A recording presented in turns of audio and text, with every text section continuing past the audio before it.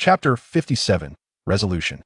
Without delving into the profound sorrow experienced by the two upon witnessing Emily's condition, let's focus on Clarence, who approached the bedside to assess the young girl's physical state, only to discover that her situation was indeed dire. It is worth noting that this young lady had previously undergone treatment in a hospital, yet her current state remains alarming. One can only imagine the severity of her injuries during the exorcism ritual. No wonder the female assistant remarked that had it not been for the alchemical items she had crafted, which preserved the girl's life, Emily would have succumbed during the ritual. Without any chance for medical intervention, after a thorough examination of the girl's condition, Clarence rose and addressed the unconscious child, saying, "Surely this is sufficient. If you truly dare to claim this girl's life, do you not fear the repercussions she may bring upon you from beyond?" Upon hearing his words, the girl lying on the bed exhibited no response. However, the nun and Bryn exchanged puzzled glances, unable to comprehend to whom he was speaking or the true intent behind his words. Before the three women could voice their confusion regarding Clarence's behavior, Emily, who had been in a state of unconsciousness, astonishingly sat up as if she were a normal person, her gaze fixed intently on Clarence.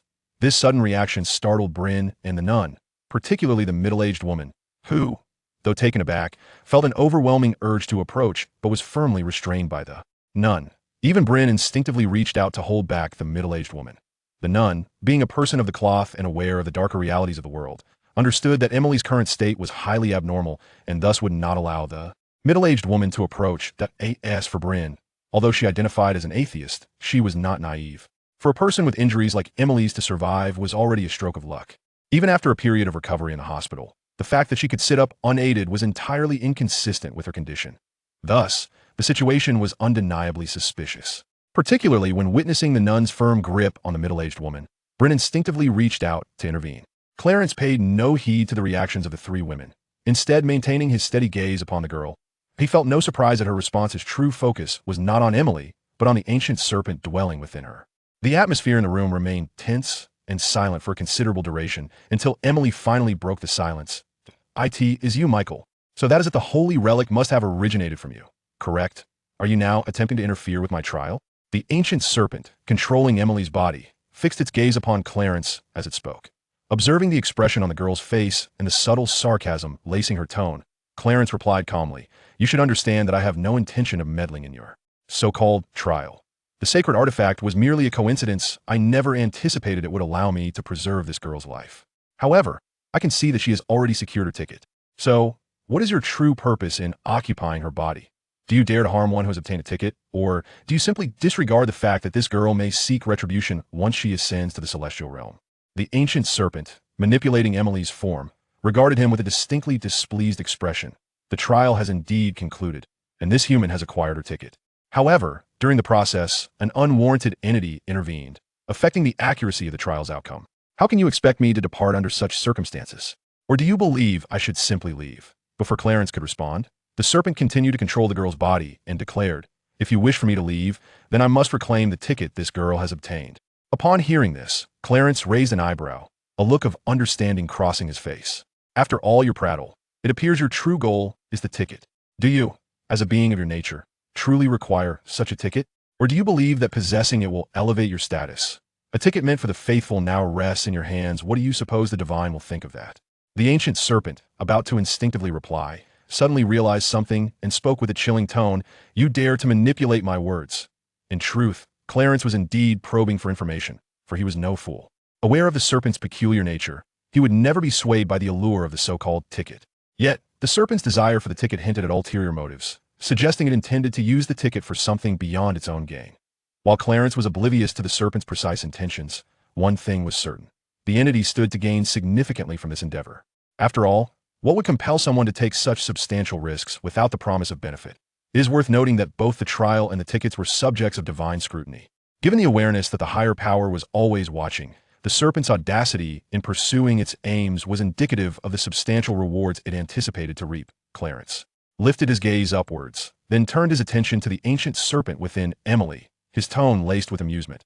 "You must comprehend that my presence here signifies that the esteemed one is also observing this place. Do you truly believe that your thoughts and the clandestine actions you have undertaken can escape their notice? Therefore, while I have yet to take action, it would be prudent for you to depart swiftly. In the future, conduct yourself with greater discretion, and perhaps the esteemed one will turn a blind eye treating it as if nothing has transpired. However, should you dare to engage me, the consequences will be drastically altered. You must grasp one fundamental truth. Anyone can be a seducer, but your own life is singular. Upon hearing Clarence's words, the ancient serpent scoffed.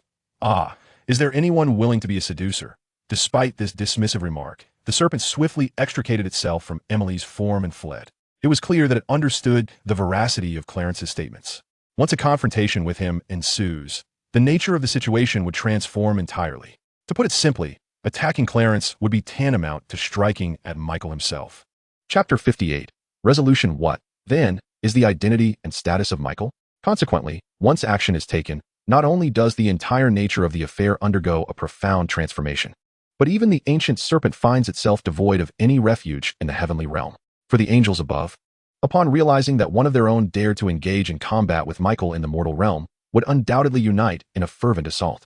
Even if the Lord God refrains from administering punishment, the ancient serpent would find it impossible to continue residing within the kingdom of heaven. At that juncture, the only path left would be to descend into the abyss, becoming a true demon. However, this is not the outcome the ancient serpent desires to witness. Thus, fully aware of the dire consequences of taking action, it hastily fled. Although uncertain whether the Lord God would indeed turn a blind eye to its transgressions, as Clarence suggested, the prospect of punishment surely pales in comparison to the repercussions of confronting Michael. It stands to reason that only a fool would fail to comprehend the necessity of making a prudent choice. It was in the wake of the ancient serpent's retreat that Emily regained her consciousness. Or perhaps she had always been aware, albeit her soul was firmly suppressed by the ancient serpent. Yet, she remained cognizant of the world around her. Acutely aware of the turmoil her family endured due to her plight, the profound guilt felt by Father Richard, and the absence of any inclination to resist her imprisonment.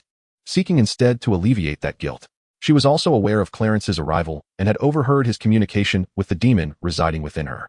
Despite her longing to express her gratitude to Clarence in person, her physical condition rendered her utterly incapable of movement. Even maintaining her current, motionless posture brought waves of pain crashing upon her mind, leaving her in a state of blank despair. Clarence, attuned to Emily's distress, gently approached and supported the pitiable girl, manifesting a radiant and pure light from his being. The nuns nearby caught a glimpse of 3 pairs of 6-winged, white feathers emerging from behind him. In the midst of the resplendent light above, they discerned the faint outline of an opulent gate, though they knew not what this magnificent portal represented. An unspoken thought arose within their hearts, that this gate was the entrance to paradise, leading to the kingdom of God. For the 3 women, this was nothing short of a divine miracle. The awe inspired by the heavenly gate rendered them momentarily speechless. Yet, as the gate materialized, a miraculous transformation began to unfold within Emily. She radiated a light akin to Clarence's, albeit much more subdued.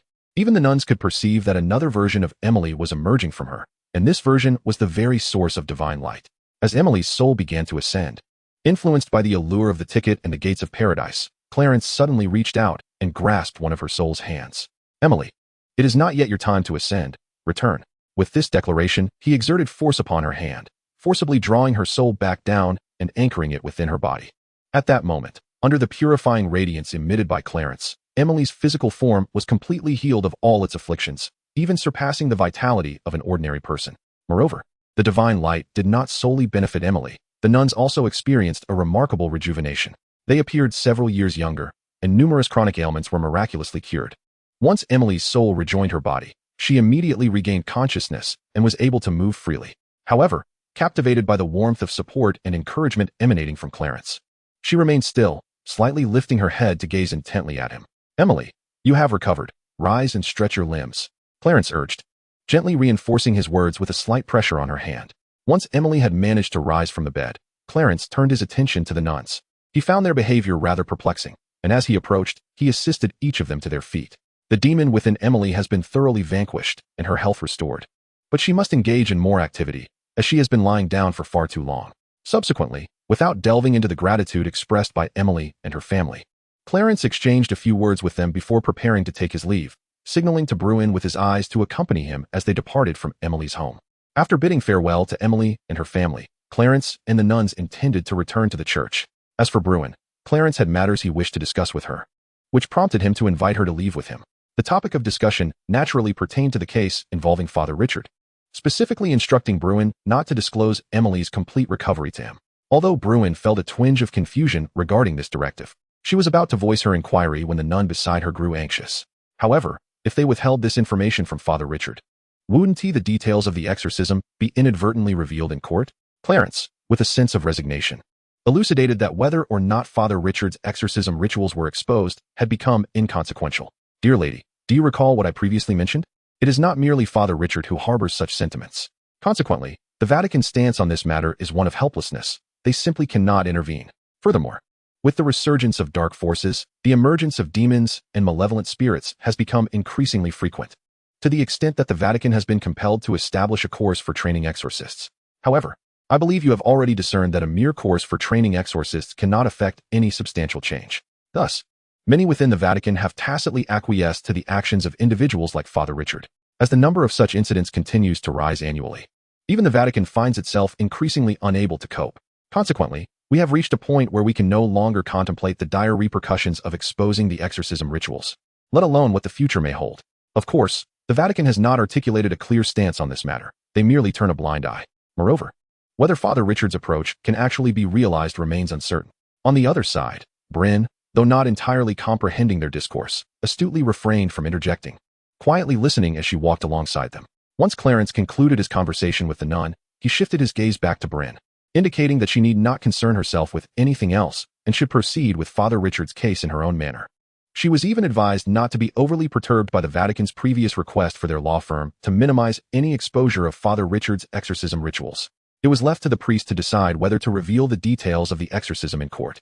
After agreeing to this, Bryn adopted an expression that suggested she was hesitant yet curious, seemingly eager to inquire about the intricacies surrounding the exposure of the exorcism rituals. She was a woman with a voracious curiosity. Even though Clarence and the nun deliberately ignored her inquisitive demeanor, she ultimately voiced her question. Clarence glanced at her in exasperation before countering. Having personally experienced the situation with the demon afflicting Emily, how do you now regard such extraordinary entities? I truly believe in the existence of both demons and divine beings, Bryn confessed, articulating her most genuine thoughts at that moment.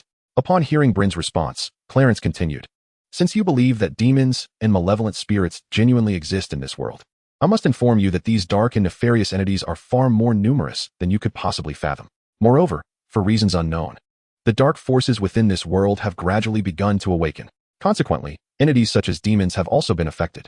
In recent years, incidents of demonic possession have not only become increasingly frequent, but the annual occurrences of such events continue to rise. As you may already be aware, the Holy See has established specialized courses for training exorcists in response to this situation. However, the brevity of the training period, coupled with the inadequacy of the newly trained exorcists in terms of strength, has led to outcomes that fall short of the Church's initial expectations. In summary, the Church has progressively found itself unable to cope with these occurrences. Clergy members within various dioceses have begun to perceive this dire circumstance, giving rise to figures like Father Richard. Their intention is to expose the exorcism rituals to indirectly demonstrate to the public that demons indeed exist in this world. They aim to educate people about demons, particularly how to resist their incursions and mitigate the harm they inflict. However, the exposure of exorcism rituals is a double-edged sword. While it may aid many, the potential adverse consequences it could bring about have caused considerable concern within the Church. The subsequent thoughts need not be articulated by Clarence, as Bryn had already surmised them. The Church is apprehensive about the negative impacts and dire repercussions that may ensue once the reality of demons is unveiled, all the while feeling powerless to address the global surge in demonic possession incidents. Thus, the Church's stance towards clergy like Father Richard, who engage in such expositional exorcisms, is one of tacit non-support, neither openly endorsing nor opposing their actions, Bryn concluded. Clarence nodded in agreement, yet expressed his skepticism regarding this matter. As human nature is profoundly intricate, presenting evidence does not guarantee belief. Therefore, Father Richard may not achieve the desired outcome, and the negative repercussions may become unavoidable. As the three conversed, it was primarily Clarence and Bryn who engaged in dialogue, while the nun remained mostly silent, her countenance marked by evident concern. Lost in her own thoughts, they eventually arrived at the church, where they briefly informed the head priest about the successful expulsion of the demon from Emily. Shortly thereafter, Clarence did not linger, promptly bidding farewell, for he had accomplished his mission. His sole purpose for visiting was to rid Emily of that peculiar demon, and there was no need to involve himself further. The task now completed, there was no further need for him to remain in the church. So he took his leave and returned to the city of Vatican. Upon his return to the residence, Clarence began to lead a life of admirable regularity, immersing himself in the extensive collection of divine arts housed at the headquarters of the church, while also engaging in various research endeavors. all the while awaiting further assignments from the Pope. However, this orderly and tranquil existence was soon disrupted by the unexpected arrival of several individuals. It was none other than Bryn, along with Emily and her family. In addition to them, there was also Father Richard and the middle-aged nun they had encountered previously. Their purpose for visiting was unmistakably to express their gratitude for Clarence's assistance, particularly for Father Richard, who had not seen Clarence throughout the legal proceedings. It was only after the case concluded and he returned to the church that he learned of Clarence's involvement from his colleagues. Thus, Father Richard's visit was also to thank Clarence for exorcising the demon that had possessed Emily, alleviating a significant burden of guilt from his heart. As for the outcome of Father Richard's trial, he was ultimately acquitted. Whether there was any influence from the church behind this verdict remains uncertain, as such matters do not warrant further inquiry. Returning to the main topic, in addition to their expression of thanks, Father Richard had another request. He sought to join Clarence's Order of Knights Templar.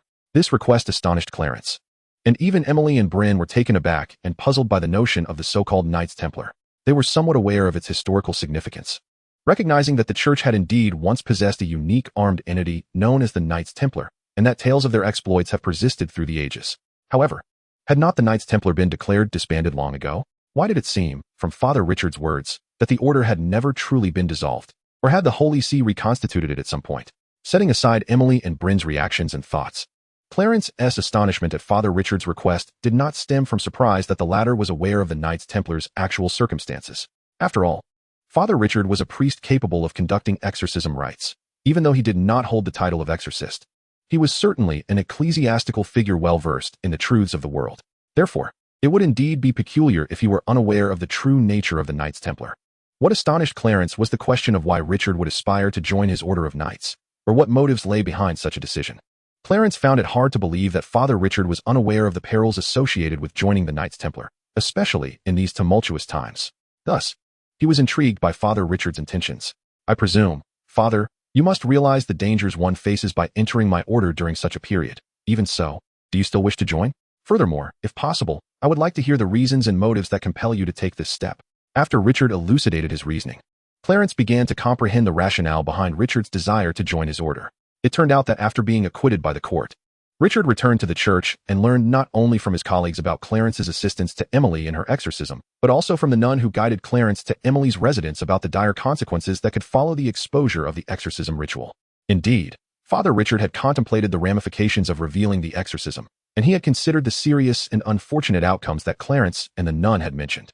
However, in his view, although the consequences were grave, exposing the truth was the most righteous choice compared to the suffering of those who might be helped. He had acted in this manner during the court proceedings, yet as the matter had not fully disseminated, he could not ascertain whether the ultimate outcome would align with his expectations. Nevertheless, even in the absence of widespread knowledge, the reactions of those privy to the situation instilled in Richard a sense of foreboding. Just as the nun had conveyed to Clarence, human nature and character are immensely complex. Often, individuals do not heed the evidence laid before them. This sentiment suggests that even if he were to present the true demon before their very eyes, it is highly likely that they would still refuse to believe in its existence. In other words, people prefer to deceive themselves rather than alter their perceptions, and they are even less inclined to allow the reality of a demon's existence to disrupt their ordinary lives. This was the essence of what Clarence wished to convey to the nun. Various signs and the responses of those in the know were starkly revealing to Father Richard. Even if he were to expose the exorcism and convince others of the demon's reality, he would not be met with gratitude, but rather with animosity. Hatred for revealing such a cruel reality coexists with a self-deceptive continuation of life, as usual. Consequently, the outcome of this affair did not unfold as Richard initially envisioned. It fell far short of his expectations. Nevertheless, Richard comprehended that the negative repercussions and dire consequences following the exposure were now unavoidable, even if no signs had yet emerged. The bitter fruits he had sown would inevitably take root. It was merely a matter of time. Richard recognized that, even had he not exposed the truth, other clerics would inevitably do so. Even in the absence of exposure, as incidents of demonic possession escalated, the church would ultimately be unable to conceal the truth, and the public would inevitably become aware of it. In principle, he had merely expedited the timeline of this inevitable revelation, which would not alter the eventual outcome. However, this was nothing more than a self-deceptive excuse. Richard was acutely aware that his actions had resulted in a grave error, one far beyond his capacity to bear. Henceforth, his life would be wholly devoted to rectifying the mistakes he had committed, however insignificant that atonement might be. Thus, through his connections, Richard learned of Clarence's esteemed status and position within the Vatican, particularly the existence of a newly formed order of Knights Templar under his command. Currently in the process of recruiting members, this new order was primarily established to better confront the resurgence of dark forces. Additionally, the nun had mentioned Clarence's miraculous feats during Emily's exorcism, further fueling Richard's desire to join the Stuart Knights. He felt that only by aligning himself with the Stuart Knights, under the guidance of the remarkable Clarence, could he gradually atone for his transgressions. After listening to Father Richard's explanation, Clarence pondered for a moment before consenting. He instructed Richard to return and prepare some belongings, primarily a change of clothes, before coming to Vatican City. Once he joined the order, he would need to remain there for several months for specialized training. It was best to ensure that all matters at his church were settled before his arrival. After discussing Father Richard's situation, Clarence subtly indicated to Emily, Bryn, and the others that it was time for them to depart, conveniently accompanying the priest. He had already received their gratitude, and there was no need for them to linger any longer. Certainly, should they wish to explore this renowned sanctuary further, he would arrange for personnel to escort them on a tour. However, much to the astonishment of both Clarence and even Emily's family, Emily and Bryn unexpectedly expressed their desire to join the knightly order. Emily's family longed to dissuade her from this incomprehensible decision, yet for reasons unknown, they found themselves unable to utter a word of protest, instead gazing at her with concern in their eyes. Clarence did not immediately address Bryn, but rather regarded Emily with a serious demeanor. He inquired, his tone grave, whether she had sensed something during his exorcism, or perhaps received some message that compelled her to wish to join his order. Or was it, Emily, that this decision stemmed solely from your own volition? Upon hearing Clarence's inquiry, the young girl appeared perplexed, scratching her head in confusion. I am unsure how to explain it.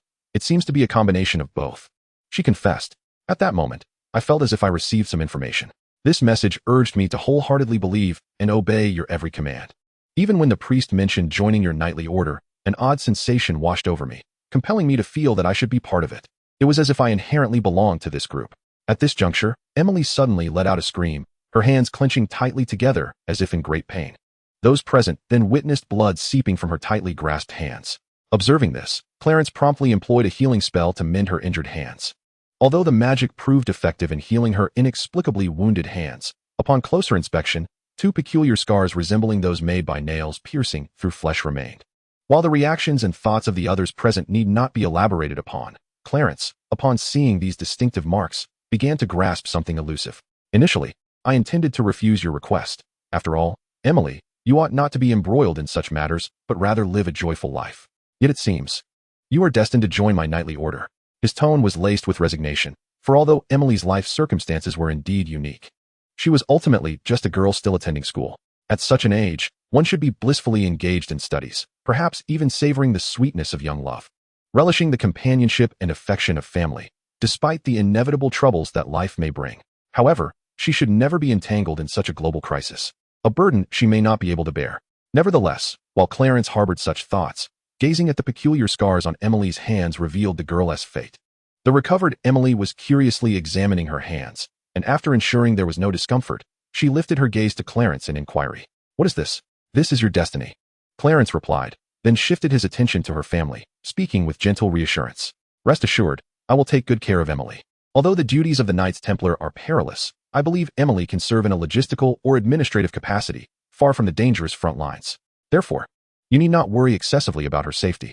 Emily's family were deeply devout believers, and it was precisely their pious faith that had prevented them from voicing their initial objections when Emily expressed her desire to join the Knights Templar. In the sacred city of Vatican, the appearance of such marks on Emily's hands was evidently the will of the divine, making it even less plausible for them to intervene. The only course left for them was to silently pray for Emily and prepare themselves for the worst. Initially, they feared that Emily would inevitably encounter various dangers, but Clarence's assurances and promises eased their concerns to some extent. After comforting Emily's family, Clarence reiterated to them the same sentiments he had shared with Father Richard. Even those in logistical or administrative roles within the Stuart Knights must possess a certain level of self-defense capability.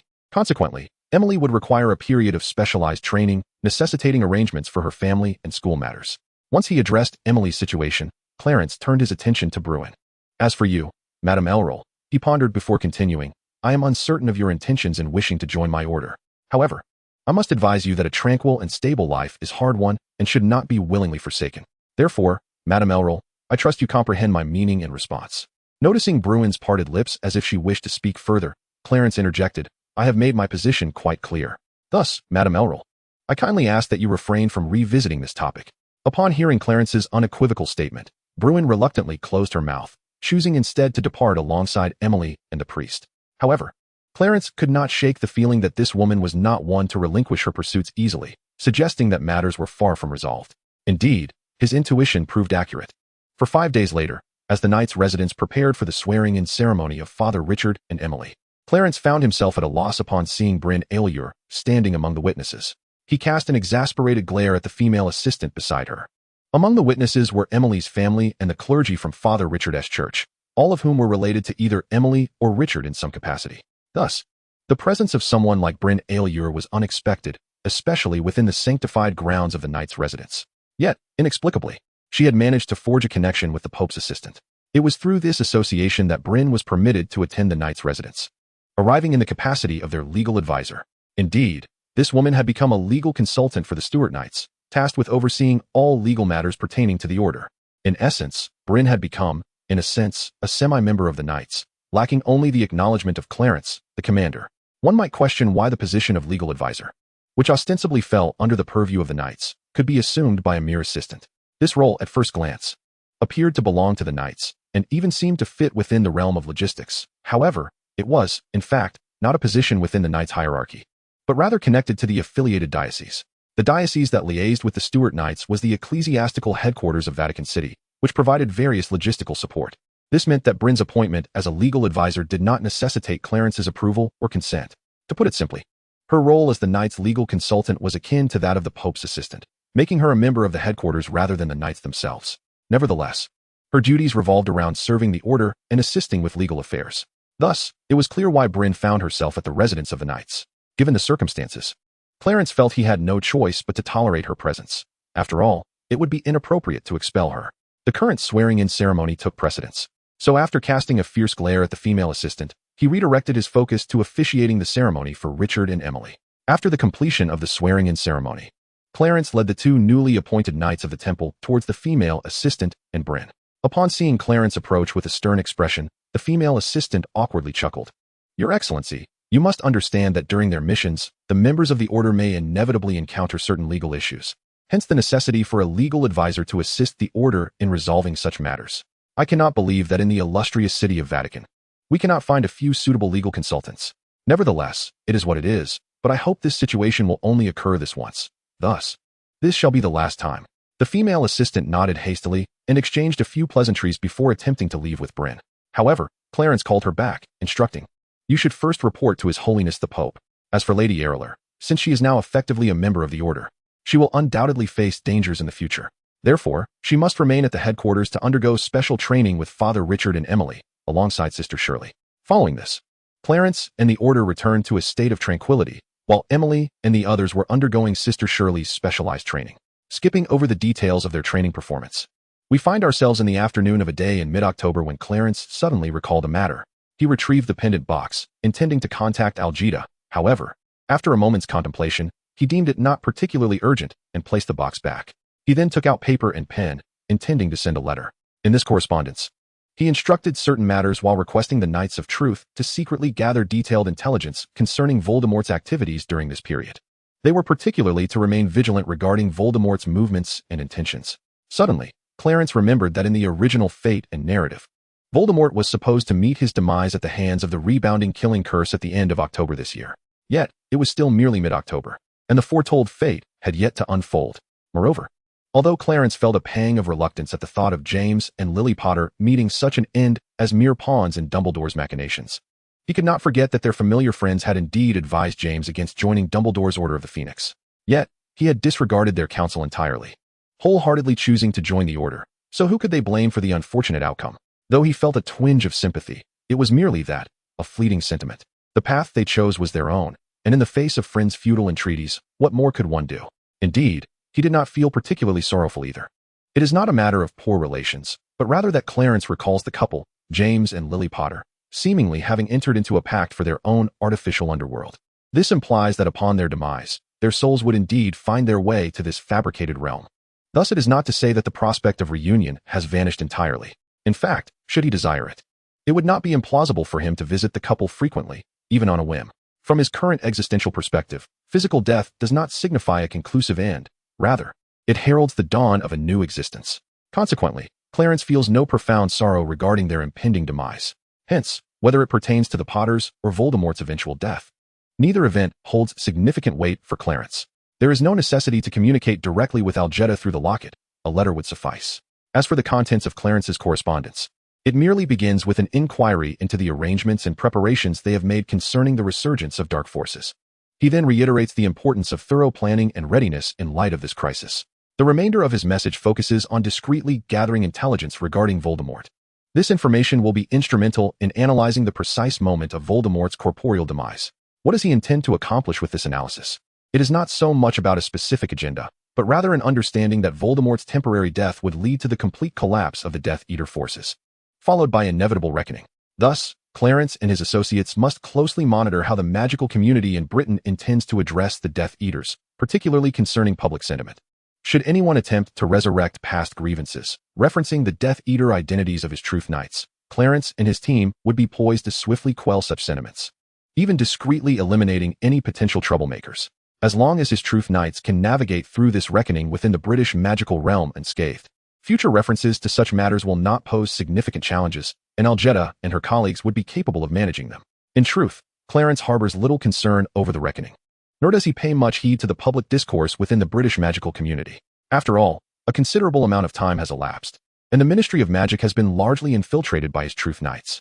If, following Voldemort's downfall, insurmountable troubles were to arise during the reckoning, it would only indicate one thing: someone is intent on undermining him. However, even if someone were truly inclined to harm themselves, Clarence remained largely unconcerned. His own strength was sufficient to deal with those schemers lurking in the shadows. After all, he was the one wielding the power to overturn the table directly. If someone truly provoked him, he would simply flip the table. What could be more significant than that? If all else failed, Algeta and the others could always venture towards the region of Ige. Thus, Clarence felt no apprehension whatsoever. Time passed quietly until the evening of October 31st. After dining with the others, Clarence retreated to his chamber, allowing his true avatars to practice their simplification skills and engage in various research endeavors, while he meticulously refined his plans for establishing the Church of Truth. After such an extensive period, his scheme for creating the church was nearing completion. The only thing missing was the actual development of the magical network. Without the foundation of the magical network, how could one even discuss the creation of a church? However, to create this magical network, Clarence needed to first devise a solution to a critical dilemma he had long contemplated. As he pondered how to resolve this issue, time slipped away unnoticed until the early hours of the morning. Just as he vaguely grasped a fleeting inspiration, he suddenly sensed a reaction from the pendant box he carried. Without needing to open it, Clarence could almost surmise who was contacting him and the reason behind it. Glancing at the clock on his desk, he noticed the incessantly moving hands and let out a complex sigh. Had the wheel of fate begun to turn? Chapter 63, The Turning Wheel of Fate 2. Indeed. Upon opening the pendant box, he found that it was Algeta reaching out to him to discuss the matter of Voldemort's demise. Naturally, this was information accessible only to ordinary wizards, who genuinely believed Voldemort was dead. Yet, the reality was known only to a select few. Those few, upon receiving the news of Voldemort's death, sensed through various means that he might not have truly perished. Those who fully understood Voldemort's secrets paid little heed to this news, for they were aware that Voldemort had not truly died. Only his physical body had met its end. This group included those who knew of Voldemort's creation of Horcruxes. For instance, Algeta and the other Knights of Truth were well aware that Voldemort had not only successfully crafted a Horcrux, but had also maniacally produced multiple Horcruxes. They are utterly indifferent to this news because they comprehend that as long as the Horcruxes exist, Voldemort will never truly perish. Particularly Dumbledore, who, though currently unaware of the existence of the Horcruxes, can nevertheless discern through various means that Voldemort may not be genuinely dead, but rather continues to exist within this world. The communication from Algeta this time is a result of earlier instructions from Clarence, who had commanded the covert collection of intelligence regarding Voldemort, with a focused emphasis on tracking his movements. Thus, upon receiving advance news of Voldemort's demise through special channels, he promptly employed the locket to establish contact and convey this matter. Indeed, there is no need for you to concern yourselves with Voldemort's supposed death. Rather, I urge our people to remain vigilant, continuously monitoring the public discourse within the magical realm. Let the personnel from the Ministry of Magic also commence their efforts. I am averse to witnessing any signs of trouble emerging, and even more so to seeing such signs develop fully. Thus, you are to determine the course of action. My only concern lies with the outcome. I hope to see the content I desire in today's edition of the Daily Prophet. Upon hearing Clarence's directives, Arjada quickly nodded, responding with a respectful demeanor that revealed absolute obedience and reverence. Yes, I understand what must be done, so please rest assured, young master. Clarence acknowledged with a slight affirmation and continued. Moreover, while they monitor public opinion, they must also begin to shift a portion of their family businesses to the Aegean magical realm. At this, Arjada abruptly lifted his head, unable to conceal his excitement. Young master, have your plans in that regard been arranged? Noticing his reaction, Clarence sighed. I knew this matter would not escape your notice. However, what surprises me is that you have managed to refrain from inquiring until now. That is commendable. In truth, Clarence had never anticipated that he could completely conceal this from Arjada and the others.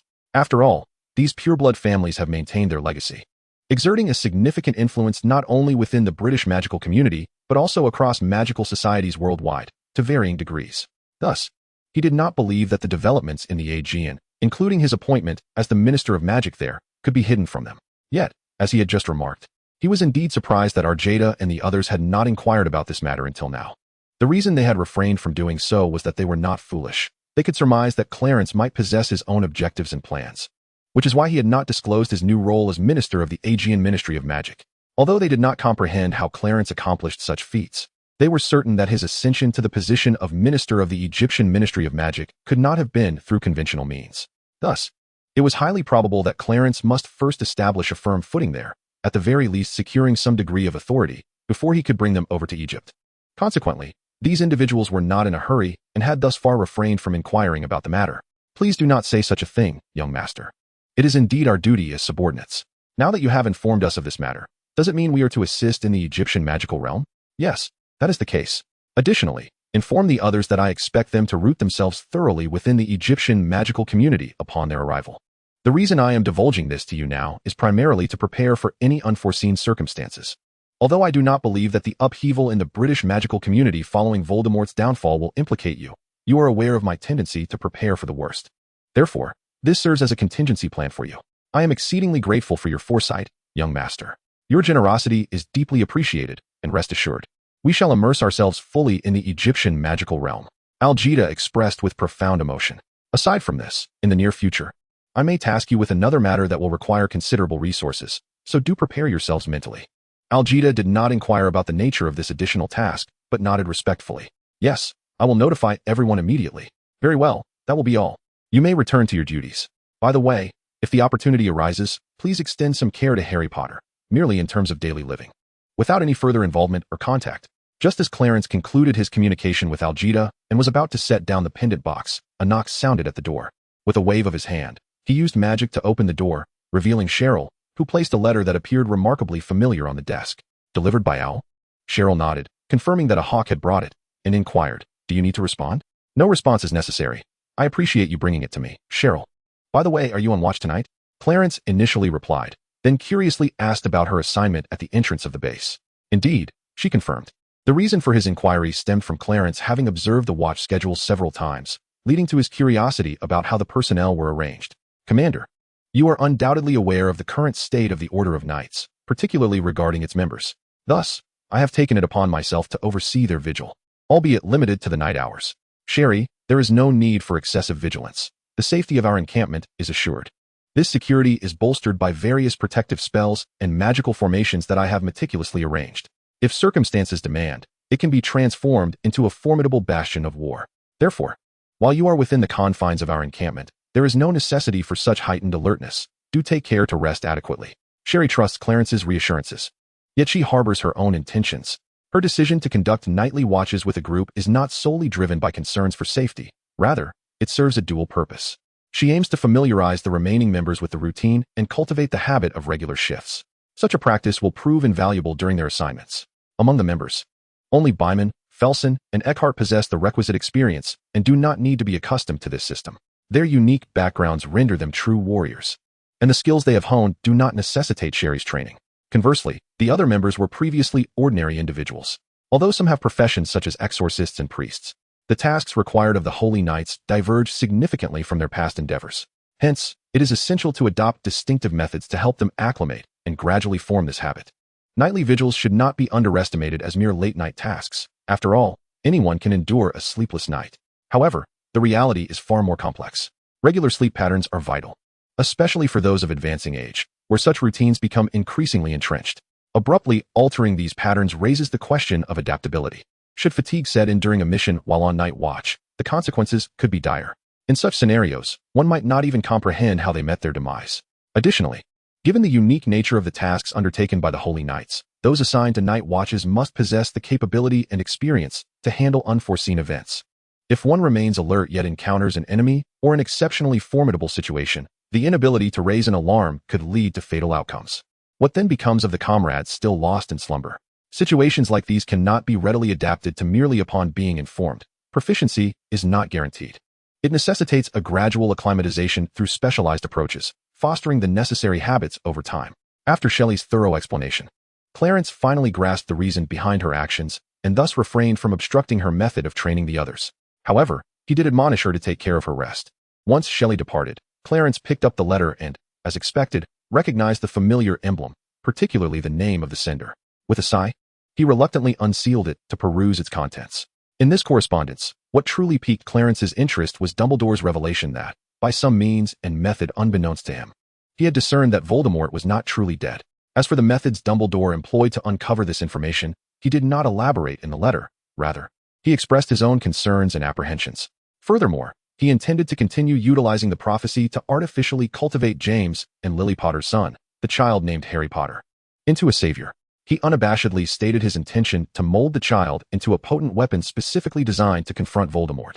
To preserve the ancient protective magic surrounding the child, Dumbledore planned to place him with relatives connected by blood to his mother. This decision seemed perplexing, particularly given that Clarence's intervention had already resulted in the substitution of Harry's mother with another individual. Why then would Dumbledore still choose to send Harry to his mother's relatives for upbringing? This was not due to fate or narrative inertia. Rather, it was because the Potters had no surviving kin. At the very least, those who could sustain the protective magic were no longer alive. Thus, to maintain this safeguard, the child had to be entrusted to his maternal family. In addition to this matter, the letter concluded with yet another invitation for Clarence to join Hogwarts as a professor. After reading it, he carefully stored the letter in a pendant box, recognizing that these documents might prove useful in the future. After all, that unfortunate child would one day possess the right to know the entire truth, even if, upon learning the reality, he might harbor resentment towards Dumbledore. Potentially reflecting upon Clarence himself, he found little concern in that. Just as he was indifferent to the demise of the Potters, he remained unconcerned whether their son would hold animosity towards him. Moreover, he did not believe the child had any grounds for resentment. After all, he was not the cause of his parents' death. Thus, any ire would likely be directed at Dumbledore, not himself. Once again, it must be emphasized that the path chosen was that of James and Lily Potter, and they have steadfastly traversed this chosen route. Thus, the eventual outcome and fate they encountered were merely the results of their own decisions. Regardless of the perspective taken, their resentment should not have been directed towards Clarence. Naturally, the letters containing the full truth may never reach that child in the future. After securing the letters, Clarence contemplated but chose not to pursue the earlier inspiration further. Instead, he ventured into the artificial underworld, intending to meet the souls of the Potter couple. Given the passage of time, their souls should have already been conveyed by the power of the contract, making it likely that he would encounter them. Moreover, he could arrange a suitable abode for them within the artificial realm. What transpired during Clarence's meeting with the Potters remains unknown, even to him, as he never disclosed the details. However, upon returning to the real world, he sent a check and a letter to the address provided by the couple. The letter indicated that the funds were intended to cover the living expenses for Harry Potter, with a commitment to send money annually at this time until the child reaches adulthood. Could it be that Clarence was acting upon some request made by the couple during their encounter in the artificial underworld? If such a request had indeed been made, it would be a fortunate circumstance. Yet, the reality is that the couple did not entrust him with any such responsibilities, not even regarding their son, Harry Potter. Thus, with a tinge of guilt, Clarence decided independently to send financial support to the family that would be raising Harry, intending it as assistance for his upbringing. As for Dumbledore, would he not provide any form of financial support? Certainly not, and his refusal did not stem from a lack of resources, but rather from his desire to prevent the family from overly indulging Harry. Such indulgence could hinder the child's development, particularly in his journey toward becoming a savior. Setting aside emotional and familial ties, it is unlikely anyone would willingly raise a child not of their own blood without some form of compensation. After all, raising a child requires not only time and effort, but also considerable financial resources for essentials such as food, clothing, shelter, and education, expenses that are not insignificant. Of course, Wealthy families might not mind the additional costs associated with raising a non-biological child. However, the family that is about to raise Harry Potter does not belong to a wealthy household. In truth, their circumstances are not much better than those of the Dursleys in the original narrative. This implies that they would struggle to accommodate a third child. Indeed, this family not only has their own children, but 2 siblings at that. Raising 2 children in such a household is already quite a challenge, let alone taking in and caring for Harry Potter. Regardless of how benevolent this family may be, the immense financial burden, along with the mundane challenges of daily living, would gradually erode their goodwill. Thus, it is hardly surprising that, without any financial support, their attitude towards Harry Potter would be less than favorable. Much like the Dursleys in the original storyline, their treatment of Harry, when viewed from any angle, cannot be deemed kind. Yet, setting aside issues of attitude and quality of life, the mere fact that they would manage to raise Harry Potter is an undeniable act of kindness. Consequently, while Harry might harbor resentment towards the Dursleys, he could also come to understand them. Even when the Dursleys ultimately moved away to escape the turmoil of the Wizarding World, a shared glance between them and Harry was filled with reluctance. This is because, no matter how much he resented them, it could not alter the truth that it was the Dursleys who had raised him, nor could it change their blood connection. Therefore, the family that is about to take Harry in, lacking any financial assistance to offset the costs of raising another child, would inevitably evolve into a dynamic akin to that of the Dursleys, regardless of their initial intentions. This aligns with the outcome that Dumbledore desired. As for why he would treat Harry in such a manner, which could even be construed as abuse, it seems he intended to forge and temper Harry through such experiences. This recalls a saying known to Clarence in a previous life: when heaven is about to bestow a great responsibility upon a person, it must first torment their will, labor their muscles, starve their body, and expose them to hardships. Dumbledore may or may not be aware of this saying, yet he comprehends the wisdom it conveys. By this means, he aims to mold Harry into the savior he envisions. If Dumbledore intends to cultivate Harry into a messianic figure in this manner, then Clarence's act of sending financial support would disrupt his carefully laid plans. In reality, Clarence is indifferent to Dumbledore's scheme for the creation of a savior. This world does not require a savior crafted by human hands. The so-called savior is of such little worth that he is utterly incapable of fulfilling the role of a true redeemer. Consider the original narrative of Destiny, wherein Harry Potter's so-called salvation merely amounted to a confrontation with Voldemort, culminating in the latter's complete demise. To be frank, a mere Voldemort does not possess the capacity to bring about the annihilation of the world. He lacks the requisite power and strength. Otherwise, would one truly believe that the wizards of other magical realms have all perished, or that beings like the Witch Claire are but solitary examples? It would be folly to think that such entities are incapable of wielding a wand. Setting aside other ancient beings, let us speak of Nicholas Flamel, if he truly desired. With adequate planning and preparation, he could easily subdue Voldemort. Indeed, if he so wished, he could directly locate the hidden places where Voldemort has crafted his Horcruxes. Thus, a mere Voldemort is far from being capable of world destruction. However, even when contending with a diminished Voldemort, Harry Potter, this so-called savior, was reliant on Dumbledore's strategies and schemes to ultimately vanquish him. Therefore, it is evident that the weight of this so-called savior is indeed insufficient. The true force that threatens to obliterate the world is the resurgence of the dark power that Clarence currently faces. In the face of such a crisis, Clarence himself would not dare to claim he could resolve it, let alone Harry Potter. It is likely that tossing this savior into the maelstrom of the dark power's revival would yield not even the slightest ripple. In light of this, how could Clarence possibly concern himself with Dumbledore's so-called savior cultivation program? After sealing the letter and placing it in his desk drawer, Clarence began to contemplate the inspiration he had previously captured, particularly after witnessing Sally's current condition in the artificial underworld. He became even more convinced of the feasibility of this inspiration. Indeed, the concept born from Clarence's grasp of inspiration is to utilize his first guardian, Gabriel, as the vessel for the magical network, combining contracts and ritualistic ceremonies to establish connections. In this manner, a rough outline of the magical network could be constructed, with the remainder being a gradual process of refinement and enhancement as users come together to form the network. Theoretically, Clarence's concept is entirely viable, for Gabriel exists as his guardian and is created by a simplified system. Primarily, this alone eliminates any issues of loyalty. Furthermore, Gabriel exists as a pure energy entity, which implies that the magical power or energy it can bear is theoretically limitless. Indeed, one could argue that it is precisely due to the absence of physical constraints that its capacity to store and bear energy knows no bounds. Regarding the notion that Ja Bailey merely serves as a vessel for immeasurable energy, this statement is but a fundamental observation. The question arises, can it indeed bear the weight of boundless knowledge? Clarence's thoughts on this matter are rather straightforward. Was he not previously contemplating the utilization of the magic network and the Church of Truth to amass the divine essence of truth and knowledge? Therefore, what entity could possibly rival the divine essence rooted in the laws of truth and knowledge, possessing greater qualification and power to serve as an eternal reservoir of wisdom?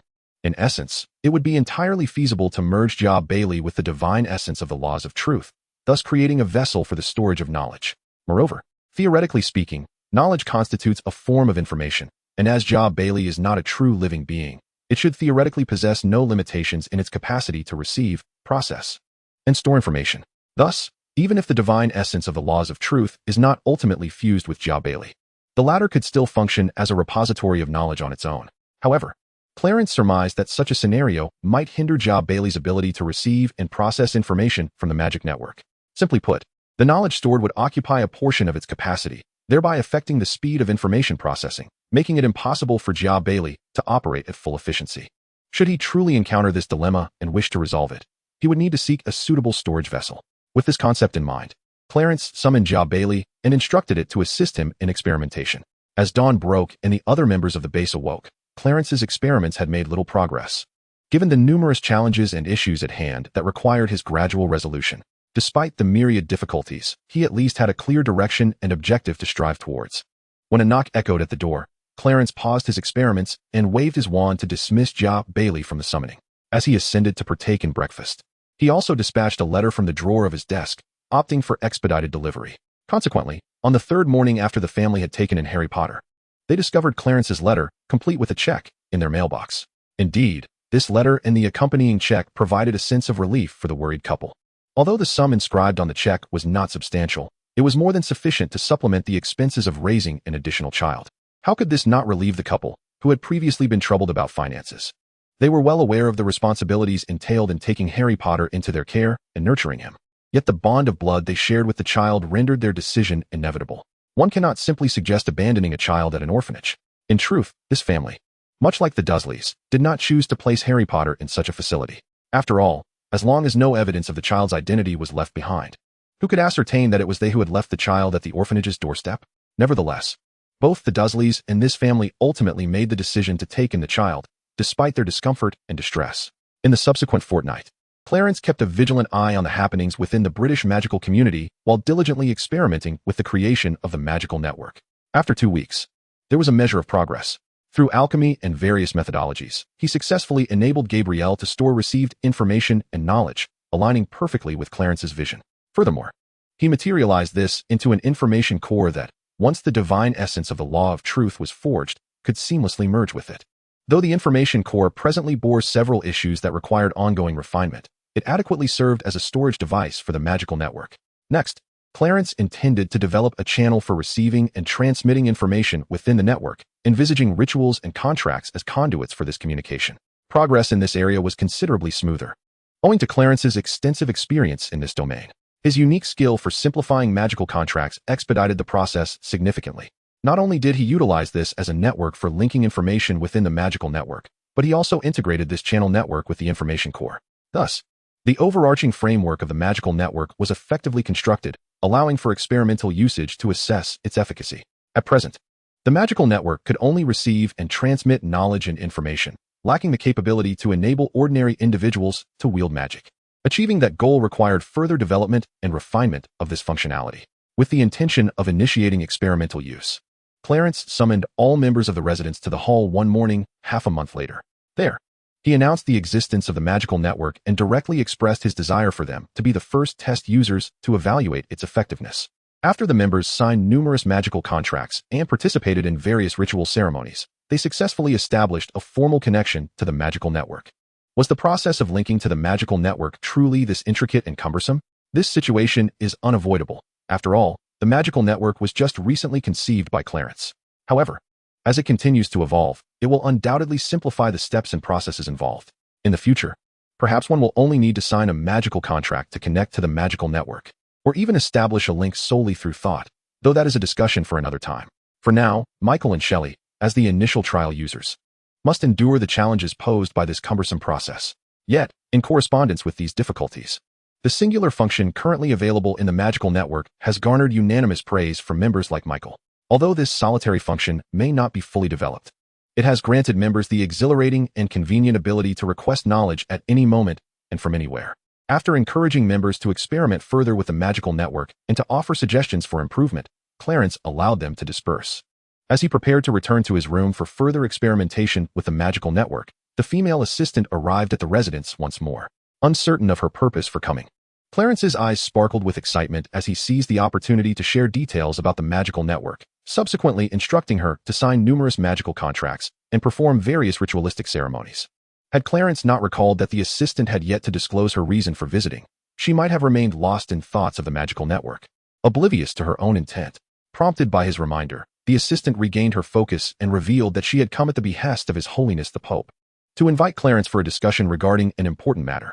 She had not anticipated that the conversation about the magical network would consume so much time. Despite the assistant's anxious urgings, Clarence leisurely gathered his belongings, unperturbed by the delay. After all, having already spent so long, what was a little more time? He requested her assistance in carrying the necessary items for the contracts and rituals. Thus, Clarence and the assistant, laden with numerous belongings, made their way to the palace where the Pope resided.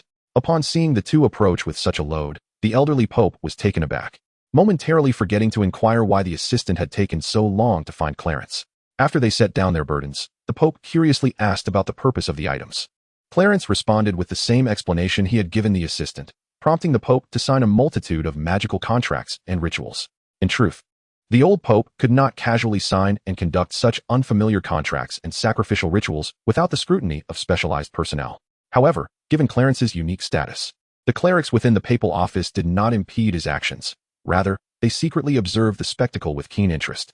As the old Pope engaged in the extensive signing of magical contracts and various sacrificial rites, he attentively listened to Clarence's discourse regarding the magical web.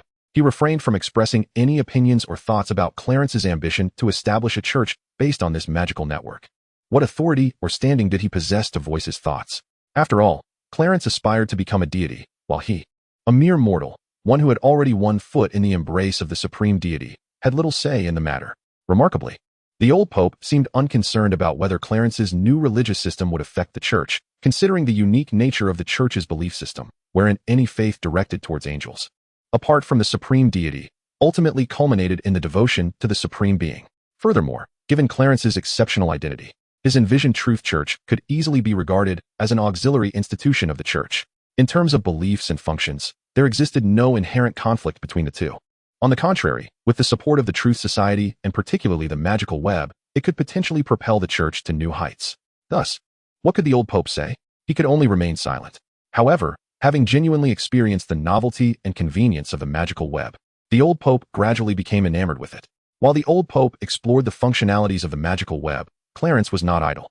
He enlisted his female assistant to conduct sacrificial rituals and sign magical contracts with the remaining clerics in the office.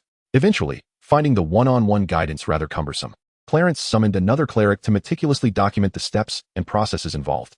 With this record in hand, Clarence would later only need to provide the magical contract to enable individuals to connect with the magical web on the condition that the steps were executed flawlessly.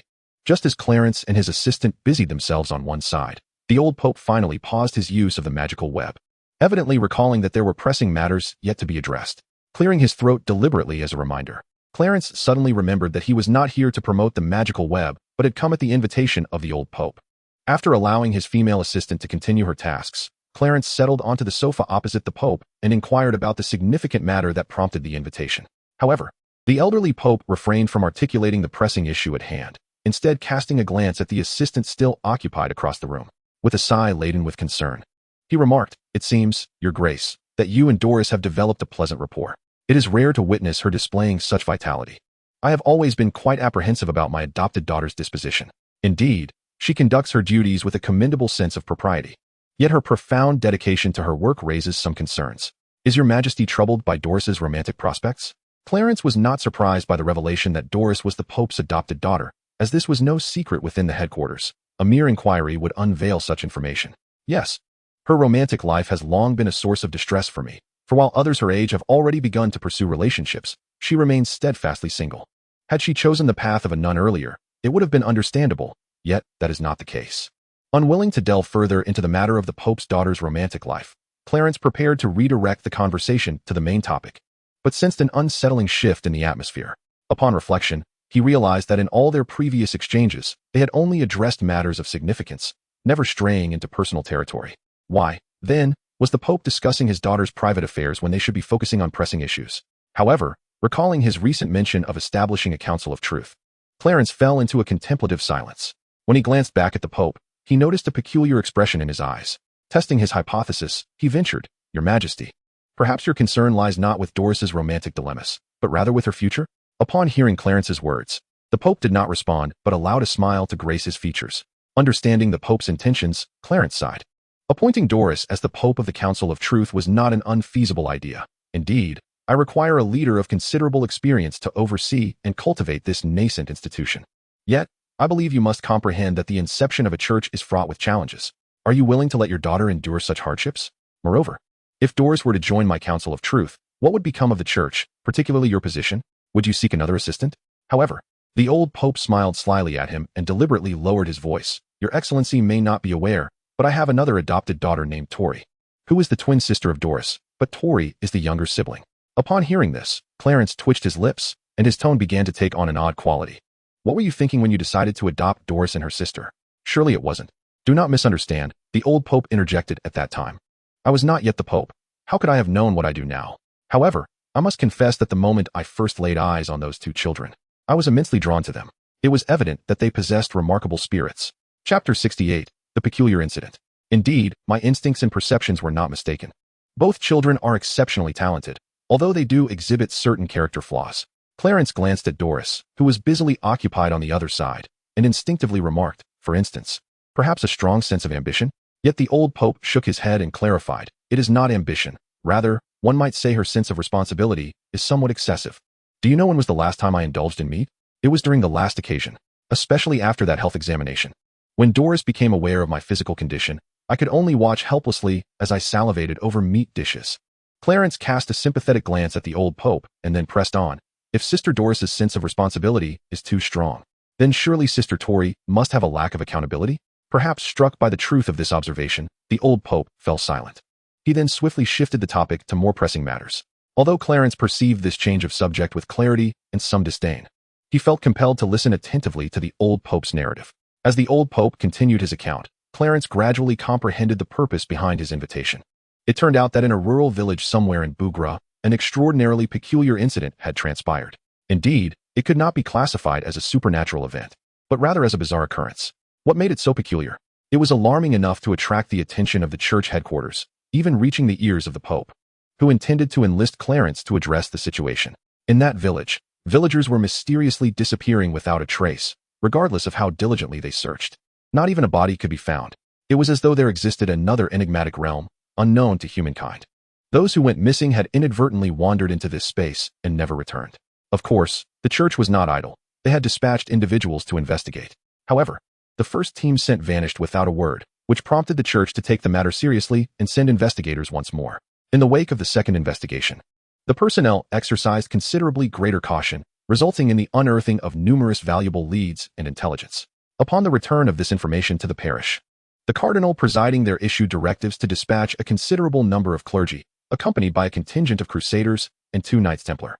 With such an extensive force deployed, it was only natural that they would uncover some insights regarding the mysterious disappearance of both the villagers and the initial investigator. At the heart of the mystery lay a particularly unique passage within a dilapidated castle near the village, which led to an unknown snow-capped mountain. Subsequent inquiries revealed that this mountain was situated within the Libez region, specifically in the Iz Mountains. The remarkable aspect of this passage was its ability to transport individuals across such a vast distance in a mere blink of an eye, underscoring its extraordinary nature. However, this was not the most peculiar occurrence. The true enigma was that the clergy did indeed discover certain clues pertaining to the missing villagers at another abandoned castle located at the foot of the snow mountain. It is crucial to note that these were merely fragments of evidence, not the actual missing individuals, particularly the first investigator who had been dispatched. As the clergy delved deeper into the exploration of the forsaken castle, the truly bizarre began to unfold. Those investigating within the castle began to inexplicably vanish, disappearing without a trace right before their very eyes. Despite the inherent dangers they faced, the clergy persisted in their exploration, yet they unearthed nothing of significance. Not only did several more individuals vanish into thin air, but they also failed to discern any pattern to these disappearances, as if fate randomly selected individuals to be lost. Were it merely a case of individuals disappearing in such a manner, it might not have seemed excessively strange, given that similar phenomena have been documented in the past.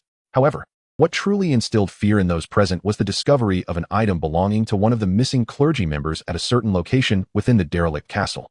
Setting aside the question of how this item came to be there, it was notably peculiar in appearance. It bore the unmistakable marks of time, as if it had endured the passage of decades. Yet, how could this be? The clergy member who possessed this item had gone missing for less than 5 days. Yet the object appeared as though it had weathered over 50 years. After conducting thorough technical examinations, it was determined that the item had indeed experienced nearly 70 years of temporal decay. Subsequently, as they continued their exploration and investigation, they gradually uncovered numerous belongings belonging to the missing individuals. These items shared a commonality. They had all endured nearly 70 years of time. However, aside from other considerations, if those who vanished were indeed transported back to 70 years ago, why, despite the presence of their possessions, were they absent? Or, given that only 70 years have elapsed, surely some among the missing must still be alive. Yet, no trace of any individual has been found, nor has any communication been received. Thus, they speculated that the disappearance of these individuals was not merely a straightforward matter of being sent back in time by some mysterious force. With this revelation, and considering the event's implications concerning the realm of time, the remaining clergy withdrew from the desolate ancient castle. However, the phenomenon of vanishing did not cease upon their departure from the castle. Rather, it became apparent that the scope of this disappearance was likely not confined to the castle at the foot of the snow-capped mountains, but extended to a village connected by a peculiar passageway. Most crucially, they discovered that, regardless of the means employed, they were utterly unable to escape the confines of that village. Communication with the outside world remained intact. Yet they could not exit, as if some force or energy was obstructing their efforts, causing them to wander in circles, ultimately returning to the village. To this day, the clergy remain trapped within the village, with the grim reality that individuals continue to vanish. Alarmingly, among the most recent disappearances was a crusader. Fortunately, this crusader, though the method of his action remains unknown, managed to leave behind significant information within his personal belongings. The remaining clergy soon discovered this item, particularly the crucial information it contained. From this vital data, they learned that the missing persons had indeed been sent back by some force to 70 years prior, but not simply to that time. Rather, they were caught in a continuous loop, persistently reliving a specific period from 70 years ago. At this juncture, Clarence furrowed his brow, as the complexities of the temporal realm were, as he had previously confided to his assistant Doris, not entirely within his understanding. Therefore, should the bizarre occurrences in Buglum merely involve individuals being transported back to the past, it does not imply that they cannot be rescued. However, it now appears that the events occurring in that realm transcend the mere traversal of time, delving into the intricacies of a more complex temporal loop. Why assert that this temporal cycle is more intricate than simple time travel? This is because time itself is coherent and complete. Although a sorcerer's magic may allow for the manipulation of time, enabling one to traverse its continuum regardless of actions taken, be it even meeting one's demise along that timeline, such acts do not fundamentally disrupt the integrity of time as coherence. Even if Clarence, utilizing a unique temporal converter, had previously traversed time twice, affecting substantial alterations and even retrieving individuals from disparate timelines, the ramifications of his actions, while impactful, remain unrelated to the essence of time itself. In essence, despite Clarence's ability to navigate through time and instigate certain changes, the overall coherence of time remains untouched. His actions merely represent a straightforward traversal of the temporal line. Conversely, the matter of the temporal loop introduces a myriad of complexities. To address the most evident issue, let us not delve into the origins of this loop, but rather acknowledge that the mere existence of such a cycle indicates a complete departure from the original timeline.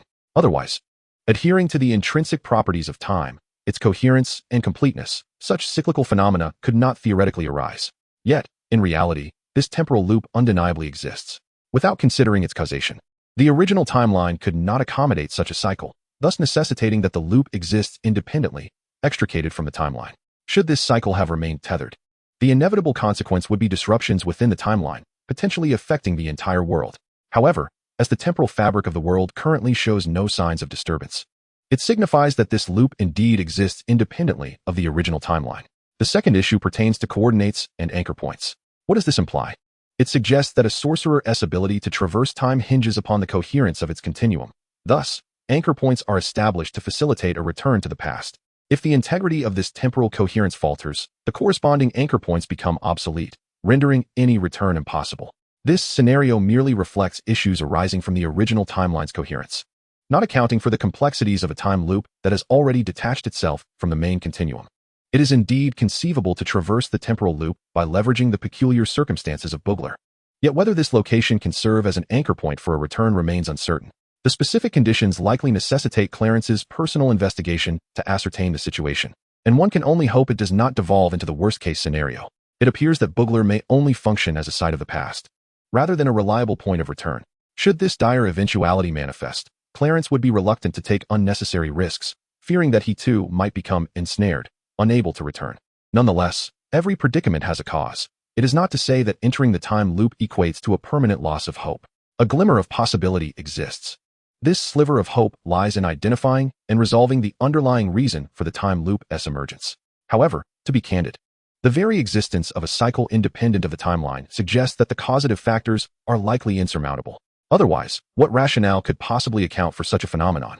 Contemplating this, Clarence felt a wave of frustration, even an inclination to shy away from the task at hand. Yet, outright refusal would be imprudent. He must first venture to assess the situation before deciding on a course of action regarding potential rescues. Should the circumstances appear bleak, he would forego any attempts at salvation, advocating instead for the church to seal off the area entirely, preventing any further incursions. This matter, intertwined with temporal loops, leaves me with little certainty. Hence I must first investigate the conditions on site. If the situation is not overly dire, rescuing individuals should pose no insurmountable challenge. As for whether the bizarre occurrences in that locale can be conclusively resolved, it remains to be seen. Of course, if the circumstances prove so grave that even I am rendered helpless, the only recourse for the church would be to thoroughly secure Boogler and the surrounding foothills. Upon hearing Clarence's perspective, the old Pope's demeanor shifted to one of gravity. He was well aware of the mysteries and complexities surrounding the realm of time, and he understood the peculiar events in Boogler were indeed time-related. However, he had previously believed that Clarence possessed the capability and confidence to resolve the matter. The unexpected revelation of such formidable challenges, to the extent that even Clarence expressed uncertainty, underscored the severity of the situation, or perhaps the peril it entailed. It might be prudent for you to assess the scene. However, if the conditions are truly as dire as suggested, particularly given your own reservations, this decision may seem unjust to those who have gone missing and continue to await rescue. Nonetheless, I believe that when viewed from a broader perspective, certain sacrifices may be unavoidable. Moreover, it is essential for you to comprehend the gravity of your responsibilities and their significance. At times, certain necessary sacrifices become unavoidable. Clarence raised an eyebrow, fully grasping the underlying meaning of his counterpart's words, and thus, in a calm tone, he reassured, "Rest assured, if I had no certainty, I would not recklessly venture forth to rescue anyone." The former Pope's intent was unmistakable. Should the situation deteriorate to a critical extent, Clarence would be permitted to forego his rescue mission, at which point the church would proceed to seal off Boogler. After all, when viewed from a broader perspective, Clarence's importance far exceeds that of the missing individuals. This prompted the old Pope to utter such words, harboring a subtle sense of regret within. Chapter 70, The Strange Incident 3. Regret for wishing to assign this task to Clarence. He was still rather young, and if he were to act impulsively and risk himself in a bid to save others, failing to rescue anyone and endangering his own life would pose a significant problem. Alas, even if the old Pope now felt remorse, it was too late, for he had already divulged the entirety of the situation to Clarence. Thus, the only course of action left for him was to hope that Clarence would remain calm and rational, as he had previously advised, and recognize the true weight of his responsibilities and importance, avoiding any reckless risks in his pursuit of rescue. After addressing the matter at hand, Clarence chose not to linger, requesting the old Pope to disseminate the information regarding the magical network at headquarters before taking his leave. He intended to return to his base, pack his belongings, and then proceed to Boogler to assess the situation. Upon witnessing Clarence's actions, the members at the base curiously approached him to inquire about the circumstances. After briefly recounting the events in Boogler, he expressed that this mission, involving the realm of time, left him with little assurance. Furthermore, if the situation proved excessively dire, he would not venture recklessly, thus opting not to bring them along on this mission. Although the members felt a tinge of disappointment at not being able to accompany their leader, they understood the necessity of the situation, especially given the mission's complexities surrounding time. Hearing their leader admit to his own uncertainties regarding the resolution of this matter reinforced their understanding. Their presence would not only be unhelpful, but could potentially hinder Clarence's efforts. While Clarence's protective sentiments touched the hearts of the members, it must be noted that regardless of their reasons for joining, they had all mentally prepared themselves for the possibility of sacrifice. Nevertheless, the harsh reality remained.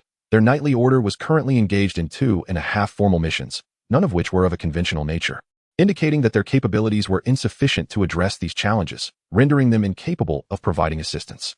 Indeed, such is the reality. What else could they do but watch with a heavy heart as Clarence meticulously packed his belongings before embarking on his journey? It is unnecessary to mention how Clarence utilized the transportation arranged by the church, hastening his arrival near a village in Bugla. After engaging in communication with the clergy stationed outside the village, he gleaned a general understanding of the dire circumstances within. The situation was undeniably grave, as the number of individuals trapped inside had dwindled significantly over the prolonged period of confinement. Upon grasping the essential details, Clarence commenced his examination of the village's condition. Employing various magical methods, he discovered that the village was ensconced in a chaotic layer of temporal energy. It was no wonder that the clergy found themselves ensnared, unable to escape by any means. Under such circumstances, it would indeed be astonishing if anyone could emerge unscathed. If his suspicions were correct, this predicament stemmed from a time loop. Fortunately, the impact of the chaotic temporal energy was not yet catastrophic, at the very least. It had not entirely severed the village from the realm of reality. Should the village become completely isolated, it would inevitably be ensnared within the time loop. Thus, given the current state of affairs, Clarence remained confident in his ability to rescue those trapped within. He sought out the clergy stationed outside and instructed them to immediately establish contact with the villagers, urging them to gather and await his arrival for rescue. The clergy, apprehensive of Clarence's authority, promptly followed his orders. Meanwhile, Clarence retrieved his wand along with a special temporal converter, ready to commence the rescue operation. As he had anticipated, the chaotic temporal energy at this level allowed Clarence to proceed with the rescue unimpeded. Utilizing the power of the temporal converter, he navigated the village with remarkable ease, encountering no unforeseen complications. Not only did he successfully extricate the remaining individuals from their entrapment, but he also employed his magical abilities to continuously probe the situation, uncovering intriguing developments along the way. Among the rescued individuals, 2 paladins recognized Clarence due to a unique resonance within their order. Thus, in the absence of their own squad leader, they felt compelled to heed Clarence's commands, even though they hailed from different knightly factions. However, Clarence ordered them to rest and refrain from accompanying him, recognizing that their assistance would be of little value for the tasks that lay ahead. After the departure of the 2 individuals, he began to delve into the circumstances uncovered during the rescue. He discerned that this place might indeed harbor a peculiar time loop. However, this loop seemingly had not entirely severed its connection to the primary timeline, as there remained certain interlinked nodes that had not been fully disconnected. Although it was only a matter of time before a complete detachment from the primary timeline occurred, as long as these nodes persisted, this location ceased to be a one-way ticket into the loop for him. Rather, it had transformed into a round-trip journey. It is no wonder that the intelligence relayed by the old Pope in Vatican City included items carried by the missing persons, along with significant information deliberately left by a crusader. The presence of the time loop, which had not completely dissociated from the primary timeline, elucidated such phenomena. Otherwise, it would not have occurred. Upon this revelation, Clarence, for the sake of prudence, re-entered the village to conduct further investigations. He discovered that the interconnected nodes, which had not been entirely severed, remained remarkably stable in his view. Consequently, he resolved to enter the time loop to rescue individuals. However, prior to this endeavor, he needed to inquire with those recently rescued about the specifics of that realm, particularly regarding the routes. After all, he was still unfamiliar with the precise locations and pathways to the abandoned castle near the village and the peculiar passage within, as well as the snow-capped mountains across the passage. Having gathered the necessary intelligence and armed with a rudimentary map, Clarence ventured back into the village, swiftly making his way to the nearby abandoned castle. Upon arriving at the castle and successfully locating the special passage, he found it to be indeed extraordinary. Not only did it encompass profound alchemical techniques, but it also contained associated unique magic that piqued his curiosity. Yet, regardless of his intrigue, he had to suppress his desire for research, as the matter at hand took precedence. Before traversing the special passage, Clarence also deliberately created a genuine avatar to remain behind and study the peculiar passage. As for himself, after crossing through the passage, he arrived at the abandoned castle situated at the foot of the snow-capped mountain, as noted in the intelligence and map. After a thorough examination, he confirmed that this location was indeed the epicenter of chaotic temporal energy, or perhaps it could be said that it was the origin of the entire affair. Chapter 71, The Time Loop. Viewed from this perspective, it seemed plausible that the special passage might possess other miraculous properties, such as the ability to halt temporal energies or even to seal them. It appeared that once he returned with the rescued individuals, he should seek a way to transport that passage, should the opportunity arise. Certainly, the situation must be assessed with discernment, for his objective transcends merely entering the temporal loop to rescue individuals. he must also devise a strategy to dismantle this cyclical phenomenon. At the very least, he needs to ascertain the underlying cause that compels those who remain here to be forcibly thrust into the time loop. Otherwise, neglecting this issue will undoubtedly result in further disappearances, and even with containment measures in place, the repercussions and complications remain uncertain. Shaking his head, he recognized that pondering such matters was futile. The primary focus should be on liberating those ensnared in the loop before addressing other concerns. With this thought in mind, Clarence retrieved the special time converter and infused it with magical energy to activate it. He then manipulated the energy within the device to interact and merge with the chaotic temporal energies of the external world. In that fleeting moment, when both energies made contact, Clarence vanished from his original location. As the slight discomfort from time travel swiftly dissipated, he began to survey his surroundings. To his astonishment, he found himself within a dimly lit forest. Indeed, he was no longer in the abandoned castle. In retrospect, this was somewhat to be expected, as the time loop had gradually diverged from the primary timeline. If he were to arrive at the same spatial coordinates, that would indeed be peculiar. Dismissing such thoughts, he grappled with the pressing issue of locating the missing individuals. At this moment, he was uncertain whether they were even alive. However, upon reflection, it was clear that the missing persons were not foolish. Upon finding themselves in an entirely unfamiliar locale, their first instinct would undoubtedly be to seek out signs of civilization. Thus, Clarence resolved to venture toward the nearest inhabited area, where he might discover some of the lost souls. Moreover, since the information relayed indicated that this was indeed a time loop, wherein the missing individuals repeatedly experienced this cycle, it implied that their lives were not in immediate danger, albeit merely a lack of peril for their lives. Nonetheless, the potential for other forms of harm arising from this temporal phenomenon remained a concern. If such were the case, it would present a particularly troublesome scenario for Clarence's rescue endeavor. Guided by magical intuition, he mounted his flying broom and soared into the sky. Within 5 minutes of aerial travel, he finally caught sight of a village under the influence of his magical guidance. As he approached, the village grew increasingly familiar. Despite the notable changes, he could discern certain shadows of recognition.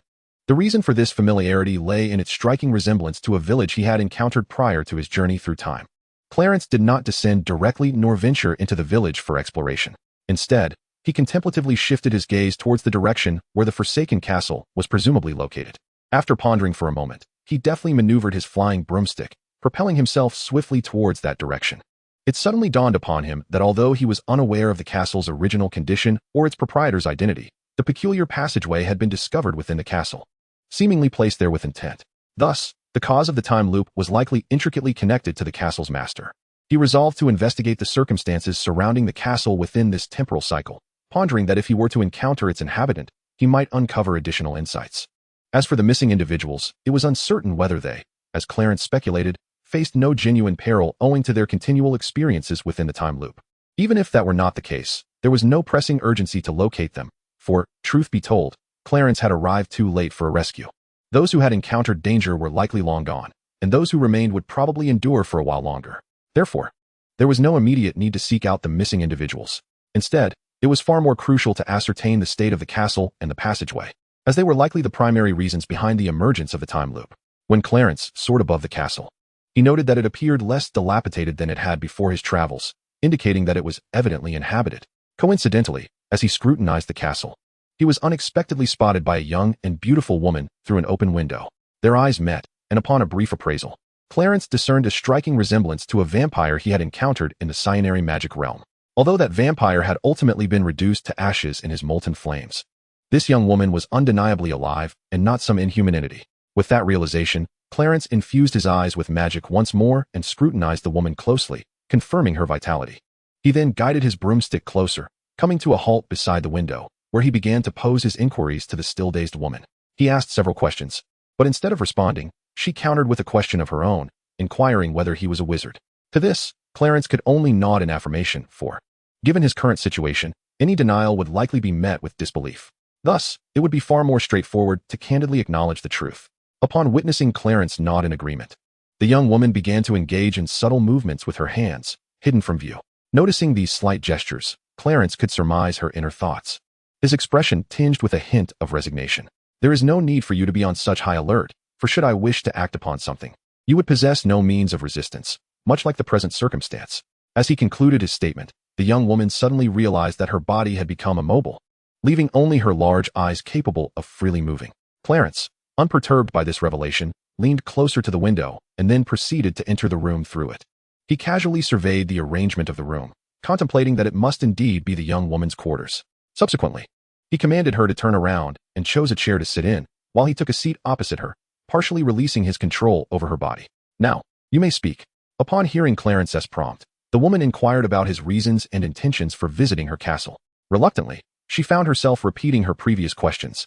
"Therefore, I have come here in search of someone and to address an exceptionally peculiar matter. Can you now respond to my inquiries?" Chapter 72, The Valaris Family. "Is this truly how you wizards conduct inquiries?" The young woman refrained from answering, attempting instead to persuade Clarence to relinquish his control. However, Clarence was not easily deceived and remained indifferent to her tactics, coldly stating a fact. "I trust you are aware that I am a wizard, and I possess the ability to directly access all your memories. The reason I have refrained from doing so is merely out of courtesy. However, should you continue to be uncooperative, I will have no choice but to treat this situation with the utmost seriousness. Wait, I shall divulge the information you seek. But you must not delve into my memories." The young woman relented, or rather, was compelled to concede. Although she harbored no truly shameful secrets, one might say there were indeed a few matters that were difficult to articulate. Yet, regardless of the content, a normal person would naturally be unwilling to allow a stranger to witness their entire recollection. Thus, the woman acquiesced and answered Clarence's earlier questions, thereby revealing to him some pertinent details about the castle where she currently resided, as well as information regarding its master. He also learned that the nearby village had, in recent times, seen an influx of unfamiliar faces. Though those strangers were seeking assistance, their attire and behavior were exceedingly peculiar, and their utterances were often indecipherable. In other words, those strangers are indeed alive, correct? Do you happen to know the precise number of those individuals? The initial groups that arrived appeared to be merely ordinary people, numbering fewer than 60. As for the subsequent arrivals, they were anything but ordinary. Although they concealed their true identities and origins, I could discern that they might be clergy members from the church, some of whom were even exorcists. The count of this group was similarly under 60, bringing the total to over 100. Upon hearing this response, Clarence furrowed his brow and inquired further, "Is that all?" The young woman cast a deep glance at Clarence and replied, "That is indeed the total. Are there any other villages nearby?" Without hesitation, the young woman responded, "The nearest village to the castle is this one." Before Clarence could ask another question, she elaborated, "If the numbers do not align, you need not concern yourself with searching for those who have not reached the village. The likelihood is that they have encountered peril and perished. The dangers here are not solely environmental. There exist non-human monsters that prey upon humans. Therefore, if others have not made it to the village or found their way to me, it is improbable that they have survived until now." Clarence nodded in acknowledgement and shifted the topic. "You mentioned that you are the mistress of this castle and a princess. I recall you introduced yourself with your surname and given name. So, dear sorceress, do you not find it rather impolite to address me in such a manner? I sincerely apologize for this matter." Clarence then continued, "Princess Anna, I wish to inquire about your earlier statement regarding you and your brother, Prince Viken, being the owners of this castle. Are you aware that within your home, this very castle, there exists an exceptionally unique passageway that leads beneath a snow-capped mountain, where another castle resides? Hence, I would like to ask, Princess Anna, do you know of this?" Anna immediately countered, "Impossible. I have grown up here, and to this day, I have not discovered any such passageway. Do you know how far the nearest snow mountain is?" Her reaction clearly indicated her ignorance of the passage's existence. Clarence then shifted his inquiry. "It seems you are unaware of this passage. So may I ask where your brother, Prince Viken, currently is? Have you gone to inspect your territory? When exactly will he return? I have a question I wish to pose to your brother." Anna shot him a fierce glare and, gritting her teeth, recounted the situation regarding her brother, Viken. "If you intend to inquire about the passage, there is no need for concern, for he has never concealed any secrets from me. Moreover, Viken has been missing since our last hunt, where we sought to slay a werewolf dispatched by Dracula. He has not returned since." "Did you just mention the name Dracula? If my memory serves me right, that name seems to pertain to vampires." Clarence gazed at Anna in disbelief, astonished to hear such a name from her lips. "How surprising it is that you, a fellow dark race sorcerer, are unaware of Dracula," Anna remarked with a tone laced with sarcasm. "I am indeed familiar with Dracula, yet I had no inkling he would appear here. Furthermore, if that wretch is nearby, could you enlighten me on how you managed to survive his clutches? Do not tell me that the infamous Dracula has taken to a vegetarian diet." For reasons unbeknownst to him, Clarence's words struck a nerve with Anna, causing her eyes to glisten with unshed tears. "You know nothing and understand even less. Yet you have come here. How could you fathom the price my family has paid to eradicate Dracula?" Anna subsequently recounted the bitter enmity her family bore against that figure. Upon finishing her narrative, Clarence stroked his chin, as if recalling something. "Now that you mention it, I do recall having seen some records regarding your family. However, While I find your family's actions to be utterly presumptuous, your courage is commendable. At the very least, your bravery deserves admiration. Have you seen it? At first, Anna struggled to comprehend Clarence's statement, feeling a surge of anger, yet more than that, confusion enveloped her. She pondered where he might have encountered such information and how he could possibly have knowledge of her family's affairs. Even those who have lived in this region for generations are oblivious to the grudges between the Villaris family and Dracula. How could an outsider be aware? Furthermore, aside from members of the Villaris family, only the Vatican, where the church's headquarters resides, and the Order of the Holy Knights are privy to this matter, possessing relevant records. Thus, Anna was left perplexed, questioning how a sorcerer like Clarence could be aware of such matters. Although it was possible he was fabricating his words, she sensed a truthfulness in his claims, as he had no apparent reason to deceive her. Even if he were attempting to mislead her for reasons related to that peculiar passage, there was no necessity to fabricate lies about such a grave issue. Due to the long-standing enmity between her family and Dracula, the matter is purely a personal grudge that does not pertain to any external issues. In essence, it is merely a tale from the past. While it may sound rather unique, it holds no intrinsic value. Therefore, even if Clarence wished to deceive himself with falsehoods, there was no necessity to fabricate lies regarding this matter. This implies that he indeed witnessed something. However, it stands to reason that both the Vatican and the Order of the Holy Knights should not be associated with someone of his caliber, a mere sorcerer. Even if there were a connection, it would undoubtedly be one of mutual antagonism.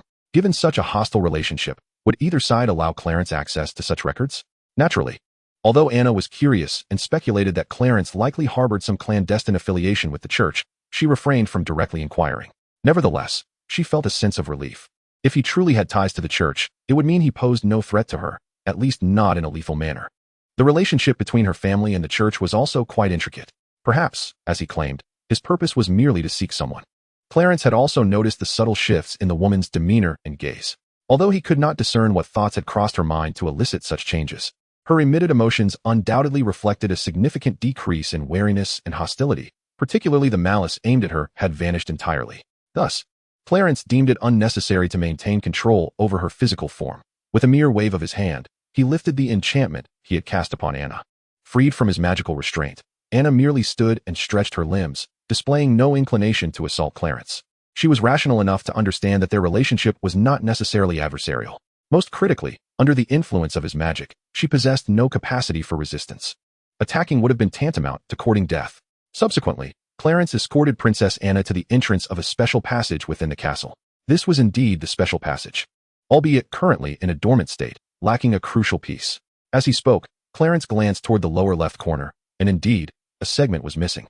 Although the essential component required to activate and open the passage was absent, he could bypass this issue and directly initiate the activation of the passage. What say you? Princess Anna, would you care to join me in crossing over to the other side? Are you suggesting this is a passage? Anna inquired, studying the wall adorned with a grand map, casting her gaze briefly at the lower left corner, where a piece was indeed missing. However, she could discern no signs of mechanisms or traps and did not believe that completing that segment would transform it into a passage. Although the precise connection between your lineage and a certain alchemical master remains shrouded in uncertainty, and the means by which your family acquired this passage is equally unclear, I must assert that this object is indeed an alchemical magical artifact. Upon noticing the unmistakable skepticism etched on Anna's face, Clarence offered a brief explanation. Why not activate it and see for yourself? Anna's disbelief lingered. Without heeding her astonished expression, Clarence activated the passage and, with a decisive pull, dragged her headlong into it. Once they emerged from the passage, Anna trembled from the cold, yet her attention was wholly captured by the distant castle. Clarence cast a warming spell upon her, ceasing her shivers, yet she remained entranced, gazing vacantly at the castle, lost in thought. When she finally regained her composure, a grave expression settled on her face as she tugged at Clarence to return, resolutely plunging back into the passage. Only upon their return to the familiar castle did Anna exhale in relief, eagerly turning to Clarence with a pressing inquiry. Can you seal this passage again? If it is possible, please do so at once, for I have recalled some family records. If I am not mistaken, that is the very lair of Dracula. Or perhaps more accurately, the site of his original seal. Her expression was a complex tapestry of emotions, tinged with a hint of resentment. Witnessing her reaction, Clarence promptly closed the peculiar passage and, in an effort to soothe her, began to inquire further. It seems you have recalled something significant. Would you care to share? There is nothing preventing me from speaking, Your Grace. You are likely aware that our family swore an oath. Should we fail to vanquish Dracula, the souls of our kin shall never ascend to heaven. You might know of this oath, but perhaps not the reasons behind its inception? Clarence glanced at Anna, perceiving a glimmer of curiosity in her eyes, and chuckled softly. Are you attempting to discern whether I am merely acquainted with the feud between your family and Dracula, or if I have indeed seen the records pertaining to this matter? Upon having her thoughts laid bare by Clarence, Anna's gaze faltered, a clear sign of her instinctive reaction to being understood. If memory serves me right, the reason your family established such an oath seems to stem from an ancestor who conspired with demons, even exchanging for nefarious power. Thus, you were compelled to form this oath when explaining your lineage to the church. At first, I believe that your family swore to eradicate Dracula as a means of atonement. It seemed fitting to target such a notorious vampire, considering he is one of the church's most formidable adversaries. I had assumed that vanquishing him would serve as the price of redemption. However, it now appears that your family's choice of Dracula is not as I had surmised. Upon hearing Clarence's remarks, Anna was thoroughly convinced that the wizard before her indeed bore some connection to the church, and at the very least, was not an adversarial heretic. Although her cautious probing had been readily discerned by him, she nonetheless obtained the answer she sought.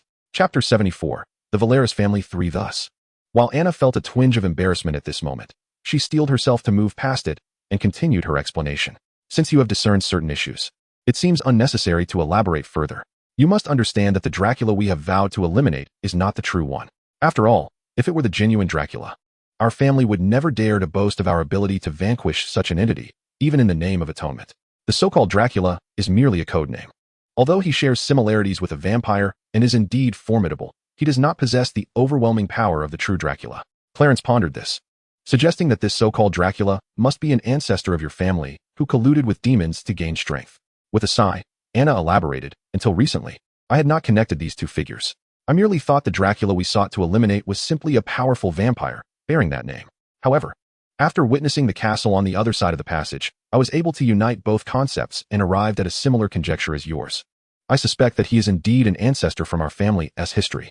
This hypothesis arises from records within our family concerning this matter, indicating that the relative who once conspired with demons was not executed, but rather exiled and sealed within a frigid castle, using a door from which there is no return. Yet, the final notes reveal that at this time, the demon granted him wings. Our family has sought Dracula's lair for over 400 years, yet we have never succeeded in locating it. Consequently, every generation of our kin finds their souls unable to ascend to heaven after death. This tragic outcome is solely due to the selfishness of that ancestor's father, who could not bring himself to harm his own son, opting instead for exile. This decision has condemned the souls of his descendants to remain earthbound, unable to reach the heavens even now. Clarence cast a glance at Anna, and then swept his gaze over the special passage. The Princess Anna had now located Dracula's lair and seemed determined to devise a means to vanquish him, thereby fulfilling her family's solemn vow. Anna nodded, her tone resolute. Indeed, our family's mission is precisely this. In our quest to find and eliminate Dracula, my brother Viken and I have joined the Guild of Hunters, becoming monster hunters ourselves. The Guild of Hunters? Clarence inquired. Anna shot him a glance before elucidating. The Guild of Hunters, formerly known as the Monster Hunter Guild, is an affiliated institution of the Order of the Holy Knights. Strictly speaking, or in the eyes of your kind, the Guild of Hunters is scarcely distinguishable from the Order itself. Thus, you are aware of the Order's existence while overlooking the Guild. As to you, both entities are essentially one and the same. Clarence refrained from responding to her observation, instead pondering the possibility that the cause of the time loop might lie within the vow of the Valeris family. Or could it be that Princess Anna, in her original fate, not only failed to vanquish Dracula, but was also slain by him, leading to the total extinction of the Valeris lineage, with the familial bloodline severed? The vow of Ur could never be fulfilled, and the souls of its members would consequently lose their chance to ascend to paradise. Thus, out of a sense of resentment and other factors, a peculiar time loop emerged. Though this was merely a conjecture, Clarence deemed the likelihood of its validity substantial. However, to validate this hypothesis, he would need to experience the time loop firsthand. Yet, there was no need for haste. If he sought to resolve this bizarre occurrence, he would undoubtedly need to undergo several cycles, for how else could he uncover a solution? With this thought in mind, Clarence hesitated momentarily before revealing his true origins to Anna. From the information he had gathered, he had surmised that the reason for the time loop's emergence likely resided in the Valeris family's vow. This implied that the present Anna was the last remaining key figure capable of resolving the time loop, or at the very least, she was a vital clue. So, what connection did revealing his true origins to her hold? It was indeed significant, for even if he had unearthed some clues, he could not claim to be on the verge of resolving the time loop. He remained uncertain about how many such cycles he would need to endure before the matter could be conclusively settled. Nevertheless, Princess Anna remained one of the crucial leads. The crux of the matter lies in the fact that with each repetitive cycle, everything about her reverts to its original state, including her memories. Once she undergoes the cycle, her recollections will reset, leaving her completely unfamiliar with Clarence. Although he cannot resolve the issue of her memory reset, he can cunningly obtain Princess Anna's trust after the reset. However, this method necessitates revealing his true origins and the circumstances pertaining to her. After listening to Clarence's narrative, Anna appeared somewhat dazed, clearly exhibiting a look of bewilderment, as if she did not comprehend his words. Unable to proceed, Clarence opted to express himself in a manner that would be more easily grasped. You may interpret it this way. Your original fate ended in failure. Not only did you fail to vanquish Dracula, but you were also slain in the process. Consequently, as the last surviving member of the Valeris family, your demise would lead to the complete extinguishment of your lineage, thereby nullifying any possibility of fulfilling your oath.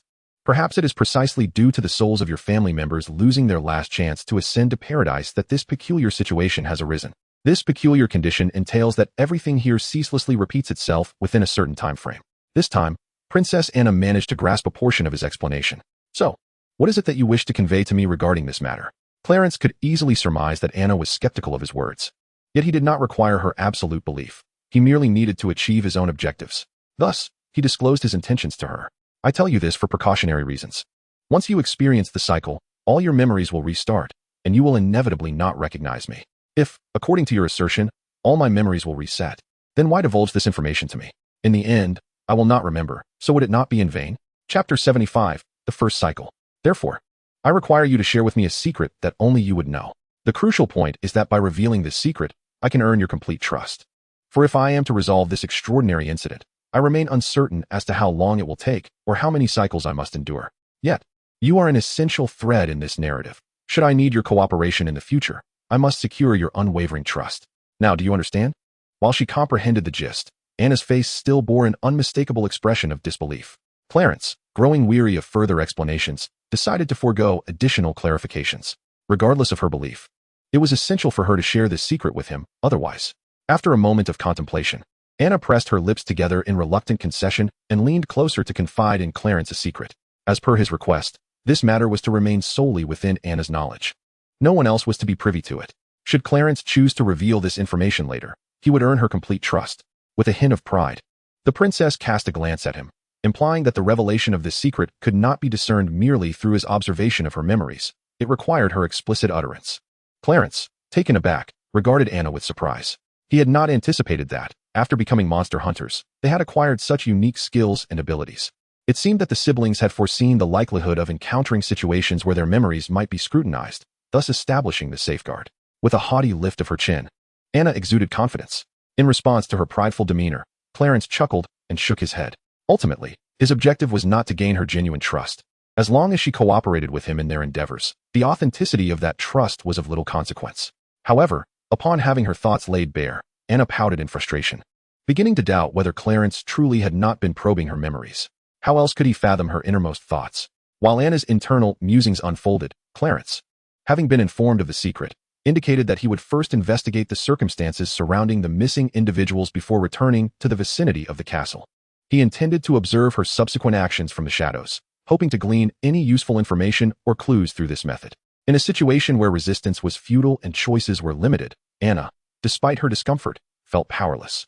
Little did she know that Clarence's approach was, in fact, the most efficient, albeit the most time-consuming for him.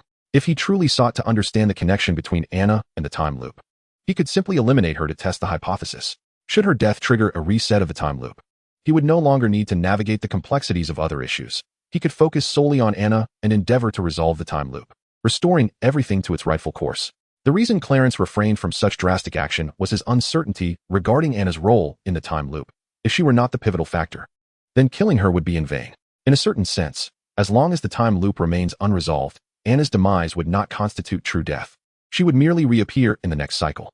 However, the notion of sacrificing an innocent soul like Anna for the sake of such an experiment is an act of cruelty that Clarence could never commit.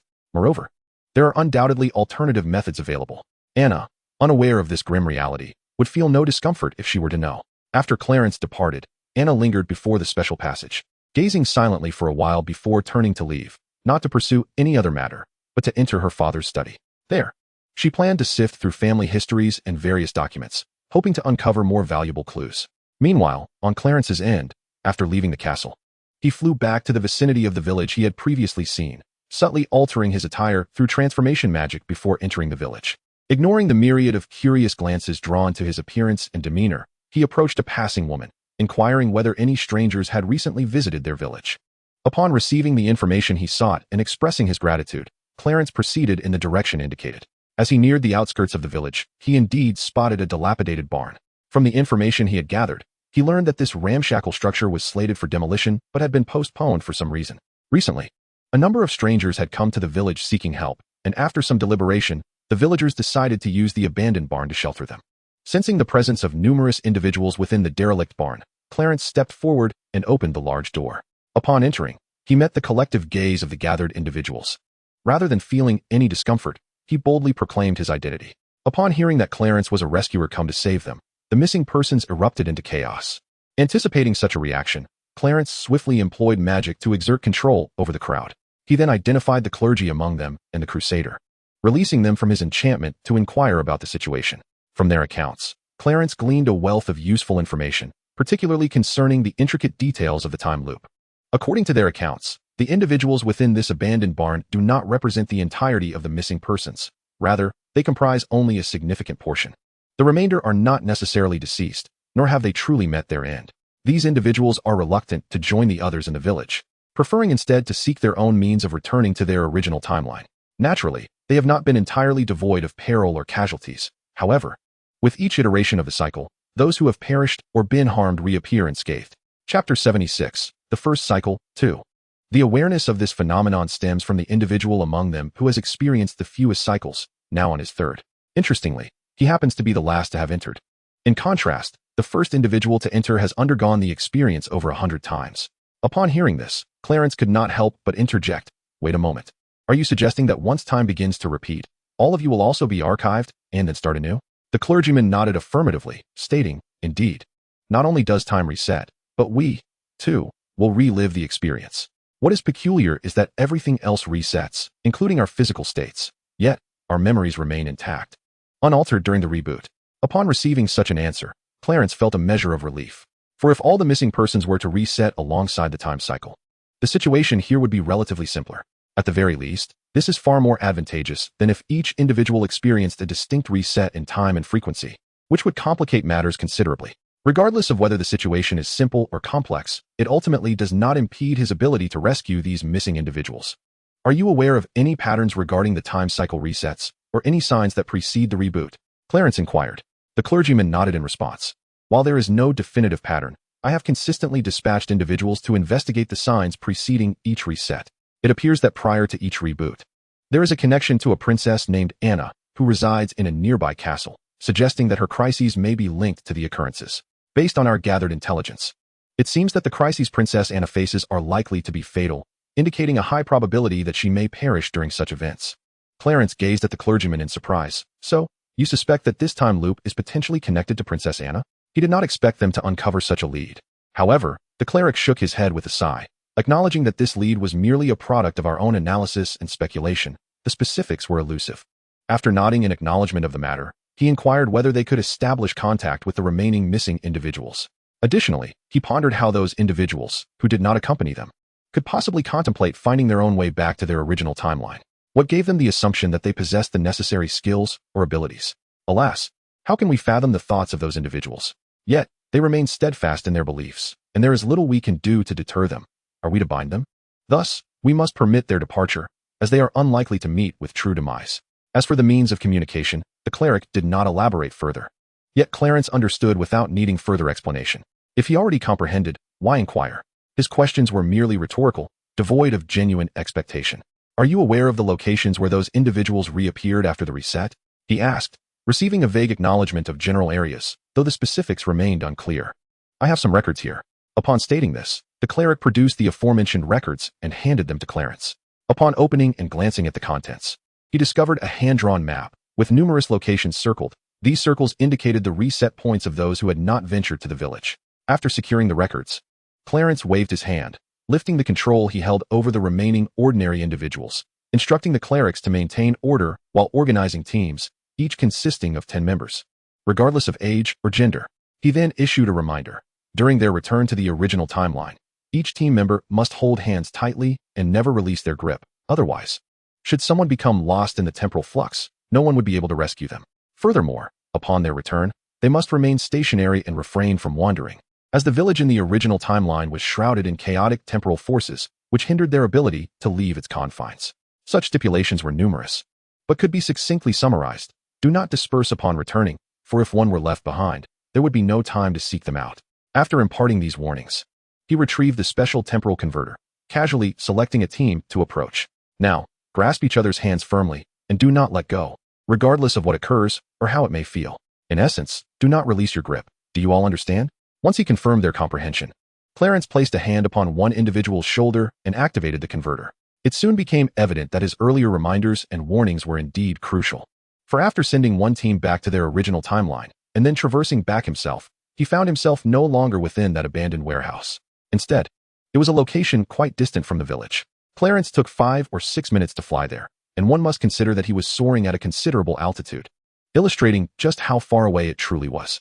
Even during his second return journey, he found himself transported to yet another remote location.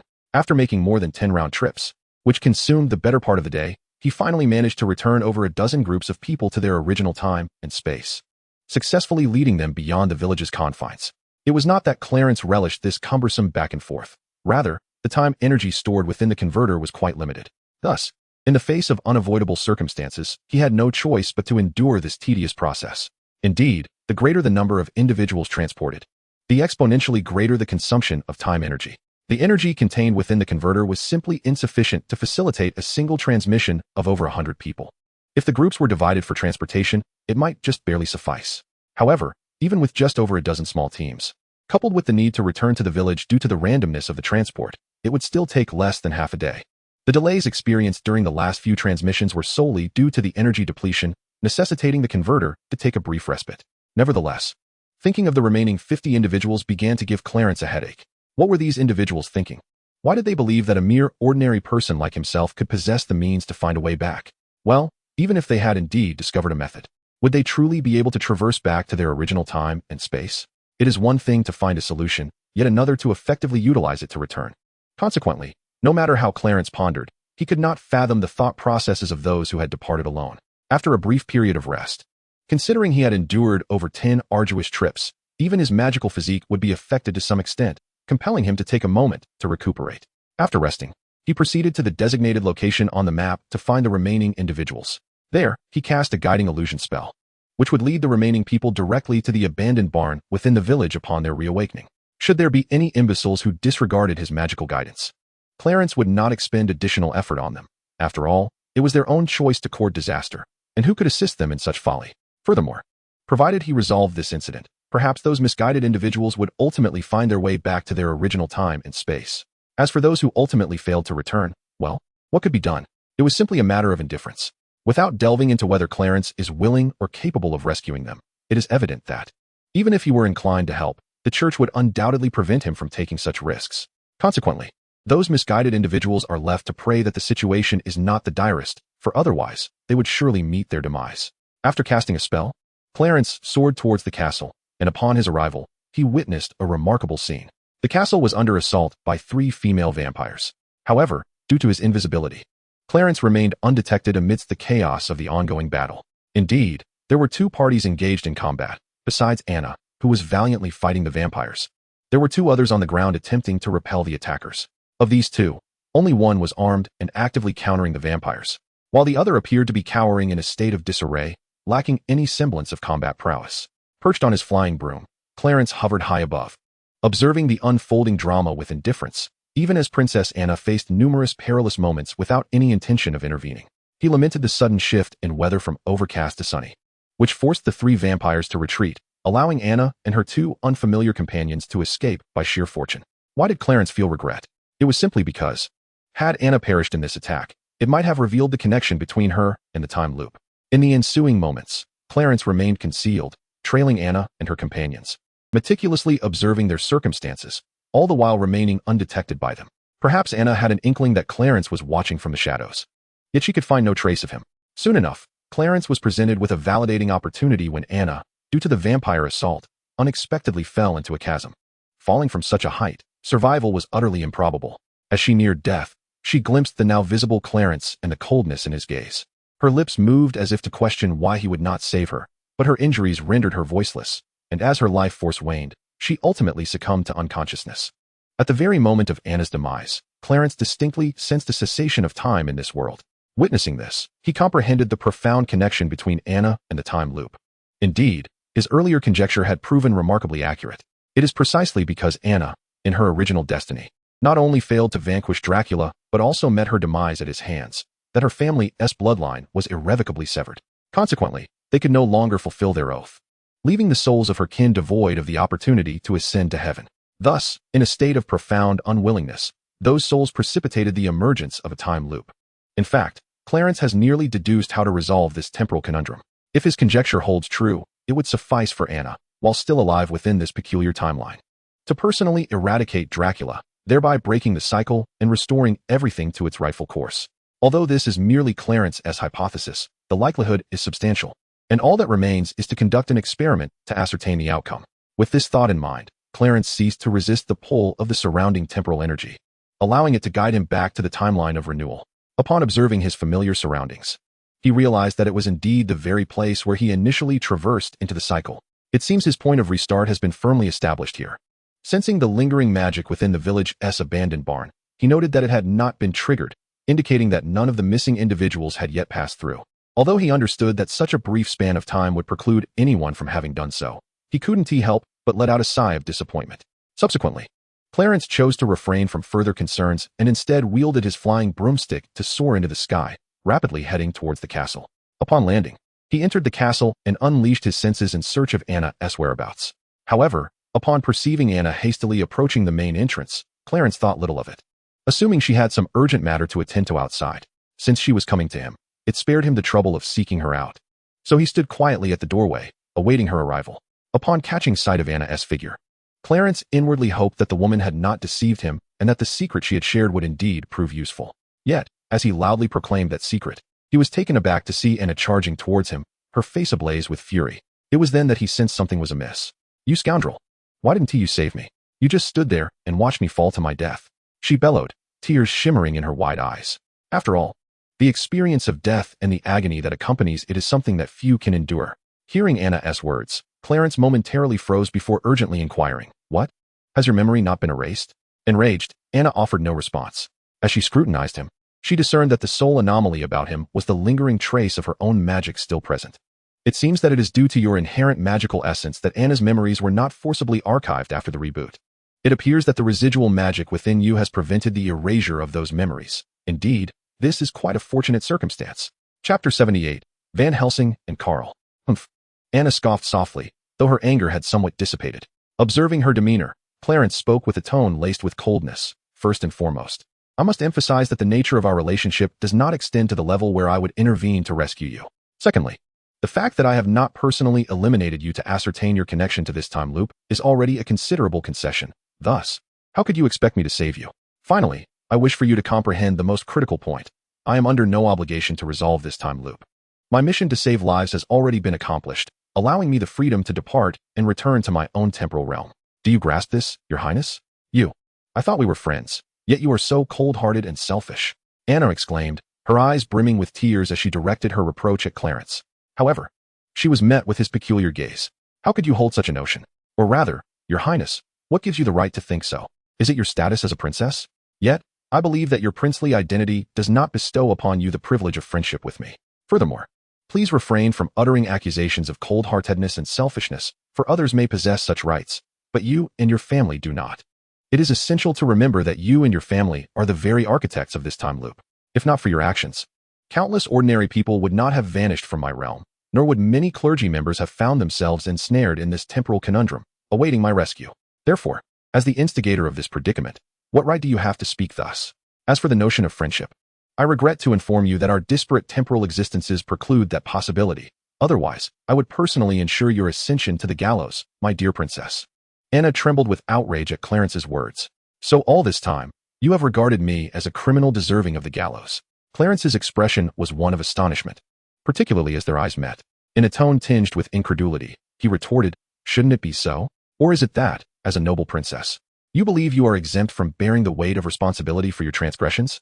How could you entertain such thoughts? Do you have any inkling of my current sentiments?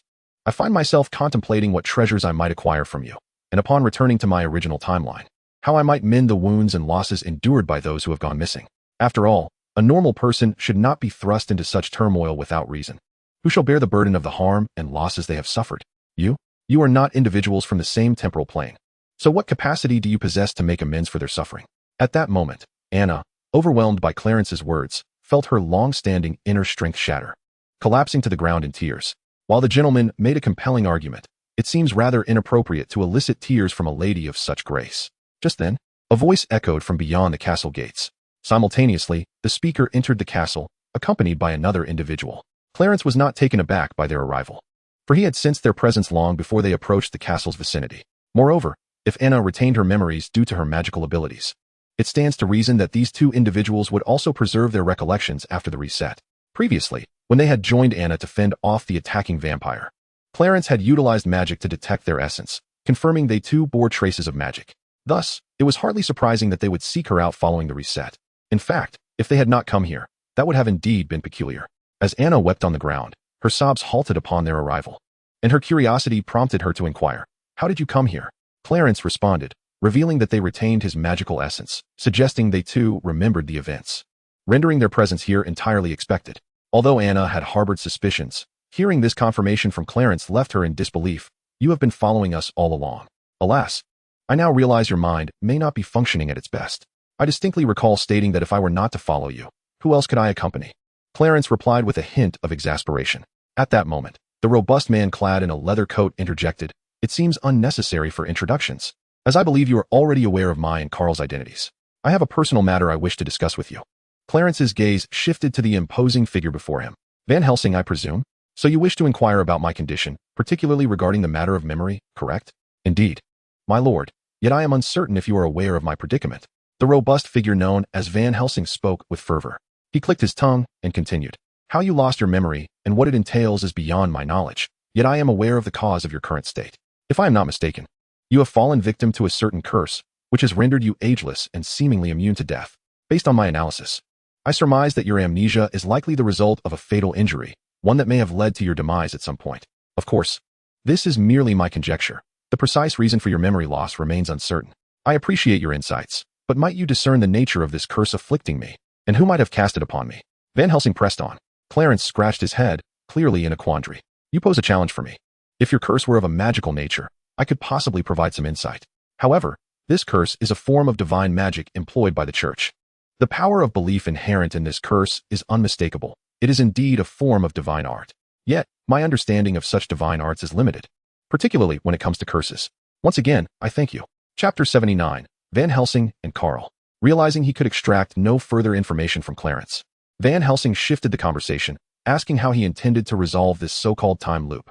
"What other options do we have? We must assist Princess Anna in vanquishing Dracula first and conduct an experiment. If the time loop persists even after Dracula's defeat, then the issue likely lies elsewhere, and I shall need to seek additional causes. Coincidentally, my mission alongside Carl is to eliminate those vampires, so it seems our objectives align perfectly. I find it quite fortunate to collaborate with the commander of the Templar Knights. Such an opportunity is truly rare and fills me with great honor." Van Helsing's sincerity was palpable. It was evident that he felt privileged to undertake a mission alongside Clarence. What? The commander of the Templar Knights? Him? A Templar Knight? And a commander at that? The declaration of Clarence's status within the church elicited gasps of surprise from Carl and Princess Anna. Carl was taken aback, unable to fathom that Clarence held such a rank, especially in light of the revelation that he was also a sorcerer. As for Anna, she could hardly fathom that Clarence was, in fact, a Knight Templar, let alone a leader of a division. It is important to understand that a division leader, regardless of which order of the Knights Templar they belong to, wields immense power and authority within the church. Moreover, the singular Grand Master of the Templar Order must be selected from among the division leaders. Once one ascends to the role of the sole Grand Master, they exist in a hierarchy where they are second only to one, reigning over countless others. In certain respects, the stature of the Grand Master of the Templar Order is not inferior to that of the Pope. Furthermore, in necessary circumstances, the Grand Master possesses the authority to command the other two knightly orders and the Crusaders. Nominally, the leader of the Templar Order also holds the title of Supreme Leader, governing all armed factions within the church. Hence, it is said that in many aspects, The position of the Grand Master is on par with that of the Pope. Of course, Clarence is currently merely a division leader, not the Grand Master. Yet, his capabilities and the fact that the Church has dispatched him to address matters concerning the time loop suggest a significant standing within the Church, likely far surpassing that of other division leaders. Therefore, it is highly probable that Clarence may ascend to the position of Grand Master in the future. This is precisely what astonishes Anna. She initially believed that since Clarence was a sorcerer, his connection to the Church was already a remarkable circumstance. However, she did not anticipate that he was not merely associated with the Church, but was indeed one of its own. Moreover, it appears that his standing within the Church significantly exceeds that of typical division leaders. Yet, how could someone with such a cold and selfish demeanor rise to the rank of division leader? Were the higher-ups in the Church blind to his flaws? Anna's unfavorable impression of Clarence leads her to doubt his qualifications for the role of division leader, but Van Helsing and Carl do not share her sentiments. They do not believe that the senior officials at the Church headquarters, particularly His Holiness the Pope and the numerous cardinals, are lacking in discernment. After all, if just one or two individuals were to have such an oversight, it might be inconsequential.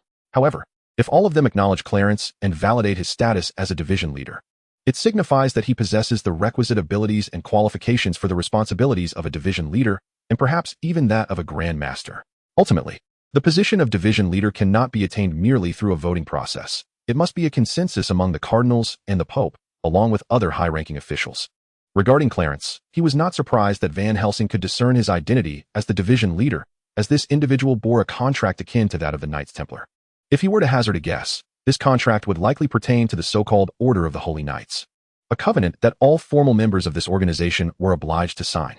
Although the Order of the Holy Knights had been disbanded in Clarence's timeline due to an unforeseen incident in earlier years, its members were subsequently dispersed and reintegrated into the Knights Templar. Rather than merely being supplemented, it would be more accurate to describe it as a return. For the Order of the Holy Knights was essentially a subordinate entity of the Knights Templar, serving primarily as a research division within the logistical framework of the Templar. Consequently, even after its dissolution, the members seamlessly transitioned into various divisions without any significant alteration to their identity. Their files remained securely archived within the records of the Knights Templar. Thus, given the relationship between these two entities, Clarence felt no surprise at Van Helsing's ability to unveil his true identity. Should Van Helsing have failed to recognize him, it would imply one of two possibilities. Either he was akin to Carl, devoid of any combat prowess and merely a researcher, or he was not a legitimate member of the Order of the Holy Knights at all. Strictly speaking, Clarence also held a superior position over Van Helsing and Carl, and it would not be inappropriate for them to address him as division leader. Alas, despite any notions of honor, he would prefer to decline this mission if possible, as it entailed matters concerning the realm of time, a subject he himself felt uncertain about resolving. Furthermore, in his own timeline, there were even greater troubles demanding his attention, troubles that had led to considerable losses for the Church and significant casualties among clergy members. Thus, he had little time to waste on this temporal cycle. Van Helsing, reflecting on this, remarked that if even Clarence considered it a significant problem, the situation must indeed be dire, transcending mere inconvenience to a potential catastrophe that could engulf the entire world. Upon hearing this, not only Van Helsing and Carl, but even Anna gasped in shock, clearly taken aback by the implications. After a moment, Van Helsing stole a glance at Princess Anna and, with a look of understanding, remarked, "Given the magnitude of this crisis, it is no wonder you regard Princess Anna with such seriousness." Chapter 80, An Unexpected Rescue. Following Van Helsing's gaze, Clarence turned his attention to Anna, suspecting that the issues surrounding her family were merely a prelude, with the true catalyst for the temporal loop being that greater calamity. The treatment she received can be attributed, as I previously mentioned, to her family being the principal architects of the entire affair, a fact that is indisputable. Were it not for the presence of an individual from their lineage who conspired with demons and even made such a treacherous oath, countless troubles would not have arisen. This situation has ensnared many innocent lives due to the time loop. Otherwise, I would be indifferent to the fate of their family. Clarence's words were somewhat hurtful. Yet even so, Princess Anna refrained from uttering any further remarks. It was only now that she comprehended how her family's actions had repercussions for so many innocent souls, influencing even the future. Particularly alarming was the looming threat of a crisis that could potentially lead to the annihilation of the entire world. In light of this, had she been in Clarence's position, not eliminating the culprit outright would have been a testament to remarkable restraint. At this moment, Anna finally grasped why Clarence treated her in such a manner, leaving her somewhat incredulous. What was astonishing was that throughout their interactions, she had never sensed any overt malice from Clarence, barring his apparent indifference. This singular realization provided Anna with insight into why he could ascend to the rank of a leader among the Knights of the Temple. Having come to this understanding, What more could Anna say? What could she dare to express? Clarence paid no heed to Anna's reactions or thoughts, as he had unresolved matters to attend to. He noted that he might not be able to cater to their needs at that moment, thus advising them to carry certain alchemical items with them at all times, which could safeguard their lives during a crisis. After saying this, Clarence produced several alchemical objects and handed them to Van Helsing and the others. Noticing Anna's hesitation, he directly approached her and urged her to select for herself. He had no desire to witness Anna's pride leading to her demise in a moment of peril due to a lack of protection from those alchemical items, resulting in the world being reset once more. Subsequently, Clarence personally accompanied Anna and her companions, retracing the events that had already transpired. During this time, they visited a nearby village to return the remaining simple-minded individuals to their original timeline. Regrettably, there were still over a dozen individuals who refused to believe Clarence's magical guidance, whether due to their wariness or other reasons. Ultimately, he could not be bothered to engage further. Regardless of whether they lived or died, it was their own choice. As the saying goes, good advice is often wasted on the damned. What could Clarence do? Thus, he chose to disregard those remaining individuals entirely, focusing his energy on Anna and her companions. He observed them as they faced various crises together, intervening during moments of life-threatening danger to assist them in overcoming their trials. Even during that period, he unexpectedly saved Anna's brother, Prince Viken, despite his transformation into a werewolf. However, under Anna's heartfelt pleas, Van Helsing ultimately refrained from ending Viken's life. Observing that Viken could still exert some control over his actions post-transformation, Clarence employed magic to temporarily suppress the urges induced by the wolfbane. He devoted time to concocting several vials of wolfbane potion. Although the wolfbane infecting Viken was not entirely the same as that which the potion was designed to counter, it would nonetheless yield some effect, allowing him to retain his sanity after transforming. Yet, truth be told, Clarence would have preferred if Van Helsing had simply dispatched him outright. It was not that he lacked the means to assist Viken. With additional time and slight modifications to the potion, he could indeed provide help. The crux of the matter lay in whether such efforts were necessary or meaningful. They resided in a world constructed solely from a time loop. Once that loop ceased to exist, so too would this world and everything within it, including Anna, her brother Viken, and even Van Helsing and Carl. Thus, to squander time and herbs on this endeavor seemed rather futile. It is important to note that the herbs used to brew the potion were not sourced from this world, but from his own reserves. Of course, Clarence would never take the life of an innocent being. Since Van Helsing had not acted, he too chose to remain silent. As for the werewolf Viken, after being saved by Anna, he learned the entirety of the truth from his sister, including the existence of the time loop. Upon discovering the truth, Viken became somewhat despondent, contemplating several questions for Clarence, but ultimately refraining from voicing them. His reaction was not surprising, as anyone confronted with the knowledge that they were not truly alive, nor was the world they inhabited genuine, would likely respond similarly, especially when faced with the disconcerting possibility that their existence would cease upon the dissolution of the time loop. It is impossible for a rational person to maintain a normal state of mind. Viken's unasked questions for Clarence likely revolved around the concern of whether they would still exist if the time loop were to vanish. However, to this day, Viken has not posed this inquiry, nor have Anna and Van Helsing broached the topic. However, their silence on the matter was not due to a lack of contemplation. Rather, they had already considered it and mentally prepared themselves for the possibility. Yet, the three of them refrained from broaching the subject or inquiring about Clarence, choosing not to display their emotions as openly as Viken did. There is little need to elaborate on Van Helsing and Carl. Since the moment they joined the Order of the Holy Knights, they had steeled themselves for the prospect of sacrifice. Even Carl, despite being merely a researcher, was prepared for such an eventuality. As for Anna, her sense of responsibility forbade her from shying away from such harsh truths. She could not allow her fear of a fate akin to death to hinder the inevitability of such an outcome. Moreover, the enduring mission and oath of their family left no room for cowardice. Logically, Viken, as Anna's elder brother and the firstborn of their generation, should not have displayed such emotions, yet perhaps his resolve was not as steadfast as Anna's. Nevertheless, it is certain that, even if Viken feared that conclusion, he managed to suppress the urge to voice his concerns. Chapter 81. Return. This prompted Clarence to entertain certain thoughts, albeit only tentative musings, the feasibility of which remained uncertain. Thus he chose to keep them buried within. Subsequently, Anna and her companions uncovered the nefarious objectives of Dracula's machinations. His aim was to utilize a creature, constructed by a doctor from various corpses long ago, as a special energy converter to resurrect his countless progeny. Regardless of Dracula's intentions behind reviving his descendants, what could possibly emerge from a vampire's lineage be deemed normal? In other words, those entities would inherently require blood. Thus, whatever Dracula's objectives, his plot must be thwarted. Upon acquiring this intelligence, Anna and her party resumed their search for that long-ago creation. Of course, they had inquired of Clarence why, knowing Dracula's stronghold, they did not simply confront him directly, instead of entangling themselves in such complications. Clarence's response was straightforward. He needed to ascertain the complete trajectory of Anna's fate, and also sought to test the conditions required to unravel the time loop. In essence, their undertaking was merely an experiment, with Clarence even suggesting that he was prepared for yet another reset. With such a declaration from him, Anna and her companions, believing it impossible to resolve the time loop, felt compelled to adhere to his guidance. Neither the creation nor Dracula's 3 vampire brides and their diminutive subordinates could impede the actions of Anna and her companions, especially with Clarence covertly following and assisting them. Ultimately, they succeeded in meeting Dracula. To be candid, among Anna's group, only the werewolf Viken possessed the formidable power to rival Dracula. The others were simply no match for him. Viken, despite his ability to contend with Dracula, found himself in a unique predicament. Were it not for the potion concocted by Clarence, which allowed him to retain his rationality after transforming, he would have undoubtedly been the first to succumb to treachery. It is crucial to note that this is not merely betrayal. Dracula possesses a method of controlling wolves and bats, which would also influence Viken once he transformed into a werewolf. Without the potion, he would lose his normal rationality. Hence the notion of him being the primary cause of betrayal, contingent upon the absence of Clarence and his elixir. However, upon encountering Viken in his werewolf form, Dracula's anticipation swiftly metamorphosed into terror, as he discovered his control over the werewolf had inexplicably failed.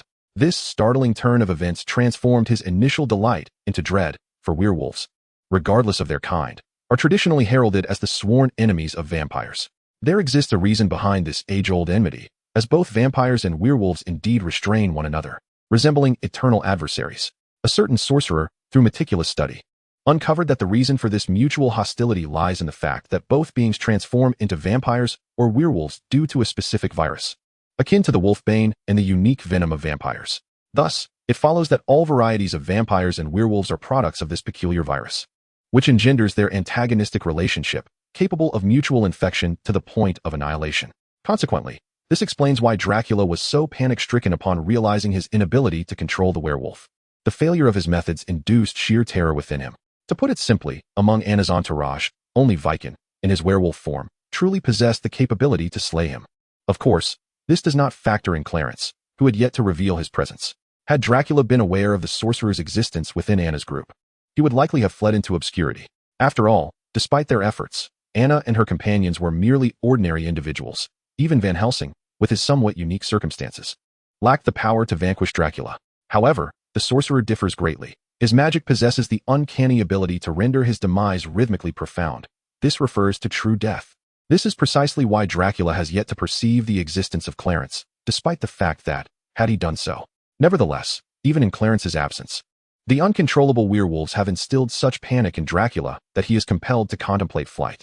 Yet, rather than fleeing outright, he chooses to test his mettle against the werewolf-turned-Viken, only to soon realize that he is at a distinct disadvantage. It is only after this revelation that he considers escaping the castle. However, how could he possibly elude a werewolf endowed with rationality?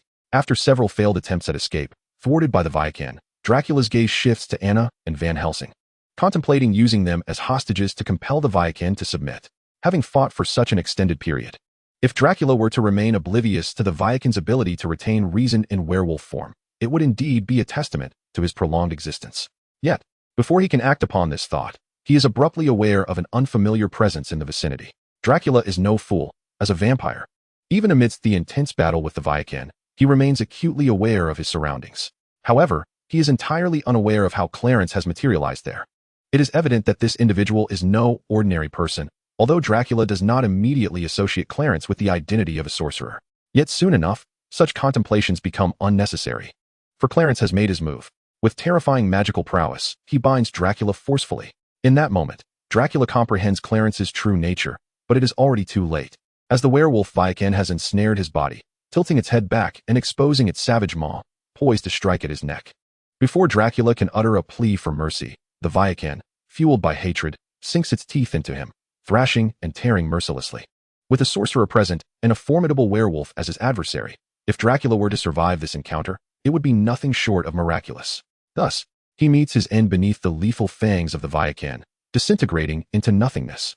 In the wake of Dracula's demise, an inexplicable transformation envelopes the world, imparting to Clarence an uncanny premonition. He senses that the temporal cycle is on the brink of dissolution. Chapter 82, Return to.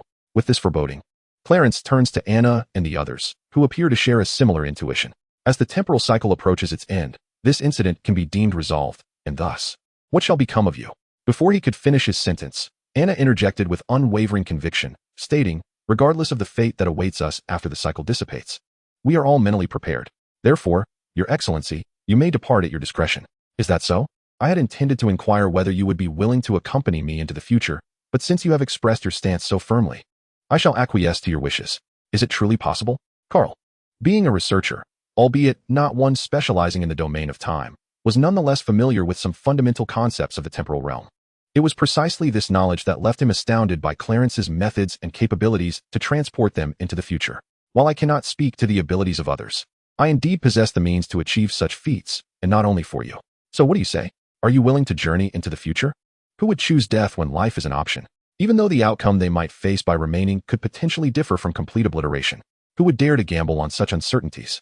After returning Anna and Van Helsing to their original timeline, it was not long before the time loop vanished entirely, and the chaotic temporal disturbances enveloping the village gradually returned to normalcy. Clarence took a moment to sense the remnants, and upon the complete dissolution of the time loop, he noted that the remaining individuals had not materialized in the village. Their fate was evident. They had undoubtedly vanished along with the loop. With a sigh, he dismissed the thought and proceeded to leave the village with Van Helsing and the others, heading towards the temporary outpost of the church. Initially, he instructed them to prepare clothing for Van Helsing and the others, and then he briefed the local authorities on the disappearance of the time loop. Upon receiving such uplifting news, the official expressed genuine joy, undoubtedly mindful of the significant contribution made by Clarence in resolving this peculiar incident. However, Clarence raised a hand to forestall any expressions of gratitude, redirecting the conversation to subsequent matters at hand. As for the follow-up tasks, they primarily involved providing care for the missing individuals and drafting confidentiality agreements, alongside compensating for losses incurred. Although the church would assume a portion of the compensation, it would merely be a fraction. The bulk would fall to the local governmental bodies. This minor contribution was rooted in humanitarian aid, essentially offering material support. In truth, these subsequent matters did not necessitate Clarence's involvement, as the church and local parish would manage them. However, given the peculiar nature of this incident, and the fact that the two siblings, who were the primary culprits, had been brought back by him, Clarence was compelled to provide some form of compensation for the missing individuals on behalf of the siblings. Upon learning of Clarence's intentions and objectives, the person in charge looked at him with a hint of hesitation, appearing as though he was on the verge of speaking but held back. Yet, without needing to articulate his thoughts, Clarence could roughly infer the other's meaning. Nevertheless, he firmly stated that he must indeed provide this compensation and insisted that the person in charge quickly calculate the total amount required. Before long, the individual approached Clarence and his companions within the large tent they occupied, curiously observing Van Helsing and the others while quietly discussing matters concerning the compensation. He particularly emphasized certain points while gesturing at a document. So, as the instigator, you are required to provide this substantial amount of compensation? The person in charge nodded affirmatively. The reason for such a significant sum primarily stemmed from the individuals who could not be rescued. Upon hearing this, Clarence deliberately cast a glance at the siblings, Wiccan and Anna, who were visibly embarrassed and lowered their heads. At that moment, they possessed no valuables, and their return had been so hasty that they had no time to retrieve anything of worth. Thus, they could not be relied upon for assistance. Clarence proposed, let us convert this compensation into gold, calculate the necessary amount, and then procure stones of equivalent weight, preferably bricks. Initially, the person in charge failed to grasp Clarence's intention and even harbored doubts, suspecting that he might be attempting to deceive the missing persons with some trickery involving stones. However, it soon seemed as though a realization dawned upon him, his expression shifting to one of understanding. I comprehend your plan, my lord. I will promptly bring bricks of equivalent weight. With that, the person in charge exited the tent. In truth, it was not only the person in charge who misunderstood Clarence's comment. Even Van Helsing and the other attendees harbored similar misconceptions, given their awareness of Clarence's identity as a wizard. Yet, upon further reflection, they recognized that he had no reason to resort to such deceit. For if he truly lacked the funds, he would not have taken on this responsibility so readily. Consequently, they speculated that if Clarence were indeed a wizard, he might possess some magical means to create gold. In reality, their conjecture was not far from the truth. Although the method in question could not strictly be classified as magic, Clarence indeed possessed the ability to fabricate gold. The conversion process would not consume much time, but locating stones of equivalent weight, particularly bricks, would prove to be rather time-consuming. The previous official returned after half an hour, carrying a box in his hands. Accompanied by two others, each holding a box of their own. They respectfully placed the boxes before Clarence and opened them. "Is everything accounted for?" he inquired casually.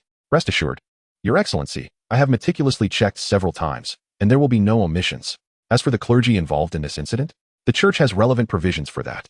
So there is no need for you to trouble yourself. You must understand that this is not the same. Otherwise, I would not have assumed this responsibility," Clarence sighed. "Therefore, please ensure that all clergy members involved in this incident are included in a separate tally." Chapter 83, Return 3.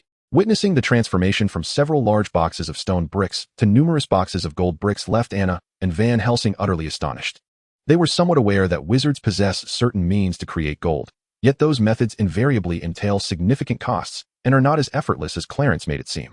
Most critically, the method Clarence employed was not even of a magical nature. The radiant power of faith was palpable, even to Carl, a researcher. This was undeniably a divine art of the church. Thus, in the future world, the church possesses such a unique divine art? Of course. While Van Helsing and the others were intensely curious about this divine art, they refrained from asking questions, both out of shyness and due to Clarence's esteemed position, which made them hesitant to inquire. After all, such divine arts are, from any perspective, extraordinarily exceptional, and certainly not something that ordinary personnel within the church could easily inquire about. To put it simply, regardless of the nature of this divine art, it is not within the realm of knowledge for those of middle or lower ranks in the church, who lack even the qualifications to seek information about it. Coincidentally, Van Helsing could be considered a middle-ranking official, while Carl was a thoroughly low-level researcher. As for Wilkin and Anna, they were not church members at all, merely having some tenuous connections. Therefore, strictly speaking, they were not entitled to witness Clarence perform that divine art, let alone inquire about it.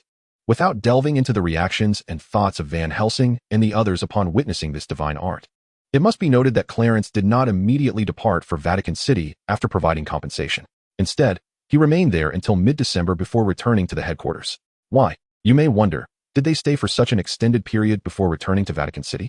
The aftermath of this peculiar incident has proven to be exceedingly troublesome, not only for the village but for the surrounding areas as well, including the vicinity of the ancient castle at the foot of the snow-capped mountains. Certain regions have already encroached upon human habitations, such as towns, which underscores the complexity of the subsequent efforts required. With a sense of responsibility, Clarence has remained at this location with Anna, the two culprits, Viken, along with Van Helsing and Carl, to assist in the efforts, while also acquainting them with modern life and basic knowledge. In addition to training Anna, Van Helsing, and Carl, Clarence has also undertaken the task of helping Viken master his werewolf transformation. Indeed, he has welcomed these individuals into his knightly order, thereby designating them as members of the Knights Templar. There is little need to elaborate on Van Helsing and Anna, both of whom are warriors and have shown rapid progress during their specialized training. Even Carl, who previously served as a researcher, has embarked on the path of learning divine arts. Their specialized training has entered a productive phase, and upon returning to their base, there is no longer any need for Sister Shirley's instruction. However, Viken, Anna's brother, continues to struggle with mastering his werewolf form. Despite having been a pivotal force during the battle against Dracula, his ability to control his transformation appears to have been fueled by emotional surges at that time, aided by Clarence's potions. Yet, despite the continued availability of potions, achieving the same level of control has proven elusive. At best, he can avoid causing harm, but his rationality remains quite chaotic. This predicament arises firstly from the differing nature of the wolf venom within Viken, rendering Clarence's concoctions less effective for this particular strain. Secondly, it is likely that with the completion of his family's vendetta and the assurance of safety for both himself and his sister, the fierceness within him has diminished. In simpler terms, his mindset has become more placid, leading to a lack of motivation in training, which, given his current state of mind, makes any significant progress in training seem rather implausible. Nevertheless, after a candid conversation with Anna, wherein she asserted herself, Viken has begun to show signs of improvement, albeit still lacking somewhat. Ultimately, these myriad factors contributed to their group's delayed return to Vatican City until mid-December. Upon their arrival, a formal oath-taking ceremony was conducted for Van Helsing and the others, thereby officially integrating them into the Knights Templar. As for the old pope, he was already aware of the matter beforehand and even had Doris assist in handling various formalities, so there were no complications. The days leading up to the end of the year remained relatively tranquil within the residence. Of course, this so-called tranquility was merely a perception held by Clarence. The other members had begun to venture out on their respective missions. Notably, Van Helsing, after becoming somewhat accustomed to modern life and the peculiar training of the Knights Templar, surprisingly requested Clarence's permission to undertake a mission alone. After some contemplation, Clarence acquiesced to his request, but he specially crafted a set of weaponry for him. While it was true that Van Helsing, due to a curse, could not truly die, each demise came at a significant cost, particularly concerning his memories. It was prudent to avoid death whenever possible, especially since other members typically operated in pairs, providing mutual support. Van Helsing, however, would be on his own. Clarence foresaw the likelihood of having to search far and wide for a memory-lost Van Helsing if he did not equip him adequately. In addition to crafting the alchemical magical gear for Van Helsing, Clarence also ensured that all members were provided with special artifacts capable of actively absorbing and storing faith energy for use during their missions. By the year's end, when all members returned from their assignments, Clarence collected these artifacts and placed them at the central crucifix altar of the hall, preparing to release the stored faith energy. He intended to absorb some for the purpose of purifying and evolving Michael's bloodline, while also demonstrating his loyalty to the deity. Chapter 84. A Letter from Father William. Regardless of the circumstances, the deity had shown him considerable favor, and it was only fitting to express his allegiance. Naturally, it would also be splendid to extract some additional benefits from the divine. In this unique sacrificial ceremony, Clarence perceived that a small portion of the faith energy was indeed absorbed by his body, while the majority was drawn in by the crucifix on the altar at the center of the hall. It was not that he wished to absorb more. Rather, the purity of Michael's bloodline had already reached the value of 9,999, and he found himself unable to advance further. He could not comprehend the reason for this, especially since King Arthur's bloodline had not encountered such an obstacle. To date, its purity had reached a level of 40. Although the progress was slow, it had never stagnated. Prior to this cyclical mission, he speculated that the advancement of Michael's bloodline may have hit some form of bottleneck. In order to transcend this bottleneck, one cannot resort to the previously conventional and gradual method of absorbing faith power. Rather, a substantial intake of faith is required all at once. Clarence had contemplated this notion before, yet he remained uncertain whether such an approach would indeed facilitate a breakthrough. He could only proceed with an experimental mindset. However, it has become apparent that this method is insufficient for overcoming the obstacle, compelling him to seek alternative strategies. Doubts began to creep in regarding the very cause of the bottleneck. In truth, he had yet to ascertain the underlying reason. As there were no precedents in this domain to guide him, he was left to navigate this uncharted territory on his own. Clarence did not feel an overwhelming sense of urgency. After all, his prowess was not solely derived from the bloodline of Michael. Thus, whether he could attain improvement was, relatively speaking, not of utmost importance. He adopted a mindset that welcomed any potential enhancement, viewing the inability to progress through the bottleneck with a sense of indifference. Following the conclusion of the peculiar sacrificial ceremony, the other members dispersed to attend to their respective affairs, departing the hall without lingering. Only Clarence remained, hoping for some form of response from the deity, particularly one that would yield benefits. Regrettably, after waiting for a considerable duration, he received no indication whatsoever. With a slight grimace, he refrained from uttering any negative remarks and departed with a sigh. However, before he could return to his office, Clarence suddenly sensed subtle changes within his body. Immediately, he accessed the system panel and discovered that the value of his Michael bloodline had indeed surpassed the threshold. Now reading 10001. Although this revelation brought him joy, it also left him perplexed about how this breakthrough had occurred. Could it have been the handiwork of the deity? That seemed improbable. Given the deity's attentiveness, assistance in transcending the bottleneck should have been rendered long ago. Or perhaps his earlier conjecture held some truth. His bloodline may have been somewhat sluggish, thus only now responding. Suppressing this increasingly dubious thought, he resolved to disregard the means of his breakthrough, focusing instead on the fact that he had indeed progressed. Since further contemplation proved futile, he decided to leave the matter for future exploration.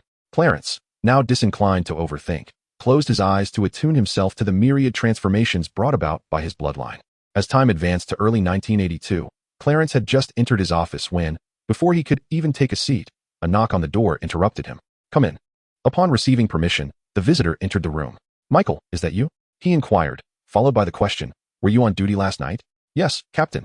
I just finished my shift and was about to catch up on some sleep, but I brought you some correspondence." "Correspondence?" Michael offered a brief response. It was delivered by an owl." "Well, I understand. You should return to rest soon and remember to eat something before you sleep." After Michael placed the letter down and departed, Clarence expressionlessly opened the familiar correspondence. Upon reading it, he discarded the letter into the trash bin and casually retrieved a blank sheet of paper from his desk, folding it neatly to place it inside an envelope, intending to send it out if he recalled something worthwhile later. What a tedious fellow. Perhaps he was simply too idle, which led him to send me such letters periodically. Given Clarence's tone and demeanor, could this letter possibly be from Hogwarts? Indeed, it was yet another missive from Dumbledore, and the content had hardly changed. It was yet another invitation for Clarence to teach at Hogwarts. His response mirrored those of previous occasions, either direct dismissal or returning a blank sheet. For such matters required no further elaboration. That old coot should understand his meaning well enough. Even the blank sheet of a reply was treated with the same indifference, with Clarence planning to send it off if he remembered, or simply leaving it be if he did not. However, just as he began attending to some documents, Joanna approached him, holding yet another letter. Another delivery by owl? Oh, Captain, this letter wasn't delivered by owl, but by regular post. Who is the sender? And from where was it sent? Clarence inquired with curiosity. It seems to be from Venezuela. I don't recognize the sender, but their name is on the envelope. Venezuela? Clarence pondered for a moment before recalling the location. Upon realizing where it was situated, he became even more perplexed as to why a letter would arrive from their address to him. Did he have any acquaintances who had ventured to such a far-off place? After mulling it over without recalling any familiar faces who had recently traveled to Venezuela, he decided to look at the name on the envelope, hoping it might provide clarity. Upon seeing the sender's name, Clarence finally understood that this letter was from Father Peter Williams. Father Williams was the individual responsible for transforming the orphanage into a church and overseeing its affairs. However, he had heard that, towards the end of the previous year, due to a position transfer, Williams had left England for another location, presumably receiving a promotion. Clarence recalled having sent a congratulatory letter upon learning of this development, but was unaware of where the recipient had been reassigned. So, had he been transferred to Venezuela? Yet. It seemed he had been there for quite some time. What could have prompted him to send a letter to Clarence? As Clarence unsealed the envelope and perused its contents, his expression grew increasingly grave. To his astonishment, Father William had only been in Venezuela for less than 2 years when he found himself embroiled in such troublesome circumstances. Chapter 85, Appeals and Reasons. It now appeared that this letter was indeed a plea for help from Father William. However, while it was labeled as a request for assistance, the nature of the plea was rather unexpected, at least for Clarence. Let us first delve into the predicament and troubles faced by Father William.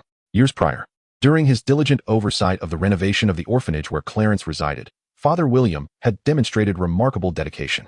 A key factor in this success was undoubtedly the excellent rapport he maintained with Clarence. Consequently, coupled with his evident capabilities, he garnered the church's favor, leading to a promotion and a salary increase. Despite being assigned to a remote location in Venezuela, he swiftly ascended to the position of the regional head of his parish, overseeing several churches. From any perspective, this was a commendable achievement. After all, who wouldn't feel elated by a promotion? Father William was indeed thrilled, but before he could fully acclimate to his new responsibilities, he encountered a harrowing exorcism incident. This event plunged him into a profound personal crisis, shaking the very foundations of his faith. The individual requiring exorcism was a beautiful girl, a nurse at a welfare institution within Father William's jurisdiction, or perhaps more accurately, a novice nun, as nearly all the nurses there were nuns. Having developed feelings for this girl, Father William's inner turmoil became apparent. Unfortunately, the demon possessing her recognized this vulnerability. The outcome, though predictable, was tragic. Father William committed an act that would haunt him for the rest of his life. Although he was tempted and even invaded by the demon, no justification could alter the grave error he had made. The girl's family, oblivious to the true circumstances, saw her return to normalcy and expressed immense gratitude towards Father William, thereby elevating his reputation within the region. The reality, however, was that while the demon had indeed departed from the girl, it had taken residence within Father William instead. Not only had he made a grave mistake, but he now found himself possessed by a demon, a reality that weighed heavily on him. Plunged into despair, Father William lacked the courage to confront his blunder. Unable to expel the invader within him, strangely, he chose not to seek help, but rather to evade the situation by moving to another church within his area of responsibility. Each day, William is tormented by an overwhelming sense of guilt, a torment that renders life unbearable while simultaneously compelling him to suppress the insidious encroachments of the malevolent forces within. Despite this, the demon continues to haunt him relentlessly, even resorting to covert actions aimed at compelling his ultimate downfall. While William has managed to navigate through various challenges, one insurmountable issue remains: financial constraints. In the impoverished region under his stewardship, there exists a welfare institution established by the church. However, aside from the minimal support provided by the parish, the majority of its funding relies on donations. The dire economic conditions in his area leave the populace struggling to meet their own basic needs, leaving little room for charitable contributions to the welfare institution. William has not been remiss in addressing this predicament. He has sought assistance from the archbishop of his diocese and even appealed to government authorities. Yet, the government itself is grappling with severe difficulties, rendering any hope for subsidies utterly futile. In Venezuela, regions like William's, rife with poverty, are not isolated. The nation's economic situation is bleak across the board. There are even regions in worse straits than his own, making the prospect of securing assistance seem utterly fantastical. As for the church's headquarters in the Vatican, it is not that they are indifferent to the plight of the Venezuelan parishes. Rather, they are constrained by their own limitations.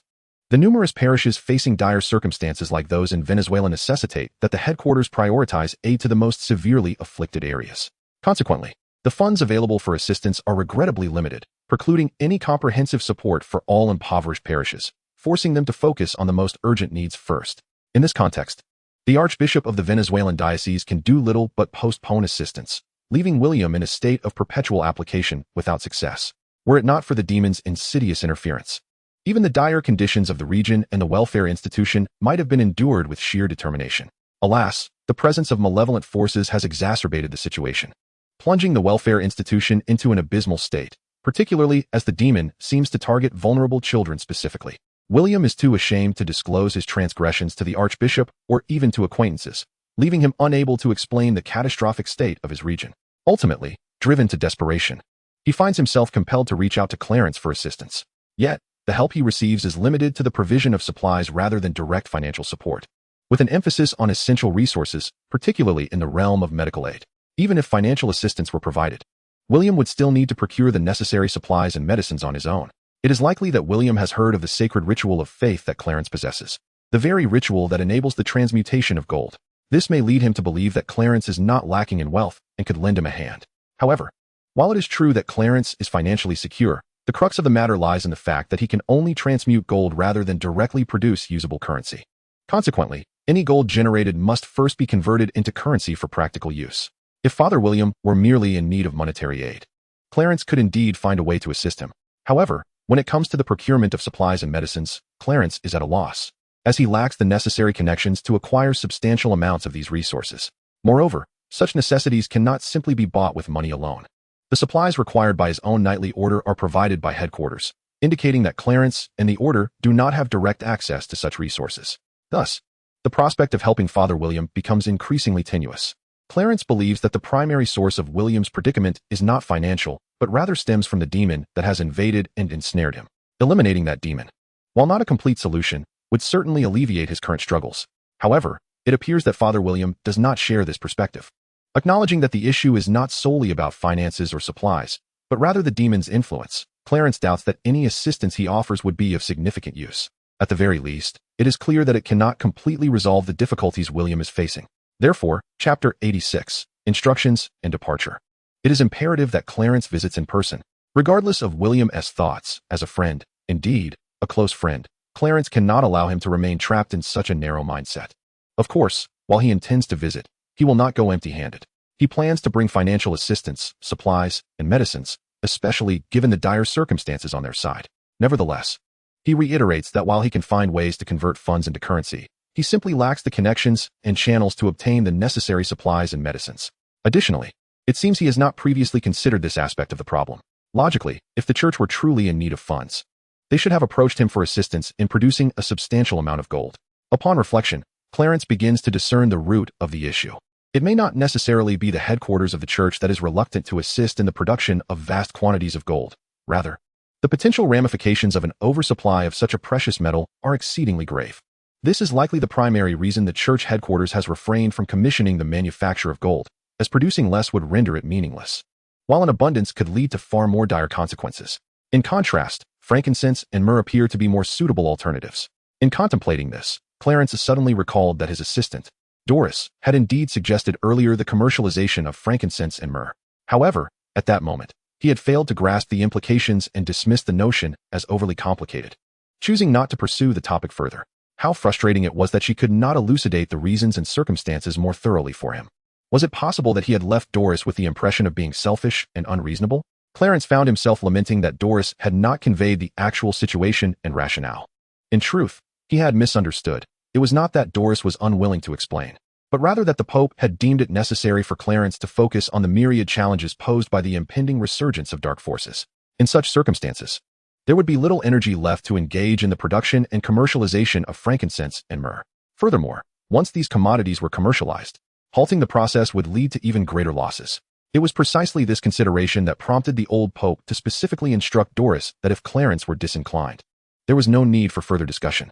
Although the old Pope was sympathetic to the plight of the impoverished parishes, which eagerly awaited assistance from headquarters, especially regarding support for the Red Cross. An endeavor that seemed an endless pit. Such concerns paled in comparison to the significance of the global issue posed by the resurgence of dark forces. Returning to Clarence, after careful contemplation, he took up the landline on his desk to summon Doris to the base. When Doris arrived, Clarence first conjured a glass of clear water for her using magic, then proceeded to articulate his desire for a supply of resources and pharmaceuticals. As anticipated, upon mentioning the matter, even with the assurance that gold would be offered in exchange, Doris's expression remained one of distress, evidently. The issue of resources and medicines was not merely a matter of finances or something that could be acquired by wealth alone. Yet, due to Clarence's status, Doris, who had initially intended to refuse, found herself at a loss for words, caught in a rather awkward predicament. Observing her reaction, Clarence sighed and remarked, "I recall you previously mentioned the potential for commercializing frankincense and myrrh. Is it that you have now changed your mind? Moreover, may I inquire why you have so suddenly developed a desire for supplies and medicines?" Clarence has likely mentioned to Doris the matter of Father William's plea for assistance. Naturally, he did not disclose that William had erred, nor did he elaborate on the situation involving demonic intrusion. Were such information to be revealed, the church would, though turning a blind eye for the sake of reputation, effectively mark the end of William's tenure within its ranks. Venezuela, forgive my candor. But even if you were to deliver a batch of supplies and medications, it would scarcely yield substantial aid, and might even adversely affect the local diocese. The female assistant delicately cautioned him. Otherwise, do you not ponder why I have suddenly altered my stance to commercialize frankincense and myrrh? While the church's acquisition of these two industries may not wholly resolve the dilemma, it would certainly provide some respite. Upon hearing Clarence's remarks, Doris began to grasp the situation. I am afraid I must seek the Holy Father's guidance on this matter. Clarence remained indifferent to the opinions of the old pope and the higher-ups at headquarters, caring little for their deliberations. He was solely concerned with the outcome he desired. Subsequently, when Doris returned to the base, she conveyed that the old pope had acquiesced to the request and promised a shipment of supplies and medicines. Correspondingly, Clarence was tasked with rapidly producing a substantial quantity of frankincense and myrrh. Otherwise, the demand for these supplies would be insurmountable, and headquarters would be unable to compensate. Thus, Clarence diligently manufactured several warehouses worth of frankincense and myrrh, even preparing a reserve of gold for emergencies, which he hoped would provide some relief to headquarters. While Clarence spent several days focused on producing these resins, the church prepared an ample supply of provisions, which were being loaded for transport to the Venezuelan diocese. Clarence intended to accompany the supplies, necessitating a brief wait. Before their departure, he organized matters at the base, particularly concerning the siblings, Viken and Anna. One afternoon in mid-January, Clarence summoned the siblings to his office, first assessing Viken's physical condition before explaining the purpose of their meeting. After this period of training, Viken, you are now capable of maintaining your rationality even after transforming into a werewolf. Thus, I believe your training may come to a close. However, the conclusion of your training does not imply that you should relax your vigilance, and I trust you will heed this advice. Additionally, you are now permitted to leave the base and freely engage with the outside world, though Anna must accompany you. As for the matter of finances, you are well aware of whom to approach for your needs. However, I must caution you on one point. As Clarence paused at this juncture, he turned his gaze to scrutinize Viken's countenance, remarking to himself that it bore the unmistakable traits of a typical scoundrel. When you are outside, do not engage in reckless behavior. Chapter 87, A Reunion. Initially, Viken struggled to grasp the implications of Clarence's admonition, his face a canvas of confusion. While his sister Anna appeared to comprehend something deeper, her cheeks tinged with a faint blush. Engaging in indiscretions is permissible, provided one is willing to assume responsibility. However, Viken, you must recognize the gravity of your situation. Should a life be lost, the consequences would be exceedingly dire. Of course, I am not advocating for a life of celibacy. Rather, one must avoid causing any fatalities, for the church would not overlook such a transgression, nor would the magical community remain indifferent. Having articulated his thoughts so clearly, if Viken still failed to comprehend, it would indeed reflect poorly on his years. Yet, observing his bashful demeanor, Clarence found himself perplexed. In an oddly inquisitive tone, he probed, "Do not tell me that, at this point in your life, you have yet to encounter a woman." "Who said I haven't?" Viken retorted defensively. While Anna stifled a laugh nearby, Clarence, exasperated, reminded him, regardless of your past, the imperative is to avoid creating any complications in the near future. I do not intend to condemn you to a lifetime of solitude. I will endeavor to resolve the issues surrounding your lycanthropy. However, temper your expectations, at most. I may secure the church's acknowledgement of your lineage, contingent upon your conduct. Any misstep, and I cannot guarantee your safety. Captain, isn't it a bit premature to ponder such matters? Anna interjected, well aware of her brother's situation, which extended beyond mere inexperience. He was as innocent as an undeveloped young boy. Thus, It was indeed unnecessary to dwell on such concerns at this moment. Viking's identity as a werewolf presents a convoluted dilemma. The magical community might be manageable, as I can provide him with a haven among future family and children. But the church? Alas, Clarence sighed, unable to voice further thoughts. Not only did he sigh, but Anna also fell into silence, for as a young woman, the family's legacy rested upon her brother Viking. Yet, given his current state, that lineage. Witnessing the exchange between Clarence and his sister, Viking felt a pang of discomfort. To lighten the mood, he scratched his head and chuckled foolishly. Well, I might as well remain single. I think being unattached is rather liberating. When you truly meet someone you cherish, your perspective may shift dramatically. Clarence warned. Just remember, for now, avoid any reckless entanglements. In time, I shall explore opportunities to secure the church's full acceptance of your werewolf identity, particularly concerning future progeny. After the departure of the brother and sister, Clarence found himself pondering the matter at hand. As he had just articulated, the situation within the magical realm was manageable, yet it remained undeniably intricate. Even if Viking were to venture into the magical world for a new life, it would not guarantee a life of ease. Thus, the most prudent course of action would be to secure the church's acknowledgement and the acceptance of his descendants. However, this endeavor appeared nearly insurmountable. One might even assert that achieving the church's recognition posed an immense challenge, bordering on the impossible. Nevertheless, there was no immediate need to fret over this issue. The resurgence of dark forces presented a potential opportunity to gain the church's favor, albeit careful deliberation was essential. After delegating certain responsibilities to Sister Shirley, Clarence embarked on his journey to Venezuela, equipped with the necessary supplies. Since these provisions were intended for the local parish, Clarence wisely opted not to transport them in a pendant box, as doing so would lead to cumbersome explanations. Instead, he chose to utilize conventional methods of transport, which, while time-consuming, was far preferable to incurring any unnecessary complications. Although Clarence had anticipated that accompanying the supplies would be a time-consuming endeavor, he was taken aback when it took a full 5 days to reach Venezuela. The prolonged duration was primarily due to the complexities of transit, even upon arrival. He needed to find someone to transport the supplies to Father William's location. Given the circumstances, it was no surprise that road conditions posed additional challenges. Consequently, Clarence and his convoy arrived at their destination just as the sun began to set. Upon reuniting with Father William, Clarence embraced him while expressing his grievances about the arduous journey. William, well acquainted with Clarence and his true identity, did not believe that the mere act of accompanying the supplies could exhaust him. He surmised that Clarence's complaints were merely rhetorical. This realization filled William with both gratitude and guilt, for he understood the true reason behind Clarence's presence, particularly regarding his objectives. After all, if it were solely about delivering supplies, Clarence need not have made the journey personally. Yet, his arrival alongside the provisions made his intentions abundantly clear.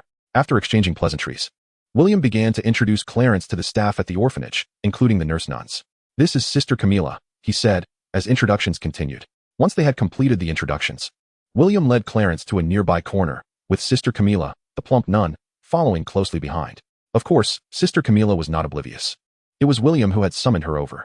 It is evident that he wishes to inquire about Clarence without any hesitation regarding the presence of others. Moreover, Sister Camilla, being the primary overseer of the caregivers at the welfare institution, must be informed about certain matters. Otherwise, the execution of some tasks would be hindered. After leading Clarence and Sister Camilla to a secluded corner, William candidly posed his questions. He expressed his awareness of the dire situation regarding supplies in the Venezuelan parish and the headquarters, asking how Clarence managed to procure such an abundance. Furthermore, he questioned the fate of other parishes and the plans of the headquarters concerning the supplies Clarence had brought. Observing William's anxious demeanor, Clarence realized that he had misunderstood the situation and hurried to clarify. He reassured William that he need not worry excessively about the aid supplies from other parishes, as the Vatican could address those concerns. The focus, he indicated, was primarily on the issues at hand in William's location. He hesitated momentarily, aware of Sister Camilla's presence, and decided to sidestep that topic, continuing instead with his explanation of how he acquired the supplies. He recalled the sacred faith ceremony, admitting that he had been preoccupied with gold and had overlooked the matters of frankincense and myrrh, unaware of the extent of difficulties faced by some parishes. Clarence noted that the Pope had not previously mentioned these issues, possibly to avoid affecting his handling of another matter. Had it not been for William's letter, he would not have considered this approach, thus necessitating the use of frankincense and myrrh. While this solution would not entirely resolve the supply issue, it would offer some respite to the headquarters. He assured William that he need not overly fret about the supplies, although it was crucial for the church to provide assistance, and the official applications for aid should not cease. It would be unreasonable to expect the church to bear the entire burden of aid. Upon hearing this, William grasped the situation fully, Yet this understanding led to further hesitation. He inquired whether the sacred faith ceremony would truly not interfere with Clarence's handling of the other matter. Though reluctant to voice this concern, he feared that his perspective was similar, not wanting issues of aid to impede Clarence's efforts. After all, the matter at hand was of greater significance than the aid. Clarence offered reassurance, stating that there would not be significant repercussions, merely the occasional need for assistance. He acknowledged the relationship between the Church and the Red Cross, emphasizing that his actions were not solely for the Church's benefit, but also aimed at providing support to the Red Cross. At that moment, William comprehended the rationale behind Clarence's actions. Despite believing that his relationship with Clarence was relatively amicable, he recognized that Clarence's motivations extended beyond mere personal considerations. Initially, I found myself quite perplexed, but upon hearing Clarence mention the Red Cross, the truth began to dawn on me. Despite the Church being classified as a charitable organization, it is intertwined with various other elements, distinguishing it from the pure charity embodied by the Red Cross. Furthermore, considering the relationship between the Church and the Red Cross, Clarence's assertion that he aimed to provide assistance over there seemed entirely reasonable. William pondered. No wonder he would go to such lengths, if it were solely for the Church. Even with my friendship added into the mix, Clarence might not have arrived at such a decision. Yet, while he was pleased with Clarence's benevolent actions, a tinge of concern lingered within him, for the resurgence of dark forces was of paramount importance, so critical that a misstep could lead the entire world to ruin. It was no surprise that William harbored such worries, and he was not alone in this. The elder pope and other high-ranking officials at headquarters shared this apprehension. However, this was Clarence's decision, and long ago, the Church had resolved that everything would adhere to his will. Thus, despite their internal anxieties, none dared to voice their concerns. Clarence, unaware of William's inner turmoil, deftly shifted the conversation to his own matter, albeit hesitating to mention it in the presence of Sister Camilla. Ahem, William, shouldn't you prepare a room for your long-lost friend to rest? Clarence suggested deliberately, prompted by this reminder. William recalled that he had indeed neglected to arrange a resting place for him, and he promptly instructed Sister Camilla. Once the charming, plump nun had departed, Clarence lowered his voice and inquired, William, what has transpired? You are a legitimate exorcist. How did you end up in such a predicament? In truth, Clarence had sensed the demonic energy emanating from William upon their initial meeting, but due to the bustling scene while unloading supplies, he refrained from delving deeper. Upon addressing his own issues, William's expression grew somber. Clarence, this is my mistake. Though I have repeatedly sought to justify my actions by claiming I was possessed by a demon at the time, I am acutely aware of the truth. Enough, William, Clarence replied, placing a reassuring hand on his shoulder. What has happened has occurred. Your focus should now be on how to make amends, rather than evading your responsibilities. Rest assured, headquarters is still unaware of your situation, but it is merely a matter of time before they notice. Such things cannot remain concealed indefinitely. It is of utmost importance to address this issue promptly, before the headquarters becomes aware of it, and to take responsibility for it. Only in this manner. Even if the headquarters eventually learns of the matter, they will not persistently pursue it. However, William, you must prepare yourself mentally, for the gravity of your error may forever haunt you within the Church. I understand, Clarence, I truly do, William replied, but I find myself at a loss for words. My intentions are to accept responsibility and rectify my mistakes, yet I remain paralyzed. It appears that the insidious influence of the demonic force has profoundly affected you, altering your will in a subtle yet significant manner. William, you cannot continue down this path. You must undergo an exorcism without delay, or you will inevitably face complete damnation. Clarence, perceiving the urgency of the situation, implored him. Upon hearing Clarence's grave words and witnessing his serious demeanor, William finally grasped the severity of the situation. He reflected on his thoughts and decisions following his significant blunder.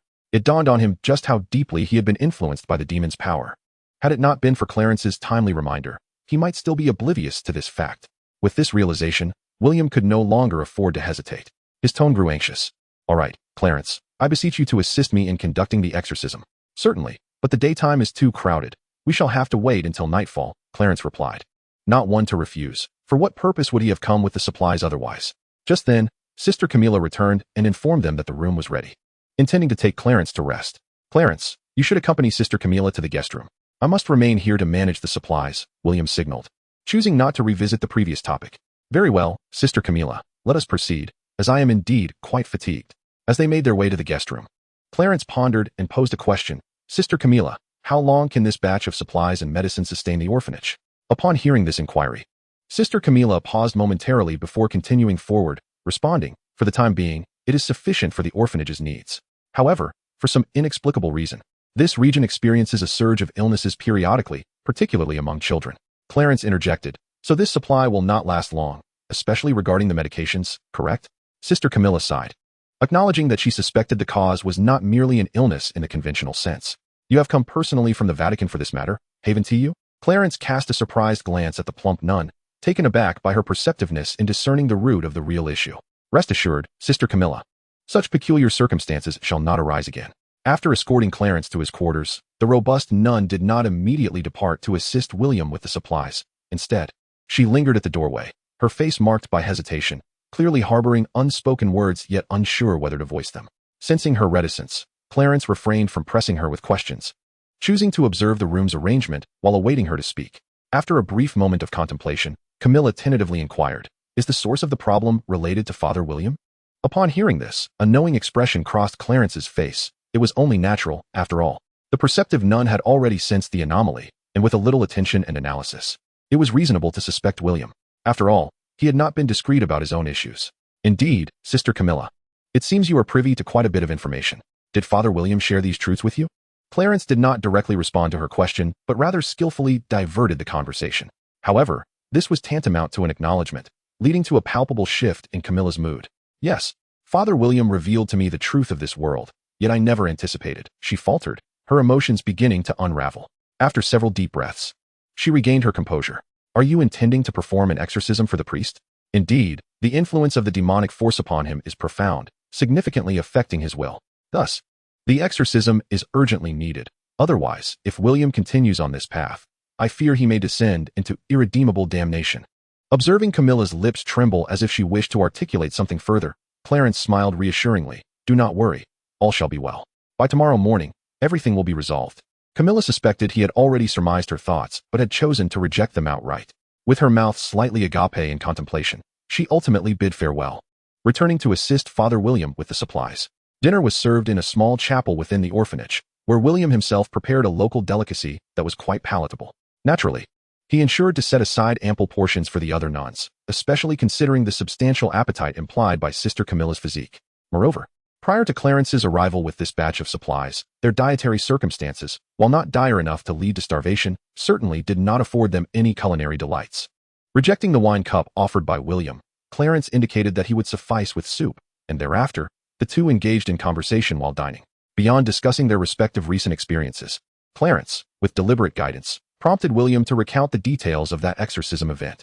Through William's own narration, Clarence gained a comprehensive understanding of the situation's background, which essentially echoed the contents of the plea for help that William had previously sent him. Having developed feelings for the girl, William's soul had thus become vulnerable, allowing the demon to exploit this weakness. Do you suspect that the demon is Baal, the foremost of the 72 demon lords? Clarence inquired, astonished at William's conjecture. It is important to note that if it were indeed Baal, the chief among the 72 demon lords, even if he could not manifest in his true form upon the earthly plane, the power he could wield would still be formidable. At the very least, it would be far beyond William's capacity to withstand. Yet, the demon that had ensnared him had, until now, not completely corrupted or controlled him. Thus, it could not possibly be Baal. Clarence, you misunderstand. I am not asserting that the demon is Baal, but rather that it is undoubtedly deeply connected to him. Perhaps it is a demon from his legion. If this were the case, it would indeed be more reasonable. And the demon's ability to afflict numerous ordinary individuals with disease suggested it was not feeble in strength. Clarence, with a tone of disdain, elicited a wry smile from William. Given Clarence's capabilities, even when faced with Baal, he would likely not falter. Thus, why would he concern himself with a mere lesser demon from Baal's legion? However, Clarence's dismissive attitude stemmed from his confidence in his own power. Yet this did not imply that demons associated with disease were inherently weak. On the contrary, such demons often possessed considerable strength, as the very nature of disease dictated that their power could not be underestimated. For religious figures, including those practitioners of magic, demons linked to disease are not only more potent, but also considerably more challenging to confront than their counterparts of equal rank. I entrust you with tonight's exorcism, Clarence. William, at a loss for further responses, could only utter this statement in conclusion.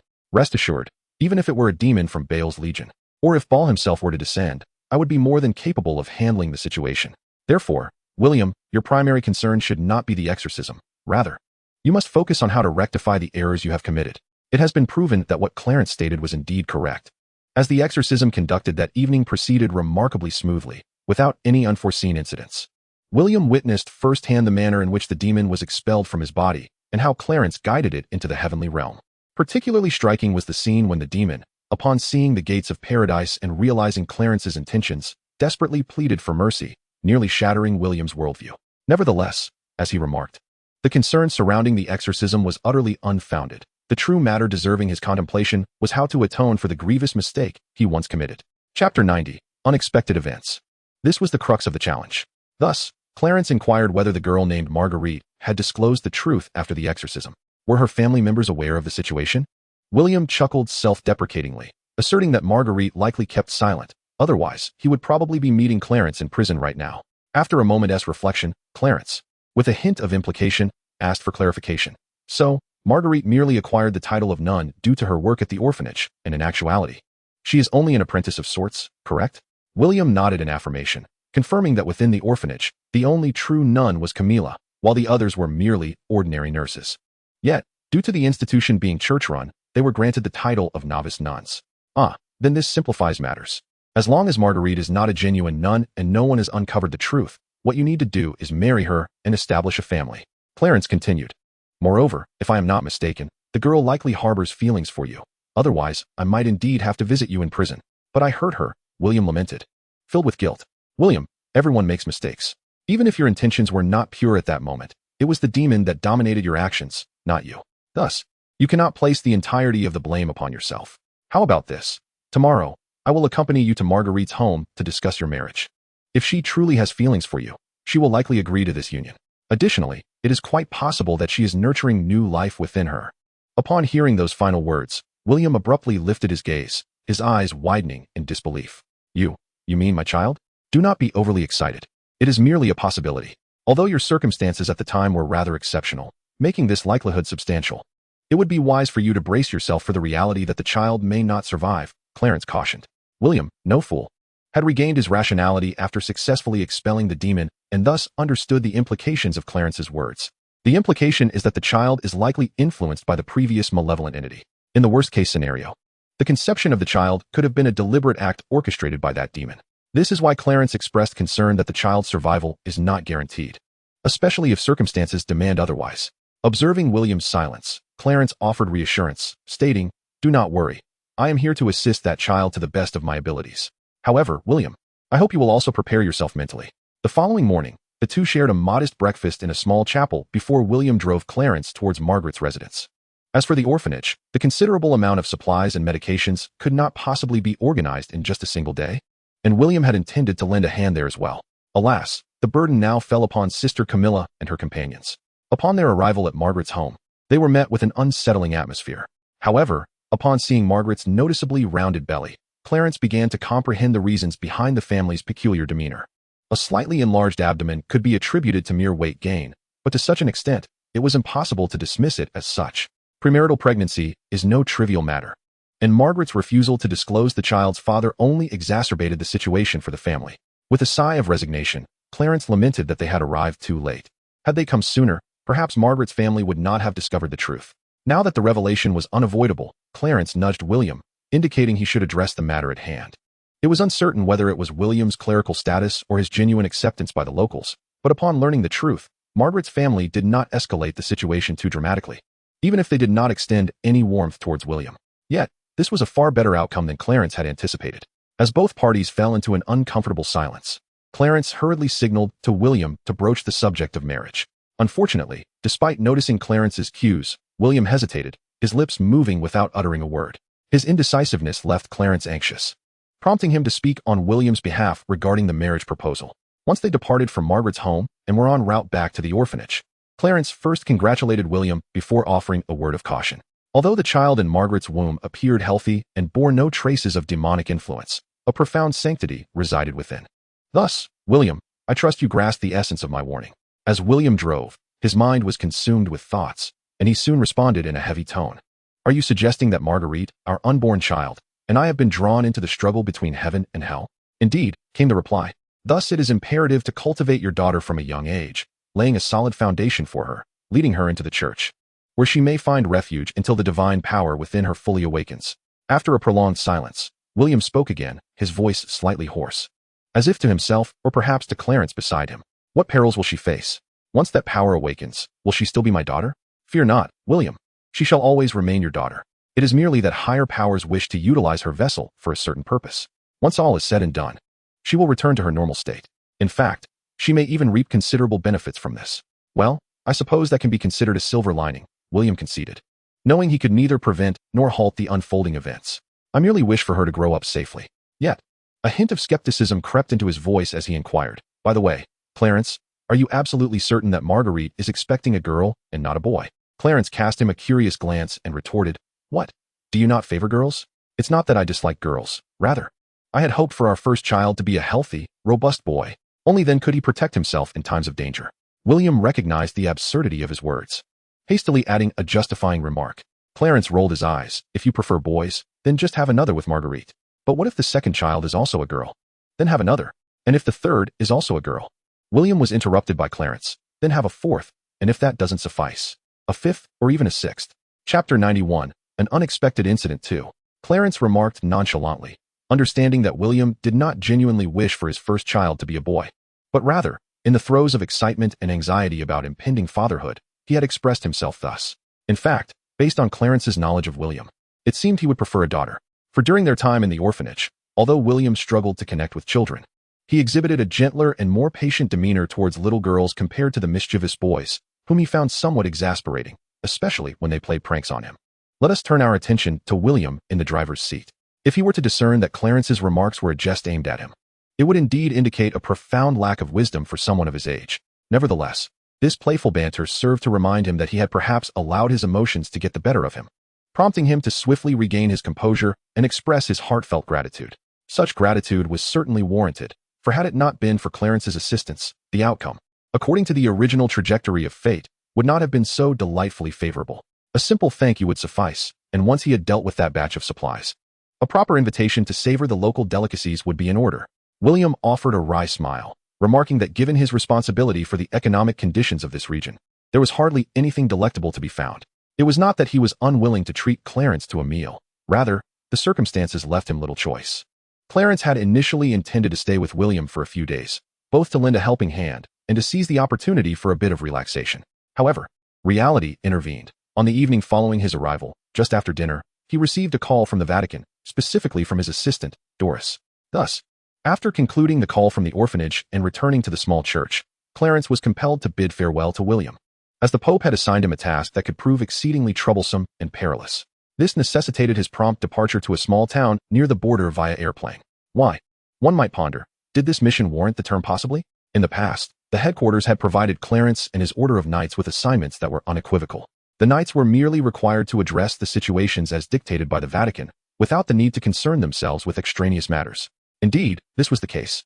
For the tasks necessitating the involvement of Clarence and his knights were invariably of great significance and danger, beyond the capabilities of ordinary clergy. Thus, the assignments bestowed upon them were always distinctly articulated. However, this instance was markedly different. During the call, Doris had surprisingly employed the term possibly. This indicated that the church did not possess substantial intelligence regarding the incident in question. Ordinarily, the church should not have directly assigned such an ambiguous task to Clarence. At the very least, they ought to have dispatched someone to conduct an investigation first. Yet, due to sheer coincidence, Clarence found himself in Venezuela, not far from the site in question, where a flight would take only a few hours. Furthermore, although the headquarters had limited information about the incident, the data they did have suggested a high level of danger, beyond the capacity of ordinary clergy to manage. Hence, the task was directly entrusted to Clarence for resolution.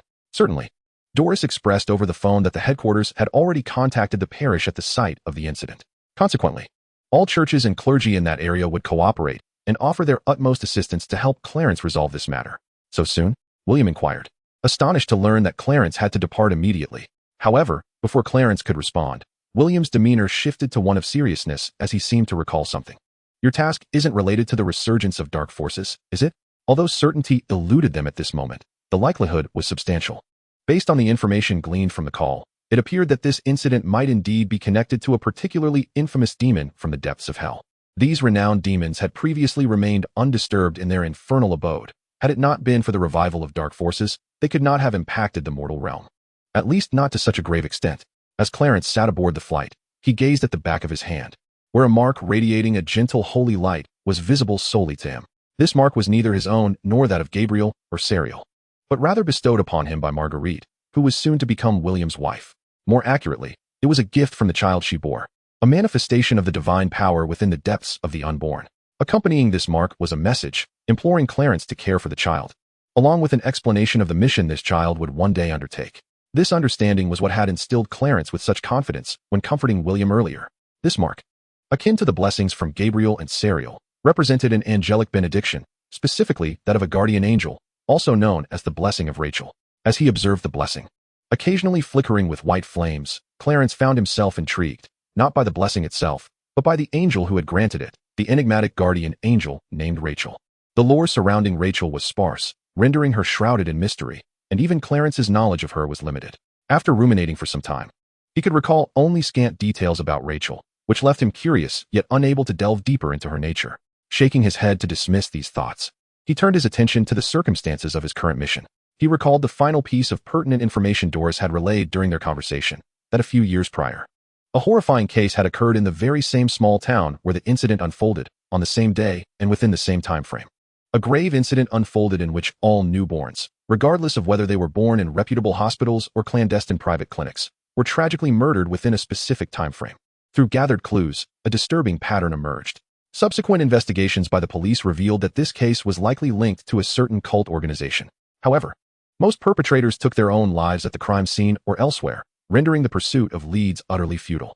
Furthermore, since that fateful incident, the cult had remained silent, leading to an unresolved conclusion. This was the official stance. Chapter 92, Unexpected Events 3. The matter was particularly sensitive due to its association with a cult, which the church regarded as heretical. Consequently, specialized personnel were dispatched for an investigation at the time. The church uncovered another matter that the local authorities were unaware of. In light of various considerations, the church ultimately mobilized its resources to obscure this issue, obliterating the last remaining lead for the officials. What could have prompted the church to intervene in such a manner? It was revealed that among all the murdered infants in the town, one had miraculously survived. This fortunate child's mother had momentarily taken her baby out of the hospital nursery to cherish a fleeting moment, thereby evading the attention of the assailants, allowing the child to escape the horrific fate. Upon reporting this to the Vatican, the headquarters, for reasons unknown, chose to conceal the existence of the surviving child. Doris elaborated on this matter, yet from her tone, Clarence discerned that the headquarters seemed uncertain about the potential connections between these two events. It was likely that Clarence would need to conduct his own inquiries to uncover the truth. Naturally, he had previously inquired during their conversation as to why the Vatican had opted to suppress this incident. Doris explained that the headquarters acted because the matter could be linked to a medieval strategy devised by the church to combat heretics, or perhaps to engage in a war of religious conviction. The case might have had ties to this scheme, which led the Vatican to deliberately expel an elderly priest under the pretense of collusion with demons. In reality, this priest was a master of exorcism, proficient not only in the realms of divine magic and exorcism, but also in demonology and mysticism. Indeed, the expulsion was a calculated decision by the Vatican headquarters. As for the details of the plan, Doris did not elaborate over the phone, indicating that she would send someone to deliver the relevant materials and information later, hoping to provide some assistance. Reflecting on this, Clarence smirked inwardly, muttering to himself that it was merely a fishing expedition, yet it seemed he had indeed caught something significant. However, Doris mentioned that if the investigation revealed any connection to the case from years past, they could reach out to the old priest who had been expelled from the Vatican.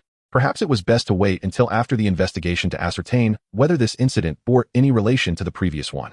The agent Ivan Franco, who discovered this event and reported it to the Vatican, piqued Clarence's interest. It was intriguing that he was a priest from headquarters. Clarence was particularly fascinated by this individual, not only for his dual role as a priest and agent, but also for his affiliation with a special governmental department known as the Department of Supernatural Assessment. This so-called department was presumably established to address the increasingly frequent supernatural occurrences that necessitated a specialized agency. What made it even more intriguing was that Agent Franco held the status of a student, having been part of a recent cohort in the Vatican's exorcist training program, coinciding with Michael's previous class. After the plane landed, Clarence endured a lengthy car ride before finally arriving at the site of the incident, a small town near the border. Upon reaching his destination, he did not immediately seek out Agent Franco, but instead found a relatively clean hotel. After refreshing himself and resting for a while in his room, he began to reach out to the intriguing agent. Once he arranged a meeting place, Clarence leisurely exited the hotel, inquiring for directions as he made his way to the agreed location. He soon arrived at the entrance of a fast food restaurant, and to confirm, He turned to glance at the iconic building opposite. Indeed, it was as described. However, upon entering the establishment, Clarence unexpectedly spotted an acquaintance. Coincidentally, the individual was seated in a position directly facing the entrance, and thus immediately noticed the distinguished appearance and demeanor of Clarence. Realizing the serendipitous encounter was purely coincidental, Clarence pondered how this individual had come to be here, especially considering he was associated with Hans. It was perplexing that he would venture to this location. Even if on official duty, it seemed unlikely he would come here. Who, then, was this familiar face that Clarence had unexpectedly encountered? It was during my travels in Hans that I encountered Charlotte, and, through Lena's influence, came to know a certain agent from the Hans National Police, Tom Riemet. We even experienced a hijacking together aboard a plane. Although we parted ways upon arriving in France and lost contact, Clarence's remarkable memory allows him to recall the past. Upon unexpectedly encountering Clarence, Riemet exchanged a few words with someone seated opposite him before making his way over. Hello, it's been quite a while. I never expected to see you here. Riemet initiated the conversation. It has indeed been a long time. But if I recall correctly, you are from Hans, aren't you? What brings you here? On official business? Clarence inquired with curiosity. At this question, Riemet's expression immediately soured. I suppose you could call it official business. Though I would rather not be here, my superior insists. By the way, what brings you here? Are you also on official business? Clarence replied, a slight twitch at the corner of his mouth revealing his own frustration. Yes, I suppose it is also related to official duties. I'm here to resolve some troublesome matters. Riemet, upon hearing this, appeared momentarily taken aback, his expression shifting to one of anxiety as he lowered his voice to ask, troublesome matters? It wouldn't involve your wizardly affairs, would it? At that moment, Riemet was already contemplating an escape plan. He was well aware that after returning to his homeland, he had chosen to heed Clarence's advice and lead a life of relative safety, pretending to be oblivious to the perils surrounding him. However, the truth cannot be concealed forever, and ultimately, his superiors became aware of his situation, leading to his semi-forced reassignment to a specialized division. The reason for his presence here was due to a case of unusual circumstances, involving not only supernatural forces but also several suspects hailing from this very locale. Hence, he had to come here to collaborate with the local authorities. Yet, the appearance of Clarence, a wizard, here was rather alarming. It was evident that the situation, especially its inherent dangers, far exceeded Riemet's expectations. Remaining here could jeopardize his safety, prompting thoughts of an immediate departure. Chapter 93, The Case. Unbeknownst to Clarence, Riemet was already contemplating flight due to his presence. Instead, he offered a vague explanation. I am not entirely aware of the specifics, but I am currently working for the church. Therefore, my visit here is also on behalf of a church mission, so please exercise caution. The events unfolding here, while not directly involving the magical realm, were nonetheless connected to demonic entities, which, in many respects, are far more perilous than wizards. Upon hearing this, Riemet's expression became quite peculiar as he shared the clues he had gathered during his investigation prior to arriving here. If it pertains to demons, then it coincides perfectly with certain findings from our investigation. Have you also perceived the presence of demons here? Previously, I was uncertain, but upon seeing you, I felt an intuitive sense. Moreover, how did you find yourself entangled with the church? I recall that the relationship between your kind, the sorcerers, and the church was rather unfriendly, to say the least. The first thought that crossed Riemet's mind was the witch hunts instigated by the church during the medieval period. Regardless of whether those hunts were genuinely aimed at exterminating sorcerers, it stands to reason that the relationship between the two factions was hostile. So, how is it that a sorcerer like Clarence is now associated with the church? According to his own words, he is currently in service to the church. The reasons behind this are quite intricate and involve a significant crisis. However, this is not the place for such discussions. Perhaps later, we can converse about it in private. By the way, could you share what clues you have uncovered during your investigation, particularly those related to demons? It seems that Clarence's remarks triggered something in Riemet's memory. Fixing him with a curious gaze, he mentioned that he was unaware of Clarence's current affiliation with the church. Yet a colleague of his had recently mentioned reaching out to the Vatican for assistance. He further stated that the Vatican would dispatch specialized personnel to address the matter. So, could that specialized personnel be you, Clarence? With arms crossed, Clarence was taken aback by the question and retorted, don't tell me your colleague's name is Ivan Franco, and he belongs to a department called the Supernatural Assessment Bureau. Well, that is indeed quite a coincidence. Observing the expression on Riemet's face, Clarence realized that fate had woven this intricate tapestry. Subsequently, through Riemet's introduction, Clarence became acquainted with Franco and several of his other colleagues. Among these so-called colleagues were two local officials, one named Emmanuel Litt and his partner, Demenrio. Additionally, this Litt was one of the victims of the tragic incident that befell the town a few years prior. His newborn child perished in that calamity. Not long after that tragedy, Lit's wife succumbed to despair and took her own life. Franco discreetly shared this information with Lit during the latter's visit to the restroom. This is also the primary reason why Franco sought communication with the local authorities, specifically requesting Lit and his partner's assistance in this case. So, Agent Franco, do you suspect that the events currently unfolding are connected to that tragic incident from years past? Franco nodded in agreement, noting that the two recent cases resembled the actions of brainwashed cultists based on the perpetrator's behavioral patterns and the information available. Furthermore, we discovered through various instruments that the crime scenes bore identical peculiar traces. This finding mirrored an earlier discovery in the nursery of the hospital where the Litgan's child was treated, prompting me to draw a connection between the two incidents. Before Clarence could inquire further, Franco proactively retrieved the investigative clues from his satchel, offering explanations as he presented them. Here is the peculiar trace we encountered at the scene. While this aspect appears quite strange, it remains relatively ordinary. However, Franco paused at this juncture to address the abnormal traces. Do you have any suspicious targets in mind regarding these irregular markings? Clarence merely cast a brief glance at the palm-sized imprint, akin to that of a child's hand, before redirecting his focus to the other category, the bizarre traces whose origin remained a mystery. Despite his contemplation, he could not fathom what could have left such markings. After comparing notes, Franco glanced at his colleagues, a man and woman from his department, then cast a sidelong look at Limit before lowering his voice to remark, none of the known entities can be compared to these traces. However, they bear a striking resemblance to those left by flies, albeit only in appearance since the size of these markings is far too large. Unless there exists a fly comparable in size to a human, a correlation would be implausible. Clarence nodded thoughtfully, providing a hint. Under normal circumstances, such large flies would indeed be impossible. Yet the crux of the matter lies in how you discovered these traces. Do you believe this is a typical scenario? Additionally, I recall you are a member of the clergy. Thus, consider from a religious standpoint what entities might manifest in the form of a fly or have ties to flies. Taking Clarence's suggestion to heart, Franco reflected on relevant information. If we are to consider entities associated with flies, then Belial and Beelzebub come to mind. In terms of representation, Belial could be dismissed, as he is not only the king of evil spirits, but also known as the lord of all insects. Thus his image transcends that of a mere fly. Therefore, the only remaining candidate is Beelzebub. However, after contemplating this, Franco found it unlikely, for if Beelzebub were involved, the chaos, destruction, and ramifications stemming from these incidents would surely extend beyond what we are currently witnessing. Thus, he tentatively inquired, are you suggesting that these two cases are connected to Beelzebub? One can only assert that there exists a possibility. Yet the veracity of the matter necessitates a more meticulous investigation to discern whether any further clues may be uncovered. Clarence would not dare to guarantee that it is undoubtedly connected to Beelzebub. However, despite his verbal hesitance, his inner conviction has already led him to suspect that it is indeed Beelzebub, or at least someone associated with this entity. For Franco may be entirely unaware that the tragic infanticide incident that transpired in this town could very well be intertwined with a certain plan orchestrated by the church. Perhaps a nefarious phishing scheme. According to Clarence's own conjecture, this scheme has not only persisted from the Middle Ages to the present day, but has also inadvertently drawn Beelzebub into the fray. Chapter 94, The Scene.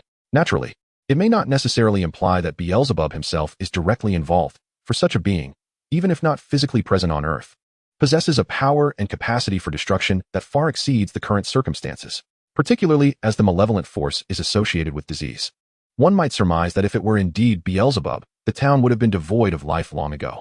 Thus, it is likely to be a subordinate of Beelzebub at play. Nonetheless, these are merely Clarence's speculations. The truth remains uncertain. It is equally possible that it is not Beelzebub, but rather Belial, the king of the swarm, who is orchestrating this malevolence. Therefore, he must first visit the scene of the incident to personally observe the peculiar traces left behind, thus enabling him to ascertain whether there is indeed a connection to Beelzebub or Belial. There is no need for haste in conducting this investigation at the scene, as that location will not sprout legs and flee, nor will the distinctive traces vanish in the short term. After all, the infanticide tragedy that occurred in the town transpired several years ago. Yet Franco and his colleagues were still able to detect unusual traces in the nursery of the hospital using certain instruments. Hence, Clarence is not in a rush. He can afford to dine leisurely before departing, especially since Franco had arranged their meeting at a fast food establishment. Now that he is here, it would be prudent to have a meal before leaving.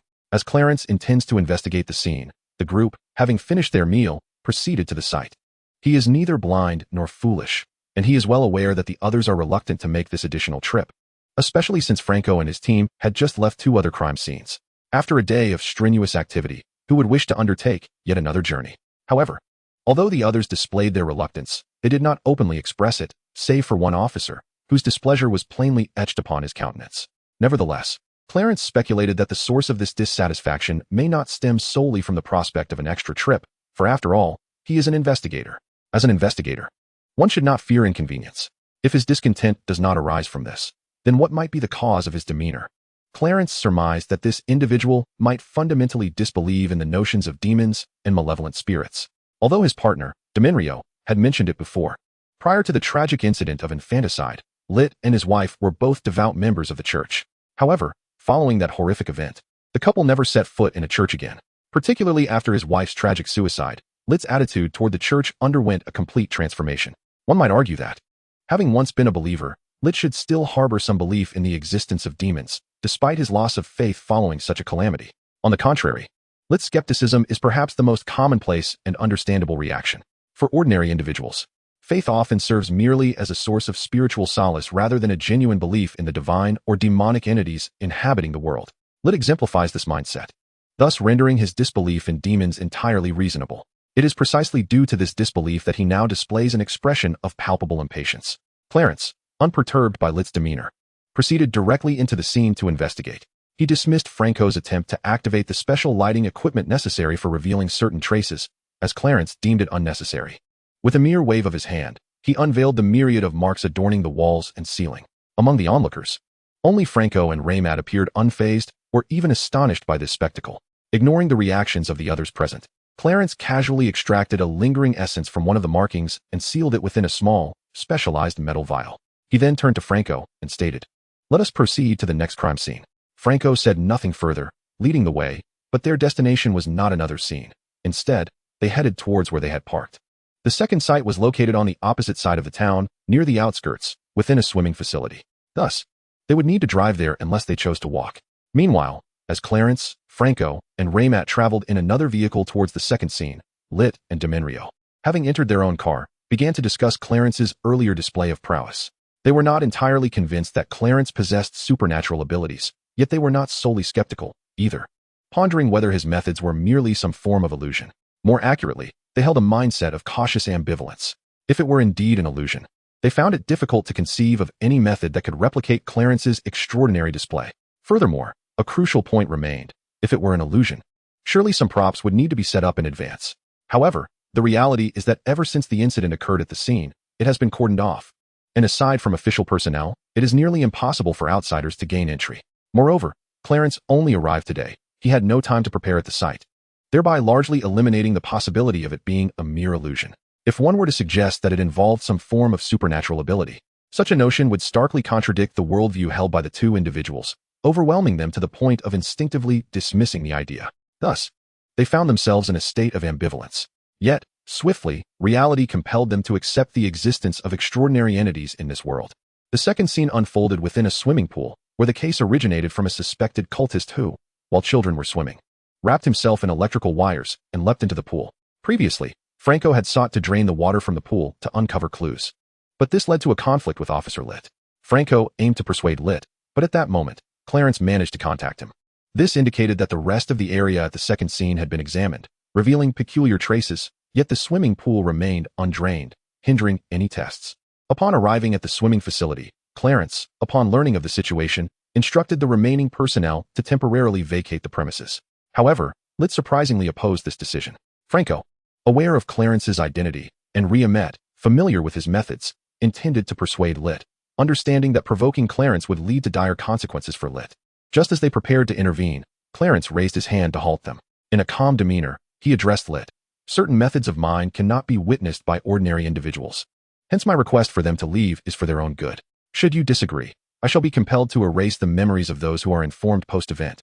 This technique is exceedingly delicate, involving the brain and memory. Thus, should it result in a few individuals becoming incapacitated, the blame shall rest squarely on your shoulders." After speaking, he disregarded Lit, and, with a wave of his hand, manipulated the water within the pool to levitate.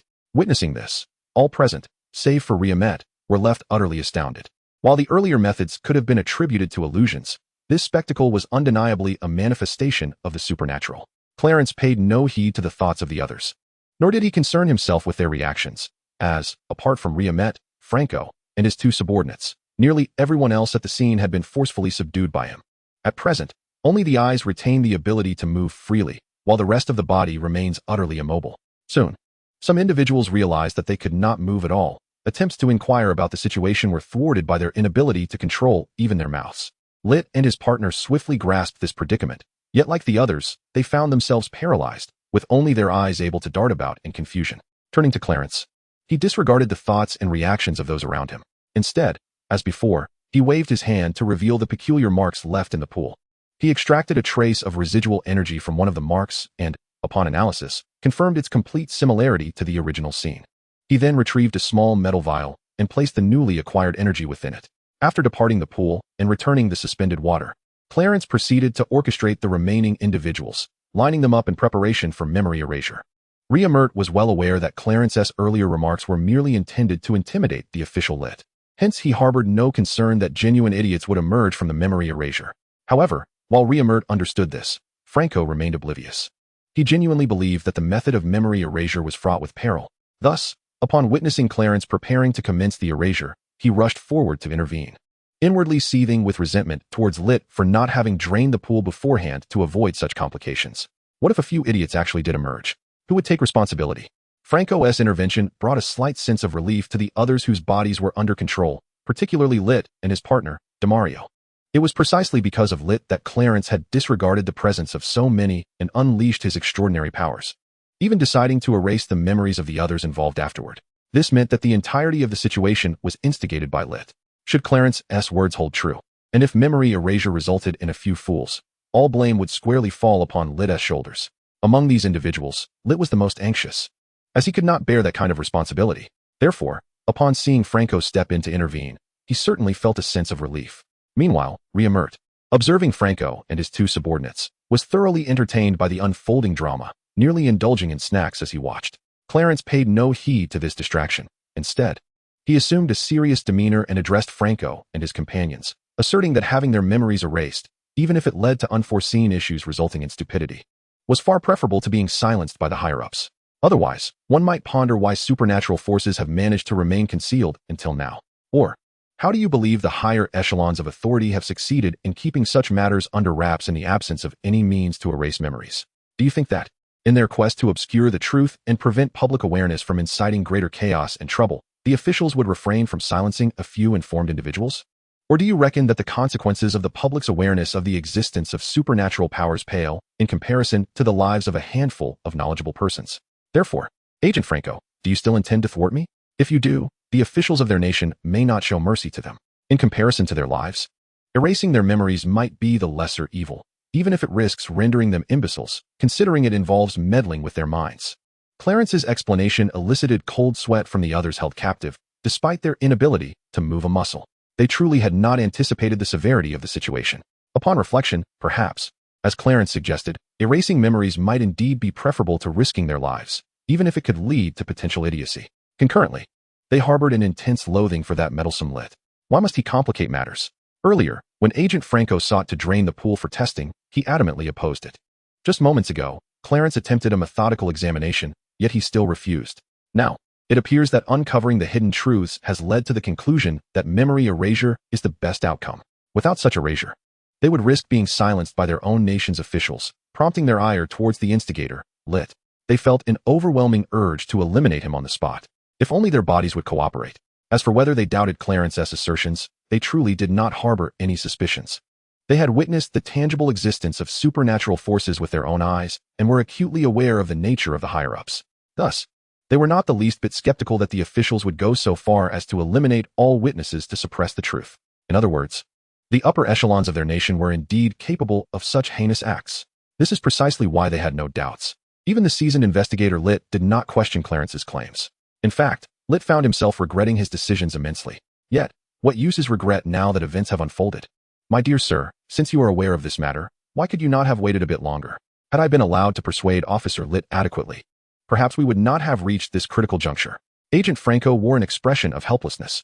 Given the abundance of leisure time we currently possess, should we truly dedicate it to persuading that official Lit?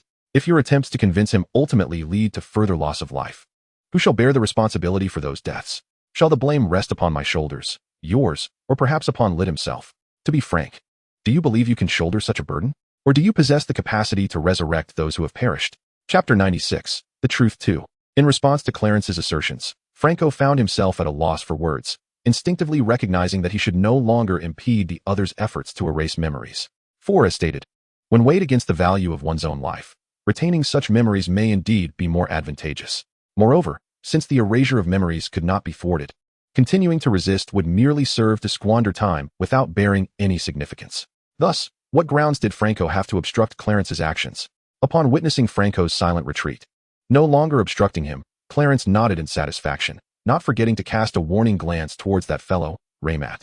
Understanding the implication of this look, Raymat realized it was a caution not to let anything slip.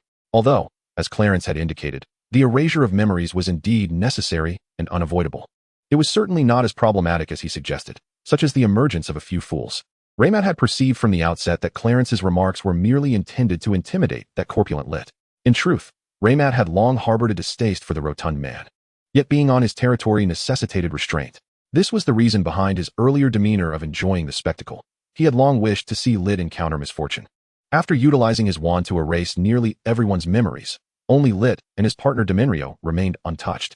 Franco had indicated that their investigation required local assistance, and upon further reflection, Clarence agreed that retaining Lit and his partner's memories would be beneficial for navigation.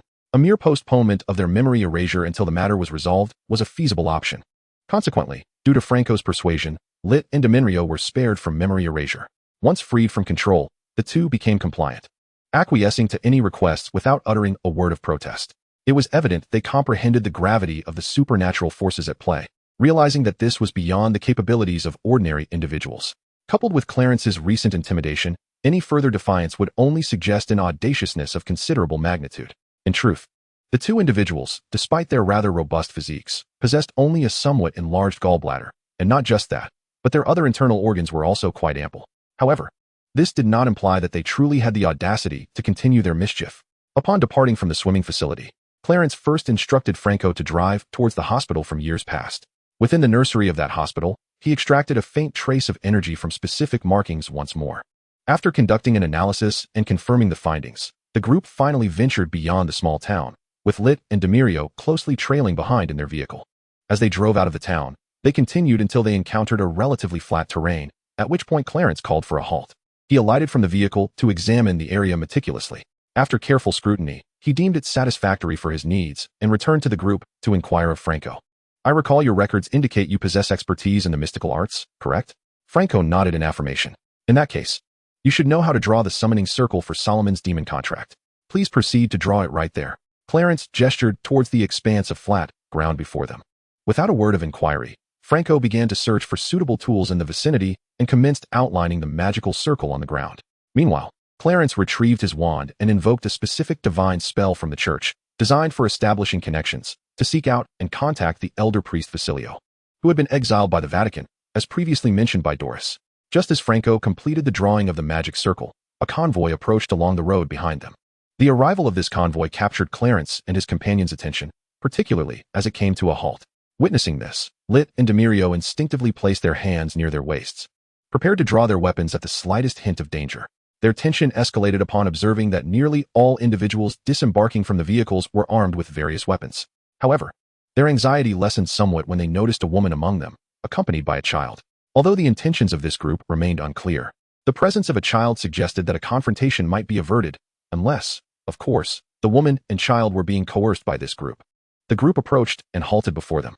The leading figure, an eccentric old man, first scrutinized Lit and his companions before finally shifting his gaze to Clarence, examining him intently, as if to ascertain something. He then hastened over, and as he reached Clarence, he was about to offer a salute, only to be halted by Clarence's raised hand. No need for such formalities. Once the elder straightened himself, Clarence inquired, "Are you the priest Facilio?" "Indeed, my lord," he replied, "I am Facilio. Upon receiving your summons, I hasten here to make your acquaintance." Vasilius bent slightly as he spoke, his tone and demeanor exuding deep respect. "I have been entrusted by the Pope to conduct an investigation here, which has revealed a connection between this incident and the tragic infanticide that occurred several years ago. Furthermore, I learned from the Pope's assistant that this horrific event was linked to a certain plan devised by the Church. I am aware of the existence of such a plan, but I am not privy to its details. Father Vasilius, are you familiar with the contents of this plan?" Upon hearing this, Vasilius respectfully replied, Your findings in your investigation are indeed correct. The two incidents that have transpired in this town are indeed related to the infanticide from years past. As for that plan, it originated during the medieval period, when the church sought to combat heresy and malevolent forces to the fullest extent. It was meticulously designed with the aim of luring out significant targets from opposing factions, which would then be sealed or eradicated. The full name of this plan is the Reincarnation Plan. Since its inception, it has only achieved a tenuous success once, although it did succeed in drawing out an important target from the ranks of the malevolent forces. That reincarnated individual was subsequently slain by the opposition, hence the term tenuous success. This time, I have also brought the reincarnated individual with me. Fortunately, having received a message from the Vatican regarding your imminent arrival, I took the initiative to protect the reincarnated individual and her mother beforehand. Otherwise, they might have already fallen into the hands of a heretical organization. At this point, Vasilius turned to beckon the conspicuous mother and child from among the group of burly men, urging them to approach. Chapter 97. The Truth 3. As the mother and child approached, it was evident that the mother was filled with trepidation, likely due to the eerie old man and the armed brutes surrounding them. The way she looked at Clarence and the others was markedly different. Clarence first offered a gentle smile to the woman before directing his gaze towards the child cradled in her arms. On the surface, the child appeared entirely ordinary, akin to any other young one. However, upon channeling the sacred light through his faith into his eyes, it became apparent that a divine energy was gestating deep within the child. This situation mirrored that of William's wife, Margaret, whose unborn child was also a manifestation of a celestial being, or perhaps the reincarnation of a saint. Clarence felt no surprise. After all, the plan was titled Reincarnation, yet what was being reincarnated was not merely an individual, but rather a celestial being or saint. One must consider that even if reincarnation were indeed possible, the protective force would not solely rest upon Vasilius as a single priest. In fact, this mother and child would have likely been discreetly transported to the Vatican headquarters long ago, rather than remaining here. Thus, Clarence was entirely unfazed by the notion that the child was merely a reincarnation of some angel or saint, rather than a genuine reincarnation. After all, one must have bait when fishing, right? Therefore, it goes without saying that this child, along with the entity dwelling within, served as that very bait. Although not a true reincarnation, it certainly lured a significant catch. However, what Clarence was unaware of was that, as he sought to scrutinize the child's essence, he infused divine power into his eyes, transforming his irises into a golden hue that faintly radiated light. This spectacle left those who witnessed it profoundly astonished, particularly Vasilius, who, upon witnessing the event, immediately lowered his gaze, afraid that a mere glance might offend Clarence. Clarence, oblivious to Vasilius and the others' reactions, withdrew his gaze and inexplicably mused, reincarnation? As the current head of the operation, Vasilius was well aware of the underlying truth and immediately discerned the true meaning behind Clarence's words. He even realized that Clarence could not possibly be oblivious to the reality of the situation. He had likely already perceived the child's actual circumstances. Vasilius respectfully yet pointedly responded, "Indeed, Your Excellency, the operation is titled Reincarnation." Understanding the implication, Clarence sighed and promptly commanded, "Cease all activities. There is no longer any need to continue with this operation." Do you truly believe that, given the current circumstances, the plan will yield any significant results? Vasilios's lips moved as if he wished to say something, but ultimately, he reframed his words to inquire how to secure the safety of the mother and child. After all, it was due to the operation that they were being hunted by malevolent forces, and even if the plan was halted, it did not guarantee that those dark entities would relent. While the child may not be a true reincarnation, but merely bait, we cannot disregard their safety. Clarence remarked with a hint of exasperation. "Here's what we will do. Once I resolve matters on this end, I shall escort them back to the Vatican.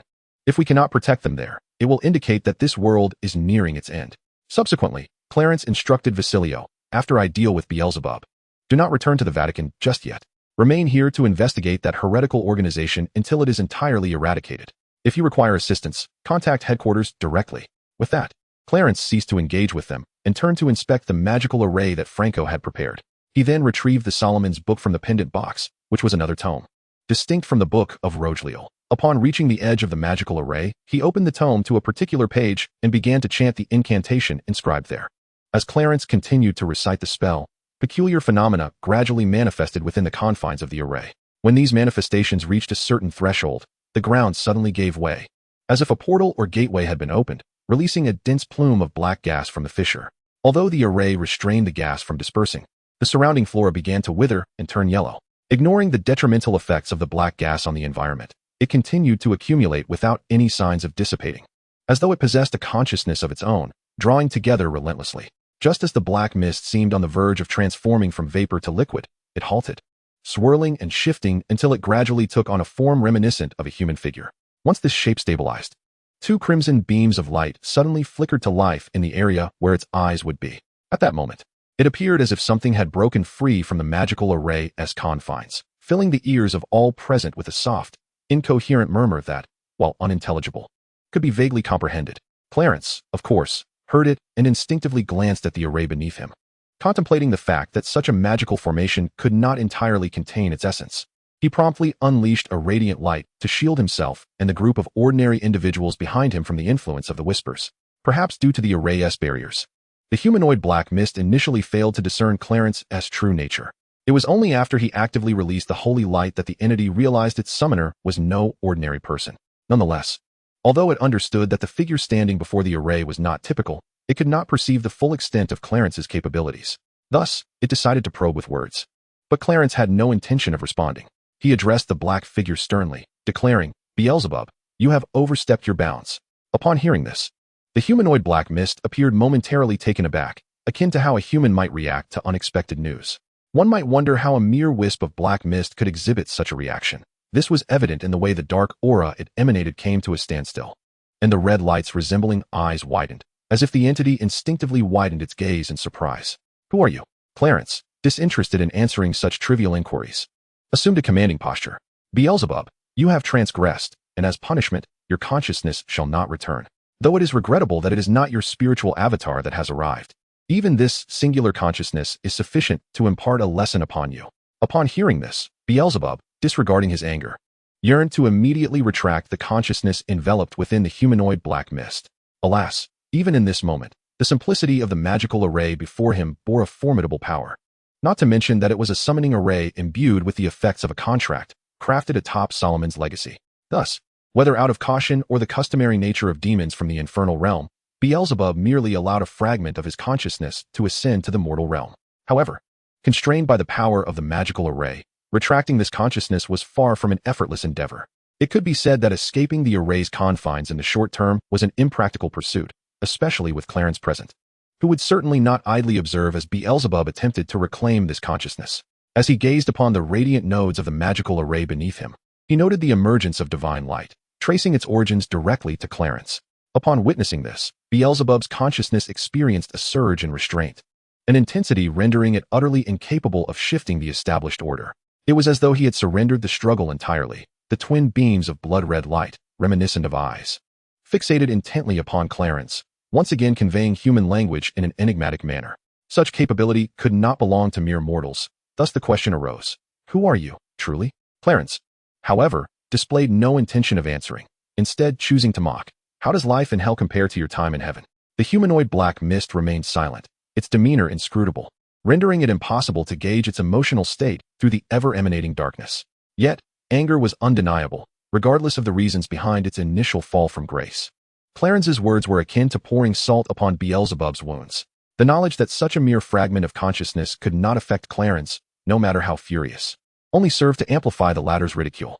At Beelzebub's echelon of existence, one does not succumb to emotional upheaval as mortals do. Should he display any emotion, it would undoubtedly be a fade. Clarence would not be so easily swayed by Beelzebub's silence, instead retrieving a tome from within a pendant box. After opening it to a specific page, he began to recite a prayer according to the text therein. Upon witnessing this behavior, the humanoid black mist initially failed to comprehend Clarence's intentions, prompting it to once again probe with inquiries. Do you intend to banish me so soon after summoning me?" Clarence paused his prayer upon hearing Beelzebub's words, gazing at him with a remarkably benevolent expression. "Banish you? No, not at all. How could I ever banish a friend with whom I may have shared familiarity in days gone by? My only desire is to escort you to a place you have long cherished. Thus you ought to express gratitude rather than speak to me in such a tone." With that, he resumed his prayers, and as he continued, the holy light emanating from him grew ever more intense, radiating outward. It was then that a magnificent door subtly materialized in the air above him. Beelzebub began to comprehend Clarence's intentions. Even a being of his caliber could not suppress his fury. Yet, regardless of whether Beelzebub's consciousness expressed rage, threats, or even pleas for mercy, the sight of the pure white wings gradually manifesting behind Clarence made him instantly recognize some of his true nature. Thus, he implored Clarence to spare him, invoking their shared past in heaven. While Beelzebub harbored no fear that Clarence would obliterate his consciousness outright, though such an act would indeed affect his essence, it was the prospect of this consciousness being sent to heaven that terrified him. The denizens of heaven could exploit this consciousness to locate his true self, inflicting harm through various means, even without dispatching angels to confront him directly. Hence, Beelzebub's vehement reaction was entirely understandable. Had he reacted with less fervor, it would have suggested this consciousness was one he could afford to cast aside, rendering it devoid of value.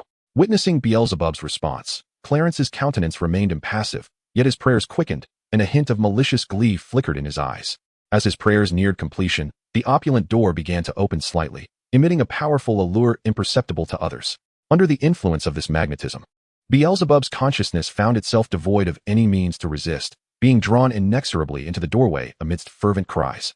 In its final moments, it left behind a declaration that caused all present to turn towards the source of the holy light, Clarence, with expressions of disbelief. "Michael, you scoundrel! I shall not let you off so easily." Upon hearing Beelzebub's last words, Clarence scoffed. "First, evade my grasp, then we shall see about your threats." Once tranquility was restored, Clarence turned to Vasily and instructed, "Well, the matter concerning Beelzebub has been resolved. The remaining cleanup shall be entrusted to you. Furthermore, this mother and son will accompany me back to Vatican City, so there is no need for you to continue with that plan." Vasily, as ever, responded with utmost respect before promptly departing with a group of sturdy men, clearly to carry out Clarence's directives regarding the cleanup. After Vasily and his companions drove away, Clarence turned his attention to the mother and son, speaking to them in a gentle tone to reassure them. "You are completely safe now. There is no need for you to fear anything. However, we may need to remain in this small town for a few more days. I must ensure that there are no other anomalies here." As they all boarded the vehicle on their way back to the town, Rem8, sitting in the same car, felt an urge to inquire about something. Yet, perhaps due to his previous experiences, he had absorbed some of Clarence's advice and cautions, and thus, he suppressed his curiosity until he had safely delivered the trio to the hotel entrance. As Clarence had previously stated, sometimes knowing too much is not necessarily a blessing. Chapter 99, An Unexpected Request. While Clarence was away, particularly when staying in hotels, he always opted for the finest accommodations. Thus, upon returning with Beatrice and Isha, there was no need to book an additional room. His own reservation sufficed. Perhaps due to the sense of security that came from being near Clarence, Beatrice, despite her hesitation, softly inquired about how Clarence intended to provide for their well-being once they arrived in Vatican City, particularly concerning Isha's future, as the child was still quite young, but soon would reach the age for schooling, making this a pressing concern. "Rest assured, Beatrice, the church will make suitable arrangements for you. You need not worry excessively.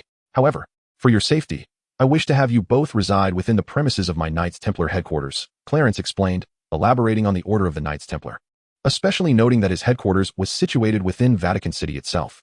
"Considering you will need to lead a normal life, I will also secure a position for you that allows you to remain in Vatican City.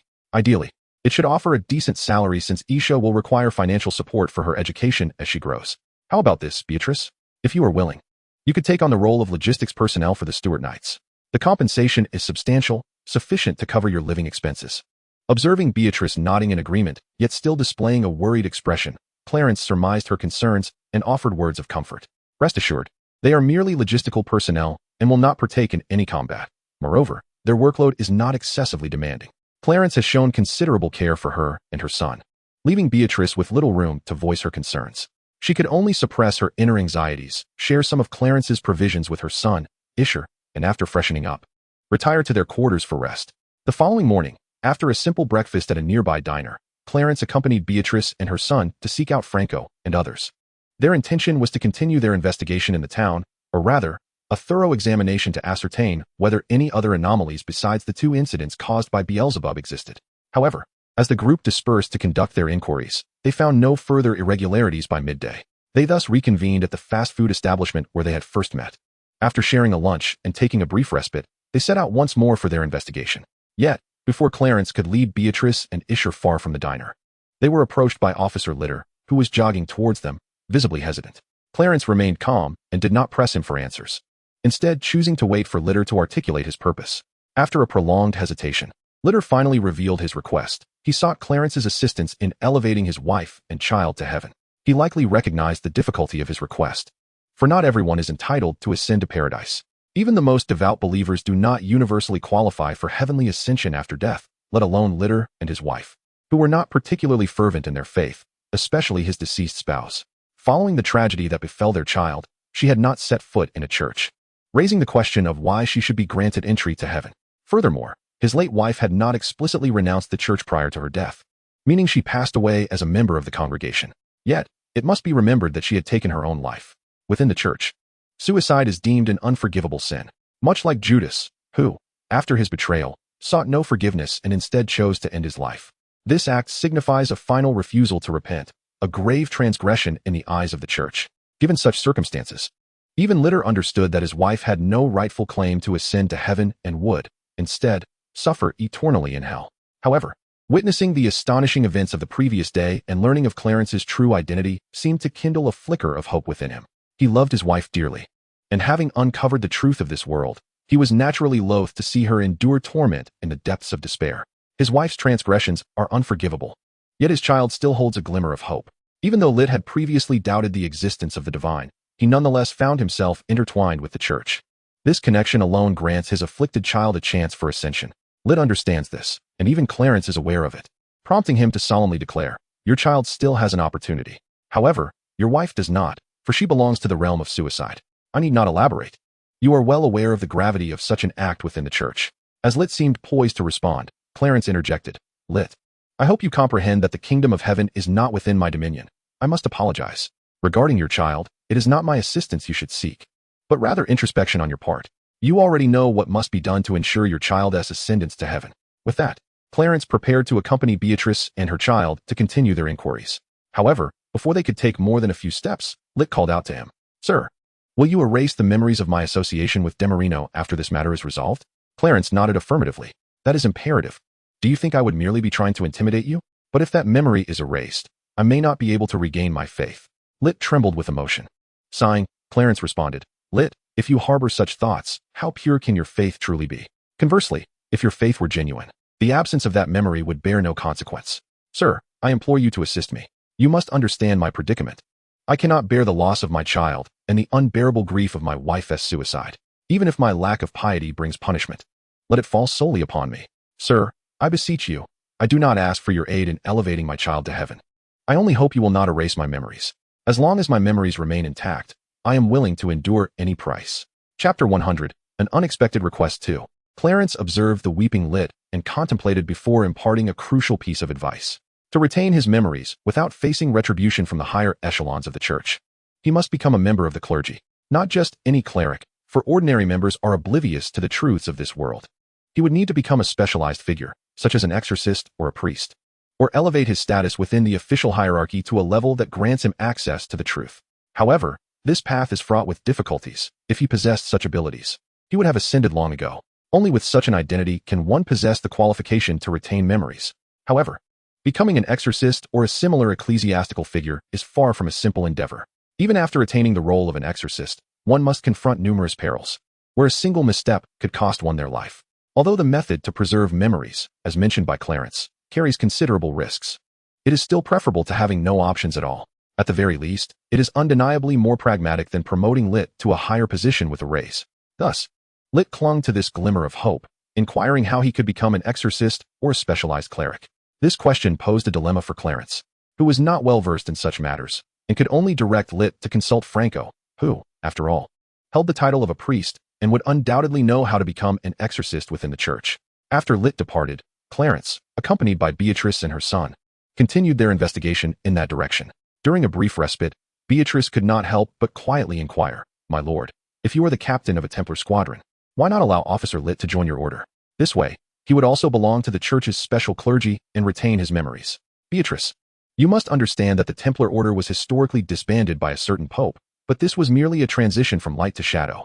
The Templars hidden in the dark now bear even more arduous and perilous responsibilities, which signifies an extremely high level of danger. Not to mention, my steward order was established by the church to confront a global crisis so severe that it could lead to the end of the world.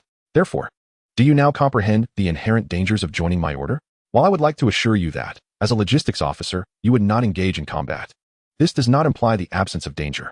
You are somewhat aware of Officer Lit's circumstances. Thus, even if he were to become an exorcist or a specialized cleric, his intentions may not be pure.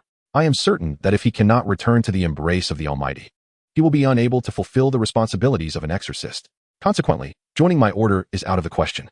Even if he were to join, The end result would likely be his demise during a mission. Moreover, Beatrice, you should now address me as Captain. My apologies, my lord. No, I mean Captain. Beatrice hastily corrected herself upon hearing his final remark. Beatrice, there is no need for such formality. After all, we will be living together in the base from now on. Clarence chuckled. As dusk approached, the afternoon's investigation yielded no findings for Clarence, compelling him to return to the fast food establishment with Beatrice and her son to regroup with the others. After a round of inquiries, it became evident that they, too, had encountered no discoveries. Even the alchemical items they had been provided, specifically crafted by Clarence to detect unnatural energy fluctuations, showed no signs of reaction. These alchemical creations were intended to aid in their collective search. However, it now appeared that aside from the 2 prior cases deemed supernatural, there were no other anomalies in this quaint town. Clarence understood that a single day's investigation was far from sufficient. After all, if the cultists had managed to conceal their identities and remain hidden within the town for so long, who could ascertain whether there were additional cultists lurking in the shadows? Nevertheless, Clarence had no intention of lingering indefinitely. Even if he himself was not pressed for time, the upper echelons at the Vatican, particularly old clergy members, would undoubtedly be anxious. Thus, he resolved to complete the search of the entire town and then escort Beatrice and her son back to the Vatican. Upon sharing this plan with Franco and the others, Clarence initially believed there would be no objections, as they were not foolish and understood that remaining in this location indefinitely was impractical. However, to his astonishment, Franco and the others reacted with unexpectedly great fervor, drawing the attention of other patrons dining in the fast food restaurant. Once Franco and Lit, the most vocally reactive, had apologized to the diners and resumed their seats, Clarence seized the moment to inquire why their reaction had been so pronounced. Exchanging glances, Franco and Lit lowered their voices to divulge the reason.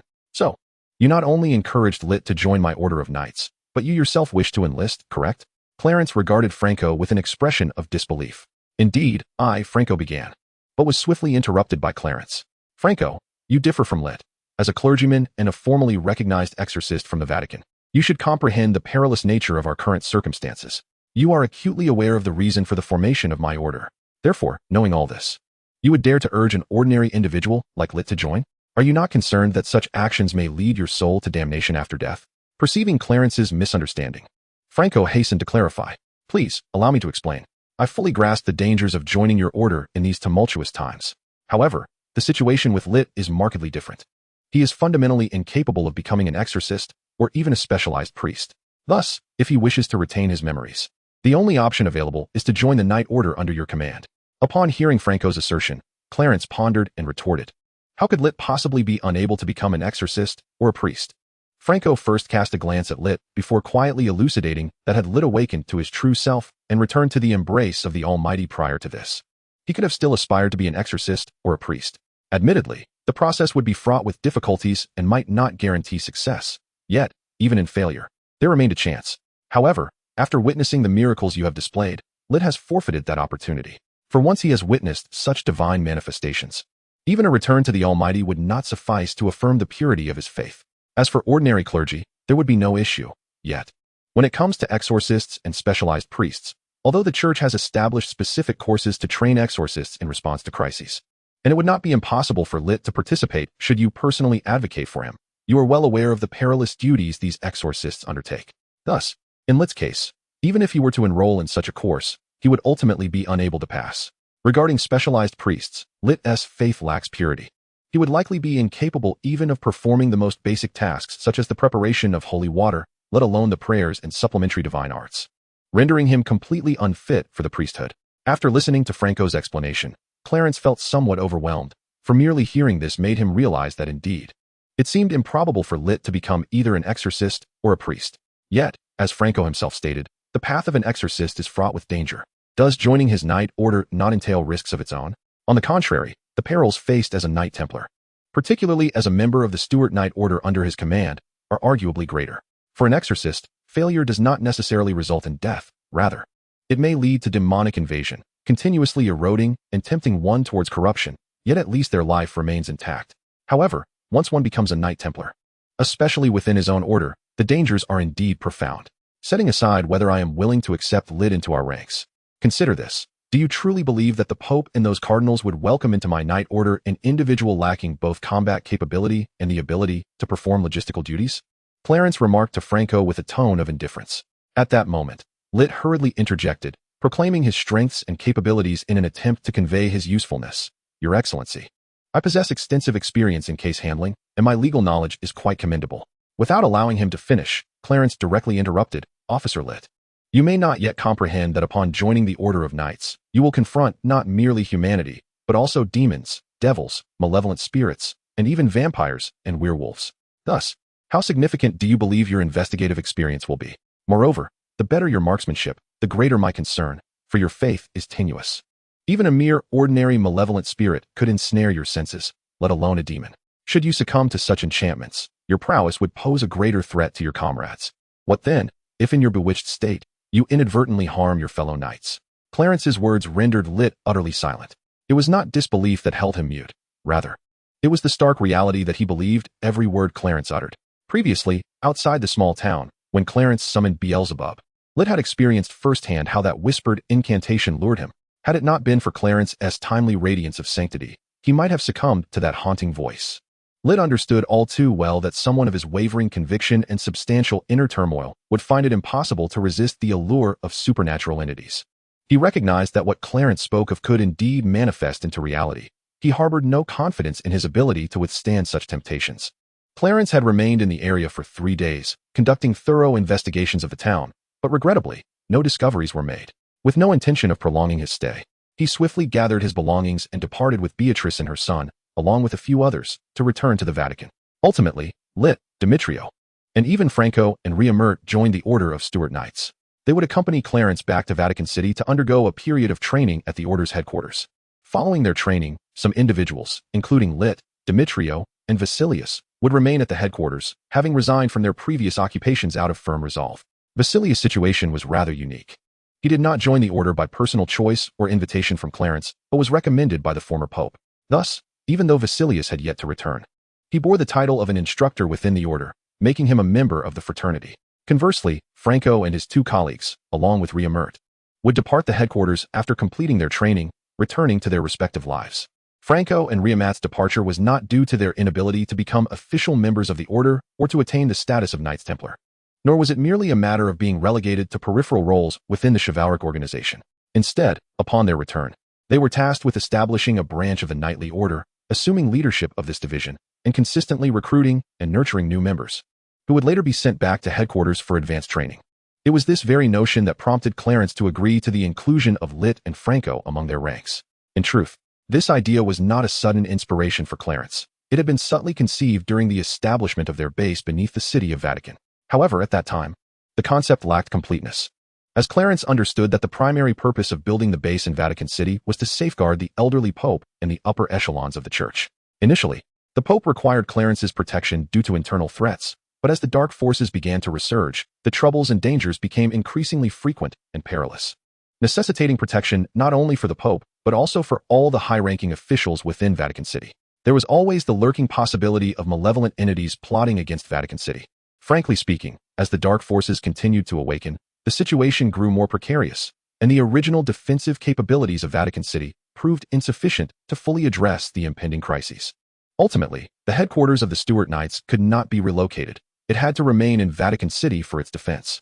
Yet, who could predict what kinds of crises might arise in the future? Thus, the inherent drawback of having the Order's headquarters situated in Vatican City, especially one that could not be moved, became glaringly evident. To better address the global issues arising from the resurgence of dark powers, Clarence found it necessary to expand the reach and influence of his knightly order. This led to the conception of the branch establishment plan, which could also be viewed as an experiment to test the viability of this division initiative. Chapter 102, The Violent Priest. As for Clarence's earlier remarks to Franco and the others regarding Lit's wavering faith and resolve, noting significant vulnerabilities in his psyche that made him more susceptible to the temptations of the supernatural, he even suggested that this very condition could pose a greater danger to his comrades during missions. If it had been anyone else, it would have been impossible to accept Lit. They would have hesitated to recruit him. But who was Clarence? He possessed the means to address such issues. And to resolve this predicament, upon returning to the Vatican base with his entourage, he immediately employed special methods to inscribe unique magical sigils all over Lit's body. The process, indeed, is fraught with considerable anguish. The intention to evade the deceptions of extraordinary entities is commendable. However, such an approach is not entirely foolproof. Demons, for instance, often do not ensnare individuals through direct sensory manipulation, but rather employ a myriad of temptations to lead one to utter downfall. Thus, it is imperative for Lit to fortify his willpower, as only a robust resolve can withstand such seductions. Fortunately, Clarence need not concern himself with this aspect of training, for the Knights Templar already possess established methodologies in this regard. Moreover, Sister Shirley is well versed in these training techniques, which allows Clarence to entrust her with the task of instructing Lit. However, a conundrum arises concerning the training of Franco and Ria Mert. While Sister Shirley is capable of molding them into competent Knights Templar, she finds herself at a loss when it comes to grooming them as effective branch leaders.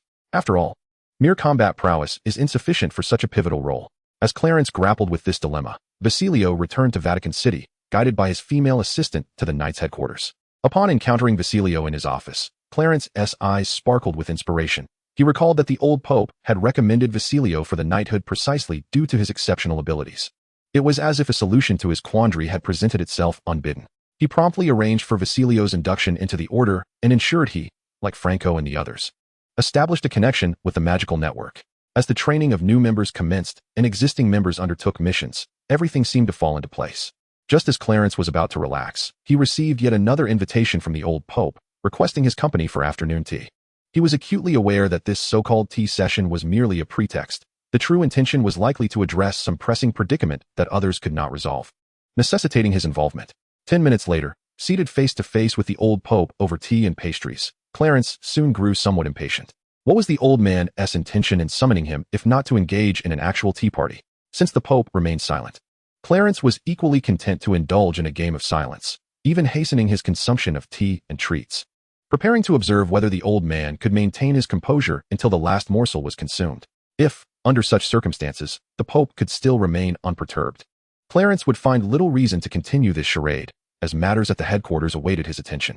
The elderly Pope observed as Clarence voraciously devoured his share, and when he extended his hand towards the remaining delicacies, the Pope found himself increasingly agitated. Due to health constraints, he was permitted only a limited quantity of such treats. Under the vigilant supervision of Doris, his daily allowance of snacks was strictly regulated, and any desire for more would have to wait until the morrow. Thus, witnessing his carefully prepared tidbits nearly being consumed by Clarence, the Pope felt compelled to speak.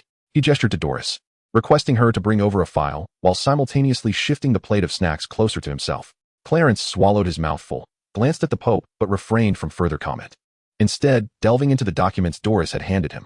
After perusing the contents, he set the file aside and fixed his gaze on the Pope, inquiring if there were any concerns regarding the individual in question. You must have reviewed the file, so do you hold any additional insights into this priest's character, particularly regarding his methods of exorcism? The Pope, savoring his snack with deliberate slowness, posed a question seemingly oblivious to any potential rudeness in his actions. If your Majesty refers to this priest's violent exorcism techniques, I have no further opinions to offer. I can only say it is utterly nonsensical. Clarence articulated his thoughts. For if exorcism could truly be accomplished through sheer violence, there would be no need for the intricate rituals associated with it.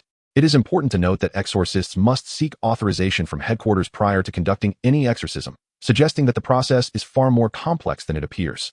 Thus, the violent methods employed by the former priest detailed in the file are, in essence, absurd.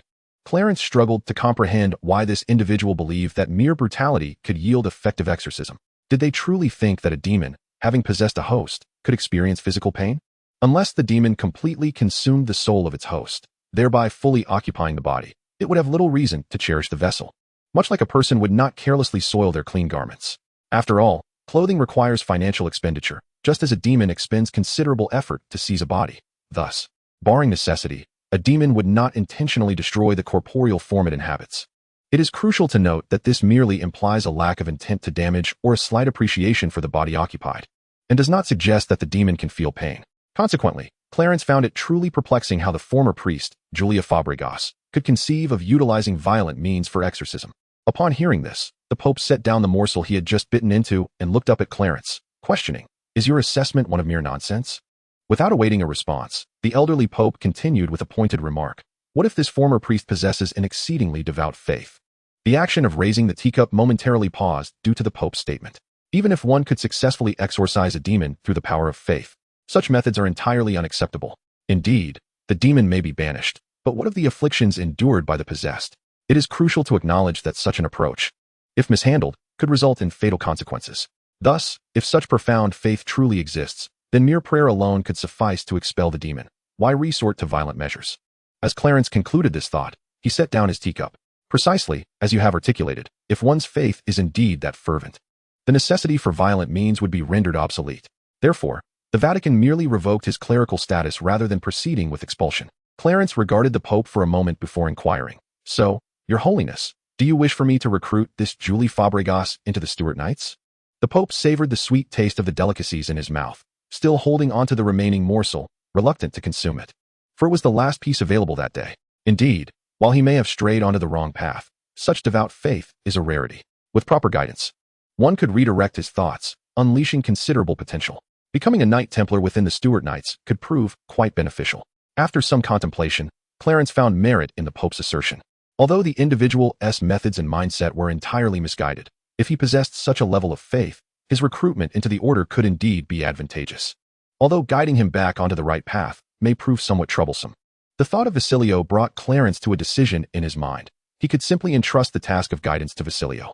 After all, the burden of trouble would not rest upon him, and it would enhance the knight's combat strength. A fortuitous opportunity not to be overlooked.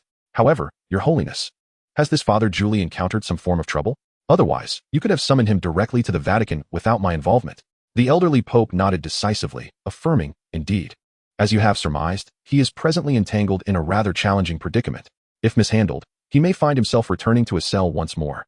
Upon hearing this, Clarence's expression shifted slightly, and he inquired with a hint of implication. The records indicate that his prior incarceration was due to an exorcism during which he tragically caused the death of a child. Therefore, one could only hope that he does not intend to attempt another exorcism. The elderly Pope nodded once more, affirming that if one truly desired a visit, it would be prudent to hasten to his current abode. Otherwise, I fear that a later visit may necessitate a meeting within the confines of a prison. I had anticipated this. Clarence rolled his eyes and then turned his gaze toward Doris, who sat quietly beside him, without the need for him to speak. Doris understood his intent. Rest assured, I shall book the tickets immediately.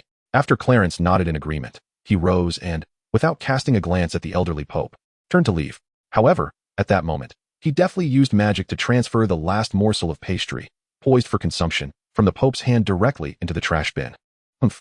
The elderly Pope, eyes closed, intended to savor the final bite of his treat, only to find that after chewing for some time, he could not discern its sweetness.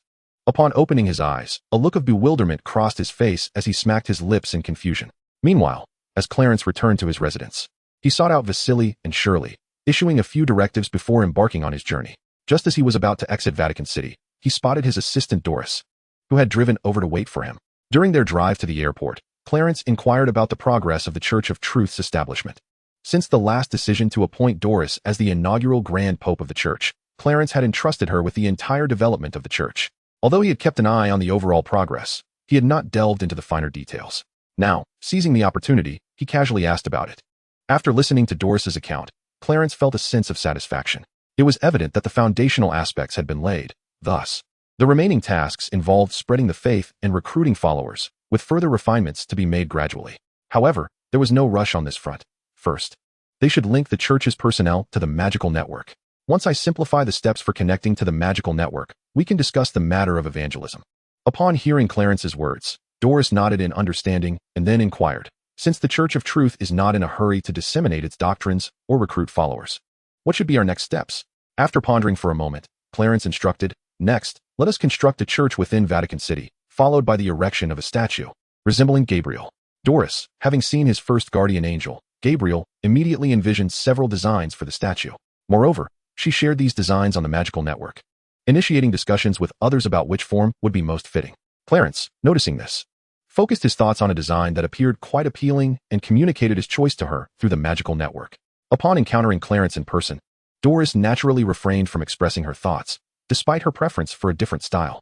After arriving at the airport, Doris bid farewell to Clarence and returned to Vatican City, preparing to follow his instructions to find a suitable location for the construction of a church and a statue. Clarence, however, paid little heed to this minor occurrence. He settled into first class and resumed perusing the documents he had brought along. He was engrossed in his reading, so much so that he overlooked the moment the plane took off. When he finally lifted his gaze from the papers, he realized the aircraft had already ascended to cruising altitude. Glancing at the time, he proceeded to transcribe several crucial pieces of information onto a blank sheet of paper. As for why he did not employ magic, They had already departed from the Vatican's jurisdiction, and it was not the Church's aircraft. Thus, should Clarence have used magic aboard, it would have raised suspicions with the Ministry of Magic. To avoid any complications, he preferred to rely on pen and paper for his notes.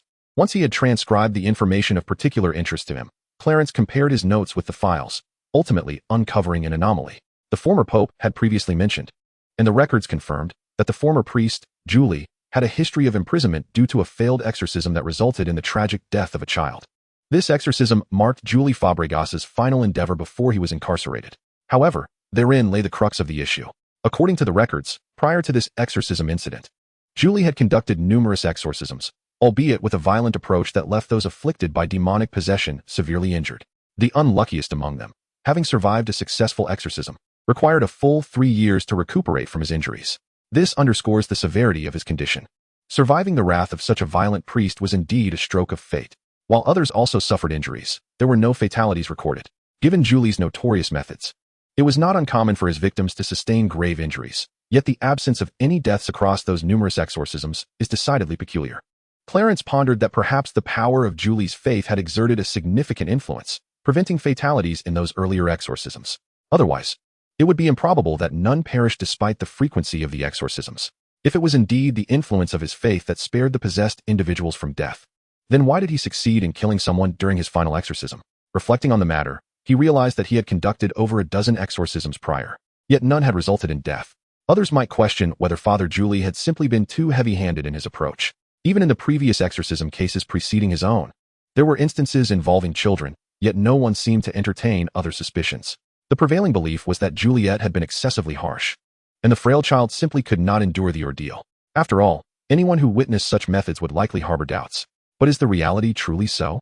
Clarence did not share this conviction. Rather, he suspected that the priest Juliet, during her last exorcism, experienced something far more complex than mere failure. He believed that, during the exorcism process, the demon had somehow infiltrated Juliet herself. This invasion compromised her faith, ultimately resulting in the child's tragic demise due to a lack of protective spiritual strength. Only this explanation could render the situation comprehensible and logically coherent. As Clarence meticulously transcribed all the exorcism cases undertaken by Juliet, his attention gravitated towards the personal details of those possessed. Although the information was scant, it revealed the identities of individuals spanning all ages and genders, including even a disabled person, with no discernible pattern. Yet, this very randomness bolstered Clarence's conviction in his hypothesis. Of course, this remained mere conjecture. He would not act solely on his assumptions. In truth, validation was quite simple. All he required was to see Juliet Fabregas in person to ascertain whether she bore the demon within her. If she did, it would affirm his suspicions. Conversely, if she did not, it would not necessarily negate his theory, as it was plausible that the demon had vacated during her imprisonment. While the likelihood of the demon's departure was slim, it could not be entirely dismissed. Upon the plane's descent, Clarence proceeded to the address documented in the files. He mused that he still had time, for despite Juliet's violent exorcism methods, the necessary assessments could not be overlooked. Otherwise, he would be committing acts of unwarranted violence. After all, he must first ascertain whether the individual was indeed possessed. If not, would it not be futile? Did he truly believe that inflicting harm would not be exhausting? Such evaluations required time to yield accurate results. Furthermore, from the implications of the old Pope's words, it became evident that the exorcism case Juliet was currently addressing had only recently come to her attention. Had time been pressing, the old Pope would likely not have mentioned it to him. Thus, Clarence believed he could still arrive in time. However, as fate would have it, he found himself ensnared in traffic on the way. As Clarence arrived at Julie's doorstep, he sensed that the exorcism had already commenced and the situation had deteriorated significantly. Without any hesitation, he harnessed the ethereal energy surrounding the exorcism scene to exert control over the 3 individuals present.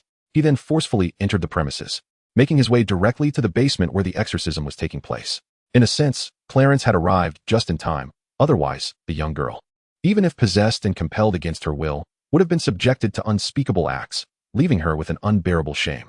Such a traumatic experience could easily lead one to contemplate despair. After using magic to untie Julie and her assistant, Clarence released his hold on their bodies. Once liberated, they hurriedly moved to restrain the little girl once more, binding her to a chair. Julie's assistant busily worked while murmuring to himself. Although his voice was barely audible, Clarence caught every word, which only added to his astonishment. He silently reflected on how fortunate he was to have arrived in time. Otherwise, the implications of the situation would have been catastrophic. What was the meaning of this? It meant that Julie's assistant was none other than the father of the possessed girl, the very individual whom the girl, under the influence of the demon, was about to violate. Thankfully, the timely intervention had averted a disaster. Otherwise, even if the exorcism succeeded, the aftermath would have been unthinkable for this father and daughter duo. Naturally, those present were aware of the truth, yet comprehending such a reality was far from straightforward. Clarence merely glanced at the girl's father before redirecting his attention to Julie. "You are Julie Fabregas." "Yes, and you are?" Julie scrutinized Clarence, momentarily taken aback by his appearance and demeanor. Yet, true to her reputation as a devout individual praised by the Pope, she quickly regained her composure, far surpassing the man beside her in this regard. "I come from the Vatican, specifically because of your situation. To be honest, Father Fabregas, you are aware of your own predicament. Why then did you choose to take on this exorcism?"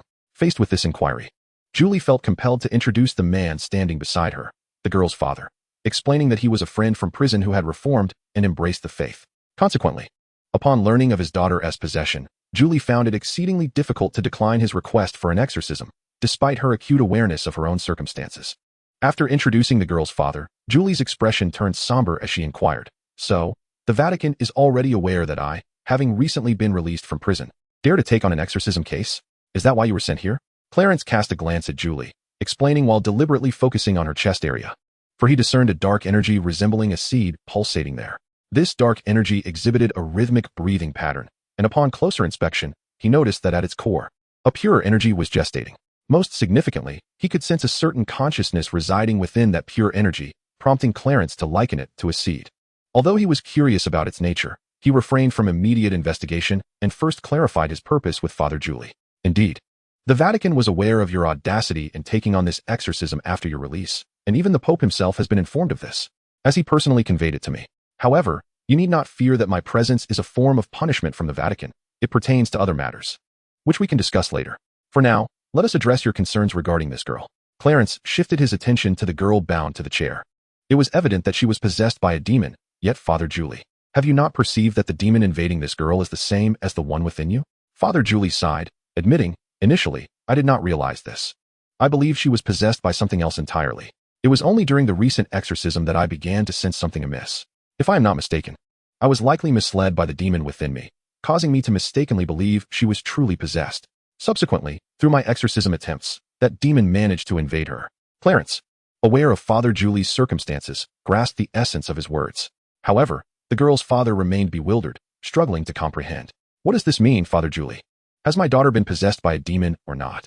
Just moments ago, she intended to do something to me." The father's words were abruptly interrupted by Clarence, who elaborated, "If I am not mistaken, your daughter was initially normal and not possessed. When brought to Father Julie, she should have still been in a normal state.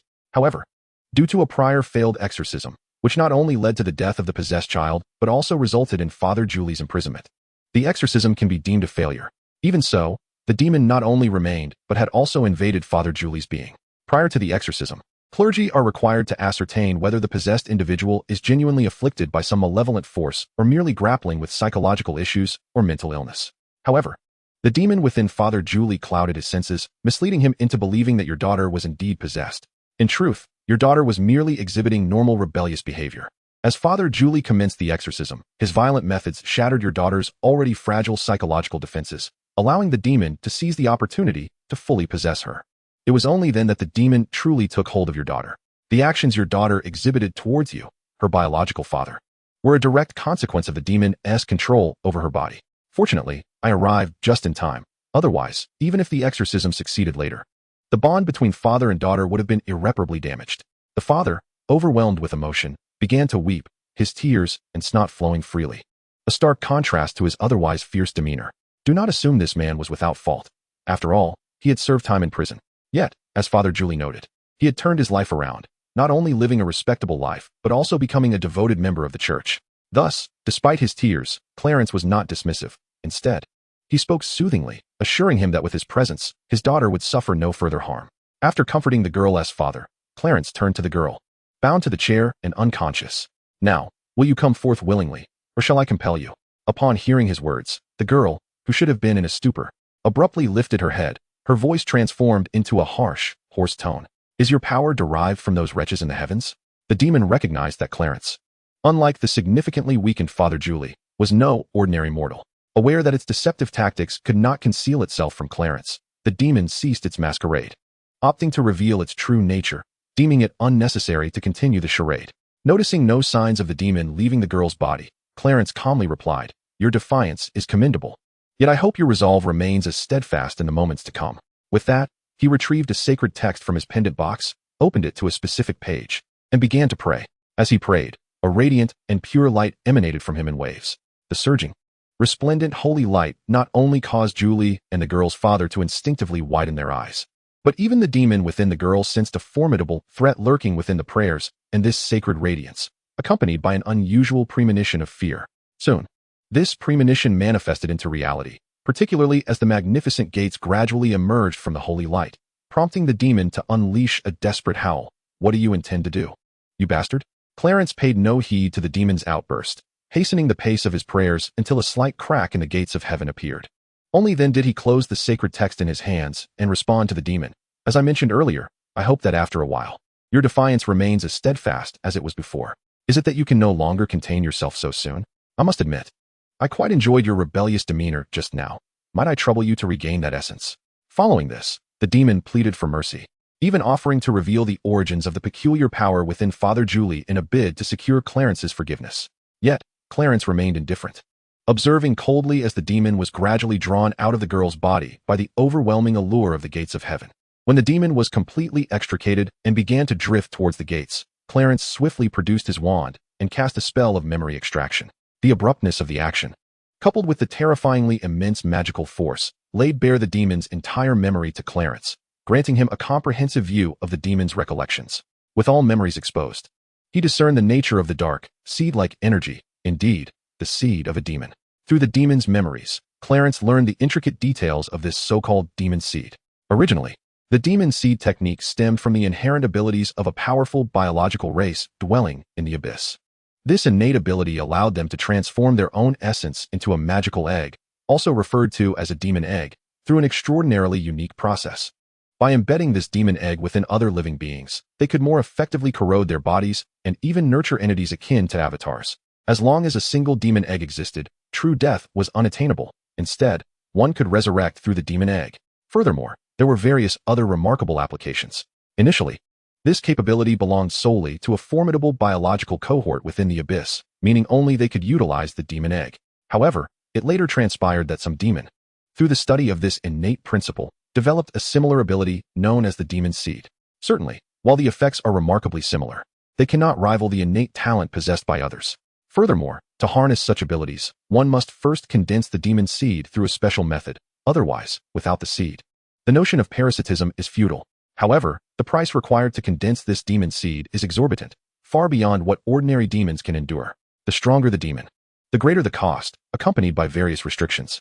Consequently, such abilities are not particularly favored among demons in hell. At the very least, those who master and can wield this capability are exceedingly rare. Coincidentally, the demon before Clarence, who was preparing to be sent to heaven, happened to be one who excelled in this particular aspect, while lacking in others. This demon's purpose for ascending to the human realm was to experiment with the power of the demon seed and to cultivate a doppelganger to remain in the mortal world. By chance, it had set its sights on Julie, intending to use her as the host for the seed. Unfortunately, fate had dealt it a poor hand in encountering Clarence. After perusing the demon's memories, particularly the intricate details of the demon seed's abilities, Clarence gestured to Julie, who was kneeling and murmuring prayers nearby, beckoning her over. "Come here. I shall extract the demon seed from within you." Julie, though unaware of how he intended to perform the extraction or whether it might inflict harm upon her, approached him with a demeanor of surrender. Given that the term parasitism was employed to describe the demon seed's abilities, it was evident that the extraction process had not been considered, implying that it would be exceedingly painful. Even though Clarence had gleaned the detailed workings of this ability from the demon's memories and attempted to be gentle during the extraction, Father Julie succumbed to the excruciating pain and fainted.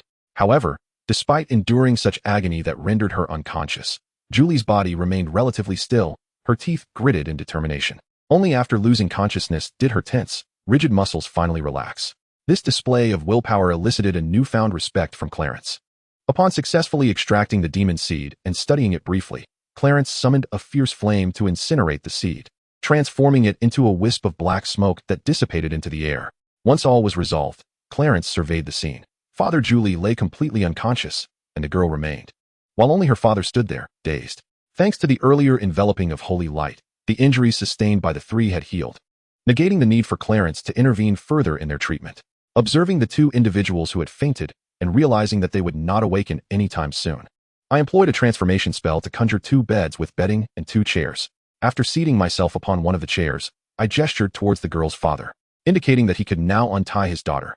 Furthermore, I assessed that they would require a considerable amount of time to regain consciousness. Therefore, for the sake of their well-being, it would be prudent to place them upon the beds. There was no need for concern regarding their unconsciousness, as the experience of being invaded by demons is quite distressing and requires relentless resistance, which is remarkably exhausting. Both of them necessitated a period of rest to recuperate. Thus their fainting was entirely within the realm of normalcy. Although the girl's father was unfamiliar with the sensation of demonic possession, he nonetheless heeded Clarence's words and untied his daughter's ropes, gently laying her upon one of the beds before doing the same with Father Julie on the other.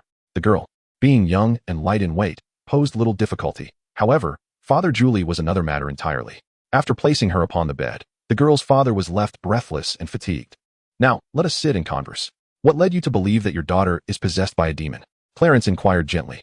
Observing the girl's father as he tucked Julie in, he even conjured a cup of warm water, which floated effortlessly before the girl's father. Through the father's narrative, Clarence began to comprehend why he believed his daughter was under demonic influence. Previously, it had been mentioned that the father had a troubled past, having spent time in prison. It was evident that he possessed limited education.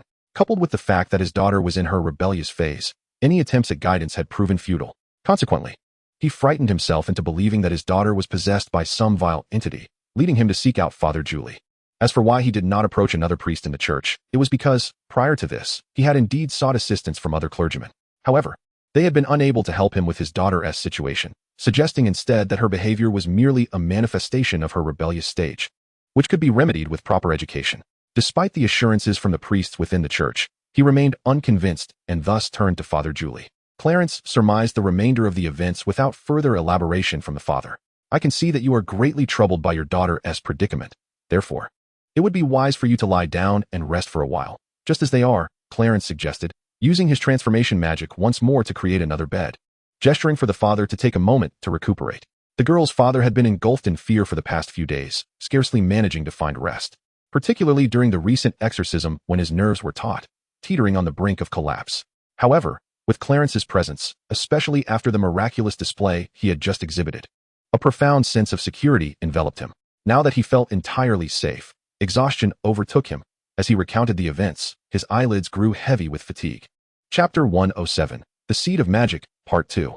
Although the girl's father felt somewhat embarrassed, he reluctantly laid down at Clarence's insistence, and scarcely had he settled when he succumbed to a deep slumber. Observing the 3 individuals resting on the bed, Clarence shook his head and decided to refrain from further interference. He first transmitted the knowledge regarding the abilities of the demonic seed into the magic network, implementing encryption to prevent others connected to the network from accessing it. This knowledge was perilously potent. A mere glance could lead the beholder to a swift descent into darkness. Thus, it was imperative that the members of the magic network remained oblivious to it. Of course, this did not imply that the knowledge would remain hidden from all. It was intended that in the future, when the number of individuals connected to the magic network increased, a tiered system would be established. Only those who attained a corresponding level of proficiency would be granted access to such dangerous information. After transmitting this knowledge to the magic network, Clarence extracted paper and pen from the pendant box, meticulously transcribing the details before delving into a serious study of the principles underlying this ability. A portion of the theory sparked an idea in Clarence's mind, a refined concept for utilizing the magic network to facilitate spellcasting. As he contemplated this notion, he discovered its potential feasibility and an impressive success rate. Subsequently, Clarence tirelessly refined this idea, and judging by the current progress of development, it would not be long before it could be integrated into the magic network as a functional feature. However, this was merely the foundation. Even upon perfecting and incorporating it into the network, it would only enable users to cast the most rudimentary low-level spells, such as basic illumination charms. To empower users to perform more advanced magic through the network, Clarence would need to continuously enhance and upgrade this function. Thus, Clarence remained in the basement, vigilantly watching over Father Julie and the others while diligently scribbling notes and conducting research. 3 hours later, as the sun dipped below the horizon, the girl was the first to stir. She quickly regained consciousness, sitting up abruptly, surveying her surroundings and feeling her body, murmuring to herself in trepidation, "Was it all just a nightmare?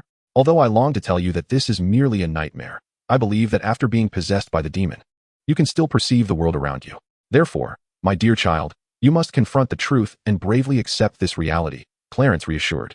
The girl looked at Clarence, momentarily lost in thought, before suddenly covering her face with her hands as if she had recalled something profound. Observing her reaction, Clarence seemed to sense her turmoil and softened his tone further. My dear child, at that moment, you were under the control of the demon that possessed you. Your actions were not of your own volition, so do not dwell on it too much. I can't believe I did such things to my father, the girl sobbed, overwhelmed with shame. Perhaps it was her weeping that stirred the two individuals resting in the adjacent beds, Father Julie and his father. The girl's father hesitated, unsure whether to comfort her, as the recent events weighed heavily on him. Despite the knowledge of the truth shared among them, the emotional barrier was difficult to overcome.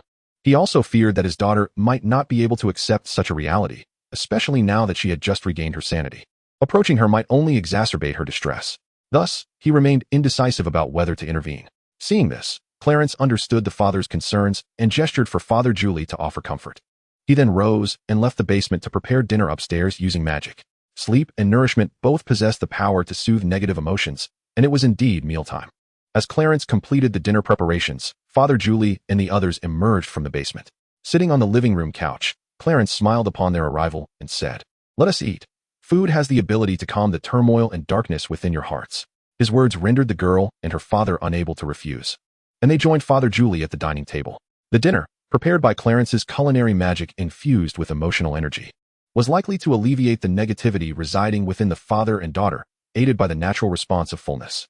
I am uncertain of Father Julie's plans for you both, but I must inform you that once dinner concludes, you may need to depart. Father Julie must return to Vatican City with me. His approach to exorcism is misguided, and the Vatican requires my assistance to guide him back on the right path. Upon hearing Clarence's statement, Father Julie momentarily paused in his eating but offered no further reaction. Since Father Julie himself did not object, the father and daughter felt it unnecessary to voice their thoughts, merely nodding in acknowledgement before resuming their meal with vigor. Father Julie, if it is not too much trouble, could you elaborate on why you resorted to such violent methods for exorcism? There is nothing particularly troubling to recount. During one exorcism, I discerned that the malevolent entities possessing human bodies also exhibited emotional responses. Consequently, I endeavored various approaches and discovered that fear was the only emotion that truly resonated with these malevolent presences. Much like humans, they too are averse to violence, regardless of whether the individual is benevolent or malevolent. Since then, my methods of exorcism have evolved accordingly, yielding satisfactory results. However, during my most recent exorcism, for reasons unknown, I encountered failure. Later, while being escorted to prison, I sensed something amiss, though I could not ascertain it at the time. It was within the confines of the prison that I gradually realized that not only had I failed to expel the demon, but I had also become entangled with it. Initially, I had no intention of taking on this exorcism, yet the entity cared for me during my imprisonment, making it impossible for me to refuse its request. Father Julie expressed with a complex demeanor. After listening to this account, Clarence pondered and responded thoughtfully. Father Julie, are you implying that you employed violent methods because you discovered that the malevolent entities attached to humans are particularly sensitive to fear? Father Julie nodded. However, Clarence chuckled and continued, "May I inquire how you discerned that these entities were so affected by fear?" Sensing an unusual undertone in his question, Father Julie nervously asked, "What do you mean by that? What are you trying to convey?" "I am suggesting the possibility that entities like demons might feed on negative emotions. If they encounter emotions that align with their nature, could it not enhance their power? Or perhaps, could it be that these malevolent entities exist in a form of energy or a magnetic field? To put it more plainly, they could exist as spiritual entities. Once such presences attach themselves to a human, they do not share the original soul of that body, so why would you assume they could feel physical pain?" Clarence's words instigated a wave of self-doubt within Father Julie, causing him to question the validity of his beliefs and methods. He was so absorbed in contemplation that he failed to notice the spoon he had been holding clattering to the table. This self-doubt hinted at signs of a fragile mental state, not solely due to Clarence's inquiries, but also because Father Julie had likely sensed something unsettling within himself prior to this moment. However, this individual is exceedingly obstinate. Even when he harbors a faint realization deep within, he remains steadfast in his convictions. Witnessing his reaction, Clarence refrained from offering any words of comfort, deeming it unnecessary. Perhaps this serves as a fitting retribution for his violent approach to exorcism, a method that, while successful in the past, has inflicted grievous harm upon the possessed. Such suffering could have been averted, yet his stubbornness has led to unwarranted anguish. Thus, a mere psychological breakdown is a trivial consequence, as he must subsequently exert every effort to atone for the damage inflicted upon those individuals, regardless of whether the injuries sustained by the afflicted have fully healed. it remains imperative for Julie to strive for recompense.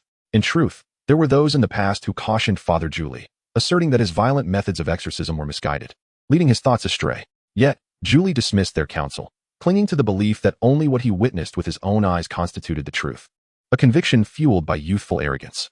Additionally, the clergyman who advised him was merely a friend, lacking the capabilities that surpassed those of Julie himself. Consequently, he remained convinced of his own righteousness, persistently adhering to his beliefs and employing violence in his exorcism practices. Had the individual who initially implored him not been that friend, but rather a more capable cleric, Father Julie may not have arrived at his current predicament. Wait, that's not right. I believe you are mistaken. If I am in error, then why have my exorcism methods succeeded until that last child? In the throes of self-doubt, as his psyche and understanding teetered on the brink of collapse, he discerned a critical issue and voiced it, seeking to counter Clarence's assertions. After utilizing magic to levitate the utensils belonging to himself and the father-daughter pair into the kitchen sink, Clarence leisurely posed a question in return. Father Julie, do you truly believe that your success in exorcism stems from your violent methods? Or have you never considered that it is the strength of your devout faith that enables your successes? Moreover, it is this very protective power of faith that has spared those you exorcised from meeting their demise at your hands. This statement shattered Father Julie's mental and cognitive state, leaving him in a state of stunned silence. For at that moment, he recalled that the essence of the exorcism ritual hinges on two pivotal elements. First, exorcism is the act of expelling malevolent entities through the divine power of God. Secondly, the greater the faith and purity of the individual presiding over the ritual, the higher the success rate of exorcism, or conversely, the stronger the connection with the divine and the power harnessed. Among these two pivotal elements, there has been no mention of the methods or techniques employed in exorcism. This implies that the previous successes in driving out evil were not due to any violent means, but rather stemmed from one's sincere faith. Without discussing the mentally distressed Father Julie, let us turn to Clarence, who after a brief chat with the father and daughter, merely conversed about child rearing and suggested that the daughter should seek a psychologist for proper guidance, lest she suffer from psychological and emotional scars. After bidding farewell to the father and daughter and returning to the living room, Clarence observed that Father Julie remained in his previous state. With a resigned sigh, he approached and gently tapped the man's shoulder to rouse him. Once Father Julie regained his composure, Clarence revealed the next plans. Pack your belongings. We shall take a night flight to the Vatican. You must receive proper guidance to return to the right path. Of course, while there is still time, you may contact friends to bid them farewell, as you will likely not return in the near future. Moreover, I must clarify the true purpose of my visit. On the flight to the Vatican, Father Julie felt an overwhelming heaviness in his head and a disarray in his thoughts, akin to a severe illness. Even worse than the malaise of a common cold, his evident mental breakdown, compounded by Clarence's revelations regarding the resurgence of dark forces and the invitation to join the Order of Stuart, left him in a state of bewilderment. Simply put, he was momentarily unable to assimilate so much crucial information, resulting in his current dazed demeanor. It is anticipated that once he has had a moment to digest this information, he will return to his normal state. Upon their arrival in Vatican City, Clarence guided Father Julie to the headquarters of the order, where they met Vasily. As he entrusted Father Julie to Vasily, he briefly described the man's situation, requesting, "I leave Father Julie in your capable hands. Please extend your guidance to help him regain his footing. During this journey, I have made some significant discoveries, and if all goes well, we may soon enhance the magical network with a new feature that allows individuals to cast spells using the network's power. I estimate that I will be unable to oversee Father Julie for some time, as I will need to focus on my research." Vasily respectfully replied, "Rest assured, Commander. I will diligently guide Father Julie and assist him in returning to the right path. Should we then arrange for him to undergo the specialized training with Sister Shirley?" Clarence pondered over Julie's situation before shaking his head and instructing, "There is no need to wait for corrections before commencing training. You may train alongside Franco and the others during the guidance period." Understanding this, he promptly said, "I will now arrange a room for Father Julie. Thank you for your assistance." Chapter 109. The Function of Casting Spells. After speaking, Clarence took the lead in departing, disregarding Father Julie's subsequent circumstances, and directly returned to his own chamber to engage in research. Despite his initial notions appearing deceptively simple, he was met with a myriad of difficulties and challenges. Thus, it took him over a month to barely complete his work.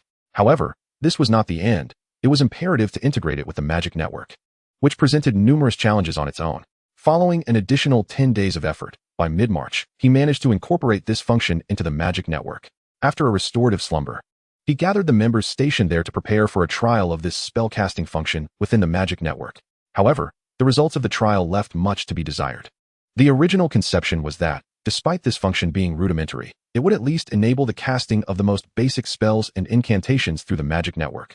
In reality, however, the members of the Knights Order were unable to even produce a simple illumination spell during the trial. Of course, the issue did not solely rest with the function itself. Human factors were also at play. What could possibly be the human-related issue? The crux of the matter lay in Clarence's oversight of a critical aspect. Individuals connected to the magic network could indeed harness its power to cast spells, but only if they were aware of the principles, gestures, and incantations associated with the magic. Essentially, the spellcasting function within the magic network was akin to endowing ordinary individuals with magical potential, granting them the capacity to cast spells. However, this did not imply that they could cast spells directly. Rather, they needed to first learn the principles of magic, the incantations, and even the gestures, akin to novice wizards. Only through such understanding could they successfully cast spells. Naturally, with continuous practice and familiarization with magical energy and the methods of spell release, it would become possible for them to cast spells silently and without wands. Yet, the reality was that even true wizards who could achieve such proficiency were exceedingly rare, let alone ordinary individuals who could only cast spells through the magic network. This issue was not insurmountable, though the solution was somewhat intricate. Clarence had to solidify and define all spells within the magic network. In doing so, ordinary individuals could cast spells through the magic network without needing to contemplate principles, incantations, or gestures. However, this method also bore its own drawbacks. The effects, potency, and functions of the magic would be entirely fixed. For instance, a wizard, through the mastery of the levitation charm, can effortlessly make objects float and move in accordance with their will. However, the levitation charm encoded within the magical network can only cause objects to levitate, devoid of any further nuanced control. Similarly, when it comes to the light charm, a wizard has the liberty to manipulate the size, brightness, and even the color of the light source at will, whereas the light charm embedded in the magical network is irrevocably fixed in its effects.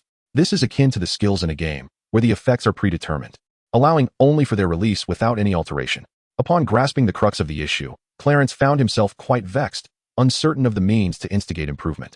Nevertheless, the current functionality suffices to enable ordinary individuals to wield magic through the network, albeit requiring them to learn just like wizards do. But how significant of a problem can this truly be? With this thought, Clarence resolved that this situation was, in fact, quite acceptable, for the essence of magic is not static. Its potency relies entirely upon the caster. Were he to rigidly incorporate magic into the network, that would be the gravest misjudgment. All right, everyone, he declared, you must, much like the young wizards attending magic school, first engage in learning before you can successfully cast spells through the power of the network. With that, Clarence retrieved from his pendant box the textbook he had preserved since his own school days, albeit merely the first-year volume. He then began to instruct the members of the knightly order in accordance with the lessons contained within. As for wands, the magical network serves as the finest wand imaginable, rendering any need for traditional wands unnecessary. Of course, this is not to suggest that wands are inferior to the network. Rather, the essence of the two is fundamentally different, making comparison unwarranted. However, if members of the knightly order expressed a desire for wands, Clarence would not oppose crafting them, despite the added complexity that such an endeavor entails. After the conclusion of one lesson, Michael rushed over to request a wand, asserting, in his somewhat dramatic fashion, that magic ought to be cast with a wand to be truly authentic. Naturally, following Michael, others such as Joanna and Emily also approached Clarence to request their own wands. Throughout the subsequent days, Clarence dedicated himself to personally educating the members of the knightly order in the first-year magical knowledge of Hogwarts. His intention was to cultivate them into instructors of magic within the network, enabling them to teach other ordinary individuals connected to it.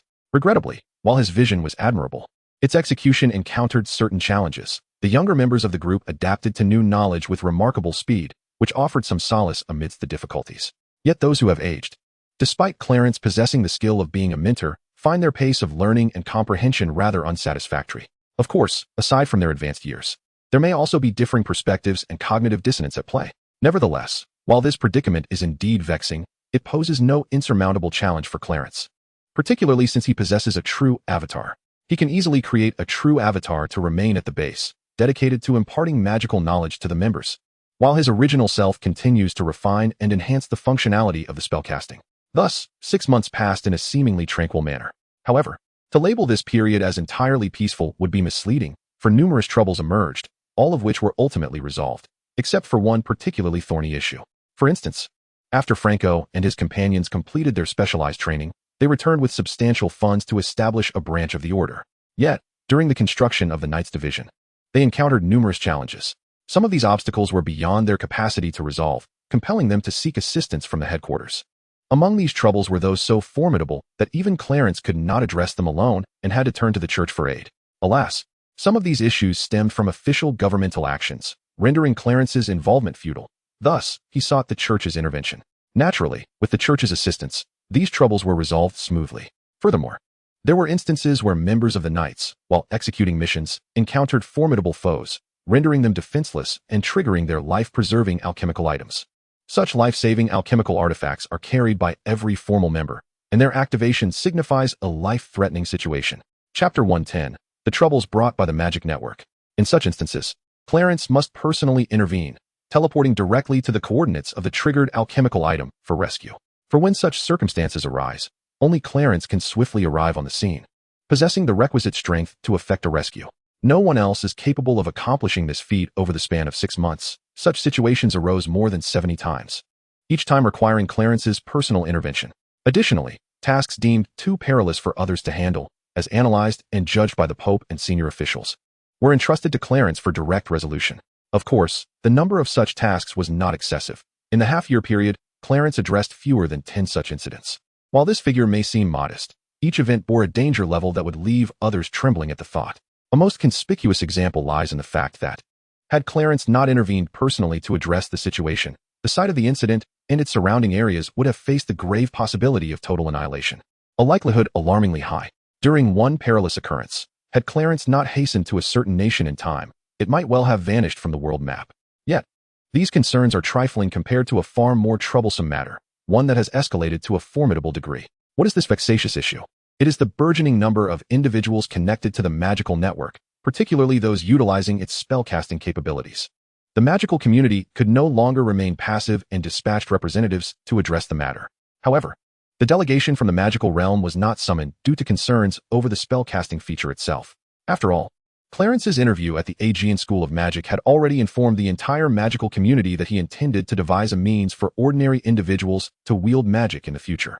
Thus, the magical community's initial reaction to the discovery of the magical network was rather muted.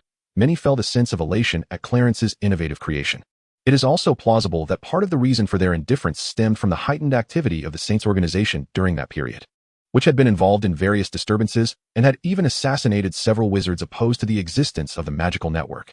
However, once the magical community learned that Clarence had indeed succeeded in enabling ordinary people to cast spells using the power of the magical network, numerous wizards expressed a desire for Clarence to extend access to the network for them, which subsequently led to considerable complications. There was no opposition to this notion. Rather, there was a palpable anticipation for Clarence to make the magical network accessible to wizards. Given these circumstances, why then did the magical community send representatives?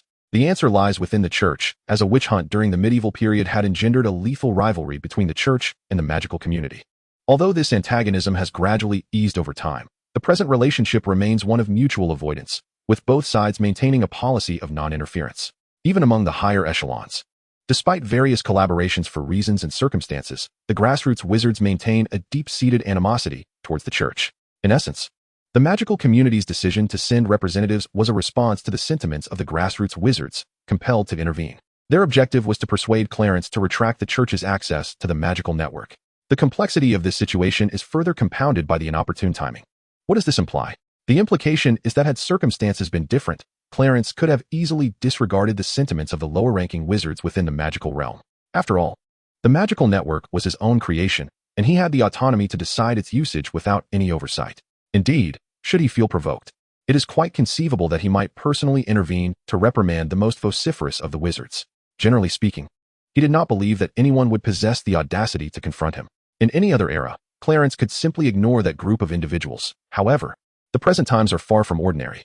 A significant crisis looms on the horizon with the resurgence of dark forces. Although the world may currently appear to be in a state of precarious tranquility, it is merely the calm before an impending storm. It is likely that within a few years, chaos will ensue globally. Thus, this period calls for unity to face external threats. Infighting would only lead to mutual destruction. Consequently, Clarence finds himself in a dilemma, perpetually delaying any definitive response.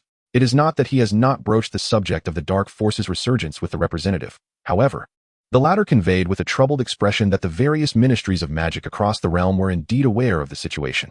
Yet, despite this awareness, There is a prevailing sentiment among the majority of senior wizards that there is no necessity for collaboration with other races. They believe that the magical community possesses sufficient strength to confront the impending crises alone. Some officials even suggest that this crisis may have arrived at a fortuitous moment.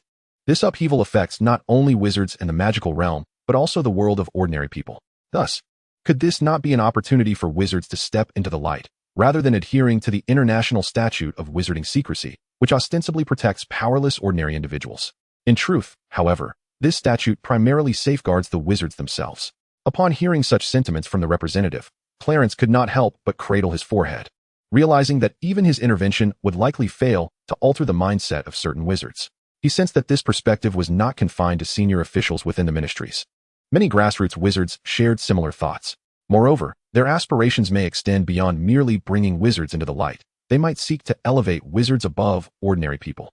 Such ambitions are not entirely implausible, as the weapons of ordinary individuals prove ineffective against certain extraordinary entities. Consequently, reliance on the magical prowess of wizards may indeed lead to a scenario where they ascend above the mundane populace. In such a predicament, how could Clarence persuade the wizards to alter their entrenched beliefs? Through force? Thus, the only course available to Clarence was to procrastinate. However, in addition to delaying, he also expedited the enhancement of the magical network, striving to simplify the procedures for connecting to it. The sole viable solution to the current impasse lay in swiftly perfecting the magical network's spellcasting capabilities, enabling a greater number of ordinary individuals to connect with it and wield magic through its means. Chapter 111, Urgent Rescue. If the vast majority of ordinary people could be endowed with the ability to cast spells, then the relatively fewer wizards would find themselves at a disadvantage. When a crisis looms, the question of who will protect whom becomes uncertain. Hence, Clarence declared that this method was the key to breaking the deadlock. It became evident that Clarence, caught in a dilemma with no feasible choices, resorted to stalling for time. Yet, this method of delay proved to be the most appropriate option at present, as long as Clarence refrained from providing a definitive answer. Even if the grassroots wizards of the magical community expressed dissatisfaction, they dared not confront him directly. Their recourse was limited to continuing their entreaties to their respective magical departments to send representatives to negotiate with Clarence. Of course, it was not to say that there were no clever individuals who considered leveraging the resurgence of dark forces to threaten Clarence into providing a prompt response. However, those who entertained such notions soon fell victim to assassination. Indeed, the perpetrators were the forces of the saints, and not solely them. Even the members of the disbanded Order of Truth covertly intervened. From the intelligence received from Algeta, Clarence learned that the instigators were not confined to these two major factions. The Order of the Phoenix might also have engaged in clandestine maneuvers, albeit in a manner considerably more temperate than that of the Saints and the Order of Truth, as they at least refrained from outright killings. Clarence took little heed of these developments, for the actions of the Order of the Phoenix bore no weight on the overarching situation, just as he remained indifferent to the machinations of the Saints. One could not expect to leverage such matters for favors. If that old coot Dumbledore were truly scheming in such a manner, he would surely become the subject of Clarence's ridicule. After all, it was not Clarence who sought the assistance of the Order of the Phoenix, and their involvement would not alter the broader circumstances, rendering the notion of favors moot. The troubles brought forth by the magical community were the only challenge that had proven troublesome for Clarence over the past 6 months, and it remained unresolved to this day. However, since he had resolved to continue delaying, Clarence dismissed any further contemplation on the matter, even informing the old pope that the church need not concern itself with this issue. They should proceed as they saw fit. In any case, the denizens of the magical realm could only utter idle threats. They dared not take further action, lest Clarence decide to unleash a bloodbath upon their world. Upon hearing Clarence's menacing words, not only did the elderly pope break into a cold sweat, but the other attendees also felt a chill run down their spines. This served as a stark reminder that Clarence was far from the harmless figure his appearance suggested. Rather, he possessed a character marked by decisiveness and ruthlessness. As September rolled in, on one particular day, Clarence was in his quarters, diligently working on the steps to simplify the connection to the magical network. Just as he made some progress, he suddenly sensed a disturbance that caused his expression to shift dramatically. He realized that a life-saving alchemical item carried by one of his members had been triggered. Without a moment's hesitation, he seized his wand and, following the coordinates of the activated item, utilized apparition magic to transport himself directly to the location. Upon arrival, before he could fully comprehend his surroundings, Clarence unleashed the formidable magical energy within him, exerting a magical pressure to control the area. However, after surveying his surroundings, he found that the only entities present were Carl, lying unconscious on the ground, and several others similarly incapacitated nearby. Exercising caution, He cast numerous probing spells to ascertain any dangers, confirming the absence of threats.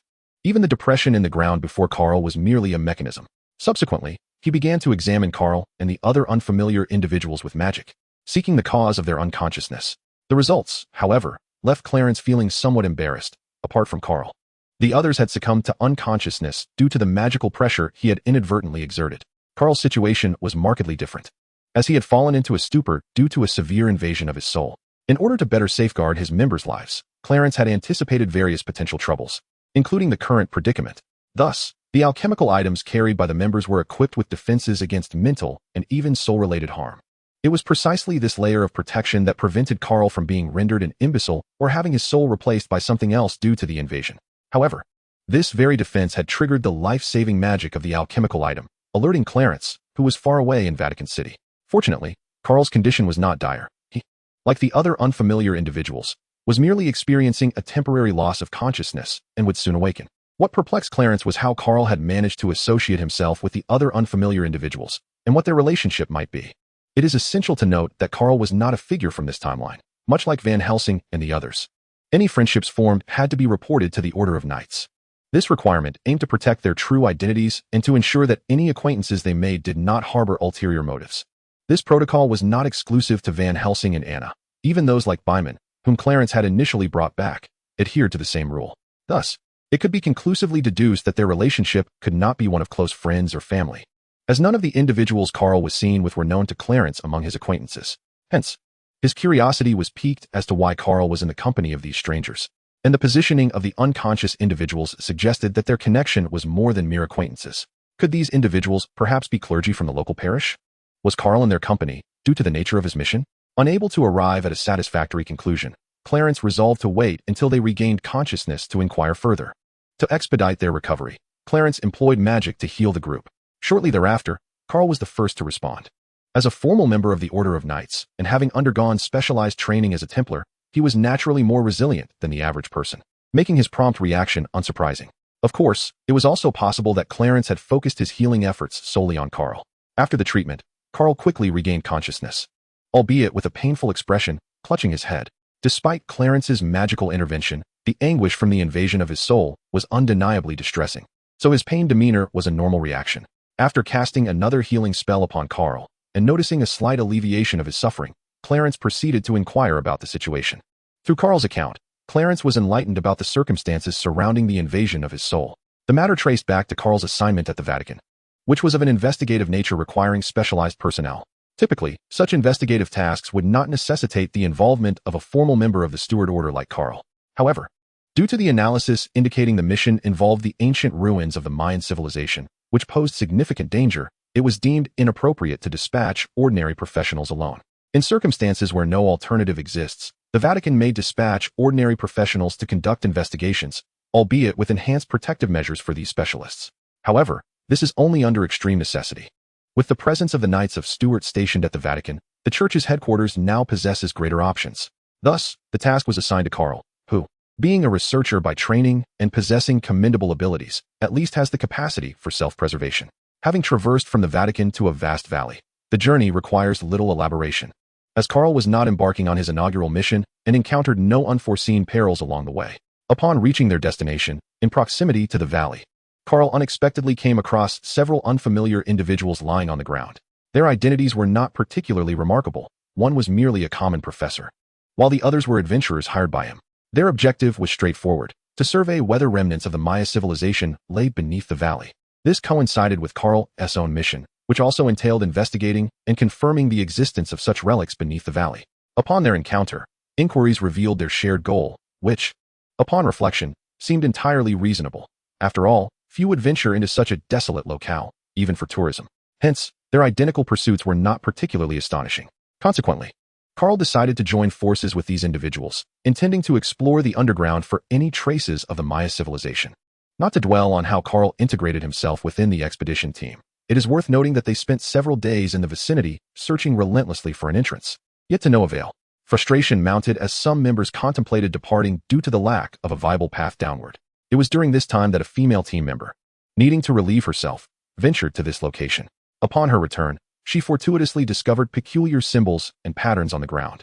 Driven by curiosity, she examined the surface and, unbeknownst to her, triggered an illusionary experience. Fortunately, the vision did not inflict harm upon her, though it startled her considerably, prompting her to hastily return to camp and summon her companions. However, whether it was mere misfortune or the consequence of a previously activated mechanism, coupled with the fact that the others were merely ordinary individuals, the remaining team members encountered no phenomena upon touching the depressed ground. It was only when Carl made contact that he faced an unexpected turn of events. According to Carl's own conjecture, the reason he was attacked after touching that particular spot on the ground was likely due to the various alchemical items he was carrying. Additionally, the divine power within him may have drawn the residual energy of the mechanism, resulting in the assault. Upon hearing this, Clarence turned his gaze towards the sunken ground, releasing his magical energy to investigate, particularly scrutinizing the structure of the mechanism. Remarkably, within the dwindling remnants of that unique energy, he uncovered several issues that corroborated Carl's hypothesis. However, it was not the alchemical items that were the cause. Rather, it was the divine power within Carl that clashed with the special energy of the mechanism, leading to the invasion of his soul. Subsequently, Carl fell unconscious, prompting the other strangers to rush to his side, until Clarence appeared unexpectedly. Nonetheless, Carl remarked that prior to his fainting, he had observed a clear connection between that ground and the Maya civilization, suggesting the potential existence of a relic from that civilization below. Yet, the exact nature of this relic remained uncertain. Based on the peculiar mechanism, Carl speculated that the relic might be related to a temple or perhaps conceal some treasure or secret. After all, the Maya would not have employed such mechanisms without reason. Clarence nodded in agreement with this conjecture. So, you are now certain that this indeed is a relic of the Maya civilization. Do you wish to descend and explore further? I recall you mentioned that your task was merely to ascertain the existence of the relic and its relation to the Maya civilization, correct? Clarence inquired. Just as Carl hesitated over whether to explore, Clarence unexpectedly glanced at the individuals lying on the ground. One had already regained consciousness, but cleverly chose to remain still, feigning unconsciousness. With a bemused shake of his head, Clarence remarked, "Your task is complete. You may return to Vatican to report. The church will undoubtedly send personnel to handle it. Or are you simply curious to see for yourself?" Carl chuckled. "I am indeed quite curious. It is a relic of the Maya civilization after all. However, if you, Captain, are pressed for time, we can return to Vatican. At worst, I could contact that professor on the ground later to inquire about their findings. He should not mind sharing with a newly acquainted friend." Clarence replied nonchalantly, "If your curiosity compels you, then exploring below wouldn't be an issue. I am not in a hurry." Carl smirked. "I suspect you would relish the opportunity to be away from Vatican for a while, thus sparing you from the representatives' incessant bother. Just so you know, once we return, this matter will fall upon your shoulders to manage." Clarence cast a fierce glare at the man. Chapter 113, The Maya Civilization 2. Upon hearing Clarence's words, Carl's expression immediately soured, and he dared not utter another sound. Clarence then turned to the individuals on the ground, stating that since they were awake, they should rise. As the floor was rather cold, Carl had not noticed that someone from the expedition team had already regained consciousness. Looking over, he found it was the elderly professor with whom he had previously engaged in lively conversation. Just as Carl was about to speak, he seemed to recall something and abruptly turned to inquire, "By the way, Captain, how do you intend to handle these individuals? They have witnessed the magic I performed. So you know the protocol. Naturally, their memories must be erased before they return whence they came." Clarence fixed his gaze on the group, not sparing Carl a glance as he spoke. "I see. What a pity. I had a rather pleasant rapport with this professor." Carl did not argue, for he understood that memory erasure was unavoidable. However, he lamented the loss, as he greatly admired the professor's vast knowledge. Clarence then glanced at Carl, stating, "If you wish to befriend this professor, I believe it is ill-advised, as his curiosity is excessively fervent. While curiosity is an asset in academia, here, an overabundance of it could lead to his demise, or even escalate certain matters to an irretrievable extent." Clarence proceeded to use Carl himself as an example. "For instance, the church's decision to send you for investigation stems from the suspicion that this place is linked to the Maya civilization, thus posing significant dangers. I do not believe this professor is unaware that, should there indeed be a relic of the Maya civilization here, he would be confronted with unknown perils. I do not wish to impede your social endeavors, but Carl, you must understand, your circumstances are unique, and thus, you must exercise caution in your friendships." Before Carl could respond, the awakened professor interjected, "Excuse me, while my curiosity may be somewhat heightened, I possess another virtue.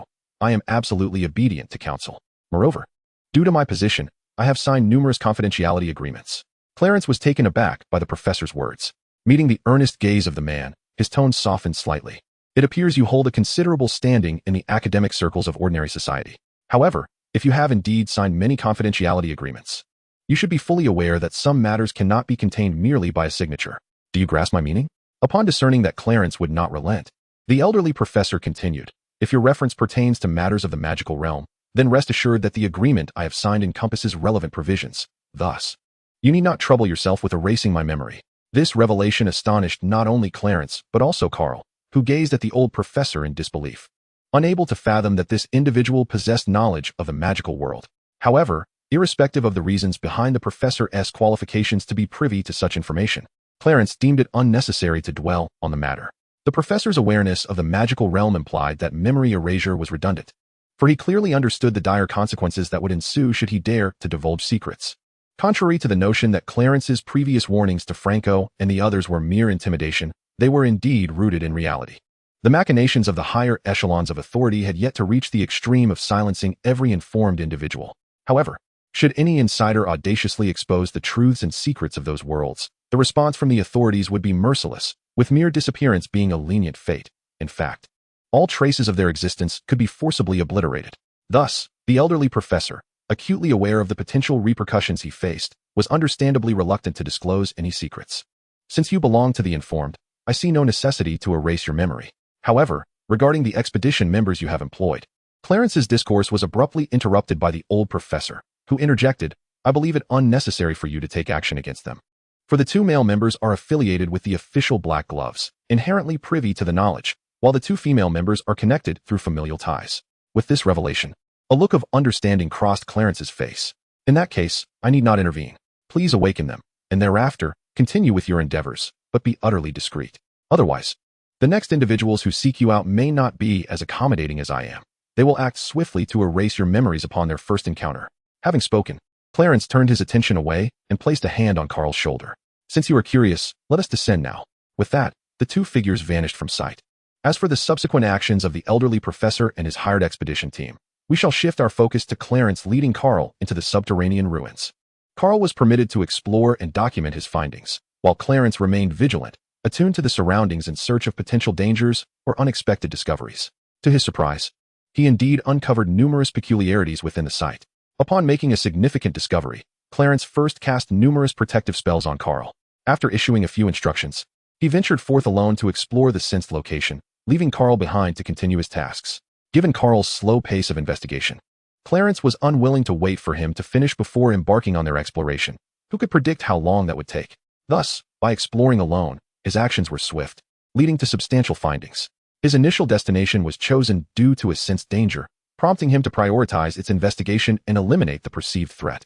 However, the exact nature of this danger remained unknown to Clarence, as upon his arrival, he utilized magic to eradicate the hazardous entities. Even the surrounding walls and floor were forcibly stripped of their thick layers by his spells, leaving him oblivious to the specific nature of the danger. What mattered was the elimination of the threat, while the source of its emanation was deemed unnecessary for further inquiry.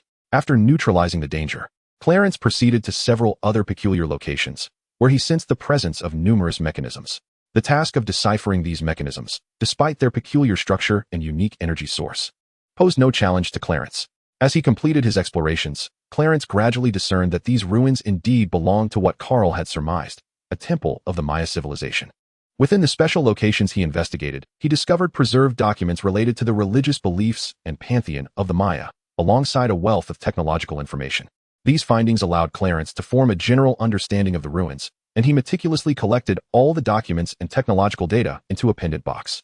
This venture could be deemed extraordinarily fruitful. Aside from the informational documents, the technological insights related to religious beliefs proved immensely beneficial to Clarence. More specifically, these technological resources greatly aided the development of his elemental magic system. Let us examine the contents of these technological materials. Beyond the foundational 4 elements, there were extensions into additional elements, such as the stone element derived from earth, also referred to as the rock element.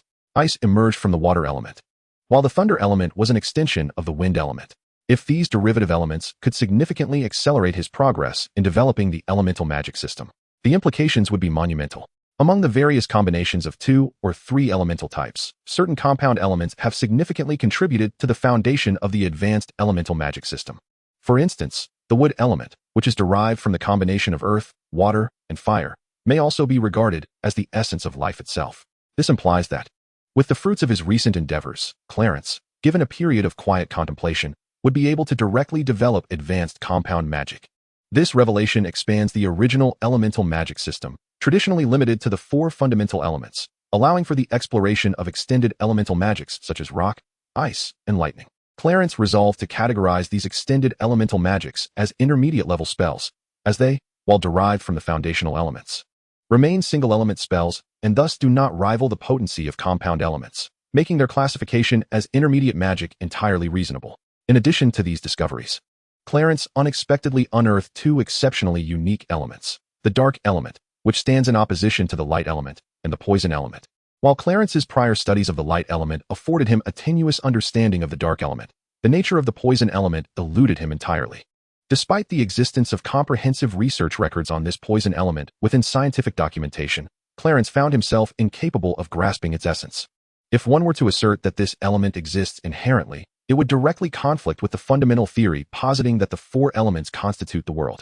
To delve deeper into this line of thought would necessitate the overthrow of the foundational theory concerning the 4 elements. However, if one were to propose that the poison element is an extension of a singular foundational element, Clarence struggled to identify which basic element could possibly give rise to such a phenomenon.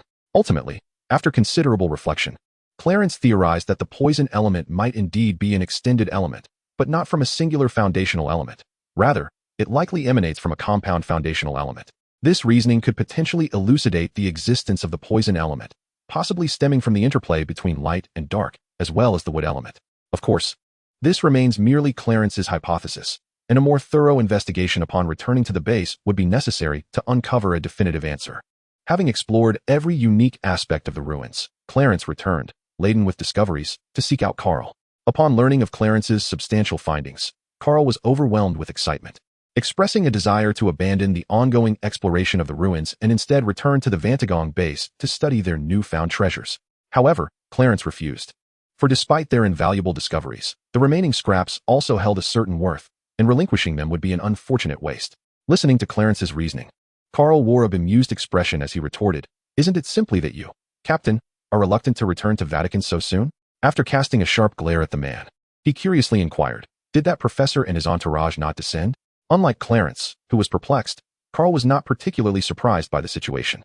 "Captain, although that elderly professor possesses a curious disposition, he is not a fool. When faced with danger, he can certainly discern the value of his own life over mere curiosity. Not to mention, we are here, especially considering the peril you present," Carl concluded, seemingly realizing he had spoken out of turn. He promptly sealed his lips and busied himself in the farthest corner, too apprehensive to glance back at Clarence. Naturally, Clarence could only stare in disbelief.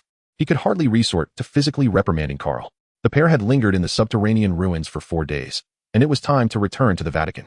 Clarence found himself devoid of excuses to prolong their stay. Despite the vast appearance of the underground ruins, there was little of true value that warranted further investigation.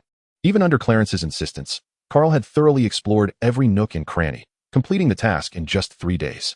On the 4th day, Clarence concocted various justifications to extend their stay by an additional day. However, after 4 days, they had reached their limit. Clarence could not devise any suitable excuses to continue lingering. Reluctantly, they prepared to depart. Yet, while they could not remain in the ruins, Clarence was not without alternative means to delay their return. His strategy was to take a boat back to the Vatican. Despite Carl's fervent attempts to dissuade him, Clarence was resolute in his decision to sail. With no other choice, Carl reluctantly contacted the Vatican to explain their circumstances before accompanying Clarence onto the vessel. During their time on the boat, Clarence enjoyed considerable comfort, and even Carl, after the initial days of anxiety, managed to relax and savor the experience. After all, he was merely an ordinary member of the knightly order. If the captain was not in a rush, why should he be? Unfortunately, this idyllic existence lasted only for half a month before it came to an abrupt end.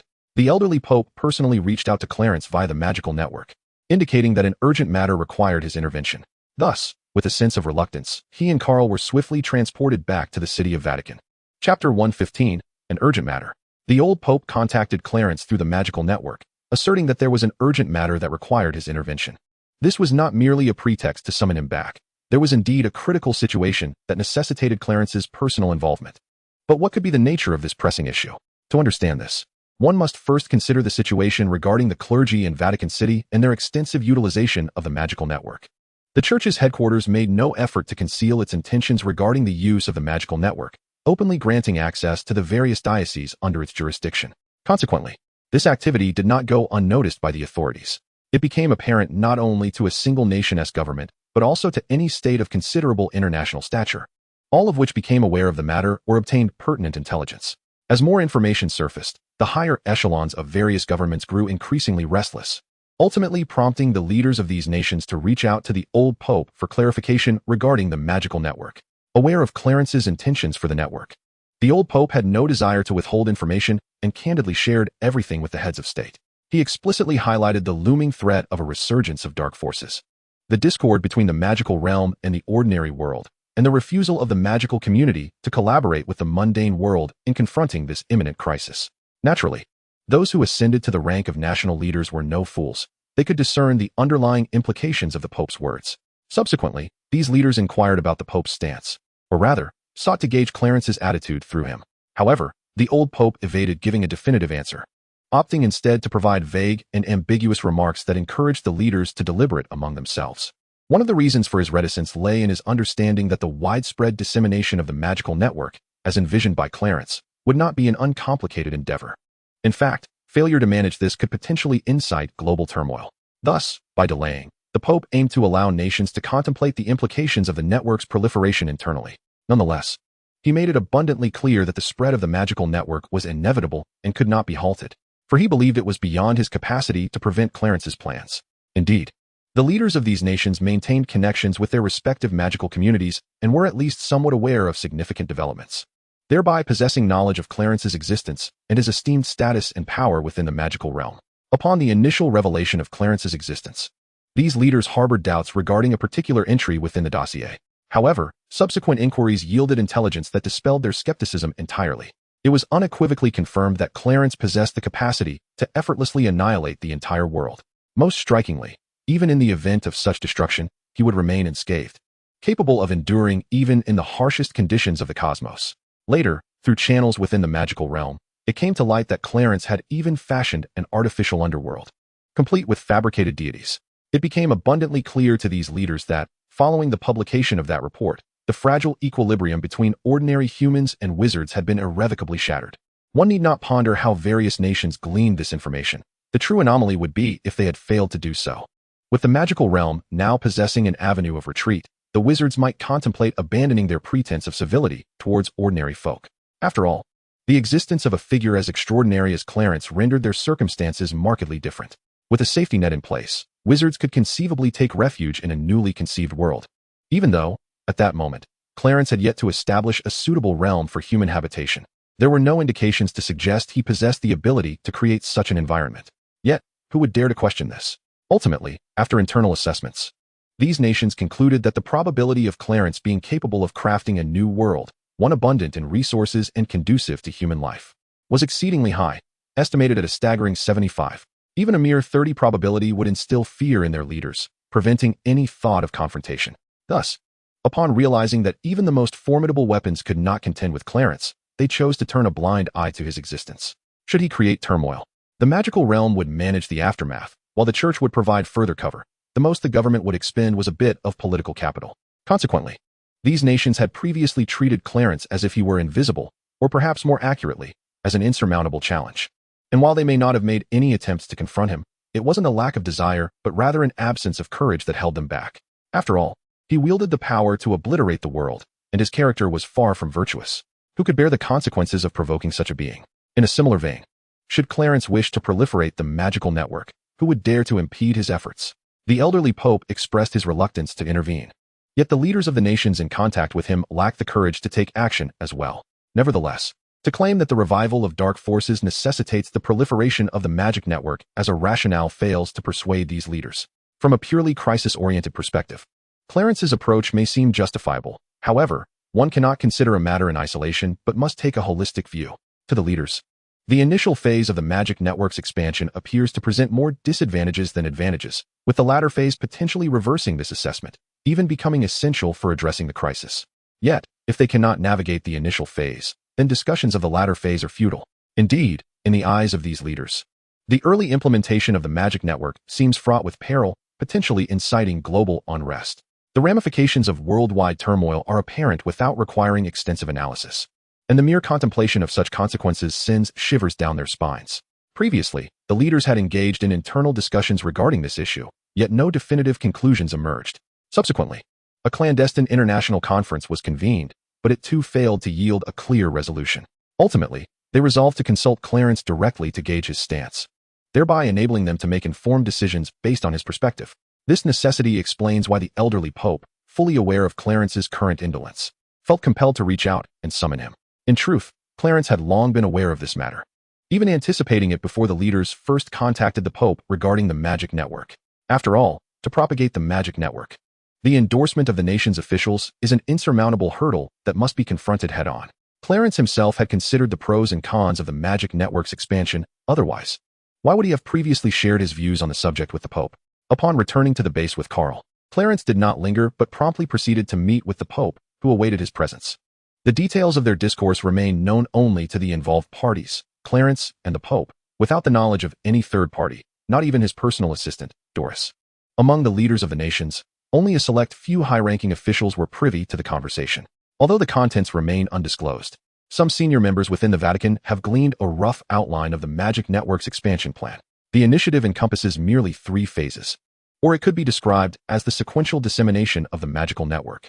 The first objective of this dissemination is to grant access to the magical network for research institutions and scholars across various nations. The second goal is to extend this access to military institutions and armed forces of each country.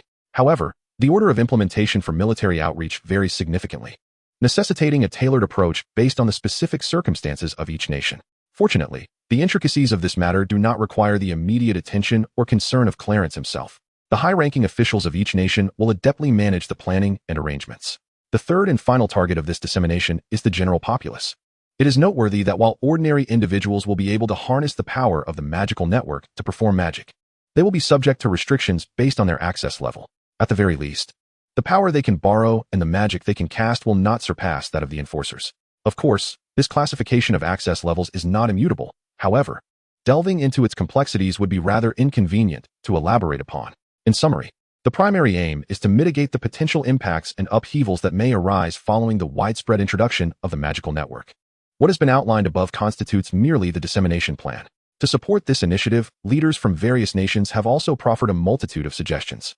Upon Clarence's return to the base, he summoned Vasily and Shirley, imparting a few directives to them before descending to the 21st sublevel of the facility. His purpose for this visit was not to consult the witch Claire, but rather to enlist her assistance in transforming the 21st sublevel into a mage tower, thereby facilitating a thorough investigation into the simplification of the connection procedures for the magical network. Only through the completion of this simplification can the dissemination plan officially commence. It is important to note that the nations are not obliged to wait for Clarence to fully streamline the connection procedures before initiating the first phase of the dissemination. Instead, both efforts are being pursued concurrently. Clarence continues his research while the nations utilize the intricate connection methods provided to allow research institutions and scholars to establish their connections. Although this approach may be time-consuming, it is a necessity. Furthermore, the nations have not overlooked the importance of first enabling their high-ranking officials to connect as well. As for the rationale behind preferring such a convoluted method for research institutions and scholars to connect to the magical network initially, it is precisely because these individuals must not only acclimate themselves to the use of the magical network, but also learn how to employ it for casting spells and conducting magical research. Additionally, they bear the significant responsibility of assisting Clarence in the development and refinement of the magical network's functionalities. Thus, it is evident why Clarence and the leaders of various nations prioritize the dissemination of the magical network to this particular group. It is precisely because this allows for a more effective preemptive arrangement that it is deemed the most suitable choice. Due to the necessity of thoroughly researching the steps to simplify the linking process, the involvement of genuine avatars is imperative. However, the upper residential area is utterly incapable of providing Clarence with the peace of mind required for development. Furthermore, the myriad capabilities of the Mage Tower, modified by Claire, are too valuable to overlook, which is why Clarence descended to the 21st sublevel. Yet, after dedicating 3 full days to intense research within the Mage Tower, he found himself unable to remain any longer as October approached. Despite the collective efforts of Clarence and all his genuine avatars to simplify the process, progress was lamentably slow. This realization led him to understand that achieving a simplification of the linking procedures could not be accomplished in a short span of time. According to his analyses, he predicted that it would take at least 6 months to complete. It was untenable for him to remain there for such an extended period, given the myriad responsibilities and circumstances demanding his attention. Thus, upon recognizing the impossibility of completing the simplification in a brief time frame, Clarence decided to depart. However, he left only himself, while the other genuine avatars continued their research in the Mage Tower. Upon his return to the surface, Clarence first attended to the various documents that had accumulated over the past 3 days in his office. He then summoned Basilio to inquire about the situation at the base and the church headquarters during his absence, specifically whether any emergencies had arisen. To his surprise, Basilio informed him that there had been no incidents whatsoever at the base during those 3 days, nor had any significant tasks been dispatched. Noticing the astonishment on Clarence's face, Basilio continued, "Commander, you may have overlooked something due to your busy schedule." "Something I overlooked?" Basilio nodded in affirmation, stating, "Yes. Ever since you enhanced the magical network with spellcasting capabilities, many clergy members within Vatican City have now acquired the ability to cast spells. Although they may not wield particularly powerful magic, they are capable of utilizing some basic spells and incantations." Upon hearing this, Clarence pondered and remarked, "You mean that the spellcasting function of the magical network has augmented the strength of the clergy?" Basilio nodded, affirming, "Indeed, Commander, just as you surmised. Even the most fundamental spells can enhance the clergy's abilities. After all, regardless of whether some individuals wish to acknowledge it, the reality remains unchanged. The reality is that utilizing the magical web to cast spells is indeed swifter than mastering divine arts through rigorous studying and practice." Clarence comprehended the situation. The time required to learn and proficiently wield the divine arts taught by the church is exceedingly lengthy. Furthermore, the challenge of divine arts does not solely rest upon the learner's innate talent or ability. Rather, it hinges on the sincerity of one's faith. This elucidates why individuals with combat capabilities among the clergy are so few in number. Faith cannot merely be a matter of verbal declaration. It must arise from genuine conviction, a truth that one cannot deceive oneself about. Hence, when it comes to rapidly enhancing one's strength or combat prowess, relying on the magical web for spellcasting is undeniably more expedient and convenient than self-learning and mastering divine arts. Upon grasping this reality, Clarence could not help but sigh. It was not that he had not considered integrating the system of divine arts into the magical web. However, having just addressed the issue of sincere faith, he found himself at a loss regarding how to accomplish this. Nevertheless, while he could not incorporate divine arts directly, he could certainly masquerade with light magic. After all, those unfamiliar with the nuances would never suspect the fundamental differences between light magic and divine arts. With this thought in mind, to prevent any internal discord within the church arising from the issues of magic and divine arts, Clarence resolved to include light magic. At worst, he would simply rephrase it, presenting the magic as divine arts, claiming it to be a form of the light series divine arts. Even if someone were to notice the discrepancy, they would likely refrain from further comment. As Basilio had aptly stated, in urgent matters, one must adapt to the circumstances. In these times, there is no need for excessive scrutiny. However, Clarence's dilemma lay in the fact that the light magic he had developed was exceedingly scarce, to the point of being lamentably few. With this in mind, Clarence took out paper and pen, beginning to write. He meticulously transcribed the few light spells he possessed, detailing their casting methods and principles, and then handed them to Basilio. "Here are the light spells. You should study them first. Once you have mastered them, simply rename them as the Light Series Divine Arts and disseminate them through the magical web. Additionally, serve as a teacher for a time, instructing those eager to learn within the magical web."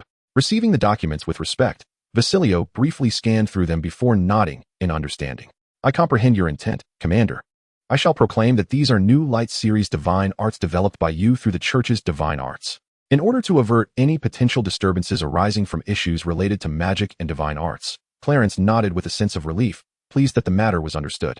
He added, "Given the reduction in the number of tasks, it would be prudent for the members of the Knightly Order to dedicate some time to the study of magic, thereby enhancing their personal prowess." An ominous premonition stirred within him. A storm was imminent. Upon hearing Clarence's final words, Vasily felt momentarily dazed, while his expression remained calm.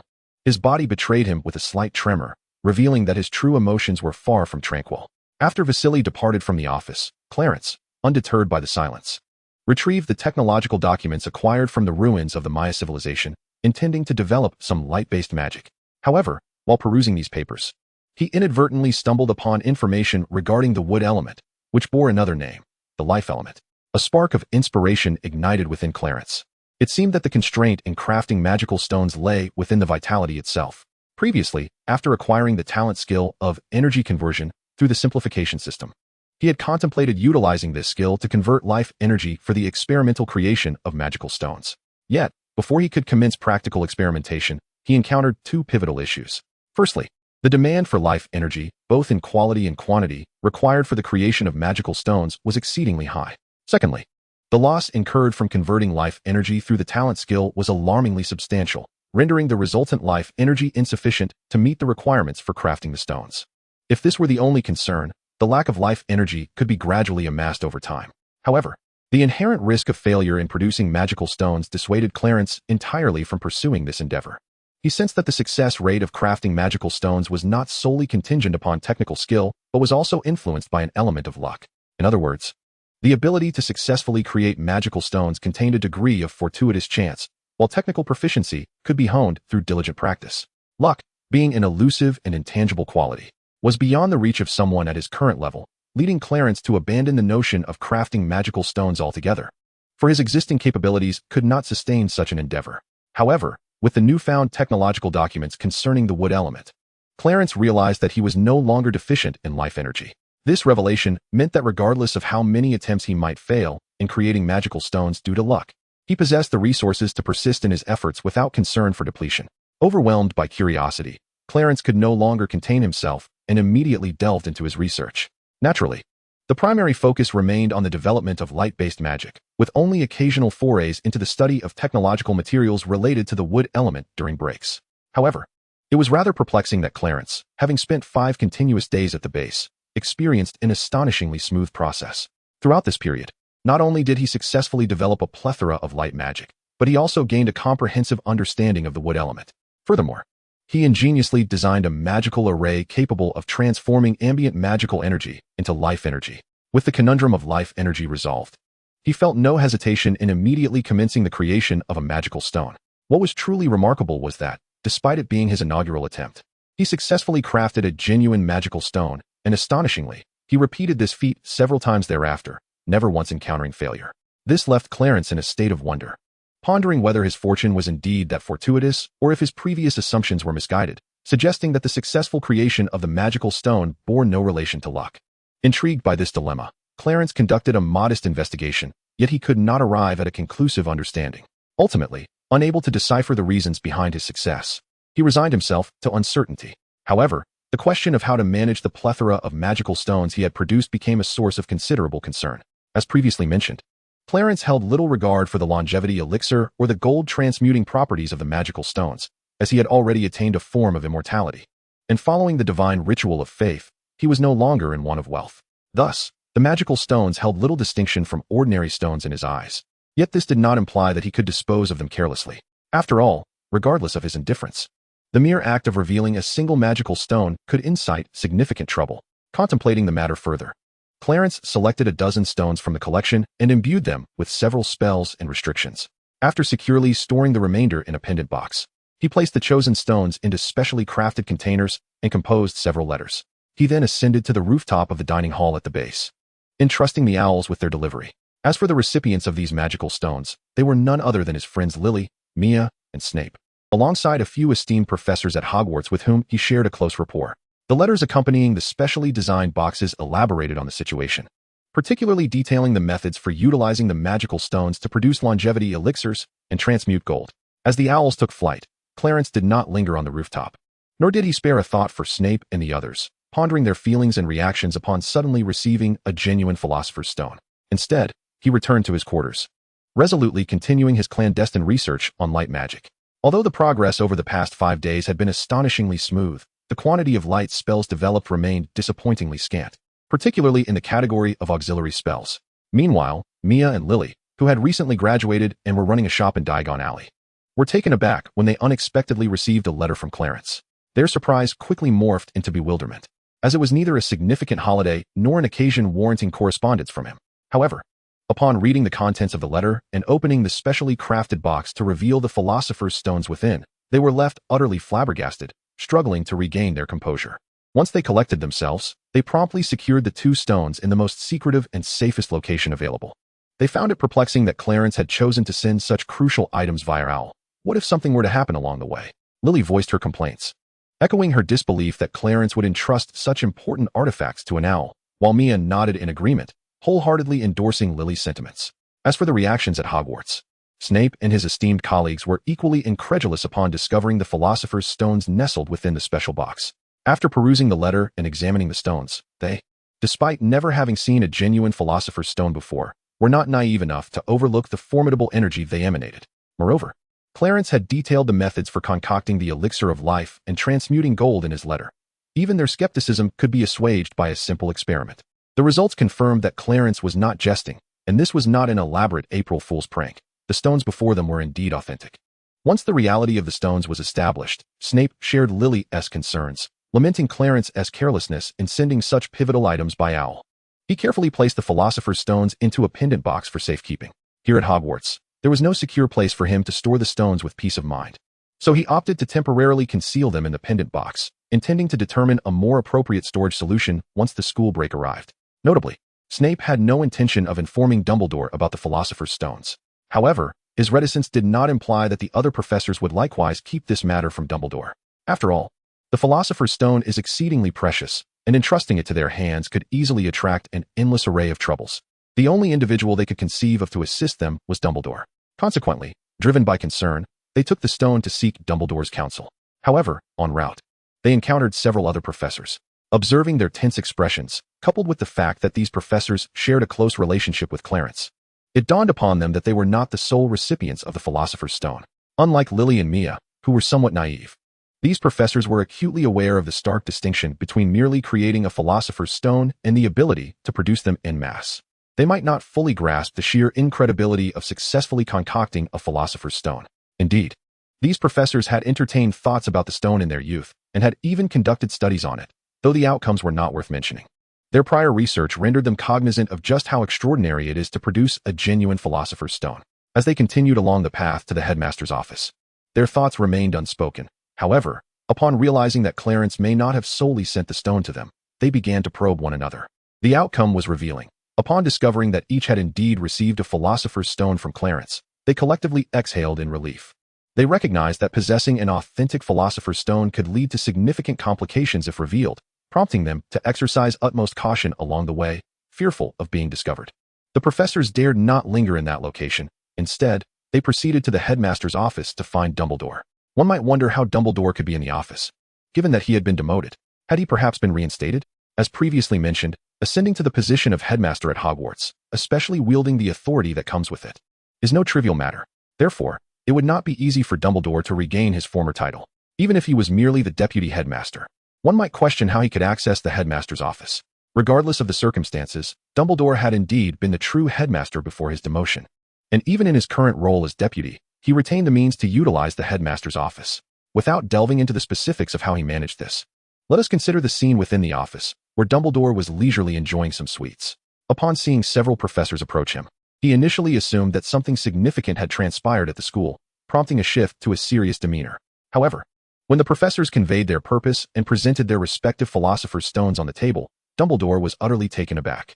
It is hard to believe that the row before him consists entirely of genuine Philosopher's Stones. Yet he is no fool. The overwhelming energy he senses emanating from them confirms their authenticity.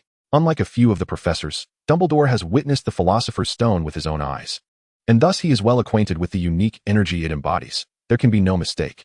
However, this very certainty only deepens his astonishment. He extends his hand, intending to grasp one for closer inspection, only to be taken aback as his hand passes right through the stone. After several unsuccessful attempts to touch the row of stones, Dumbledore realizes that Clarence must have cast a spell over them. It seems that apart from the professors present, no one else can hope to make contact with these Philosopher's Stones. The professors, witnessing this scene, come to understand why Clarence dared to send the stones via owl. He had enchanted them, leaving no room for concern about unforeseen incidents. They feel a twinge of embarrassment, having previously criticized Clarence for his seemingly reckless method of delivery. Perhaps the shock of receiving the stones had blinded them to the enchantment cast upon them. Unbeknownst to Dumbledore, the professors felt a sense of shame for not recognizing the spell, while he lamented his inability to touch the stones. Clearly, Clarence had anticipated that the professors would seek him out after receiving the stones, which led him to place a protective enchantment on them. It is also possible that he intended to prevent others from accessing the stones by imposing certain restrictions. Regardless of the reason, Dumbledore recognizes that he holds no significant place in Clarence's regard. Even if he did, it would only be one of caution and vigilance, reminiscent of how he himself once approached Clarence during their school days. "Alas, I will serve as a guardian," safeguarding the secret of the Philosopher's Stones. Therefore, you may now all pledge your unwavering loyalty, Dumbledore declares. However, I must remind you that even with the protection of this vow, it is not infallible. Thus, it would be prudent for you to exercise caution in preserving the Philosopher's Stones. His words snapped the professors back to reality. Yet, upon hearing his sigh and observing his despondent expression, they feel a degree of awkwardness. They are acutely aware of the nature of the relationship between Clarence and Dumbledore, and they know well how Dumbledore had historically approached Clarence with wariness. Thus, seeing Dumbledore in such a state is undoubtedly uncomfortable for them, especially among their well-acquainted peers. Everyone received the Philosopher's Stone, with the sole exception of Dumbledore, which felt akin to rubbing salt into a wound. Setting aside the painful reality of the situation, such an act undoubtedly lacks moral integrity. Ahem, Albus, you need not take it to heart. That child is merely harboring resentment. In a few years, when the bitterness has faded, everything will be well again. Flitwick stuttered in an attempt to comfort Dumbledore. However, his words of solace seemed more detrimental than helpful, as they failed to alleviate the despondent expression on Dumbledore's face, only deepening it further. Without delving into how the professors pledged their unwavering loyalty to maintain secrecy alongside Dumbledore, let us consider one particularly noteworthy recipient of the Philosopher's Stone, Horace Slughorn, the former potions professor who once taught Clarence and his peers. For Slughorn, receiving such a unique and precious gift was a source of immense excitement, to the point where he yearned to announce it to the world. Yet, he was also acutely aware of the potential troubles that the stone might bring him, leading to a profound internal conflict, one that nearly brought him to tears. Though somewhat self-serving, Slughorn's character cannot be deemed malevolent. The Slug Club he founded aimed to gather talented individuals, intending to reap future benefits from their eventual success. While this ambition may be distasteful to some, it is not illegal, and despite its mercenary nature, there is little others can do but observe disapprovingly. Ironically, it was precisely this trait that left him in such a state of distress. Clarence, astutely recognizing Slughorn's character, mischievously sent him a piece of the Philosopher's Stone, eager to witness how he would ultimately respond. Although Clarence had anticipated Slughorn's eventual choice, he relished the opportunity to see him grapple with the moral quandary. Indeed, this was a prank, yet it also served as a token of gratitude from Clarence for the care and dedication Slughorn had shown him in imparting knowledge of potion making. While Slughorn's motivations may not have been entirely altruistic, it did not prevent Clarence from wishing to bestow a gift upon him in his moment of fortune. Nonetheless, he hoped that when they next met, Professor Slughorn would show him a kinder disposition rather than shoo him away with a broomstick, cackling all the while. Later, in the Vatican outpost, Clarence received responses from his friends and professors, though some were unable to discern the magical restrictions placed upon the Philosopher's Stone. Thus, within his correspondence, he expressed his discontent regarding the use of an owl to deliver such a crucial item as the magical stone. Yet more so, he conveyed his gratitude. Chapter 120, The Storm Approaches. Time passed swiftly. Since Clarence had last sent magical stones to his friends and professors and had received their responses, it was soon mid-October. The days were not entirely tranquil, aside from being incessantly pursued by various representatives from the magical community. He found himself at an impasse in his research on light magic and other studies. In particular, his efforts to simplify the procedural steps for linking the magical network had reached a standstill. Regardless of how his real avatars attempted to shift their thinking or seek inspiration, they remained stuck, unable to advance.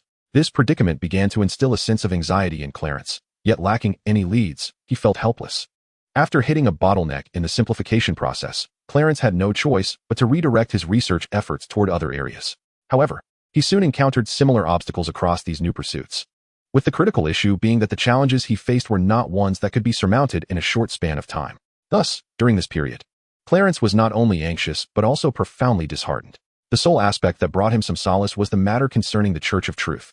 The decision to appoint Doris as the inaugural Grand Pope of the Church was undeniably one of his wisest choices. Once he entrusted the Church's affairs to Doris, he scarcely had to worry about them again, and to this day, the Church's development had been remarkably promising. It was not to say that the Church's progress had been devoid of difficulties. Indeed, Doris had encountered numerous challenges. Yet she adeptly resolved them without ever burdening Clarence with such concerns. Initially, Clarence found some comfort in the Church's flourishing state, only to have his spirits dampened by the arrival of another piece of news. What was this news?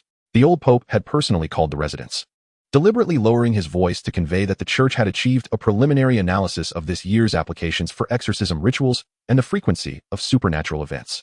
From this preliminary analysis, it was determined that the area with the highest occurrence rate was, in fact, America. Furthermore, upon comparing the data, it was evident that the increase in the frequency of supernatural occurrences in that region was exceedingly concerning. Why was it concerning? The rate of supernatural events in America had nearly reached the highest level in the world. However, prior to this, as indicated by the statistics from the end of last year, America was merely ranked 6th in the frequency of supernatural occurrences globally. Astonishingly, within less than a year, this frequency has surged to the forefront, claiming the first position, far surpassing the second by several multiples. Such a development is undeniably peculiar, indeed profoundly unsettling. Upon learning of this matter, the Pope convened a high-level meeting and personally contacted Clarence to elucidate the situation. The Pope's implication was that the ominous resurgence of dark forces had first manifested in America. After absorbing the Pope's account, Clarence fell into a contemplative silence before responding. The Pope, after a moment of reflection following Clarence's words, spoke again with a grave tone, indicating that it appeared to be just as he had surmised. This dire storm has not only arrived earlier than anticipated, but has also quietly settled first in America. With utmost seriousness, Clarence continued to inquire about the church leadership's perspective. The Pope, after seemingly conferring with others, returned to the phone. According to the higher-ups' speculations, if this terrifying storm had indeed arrived, it would not have done so without reason. Thus, there must be something peculiar about that region, yet after thorough analysis, the leadership could not ascertain the cause. One plausible hypothesis suggested that America's national circumstances might be saturated with negative emotional energy, rendering it the initial target for this phenomenon. However, this remains merely a conjecture, lacking empirical validation. Therefore, the Church wishes for you to assume command in the American diocese. Clarence discerned the unsaid implications in the Pope's words and furrowed his brow, questioning. Your Holiness means to say that I should proceed alone to the American diocese while the Knights Templar remain stationed in Vatican City? Indeed, the Pope affirmed. Of course, if you require assistance, you may bring some personnel with you, but we hope you will retain sufficient forces, as Vatican City also requires their protection.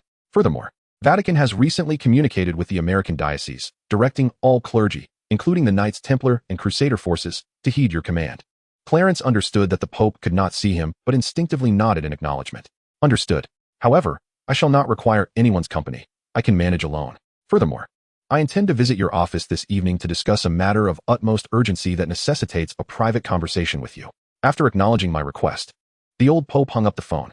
Though his curiosity was piqued regarding the critical issue Clarence wished to discuss, the very nature of the conversation implied confidentiality, which could not be addressed over the phone nor in the presence of others within the office. However, when evening arrived, Clarence did not visit the old Pope. Instead, he summoned Sister Shirley, along with Michael, Father Lucas, and both Beeman and Felsen, to his office. Once the five were gathered, it was apparent to them, without further elaboration from Clarence, that their assembly was purposefully significant. While calling together any four of them might not have aroused suspicion, the inclusion of all five unequivocally indicated that their meeting pertained to the protective duties concerning the Pope and his assistant, Doris. Clarence had previously informed them of the clandestine passage leading to the old Pope's office and bedroom, thus bestowing upon them the grave responsibility of ensuring the safety of both the Pope and Doris. As for why Clarence suddenly convened them at this juncture, it was clear to him that his assignment to oversee the American diocese would not be a brief endeavor. It would extend for several years. As the old Pope had articulated, the high-ranking officials believed that the impending storm of terror would first strike the American region for a reason. Although the specifics of that reason remained unknown, one certainty was the uniqueness of the American circumstances, which justified the decision to have Clarence personally oversee the situation. Moreover, the fact that the old Pope entrusted Clarence with full command over the armed forces of the American diocese underscored the gravity of this mission, one that could not be completed in a fleeting moment. It was essential to recall why Clarence had established the Knights' headquarters in Vatican City. The request from the old Pope was predicated upon the need for Clarence's personal protection rather than the involvement of his subordinate, the Stuart Knights. It was not a matter of trust, but rather an acknowledgement that no protector could rival Clarence himself. Thus, Clarence was about to embark on a journey to the parish in America, and it would be a while before he returned. Consequently, the safety of Vatican City, particularly that of the old Pope and Doris, became a pressing concern. Therefore, the purpose of summoning Shirley and Byman was to instruct them to ensure the protection of the old Pope and others. Additionally, they were to utilize a special passage to reach the old Pope's office. This was merely to allow them a moment of acquaintance. There was no need for extensive conversation. It could be assumed that upon seeing the five of them arriving through the special passage, the old Pope would grasp Clarence's intent. In fact, his assumption proved correct. Upon witnessing Shirley and her companions, the old Pope understood Clarence's message. He even entrusted Shirley with a particular message to convey. The essence of that message was that if the headquarters were to issue any further tasks to the Knights, the old Pope would ensure that Shirley and her four companions remained at the base, or at the very least, 2 or 3 of them would be retained in Vatican City. After listening to Shirley's account, Clarence nodded, acknowledging his understanding. However, for the sake of precaution, he issued an additional command to the 5. Regardless of the severity of any impending crisis or mission, even if the sky were to fall, at least 2 individuals must remain in Vatican City, prioritizing the protection of the Pope and his assistant, Doris. The 5 responded in unison. Furthermore, as I will be departing for the parish in America tomorrow, I must entrust the affairs of the base to Sister Shirley. Rest assured, Captain, I will ensure that Father Vasily manages the base affairs diligently. Moreover, Captain, are you truly not bringing a few knights along on your journey to America? Shirley inquired hesitantly. Not at this time. I do not require anyone's company for now. However, once I establish the branch there, I may consider dispatching Father Vasily to assist in managing the new division. Therefore, Sister Shirley, take this opportunity to learn diligently from Father Vasily. Initially, Clarence's stance was resolute, but as he contemplated the lengthy duration of his absence and the uncertainties he might encounter, he recognized the necessity of enhancing the combat readiness and capabilities of the clergy in that region. This was not a reflection of his disdain for the local clergy's abilities. Rather, their inherent strength may not suffice to withstand the impending tempest. Even the Templar Knights and Crusaders stationed there did not inspire much expectation in Clarence. Upon his arrival, it was imperative to establish a branch of the Knights, build a base, and recruit new members. Although the headquarters in Vatican City was constructed by Clarence himself, he had scarcely managed it, as it was initially overseen by Shirley and later co-managed with Father Vasily's involvement. Upon the completion of the Knights Templar branch in the American parish, it seems necessary to assign Vasilio to assist. Although Clarence has a preference for Sister Shirley, or even Joanna, as their collaboration could somewhat compensate for Vasilio's absence, Sister Shirley is burdened with the crucial task of safeguarding the elderly Pope and Doris. Therefore, her relocation to America is out of the question. Under these circumstances, Clarence is left with no choice but to rely solely on Vasilio. As for Vasilio, despite being considered a veteran within the Vatican City, one might wonder why he is not entrusted with the vital responsibility of protecting the Pope. While Vasilio is undoubtedly capable and possesses unwavering faith, his unconventional mindset raises concerns. To put it frankly, he eagerly delves into areas that other clergy might shun, such as demonology and mysticism, even magic, embracing whatever knowledge is available. His sole criterion is utility. As long as it can combat demons, he has no qualms about pursuing it. He is a quintessential pragmatist, albeit one with a remarkably flexible moral compass. One particularly astonishing incident illustrates this. During an exorcism, he audaciously lowered his mental defenses, allowing a demon to occupy his body. Of course, he was not unprepared. He had taken precautions that ensnared the demon upon entry. Consequently, this formidable demon found itself tormented by a mere mortal and was ultimately expelled back to hell. However, Vasilio's unconventional tactics and methods left many astounded, nearly leading to his expulsion from the Vatican. Thus, Clarence hesitates to assign this individual the task of protecting the elderly Pope, fearing that, should a predicament arise, Vasilio might even use the Pope as bait. Make no mistake, he is indeed capable of such a maneuver. After spending a night at the residence, Clarence boarded the church's plane to America the following morning. Upon landing, he chose to forego rest at his designated accommodation and instead sought an audience with the cardinal responsible for the parish. The two conferred behind closed doors, the details of their discussion remaining a mystery even to the cardinal's assistant. The male aide only knew that the next day he was instructed by the cardinal to assist Clarence in taking over the local Templar contingent, the Crusaders, and other armed factions within the church. Chapter 122, Father Burke and Sister Eileen. It may be attributed to the highest directives emanating from the church headquarters in Vatican City, coupled with the active cooperation of the parish's principal leader, the cardinal. Consequently, he entrusted his assistant to personally guide Clarence in the takeover process. Thus, during the entirety of Clarence's assumption of authority over the parish, there were no unforeseen incidents. The transition was executed with remarkable ease. Unlike the narratives often depicted, where dissenters emerge to challenge authority only to be swiftly rebuffed, the current era has evolved. While some may still covet power and status, they are not uneducated simpletons. Even if there lies a discontent within, outward expressions of such sentiments are seldom displayed.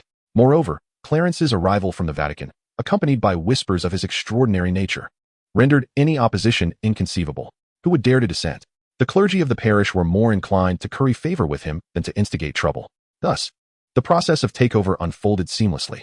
Upon completion of the transition, Clarence sought his assistant's assistance in locating a nearby site for the establishment of a branch of the Stuart Knights, which would serve as his residence within the American parish. Perhaps the cardinal had anticipated this need or had instructed his assistant to fully support Clarence, as the assistant, without hesitation, recalled several suitable locations. These sites were all in close proximity to the cardinal's church and were, of course, church property. After thoughtful consideration, Clarence chose a large, vacant warehouse area that was somewhat farther from the cardinal's location. The assistant exhibited no curiosity regarding Clarence's choice of site for the branch. Rather, he adhered strictly to the cardinal's instructions, fulfilling all of Clarence's requests. I will convert the underground of that warehouse into a base for the knights and establish a dedicated underground passage connecting it to the cardinal's church, Clarence stated. The assistant adjusted his glasses and expressed that should Clarence require assistance in the renovation of the base, he should not hesitate to ask. The parish would cooperate wholeheartedly. Upon their arrival at the large warehouse, Clarence surveyed the surroundings and felt a sense of satisfaction. Curiously, he inquired as to why this place, deemed suitable for storage, remained unused. Was it possible that the parish had no need for supplies? Might it be that such an abandoned warehouse area exists due to the presence of several other sites within this parish? After the male assistant elaborated, Clarence came to understand that the parish had indeed established a new warehouse at a more suitable location, rendering this site redundant. There were even initial plans for redevelopment. However, since Clarence had chosen this place as the base for the Knights Order, it was only natural that his needs would take precedence. Is that so? I had intended to construct a sub-base underground here, but the above warehouses have remained idle for far too long, which seems quite wasteful, he remarked. Following this, Clarence turned to the male assistant and inquired, as the assistant to the cardinal of this parish. You must be aware of the new revenue source being developed from frankincense and myrrh in Vatican City, correct? The assistant nodded, and his expression grew increasingly animated as if a thought had struck him. Are you implying that? Upon seeing the assistant seemingly grasping his intention, Clarence nodded in affirmation, confirming the assistant's suspicions. Indeed, I am uncertain how long I shall remain in your parish, and once the supply of frankincense and myrrh from the Vatican is exhausted, I will need to return personally. It would be quite cumbersome to make repeated trips, so it would be more efficient to utilize these warehouses. Moreover, this would provide an additional revenue stream for your parish. The assistant, buoyed by Clarence's endorsement, could no longer contain his excitement, which manifested in an exaggerated smile. However, before he could express his heartfelt gratitude, Clarence preemptively cautioned him, do not become overly elated. Remember that a significant portion of this will need to be transported to Vatican City. As the headquarters, Vatican City must support the other parishes, and thus, financial issues must be meticulously managed. Upon hearing this, the assistant was not disconcerted, as Vatican City is indeed the church's headquarters, while they are merely a parish in America. Additionally, Clarence's inclination towards this arrangement stemmed from a desire to avoid hassle and to prevent the wastage of these warehouses.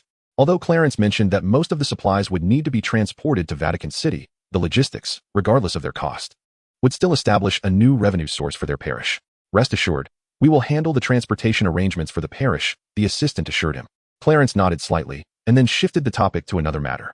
I believe you are well aware of the reasons and objectives behind the headquarters dispatching me to your parish. Therefore, once the transformation of the sub-base is complete, it will be imperative to recruit members for specialized training. The selection of clergy will necessitate the support and assistance of the Archbishop. Furthermore, I propose that your parish establish its own training program for exorcists, as this would better equip you to address the increasingly frequent supernatural occurrences within the country. Clarence noticed the male assistant's expression of distress upon hearing his suggestion. The assistant opened his mouth as if to respond, but Clarence interjected before he could voice his thoughts. I am aware that if the parish wishes to implement such a course independently, it may encounter numerous challenges and obstacles. However, the situation has reached a critical juncture that cannot be ignored. Otherwise, why would I assist your parish in creating a new source of revenue? I understand your perspective. Yet the decision ultimately rests with the Archbishop. However, I shall convey your sentiments to him, the male assistant replied. I believe that once your parish secures new funding, most of the issues and difficulties should be resolvable. If, however, challenges persist, do not hesitate to inform me. I will then communicate with the Vatican to seek assistance. Chapter 123, Father Burke and Sister Erin 2. Subsequently, Clarence, in the presence of the male assistant, drew forth his wand and began to magically renovate the underground area of the warehouse, modeling it after the headquarters of the Knights Templar located in Vatican City. Upon completion of the renovation, Clarence invited the male assistant to tour the space, enlisting his help in connecting utilities such as water and electricity. Once the base was transformed, Clarence requested the male assistant to drive him to the local chapter of the Knights Templar. After conferring with the chapter leader, he took approximately 30 knights back to his base. These 30 knights would serve as instructors for the training of new recruits, contingent upon Clarence personally conducting specialized training for them. Additionally, these knights would also serve as temporary security for the base. In the following days leading up to November 1st, Halloween, Clarence was exceedingly busy, training the 30 borrowed Knights Templar while also, under the guidance of the Archbishop's male assistant, visiting various churches in the parish to select suitable candidates for his knightly order. Fortunately, the 30 borrowed knights already possessed a solid foundation, allowing Clarence to provide only minimal instruction. They were indeed qualified to serve as trainers for the new recruits. As Halloween arrived, Clarence presided over a mass ceremony at the base. However, just as he concluded the ceremony, he noticed the Archbishop's male assistant approaching with two unfamiliar individuals. After allowing the members some leisure time, Clarence escorted the male assistant and the two newcomers to his office. After the four individuals took their seats, the male assistant began the introductions. He presented a gentleman and a lady. The gentleman, named Anthony Burke. Not only is he a cleric of the church, but he also holds the esteemed title of exorcist. Furthermore, he is a member of a specialized investigation department at the Vatican headquarters. This department functions similarly to that of investigators, tasked with probing into extraordinary events. Given the nature of their inquiries, which often pertain to unusual or supernatural occurrences, the majority of its members are primarily exorcists, with even the logistical support comprised of specialized priests or retired knights and crusaders. Accompanying Father Burke was a young woman named Eileen, a novice nun stationed at a hospital established by the church in Britain. She possesses no extraordinary credentials apart from her appearance, which is rather unremarkable in all other respects. The purpose of their visit is linked to a significant investigative assignment entrusted to Burke by the Vatican. It could even be said that his reason for seeking out Clarence was at the recommendation of the Vatican. Eileen, too, was suggested to accompany Burke for the mission, as the Vatican deemed her familiarity with the location, St. Catherine's Monastery, a convent for women, essential for the investigation. It was suggested that, as a male cleric, Burke would find it inconvenient to conduct inquiries there. However, Burke harbored a suspicion that the Vatican's rationale for recommending the novice nun, Eileen, was not as straightforward as they claimed.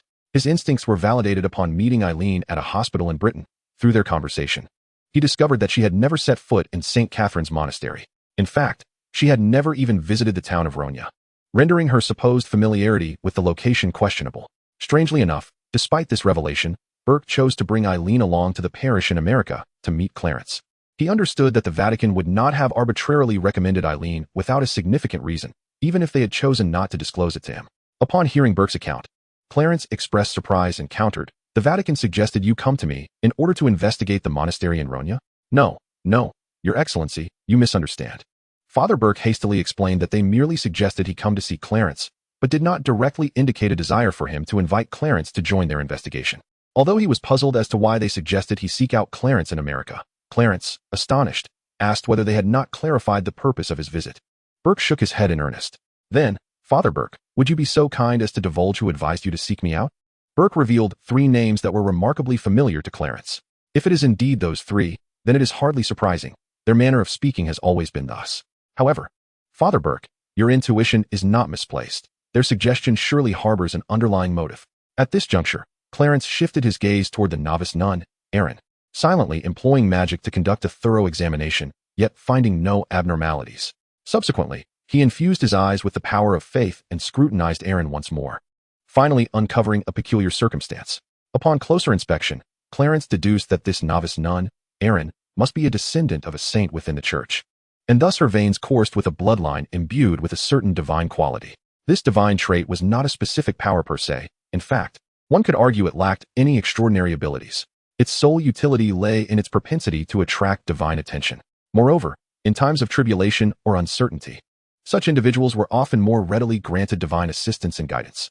After all, being a descendant of a saint within the church naturally warranted attention and care from the heavenly realms. It was no wonder the 3 gentlemen had recommended Burke to bring along the novice nun Erin. Her presence would undoubtedly invite divine scrutiny, thereby greatly aiding Burke's investigative endeavors. However, the very suggestion to include Erin in the investigation implied that the task at hand was far from simple and perhaps fraught with significant peril. Otherwise, how could those 3 possibly have urged Burke to seek him out? As Clarence pondered this, he remained oblivious to the reactions and thoughts of the other 3 upon witnessing the golden light emanating from his eyes. Chapter 124. Father Burke and Sister Erin. Father Burke, may I inquire how much you know about the St. Catherine Monastery? Clarence asked. Not much, I fear, Burke replied with utmost respect. I only know that a nun there recently took her own life, yet the Vatican suspects there may be more to her demise, which is why they have dispatched me to investigate. Indeed, the name St. Catherine's Convent seems familiar. I believe I have encountered it somewhere, Clarence murmured, quickly recalling where he had seen it. It was during my time at the Vatican headquarters that I encountered this information within the church's confidential archives. The St. Catherine's Convent appeared in these records not due to any inherent significance of the convent itself. Prior to its transformation into a convent, it was merely a noble's castle, devoid of any extraordinary attributes. However, the narrative shifted when the noble, in collusion with a demon from the depths of hell, sought to summon this malevolent entity to the earthly realm. In doing so, he enacted a profoundly wicked ritual that opened a gateway to hell within the castle. Fortunately, the church intervened in time, not only suppressing the emerging demon, but also sealing the infernal portal with sacred blood. For added precaution, the holy blood was left within the castle, and to further contain the sealed gateway, the castle was converted into a convent for nuns. Their incessant prayers were intended to firmly suppress the sealed door to hell. It is precisely due to the sealed portal and the sacred blood that the convent's name appears in the confidential documents. The archives describe this so-called sacred blood as precious and holy, akin to a divine essence. However, despite this documentation, Clarence harbored doubts. He did not dismiss the existence of the sacred blood, but questioned its authenticity. If it were indeed true holy blood, it would not merely banish the demon back to hell and seal the gateway. It would obliterate the demon entirely and destroy the portal. Thus, Clarence speculated that it was not holy blood in the truest sense, but rather the blood of some angel or saint, imbued with formidable divine power. So, the sanctuary of sacred blood also conceals a sealed gateway to hell. Clarence murmured to himself, contemplating that perhaps an issue with the seal necessitated sending someone to investigate.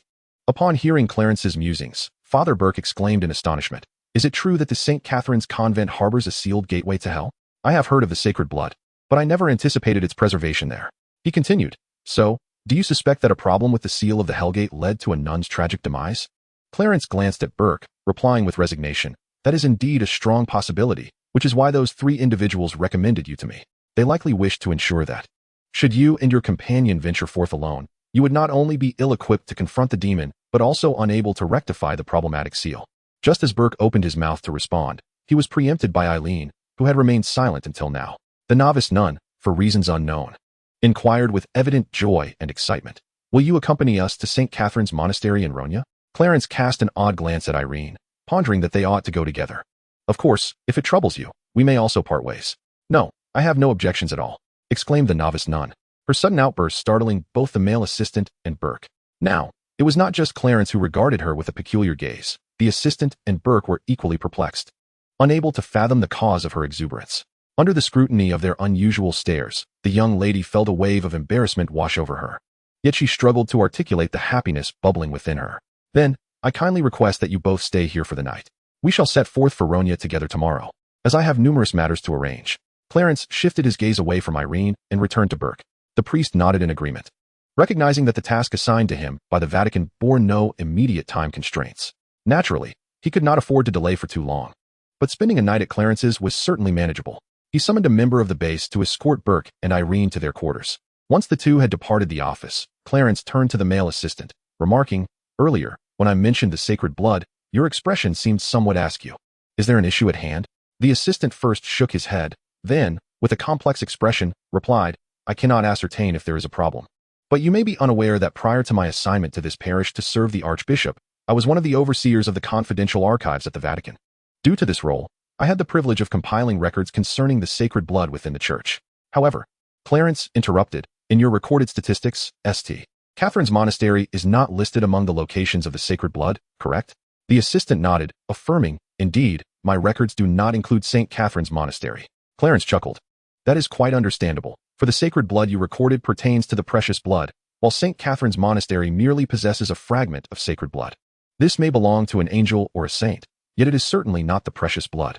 Therefore, your lack of records is not surprising. Nevertheless, I find it astonishing that you were once among those managing the confidential archives at the Vatican. Do not tell me that you happen to be the head responsible for managing the archive room within the confidential repository.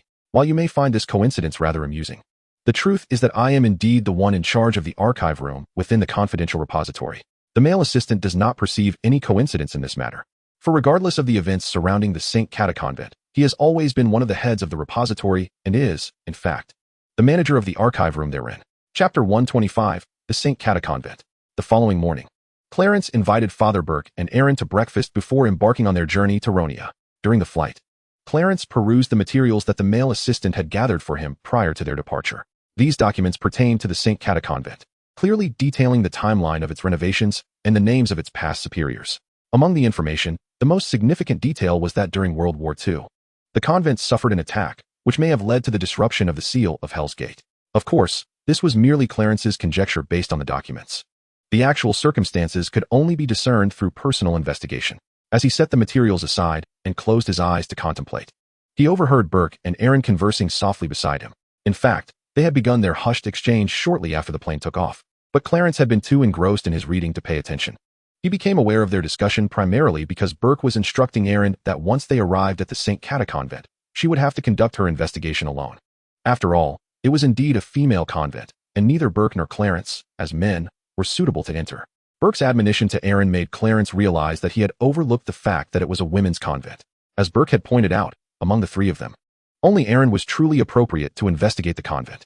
However, the issue lay in the fact that Aaron was not only an inexperienced nun, but also had little understanding of the truths of this world prior to this.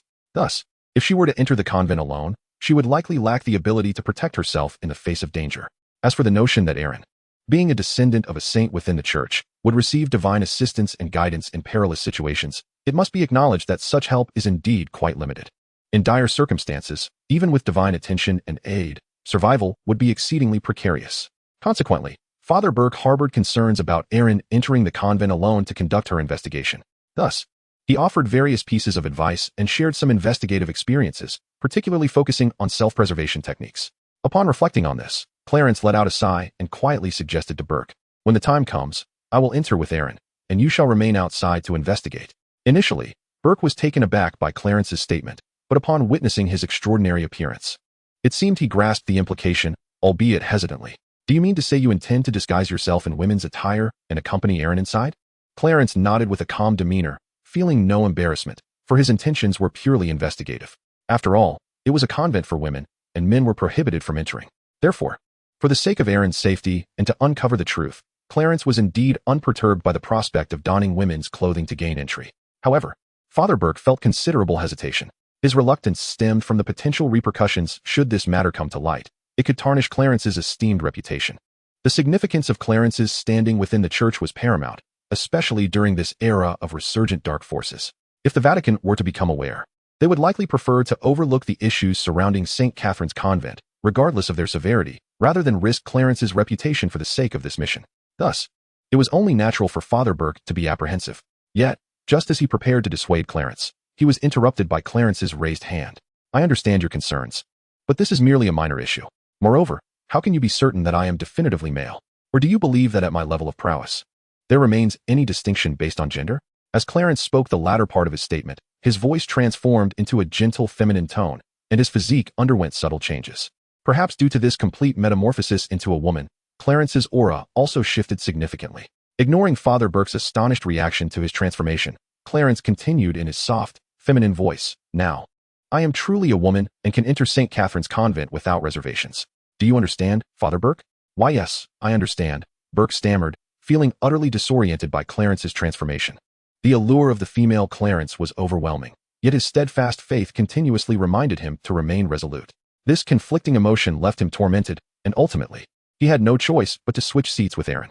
After changing seats, Eileen felt no such apprehensions and was completely captivated by the gentle demeanor of the female version of Clarence. Since all were women now, even slightly intimate gestures would elicit no remarks. Without delving into the chaos and troubles the female Clarence stirred at the airport, nor the journey of the three to the Santa Caterina Monastery, we find them arriving at a nearby village. Father Burke inquired persistently and eventually located the villager mentioned by the Vatican, discovering that a nun from the monastery had hanged herself. Father Burke knocked on the door, and after a considerable wait, footsteps approached from within. When the dilapidated door opened, the trio was met by a somewhat disheveled young man. Upon seeing the three outside, he was momentarily stunned, particularly at the sight of Clarence, his gaze fixated. However, it was only when Father Burke deliberately stepped in front of Clarence, blocking the young man's line of sight, that he regained his composure and realized how impolite his stare had been. "Excuse me, may I ask who you are?" he stammered. Without detailing how Father Burke communicated with the young man, it suffices to say that upon learning of their clerical status, the young man's expression turned to one of pity as he gazed at Clarence. Father Burke rolled his eyes inwardly and got straight to the point, asking, "Mr. Celiot, how far is the monastery from this village?" The young man, named Celiot, after donning his shoes, busied himself in a nearby sheep pen while replying, "Not far, but it will still take some time to get there." Clarence, standing a short distance away, could not help but interject, "May I ask, why do you go there?" "I deliver supplies every quarter," he explained. "The monastery has had some sort of agreement with the village for centuries." Father Burke interjected, "Could you take us there quickly?" "I'm afraid that's not possible, Father," the young man declined. The trio observed Celiot working, understanding he would not finish his tasks anytime soon. Thus they did not press his refusal. Eileen, however, directly inquired, "Is there anyone else in the village who goes to the monastery?" It was evident that if there were others, they could catch a ride. The other villagers act as if the monastery does not exist. Mentioning it will only bring trouble. The three exchanged glances, taken aback by the poor reputation the Santa Caterina Monastery held in the vicinity. With a sigh, Father Burke resignedly remarked, "It seems we have no choice but to ask you to take us there." Hearing this, Celiot paused his work, and with an unintentional tone of offense, replied, "I'm afraid upon hearing the unmistakable refusal from his counterpart, Clarence immediately employed the art of seduction. Please, Mr. Celiot." Such an earnest plea from the female version of Clarence was enough to sway not only Celiot, but anyone else, compelling the young man to acquiesce without hesitation. As they proceeded towards the monastery, the four of them were forced to disembark from their rickety cart at the boundary, for the horse, stubbornly unwilling to move even an inch, refused to advance. "I believe it is time to replace that horse," Father Burke remarked after assessing its condition, suggesting that perhaps the animal's age had rendered it incapable of pulling the cart. However, it was not merely the horse's fault. The road ahead was fraught with peril, instilling fear in the creature. Locals spoke of a curse upon that place, and the horse seemed to share this sentiment. Thus, the quartet embarked on foot toward the monastery. As they drew closer, they beheld the monastery's towers and bell tower, some sections appearing as though they had suffered the ravages of bombardment.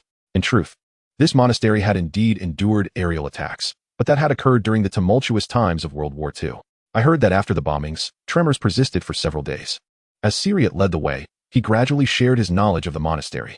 "I once sought more information about this castle, but the village harbors no records. Whenever locals mention this place, they spit." Elena, perplexed, inquired, "Spit?"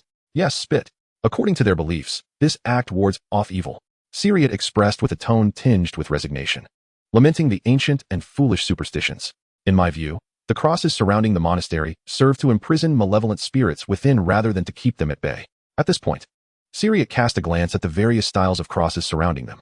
Father Burke, evidently uninterested in continuing this line of conversation, interjected, "When you discovered the hanged nun, did you attempt to contact anyone within the monastery?" "I did try, but received no response," Celiot continued. "Moreover, I have been delivering supplies for 2 years. Yet this is the first time I have encountered a nun within the monastery, only to find that she had hanged herself." "What did you do upon discovering that nun?"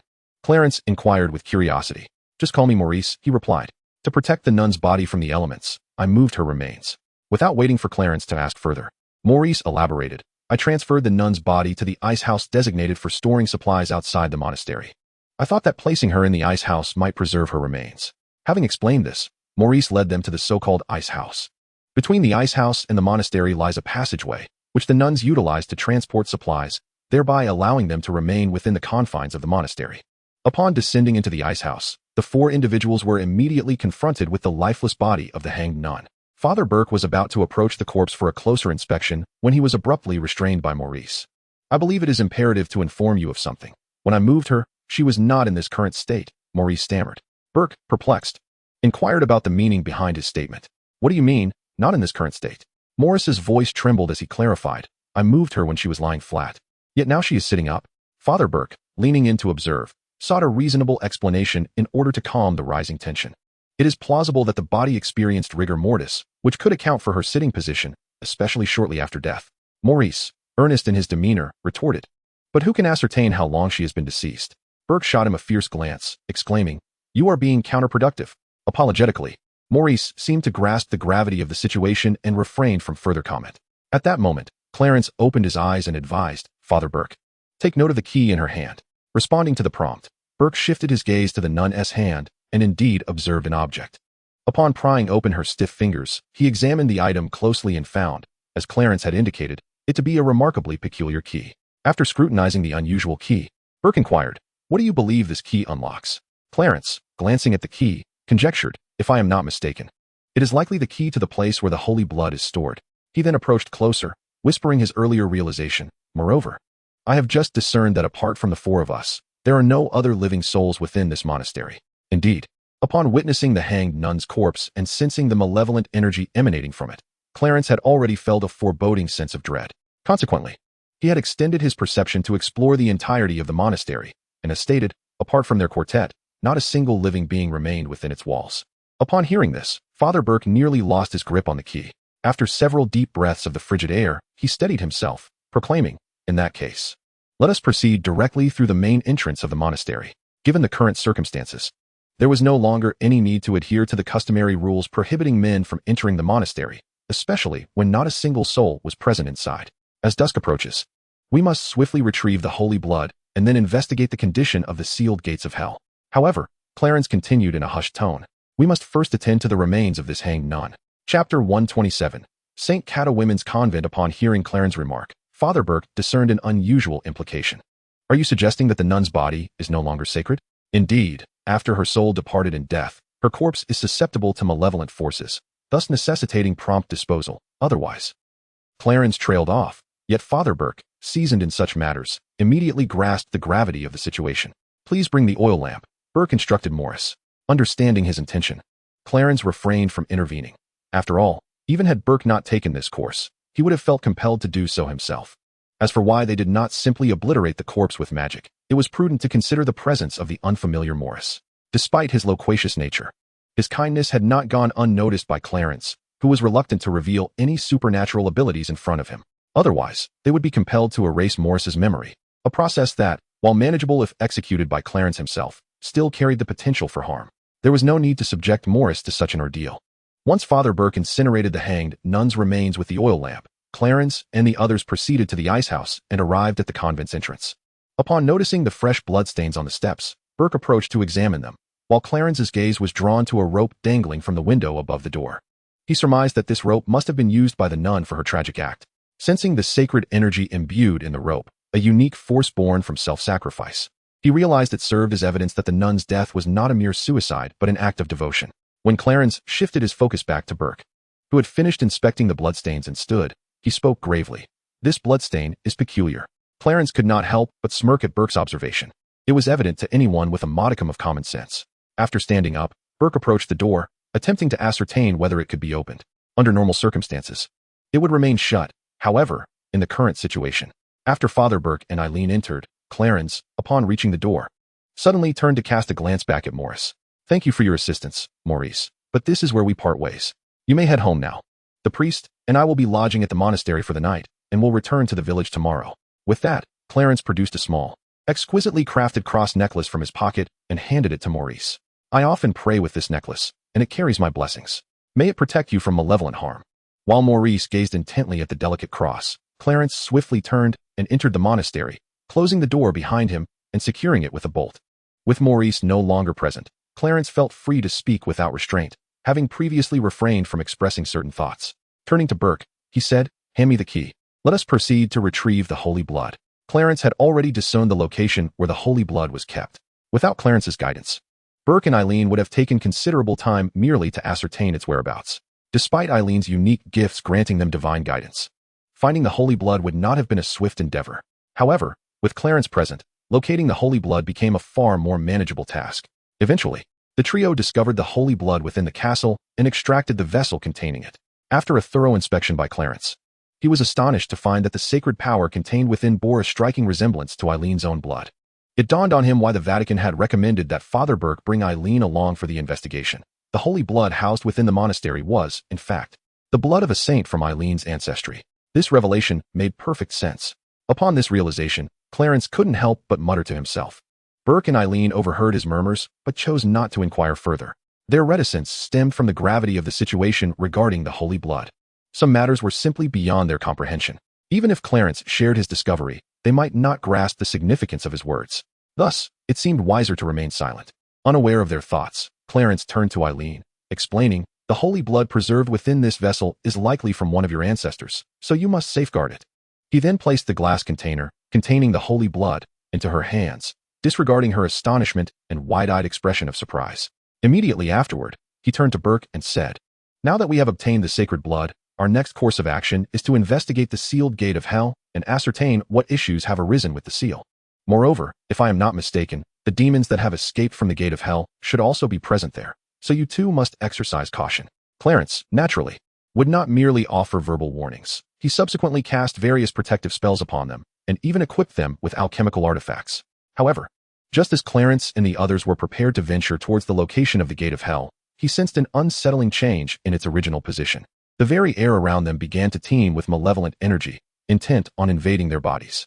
Yet, This sinister force was firmly repelled by the protective spells and the alchemical items they bore. The malevolent energy seemed to possess a consciousness of its own. Upon realizing it could not penetrate the trio's defenses, it began to influence the surrounding environment. For instance, it manifested as the shadow of a nun, attempting to instill fear and evoke negative emotions within Clarence and his companions. Indeed, the sudden appearance of such a shadow startled both Burke and Aaron. Fortunately, their alchemical artifacts could absorb and shield them from negative energies. Chapter 128, The Gate of Hell and Evasion. Had the malevolent force detected their fear, it might have exploited those negative emotions to infiltrate their bodies, potentially revealing their vulnerabilities. Should it become aware that their resistance was not fueled by devout faith and steadfast will, but rather by magical power, the demon responsible for the chaos might quickly flee. Clarence, of course, did not wish to witness the demon's escape. Although he was uncertain why the demon lingered in the abbey rather than retreating elsewhere, it did not imply that it was incapable of leaving. Should the demon discover Clarence's identity as a wizard, it would undoubtedly flee, regardless of its reasons for remaining. However, if the demon possessed sufficient confidence to disregard magical forces, that would be a different matter altogether. It would at least refrain from an immediate retreat. Yet, Clarence had never encountered a demon bold enough to disregard wizards or show indifference toward magical power. The potency of magic not only has the capacity to annihilate demons, but can also ensnare them, ensuring that no demon would ever underestimate its might. A most straightforward example lies in the encounter with the Church's arcane arts. Irrespective of the demon's strength, it may dare to confront. Yet it would hesitate to challenge the sorcerer's magic. This is due to the formidable ability of magic to enslave demons. Thus, Clarence would be loath to witness the demon detecting his identity as a sorcerer, prompting it to flee. The world is vast, and one can only wonder where that demon might escape to. As the saying goes, one must eradicate the root of the problem. Clarence is determined not to leave such a lingering threat. However, the reality is that despite his efforts to conceal his identity as a sorcerer, even employing a peculiar protective spell, the demon still sensed something amiss and began to probe. Undeterred by the demon's various attempts at testing, Clarence continued on with Burke and Aaron towards the location where he first discovered the Gate of Hell. Prior to their entrance into the monastery, Clarence had already attuned himself to the entire structure, and at that time, the demon had failed to notice anything unusual. Consequently, it did not conceal the location of the Gate of Hell, affirming that Clarence's earlier perception was indeed correct. Regardless of the demon's attempts to mislead them and prevent Clarence from locating the true Gate of Hell, he could entirely disregard its stratagems and simply proceed towards the site he had previously sensed. Regrettably, perhaps the demon, due to its own misleading tactics, failed to affect Clarence and his companions, thus realizing something was amiss. It even deduced that there might be a sorcerer among the trio. Therefore, upon Clarence and his companions arriving at the location of the Gate of Hell, the demon had vanished without a trace. After carefully sensing the surroundings and extending his awareness throughout the monastery, Clarence could not find any trace of the demon. Observing the situation, he sighed in resignation. The demon was indeed cautious. Despite his efforts to obscure the power of his magic, he had not anticipated that the demon would elude him.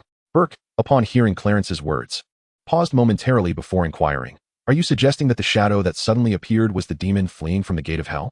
The shadow was not the demon's true form, but merely a fragment of its power. I had initially hoped to avoid revealing the might of my magic to prevent its immediate escape. To my surprise, the demon was so prudent that it fled the moment it sensed something was amiss. Clarence provided a brief explanation. "Do you have any means to track down that demon?" Burke asked. "If I had a way to find it, do you think I would be so cautious?" Clarence replied, casting a glance at Burke before shifting his focus back to the sealed Gate of Hell. He could see the seal beneath the water. Yet Burke and Aaron perceived only murky depths. The gate to hell lay concealed beneath the water's surface. "You two should withdraw," he suggested. "I will drain the water and then inspect the seal. If a problem arises that cannot be resolved, I will have no choice but to obliterate the entire gate to hell." Clarence urged them to leave first. Remaining here would only divert his focus to their safety. Especially in the most dire circumstance, should a grave issue manifest with the seal that cannot be rectified, he would likely have to annihilate the sealing gate entirely. Of course, he could impose a more robust layer of sealing, but he also possessed the power to completely destroy the gate to hell. If total destruction is possible, why reseal it only to deal with potential future issues? Thus, it would be more prudent to eradicate the gate in one decisive act. However, during the destruction of the gate, there existed a significant possibility that malevolent entities might escape. If Burke and Aaron remained, Clarence would be compelled to divide his attention between them and the impending chaos. By sending them away, he could cast a magical barrier here to trap any malevolent beings that might emerge. Once the gate to hell was thoroughly destroyed, he could then deal with the confined demons. Upon hearing Clarence's words, Burke and Aaron did not hesitate, but promptly retraced their steps. They understood that their presence would only distract Clarence, so rather than hinder him, they opted to heed his advice and depart. By not lingering and becoming an obstacle, they believed they were providing him with the greatest assistance. While Burke and Aaron made their way back outside the monastery, Clarence first drained the water and then inspected the seal on the gate to hell. After a thorough examination, he resigned himself to casting several layers of magical barriers. Once he sensed that Burke and Aaron had exited the monastery, Clarence drew his wand, preparing to utterly destroy the gate to hell. The barriers above had become entirely unnecessary to repair, eroded by the forces of hell and demons to the point of being akin to a sieve. With such degradation, what was the point of repair? It would be better to destroy it alongside the gate to hell itself. Chapter 129, Attention and Surveillance. Indeed, Clarence possessed not only the ability to completely destroy the gate to hell, but also found the task exceedingly effortless. Even during the destruction of the Hell Gate, there were no demonic entities emerging as he had previously imagined. At most, a mere release of some infernal energy occurred. For others, this leaked energy might have posed a challenge requiring sealing the area once more and waiting patiently for it to dissipate. Alternatively, one could dispatch nuns to the convent, employing the power of faith to gradually erode it. However, for Clarence, such complexities were unnecessary. He could directly harness the released energy from hell and transmute it into another form. Once all was resolved, Clarence returned to the upper convent, only to unexpectedly encounter Morris, who was supposed to have returned to the village. Approaching him, Clarence curiously inquired, "Morris, what brings you here?" "I believe the question at hand is not why he is here," interjected Father Burke with an expression of resignation. Upon hearing Father Burke's remark, Clarence grasped the gravity of the situation and redirected his gaze to Morris. "So, did you witness something you should not have, Morris?" Morris's reaction was peculiar. His eyes darted nervously, avoiding direct contact with Clarence's gaze. "If it pertains to the white light emitted by this necklace when I encountered danger as I was departing, and the same white light that appeared in the convent moments ago, then I suspect I have indeed seen something." Clarence sighed, explaining, "The reason I sent you back to the village was to shield you from witnessing things not meant for your eyes, for that would compel me to erase your memory. So, could you enlighten me as to why you returned to the convent?" Morris bitterly elucidated, "You know, on my way back to the village through the forest, it was this necklace that protected me when I faced peril. I was concerned for your safety, which is why I returned. Additionally, I entered through the ice house passage." He hesitated, then asked, "Is there a way to avoid having my memory erased?" "Rest assured, Morris, while the notion of memory erasure may sound dreadful, it will not inflict any harm upon you." Clarence refrained from directly addressing how one might evade memory erasure. "Morris, tomorrow morning, I will erase your memory, allowing you to continue your life in the village as if nothing had transpired." After delivering this statement, Clarence turned to Father Burke and Eileen. "Well, the convent is now entirely secure. After we take a moment to rest here, we shall depart tomorrow and report back to the Vatican, ensuring they keep a watchful eye on the whereabouts of the escaped demon." Subsequently, Clarence led Burke and the others to a relatively clean large room within the monastery, intending to spend the night there. His notion of closure referred to the fact that all the nuns in this monastery had perished, leaving no clergy to perform prayers or rituals. The faith that once resided here had vanished, and the place had been overtaken by malevolent forces. Thus, it had long since lost the protection of the divine. They needed to engage in prayers and rituals to restore faith within the monastery, allowing the power of the divine to once again safeguard the locale. The process was not particularly complicated, though it was time-consuming. Otherwise, they could have returned home that very day. As the trio completed their tasks, darkness enveloped the sky. Clarence, no longer concerned about Morris's presence, retrieved a substantial quantity of ingredients from a pendant box and conjured a sumptuous dinner using culinary magic. During the meal, Maurice, still somewhat reluctant to accept his fate, inquired once more about any means to evade the erasure of his memories. This time, Clarence did not evade the question, but rather offered a straightforward explanation. One could either become a member of the clergy, specifically as an exorcist or a specialized priest, or occupy a high-ranking position within the realm of ordinary people, particularly one that grants access to the truths of the world. "Maurice," he advised, "do not dwell too much on this, for there are numerous ways to retain your memories, but none of them are within your reach. Thus, knowing these methods bears no significance. Furthermore, you need not worry about the extent of memory I might erase. At most, I will only eliminate your awareness of the extraordinary powers you have witnessed, so you will not forget our trio nor the experience of spending this night in the monastery." Maurice stammered, attempting to articulate his thoughts. "But I wish to know the truth of this world, so..." Before Clarence could respond, Father Burke interjected. "Child, sometimes the truth is exceedingly harsh and fraught with peril. Once you grasp the truth, returning to an ordinary life becomes virtually impossible." Maurice hesitated. His curiosity regarding the truth of the world that Clarence spoke of was immense, which was why he was reluctant to have his memories erased. However, This was contingent upon the knowledge of the truth not bringing him danger. In the face of potential peril, he found he could suppress his curiosity. Yet, despite his unwillingness to confront such dangers, a voice within him incessantly urged that if his memories were erased and he missed this opportunity, he might never again have the chance to connect with Clarence in his lifetime. Thus, this hesitation was the primary reason for his indecision. After all, if he was unwilling to confront the so-called danger, wouldn't it be simpler to have his memories erased, eliminating the need for such vacillation? After finishing dinner and tidying up the utensils, the four of them took their rest in the spacious room. The following morning, after having breakfast, Clarence drew his wand and turned to Morris. "Are you prepared? Do not worry, there will be no pain." Morris glanced at the exquisite wand in Clarence's hand, steeled himself, and met his gaze with determination, expressing that he did not wish to have his memories erased and even desired to leave this place alongside Clarence. His reason was that he sought to uncover the truth of this world. Although Burke and Aaron felt that this was not the primary reason for Morris's desire to accompany them, they lacked the authority to make a decision on this matter, thus remaining silent and awaiting Clarence's response. Chapter 130, Attention and Pursuit 2. Ultimately, Clarence, in an unexpected turn of thought, agreed and even intended to take Morris back to America with him. Most notably, he invited Morris to join the Stuart Knights.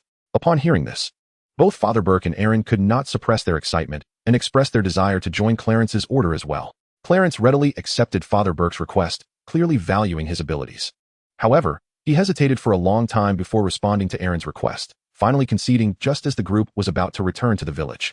Clarence's hesitation stemmed from the fact that Aaron's situation was entirely different from Father Burke's. She was only marginally stronger than Morris, despite being a member of the clergy. Her understanding of the truth of this world was rather limited. Clarence could also discern that Aaron's decision to seek entry into the Knights alongside Father Burke was not motivated by any external reason, but rather by her own sentiments. To put it simply, Aaron's desire to join the Stuart Knights was entirely because of Clarence. As for why Aaron felt this way, Clarence could not comprehend, but he was certain that it was not because she had developed feelings of affection for him. Such emotions were exceedingly complex, in Clarence's view. They resembled familial bonds rather than romantic love between men and women. Although Clarence himself found it puzzling, having never met Aaron before, he wondered why she would harbor such feelings for him. However, it was precisely for this reason that he hesitated, uncertain whether to permit Eileen's inclusion. After all, joining his knightly order would entail confronting numerous crises, and one could easily meet their demise in such perilous situations. Nevertheless, after much contemplation, Clarence ultimately consented to Eileen's joining. Taking into account her status as a clergy member and her distinguished lineage, being a descendant of a certain saint within the church. Thus, she undoubtedly possessed the right to comprehend the truth of the world. At the very least, she would not require the erasure of her memories. However, as Father Burke had previously mentioned to Maurice, once one becomes aware of the world's reality, reverting to an ordinary life becomes virtually impossible. This was particularly true for Eileen, who had personally experienced the events at the St. Catherine's Monastery. Even if Eileen wished to return to her former mundane existence, she would inevitably attract various supernatural troubles. Perhaps the Vatican had other plans for Eileen following this investigative mission.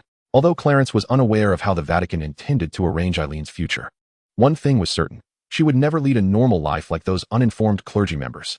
On the contrary, she would face numerous crises, as the Vatican would not neglect a capable individual, treating her merely as an ordinary clergy member.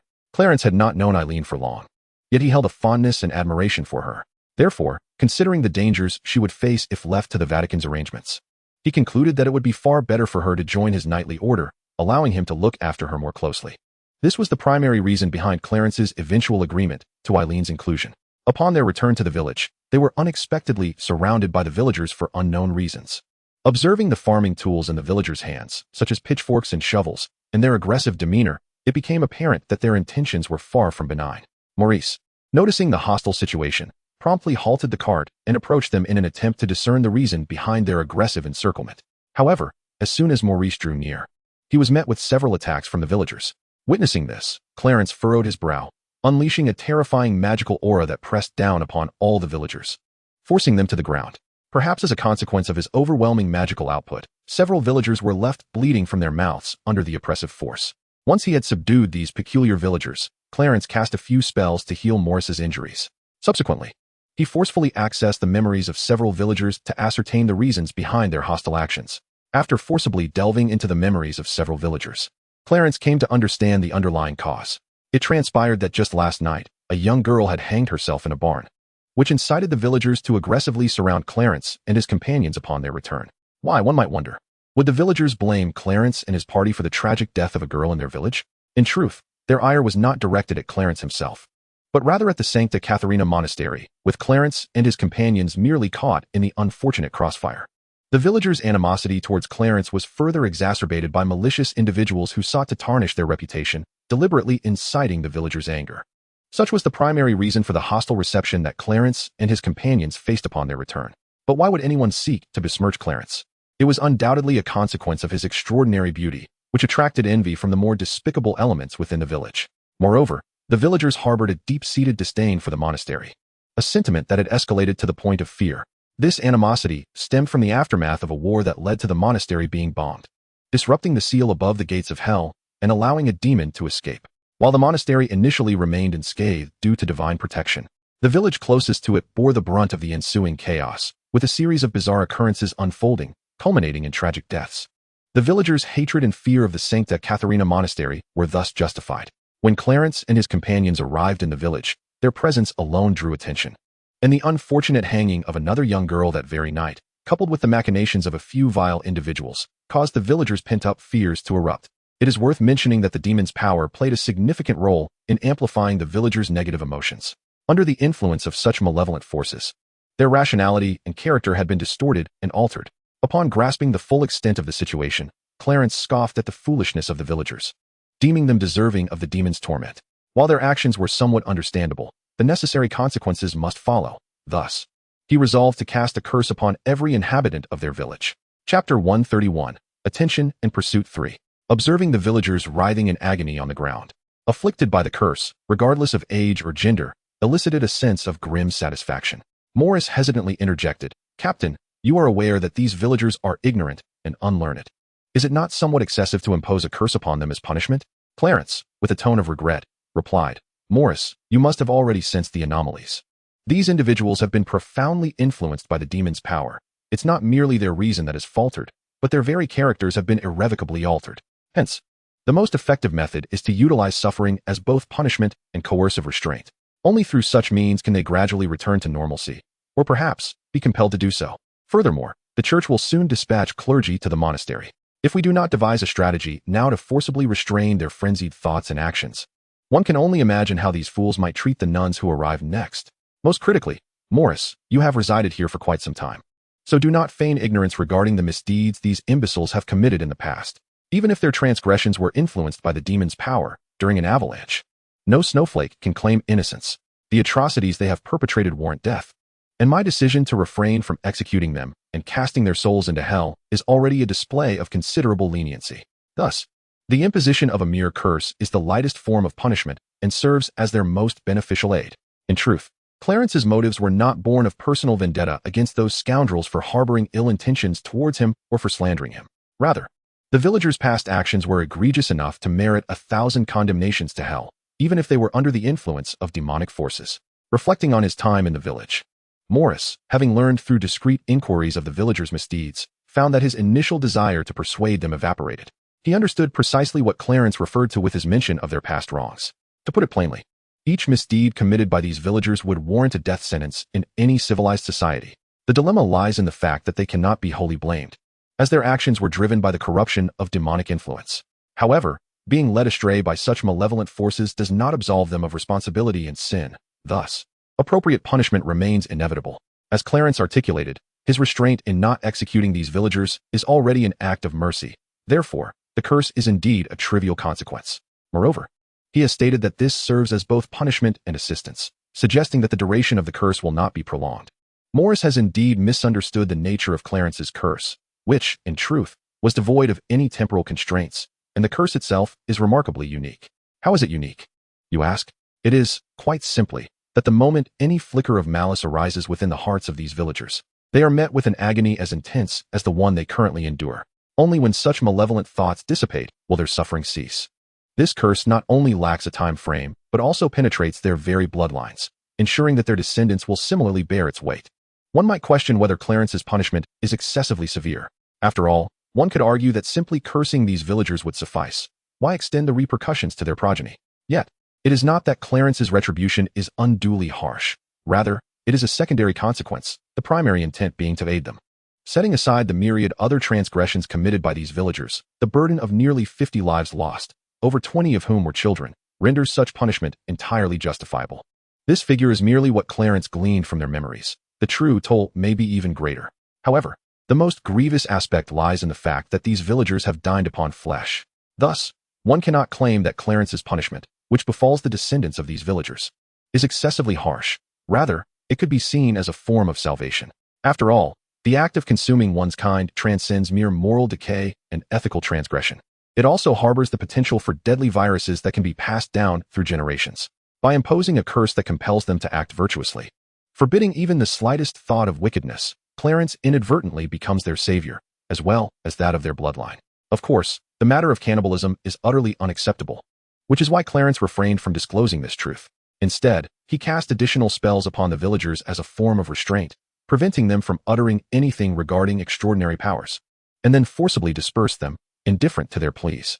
He then returned to Morris's home to assist him in packing a few belongings. Lacking the desire to linger any longer in the village, the four of them departed with their luggage in tow. As for the future of this village, Clarence paid it no further heed, even lacking the interest to monitor its developments. Unbeknownst to him, this peculiar curse would eventually render the village a renowned sanctuary within the realm of religion. For it is said that all who hail from this village shall ultimately ascend to sainthood. It stands to reason, given that they are compelled to harbor only benevolent thoughts, and any trace of malice would invoke the curse's punishment. To think that anyone could fail to attain sanctity under such conditions would indeed be a most extraordinary occurrence. Certainly, this pertains to future matters, and thus need not be elaborated upon at present. Turning our attention back to Clarence and his companions. Upon their return to the American outpost by aircraft, Clarence instructed the Vatican to transfer the files of Burke and Aaron into his knightly order, not forgetting Maurice in the process. After conducting a private oath ceremony for these three individuals, they were duly inducted as official Knights Templar of the Steward Order. As for the demon that had escaped from the St. Catherine Monastery, after reporting to the Vatican, Clarence chose not to dwell on the matter. He merely instructed that once the demon's whereabouts were discovered, he would personally intervene to eradicate it. However, perhaps due to the resurgence of dark forces, the Church seemed overwhelmed by various crises and supernatural occurrences, rendering them unable to allocate additional personnel to track the escaped demon. Until early January 1983, Clarence, stationed at the American outpost, had received no updates from the Vatican regarding this issue. In fact, during these nearly 2 months, he had scarcely dealt with any supernatural events personally. This was partly because the Vatican had not assigned him any urgent tasks, and partly because the new members he had meticulously trained at the outpost were rapidly developing their abilities. Their involvement was sufficient to manage the myriad supernatural incidents occurring within the United States, which had become alarmingly frequent and numerous. Chapter 132, Personal Instruction. Thus, in this span of nearly 2 months, Clarence seldom ventured beyond the confines of the outpost. Instead, he dedicated his time to training the influx of new recruits. Particularly after he summoned Basilio, he entrusted the task of selecting new members entirely to him. It remains unclear what criteria this old fellow employed for selection. Yet a steady stream of individuals continued to join the knightly order. While it was said that Clarence was personally training them, it was, in fact, merely one of his genuine avatars. His true self was devoted to instructing Aaron, along with Maurice and, to a lesser extent, Burke. To elaborate, Maurice was somewhat of an ancillary student, with Clarence's primary focus being Aaron alone. This was simply due to the fact that both Maurice and Burke had joined the order alongside Aaron, prompting Clarence's affection to extend to their tutelage as well. Additionally, part of the reason lay in the exceptional talents and capabilities of these two individuals. Maurice, despite his loquacious nature, possesses a fundamentally kind heart and an innocent spirit. It is worth noting that, to this day, he remains a virgin. Coupled with his resolute will and the personal guidance of Clarence, he has experienced rapid growth in his abilities. However, his strength does not stem from the divine arts of the Church, but rather from his adeptness in spellcasting through the magical web. As for the divine arts, Maurice harbors no interest in learning them, perhaps due to his lack of faith in the Church's supreme deity. On the other hand, Father Burke's situation is quite unique. Not only is he exceptionally gifted, but the divine arts he practices and believes in are also rather extraordinary. His faith does not lie with the Church's main deity, but rather with Saint Michael. The divine arts he wields are intricately connected to Michael, specifically the bloodline that Clarence later awakened. Thus, within the entirety of the Church, Father Burke can be seen as a true follower of Clarence. This is precisely why Clarence took him under his wing and chose to instruct him personally. Moreover, under Clarence's tutelage, Burke gradually began to sense something amiss, even coming to faintly speculate about Clarence's true identity. As a member of a special department within the Vatican, Burke is aware of Clarence's unique identity and even suspects that Clarence might be the reincarnation of an angel. However, he never anticipated that Clarence would indeed be the reincarnation of Michael. Following this conjecture, a fervent devotee emerged under Clarence's influence. This fervent devotee is not merely a descriptor but a factual reality. Burke has genuinely transformed into an ardent follower of Clarence, or one might say, a fervent worshipper of Michael. This shift has caused him to waver in his original faith in the Church's supreme deity. Thus, Clarence aptly employed the term fervent devotee. Fortunately, this realization came in time. Upon noticing this development, Clarence entrusted Burke to Vasilio for guidance. After spending several days with Vasilio, Burke finally regained his previous state of normalcy. However, while his condition may have stabilized, the issue of his faith remains unresolved. Presently, Burke's faith in the supreme deity has diminished, now overshadowed by his devotion to Saint Michael. In other clergy members' perceptions, the supreme deity is regarded as the singular focus of worship, while angels and saints are deemed secondary. In stark contrast, for Burke, Saint Michael is the sole focus, relegating all others, including the supreme deity, to a secondary status. Such profound heresy, once acknowledged by Clarence, prompted him to seek out Vasilio. Do not be deceived. Burke's shift in faith is entirely the machinations of that old rascal, Vasily. One could argue that Clarence has little doubt that, given Vasily's capabilities, he would be quite able to restore Burke's unwavering belief in the supreme deity. While Burke's faith has indeed solidified, the focus of that faith is misguided. Reflecting on Vasily's past transgressions, Clarence is assured that this old fellow is undoubtedly behind it all. Particularly when he approached Vasily for answers, the old man feigned ignorance, persistently asserting that he too was unaware of the reasons behind Burke's altered beliefs. This only reinforced Clarence's conviction. At this juncture, Clarence finds himself in a position where he can only offer Burke a few guiding words each day, hoping to rekindle his faith in the supreme deity, albeit with limited success. Returning to the main topic, the reason Burke has come to revere Saint Michael is multifaceted. It is perhaps due to an innate connection with Saint Michael that allows him to master the divine arts associated with the archangel at a pace and potency that far surpasses that of ordinary clergy. This has rendered him exceptionally skilled in combat, to the extent that he eclipses even Aaron in this regard. Clarence's deep concern for Aaron, including his personal involvement in her instruction, stems not only from admiration but also from her remarkable gifts and talents. Her abilities are impressively well-rounded, rendering her exceptional in every aspect. Yet, it may be this very wholeness that prevents her from excelling in one specific area, making her less formidable than Maurice and Burke. For instance, in terms of benevolence and will, she does not quite measure up to Maurice, and her combat skills are overshadowed by Burke, particularly in the speed at which he acquires knowledge of the divine arts related to Michael. However, her comprehensive nature ensures she possesses minimal weaknesses, enabling her to adeptly navigate various crises. A versatile cleric like Aaron is a rarity, and thus Clarence places great importance on her, even going so far as to take personal measures in her education. Clarence is certain that Aaron's future achievements will be extraordinary, though he cannot ascertain the precise heights she may reach. He is compelled to witness firsthand the remarkable destiny that awaits this young woman. Yet, one vexing concern lingers. Possibly due to the prolonged interaction, Aaron's gaze towards him has begun to shift, evoking a peculiar sensation akin to that of a daughter viewing her father. However, this cannot suffice. Although Clarence is indeed 5 or 6 years older than Aaron, it is merely a matter of 5 or 6 years. Chapter 133, News. As Clarence devoted himself to personally instructing Aaron and her companions, while simultaneously engaging in research alongside his real avatars, time quietly slipped into mid-February. During this period, he had personally intervened to address an urgent matter. Initially, the situation did not seem overly troublesome, as the members of the knightly order could resolve it on their own. Yet, an unforeseen complication arose, entangling the incident with a mysterious heretical cult. Upon discovering this, it was promptly reported to the sub-base. Due to the involvement of the heretical organization, Clarence felt compelled to take action himself, although the matter was resolved splendidly, resulting in the elimination of several cultists. Both Clarence and the cardinal of the America diocese believed that the situation was far from straightforward. While they could not discern the connection between this incident and the heretical cult, nor understand why the cult would involve itself in such a supernatural affair, they were left without any live witnesses to pursue leads, severing the investigative trail entirely. The cult subsequently vanished from sight, leaving the matter temporarily set aside to focus on more pressing issues. Nevertheless, despite the lack of investigative leads, the diocese dispatched special personnel to monitor this heretical organization. Regrettably, no useful information has been gleaned thus far. Clarence's personal involvement in this matter was but a minor episode. The time spent addressing it paled in comparison to the discussions held with the cardinal and other high-ranking officials of the diocese. Thus, upon his return to the base, Clarence diverted his attention from the matter, resuming his regular life.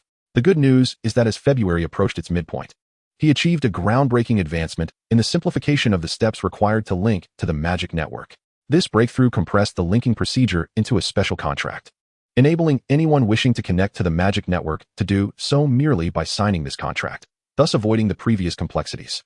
However, there is a downside. The cost of producing such a special contract is relatively high. Fortunately, Clarence possesses the talent for energy conversion, which allows him to reduce some of the costs associated with creating these special contracts. Yet, it merely alleviates a portion of the expense.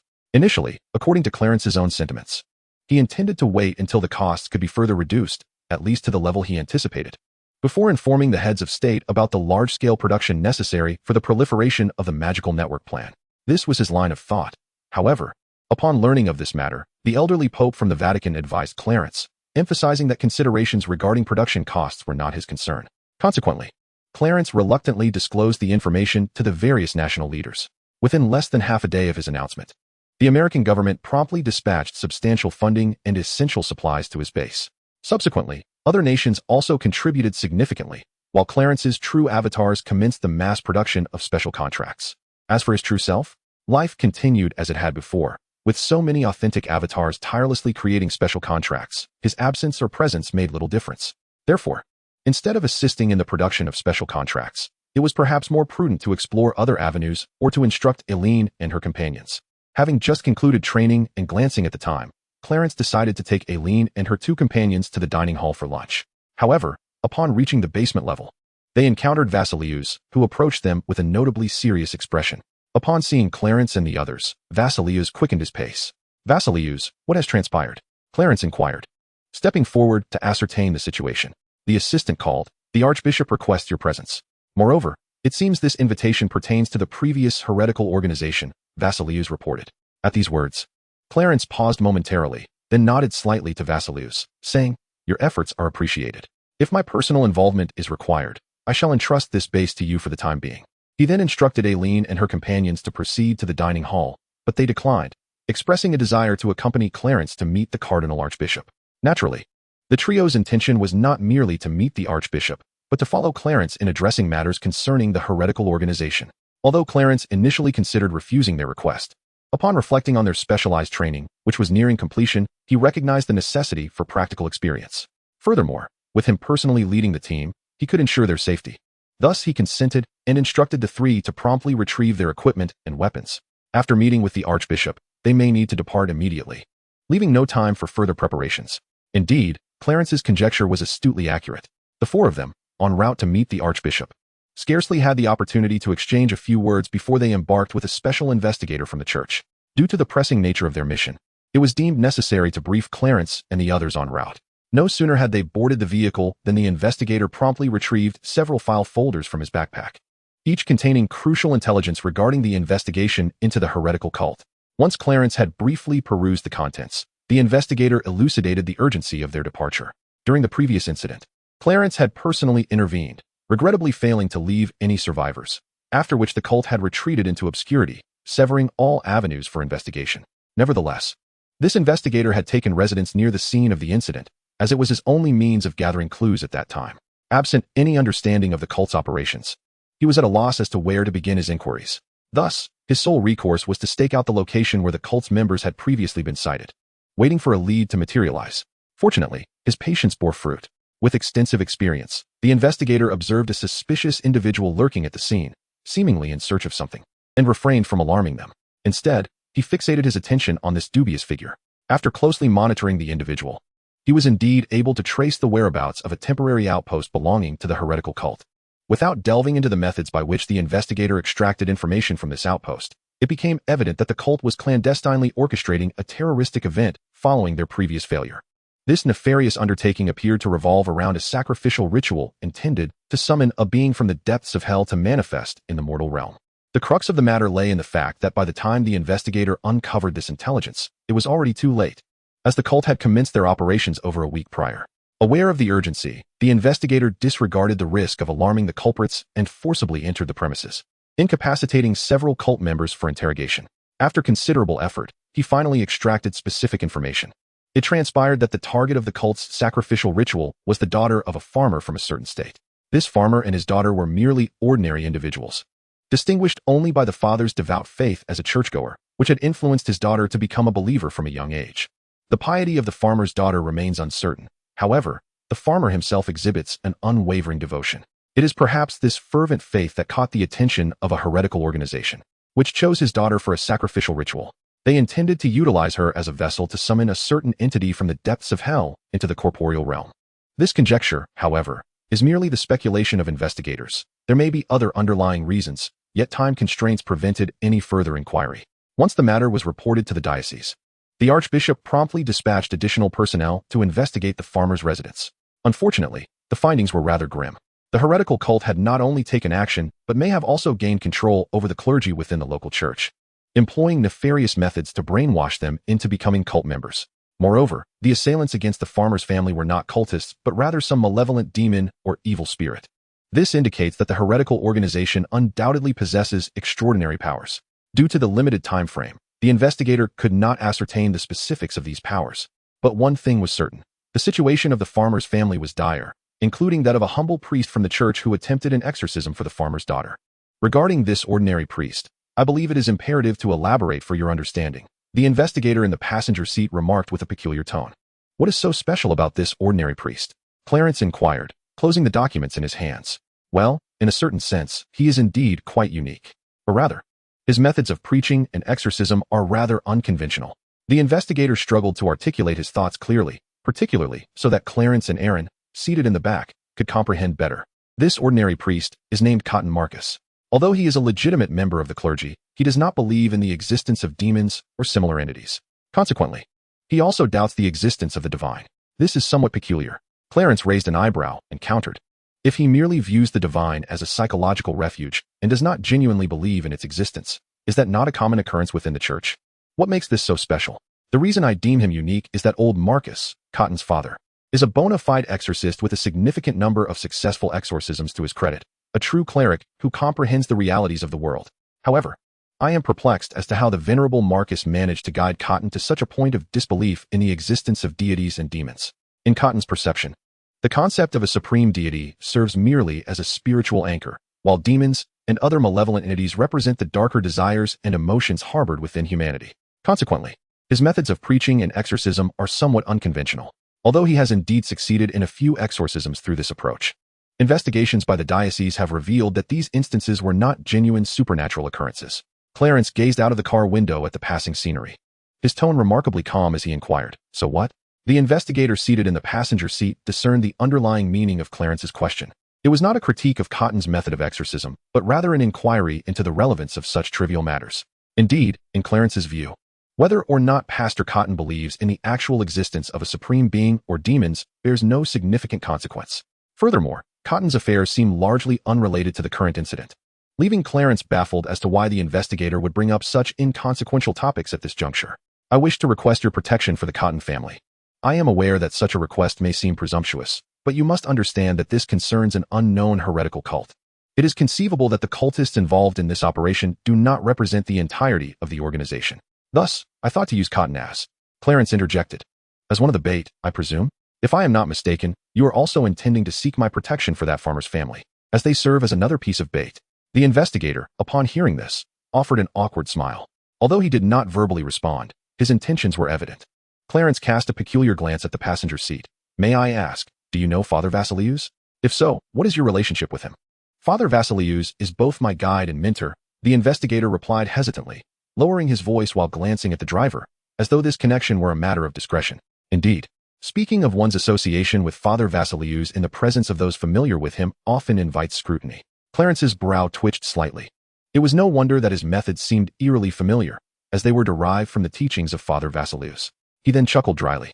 "I agree to your request, and shall extend protection to both families. Furthermore, I hope that during your actions, you will strive to avoid involving these two families." Although Clarence was reluctant to employ such tactics, the current circumstances left him with no alternative. In the pursuit of eradicating that heretical cult, such measures have become a necessary course of action. Chapter 135, News 3. After all, when juxtaposed with the threat posed by the cult, the malevolent demons of hell seem relatively insignificant. To put it bluntly, in order to prevent this heretical organization from lurking in the shadows and continuing their nefarious activities, It would be more prudent to devise a plan to eliminate them entirely, even if it necessitates some sacrifices. Clarence does not believe he possesses the authority to make decisions on behalf of others, yet it is a stark reality that ordinary individuals often falter when faced with choices, even when they are acutely aware that making the right decision could avert greater issues and turmoil. Though he lacks the qualifications, he finds himself compelled to act. For as the adage goes, with great power comes great responsibility. Since he possesses such capabilities, he must shoulder the corresponding burdens. Given the inevitability of the situation, Clarence's sole recourse is to endeavor to prevent events from spiraling into their worst possible outcomes. To simplify, if it becomes necessary to sacrifice the safety of Cotton and the farmer's family, using them as bait to draw out the heretical organization, then Clarence's only duty is to safeguard their lives to the best of his abilities after making that choice. Hence, he agreed to the investigator's request to provide protection for Cotton and the farmer's family. Upon their arrival at the farmer's residence in 2 vehicles, they encountered 5 individuals emerging from the house. Among the foremost pair, one appeared injured, blood staining his hands as he pressed a tissue to his mouth. Witnessing the injury, though uncertain of its origin, Clarence and his companions promptly exited their vehicles and approached with urgency to assess the situation. Initially, the 5 who had just exited the house exhibited a brief moment of tension upon seeing Clarence and his group. However, their demeanor shifted to one of relief upon recognizing the clerical attire of Clarence and his companions, indicating their affiliation with the church. Without concerning himself with the nature of the investigator's communication with the others, Clarence swiftly approached the injured young man, gently supporting him and softly requesting to examine his wound. Perhaps due to Clarence's current feminine appearance and the gentle aura he exuded, the young man, still unaware of his identity, lowered the blood-soaked tissue. As for Clarence's state at this moment, since they had returned from Ronia, the question arises, why does he continue to maintain his feminine guise? It is simply because he does not concern himself with matters of gender at all. Just as Clarence remarked to Burke during their time on the plane, at his level of prowess, the distinctions of gender that humanity clings to have become utterly irrelevant. He does not even regard the gender of his own physique. Returning to the main topic, upon witnessing the grotesque wound on the young man's face, Clarence immediately raised his hand to touch it, releasing a radiant light to facilitate healing. Why not employ a healing spell instead of this divine light? While healing magic may be more expedient, in this particular scenario, the invocation of holy light and divine arts proves most fitting. Clarence, although unaware of the identities of the 5 individuals who had just emerged from the house, could make an educated guess. They were likely the farmer's family, along with Pastor Cotton and his assistant. He had perused their information earlier in the vehicle. Aside from the absence of photographs, the details were remarkably thorough. The injured young man, if he were to hazard a guess, was likely the farmer's son, the elder brother of the girl whom Cotton intended to exorcise. The elderly man beside him, anxiously communicating with the investigator while keeping a watchful eye on Clarence, was presumably the farmer himself. He was indeed the father of the young man receiving treatment. Not to mention the expressions of sheer disbelief on the faces of the father and the trio accompanying Cotton upon witnessing the pure holy light emanating from Clarence's hand. Despite the wound on the young man's face appearing severe and grotesque, it was merely superficial, and thus, it was swiftly healed by the divine light. After tending to the young man, Clarence approached the farmer, Mr. Switz, and reassured him, the injury of the young man has been restored to its original condition. So there is no need for you to worry, Mr. Switzerland. I assume you are now aware of our identities? Switz, visibly anxious, nodded slightly. He had been utterly astonished, only returning to his senses when the investigator gently patted his shoulder. However, his emotions remained a tumultuous blend of fear and anxiety due to Clarence's extraordinary abilities. After the initial shock, what lingered was predominantly trepidation. This implied that should Clarence harbor any ill intentions towards them, they would possess no means of resistance. Although reason urged Switz to believe that Clarence and his companions would not harm them, the attire they donned hinted at their affiliation with the church, which did alleviate some of his fears. Nonetheless, this did not preclude him from feeling tense. I understand, he stammered, exhaling a sigh of relief. SVI took a deep breath, attempting to adjust his tense emotions, lest his anxiety render him incapable of articulating his thoughts clearly. I just heard this gentleman mention that you hail from the church. Given your awareness of our identities, this simplifies matters considerably, Clarence continued, stating that they had come due to the troubling matter of your daughter being possessed by a demon. However, I must convey that the reason for your daughter's possession is intertwined with a heretical cult organization that we have been diligently tracking, seeking to eradicate. Clarence briefly elucidated the situation to SVI, candidly revealing their intention to use them as bait to uncover the plans and arrangements of this nefarious cult. Without waiting for a response, Clarence added, furthermore, Mr. SVI, I implore you to consider this matter rationally. It is not we who have brought this crisis upon you, but rather that cult which sought out your family first. They even selected your youngest daughter as a sacrificial offering for their rituals, which is why we have come to assist you. I hope you can understand that it is not our desire to use your family as bait. You are already ensnared in a perilous situation. Thus, your sole and most prudent choice now is to cooperate with us as this bait. Only by eradicating that cult can you ensure your family's safety and return to your former tranquil lives, perhaps even forgetting this entire ordeal. Clarence's tone turned slightly more serious. SVI's mind was a tumultuous whirl, rendering him incapable of calm reflection, so he did not provide an immediate response. Nevertheless, he invited Clarence and his companions into the house. Once seated, Clarence ignored the dazed stare of Caleb, the young man previously injured, whose full name was Caleb SVI. He was, of course, also a victim of demonic possession and had been chosen by the cult as a sacrificial offering alongside his sister, Nelsvi. While Caleb's intense gaze went unacknowledged, Clarence seized the opportunity to engage in conversation with Pastor Cotton Marcus, hoping to glean insights into the happenings prior to their arrival. After Pastor Cotton recounted the events, Clarence and his companions learned about the prior circumstances. So, Pastor Cotton, you imply that upon your initial arrival, you did not perceive the girl named Nels as being possessed by a demon, but rather discerned that her psychological and emotional issues stemmed from her home environment, prompting you to consider employing your own exorcism methods to help her?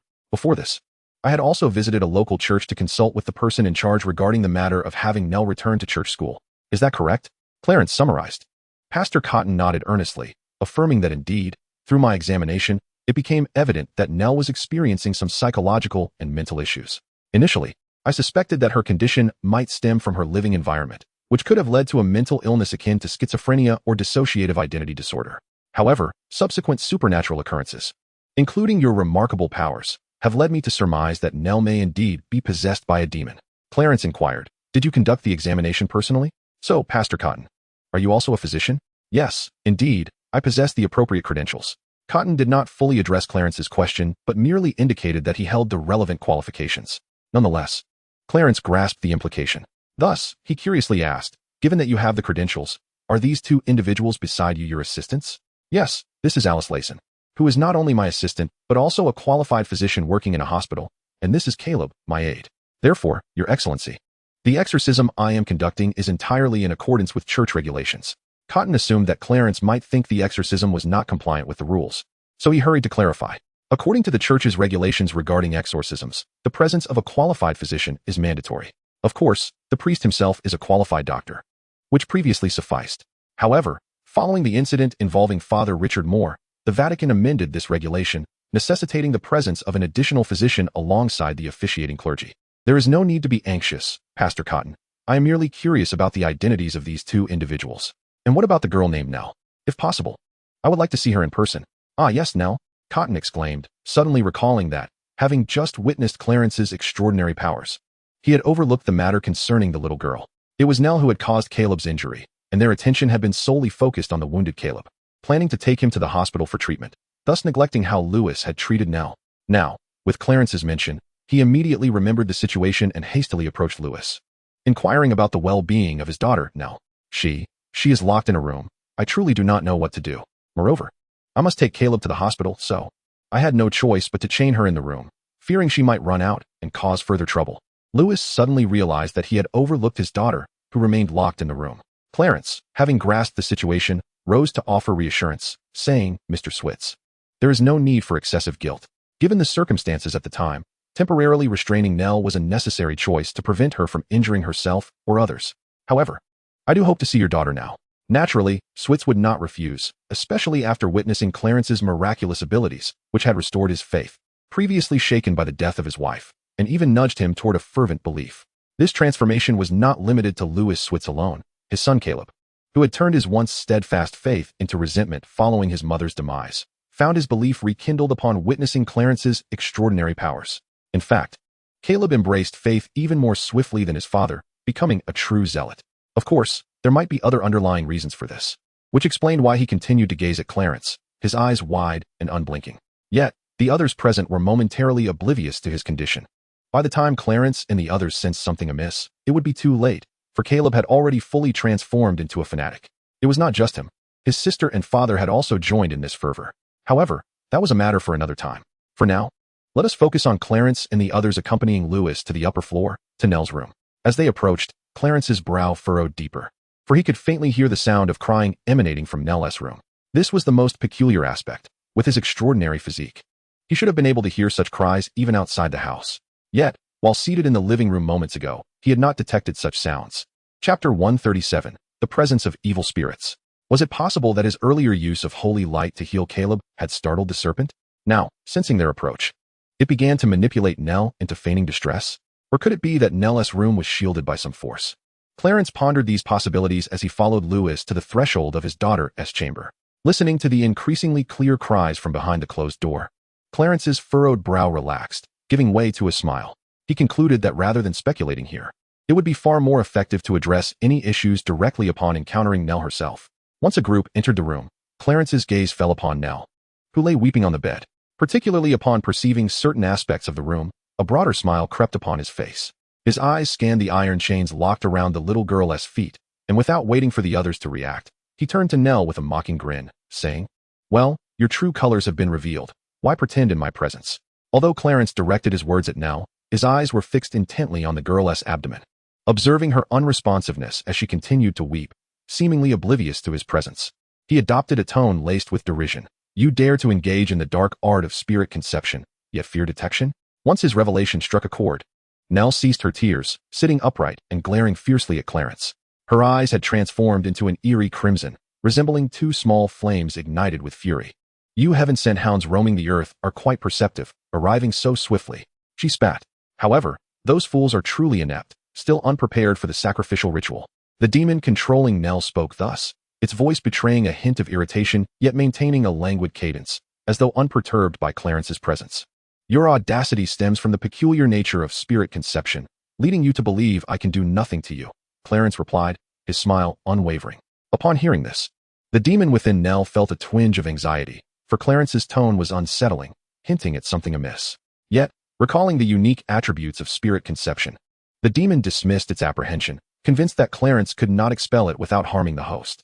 After all, much like divine conception, once the demon had taken root in the host, it had become akin to a genuine human being or, at the very least, possessed a semblance of true humanity and personhood. Thus, unless faced with an angel descending from the heavenly realm, no mere church cleric could hope to vanquish it without also eliminating the host. This audacity of the demon was not unfounded.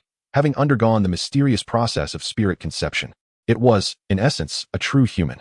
Consequently, how could the church's divine arts possibly affect it? As it had surmised, unless the host were to perish, there was no recourse against it. Nevertheless, while the demon held this belief, it remained vigilant against the desperate maneuvers of Clarence and his companions. After all, having been adversaries of the church for so long, the majority of demons in hell were well acquainted with the tactics employed by these heavenly lackeys. In other words, when the moment of necessity truly arrives, these lackeys would not hesitate to eliminate their very own source. The ruthlessness they exhibit is scarcely inferior to that of their demonic counterparts.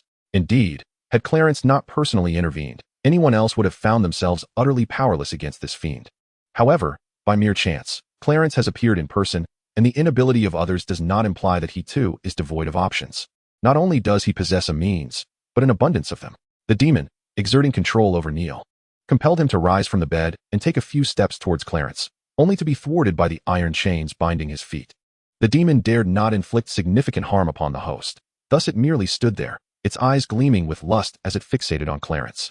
Licking its lips, it adorned Neil's form with a lecherous expression and seductively proposed, "Your physical appearance is quite appealing. Why not join me? I can bestow upon you greater power and even a position of authority. Once you align with me, you shall no longer need to suppress your desires, but indulge in pleasures as you see fit. As mere mortals, akin to ants, isn't it a great pity to deny oneself the enjoyment of life?" Clarence, unfazed by the reactions of those present, maintained his usual smile and simply remarked, "Have you finished?" His response bewildered the demon within Neil. While the demon had tempted many humans before, reveling in their struggles, it was the first time encountering such a reaction from someone like Clarence. "Since you have concluded, you may proceed." Clarence calmly retrieved a sacred text. The demon, witnessing this reaction, was engulfed in a mix of fury and confusion. "Are you out of your mind? Did you not comprehend my words?" The demon, controlling Neil, took a step forward as if to seize Clarence. However, the moment it moved, it sensed a restriction, not from the chains on its feet, but a binding sensation around its neck. Attempting to lower its head to discern what was constraining it, the demon glanced at the astonished expressions of the others nearby and realized that something had materialized behind it. Straining to turn its head as far as possible, it beheld a sight that filled it with dread. Unbeknownst to the demon, an angel had appeared behind it, not merely a person, but a seraph, a being of pure, radiant holiness, with 6 majestic wings and a halo illuminating its presence. A seraph, a 6-winged seraph. The demon could scarcely believe its eyes. After meticulously absorbing the divine power emanating from the 6-winged seraph, the demon could not help but widen its eyes in astonishment. This divine essence was indeed that of Gabriel. Without paying heed to the reactions of others, including the demon, Clarence directly opened the sacred tome, leafing through to a familiar page, and commenced his prayer. As the magnificent gates materialized amidst the surging holy light, the demon began to comprehend the gravity of the situation. Wailing in despair, it attempted to manipulate Neil's body in a bid to escape. However, with its neck ensnared by the guardian angel Gabriel, how could it possibly evade capture? Just as the gates of heaven opened slightly, Gabriel, from behind, reached forth and plunged a hand into Neil's abdomen, extracting a grotesquely malformed fetus shrouded in black mist. Indeed, the Church's divine techniques were powerless against a demon in a state of demonic conception. Angels themselves had to descend to confront such a creature. Yet, if angels could descend, why would the demon persist in this troublesome state of demonic conception? However, Gabriel was entirely different, although she was, in some respects, not inferior to a true angel. She was fundamentally Clarence's guardian angel. Her essence was a manifestation of pure, positive energy, materializing as a unique existence through the pinnacle of magic. With the inherent qualities of a guardian, she was capable of restraining all that was evil, particularly entities rooted in negative energy. Not only could she completely counteract soul-sucking apparitions, but she could also subdue demons and malevolent spirits. Hence the demon, despite being in a state of demonic conception, was forcibly extracted from Neil's body by Gabriel. Once the demon was drawn into the gates of heaven and tranquility was restored, Clarence's guardian angel, Gabriel, gently cradled the unconscious Neil and laid her back on the soft bed. Simultaneously, the iron chains binding her feet automatically fell to the ground.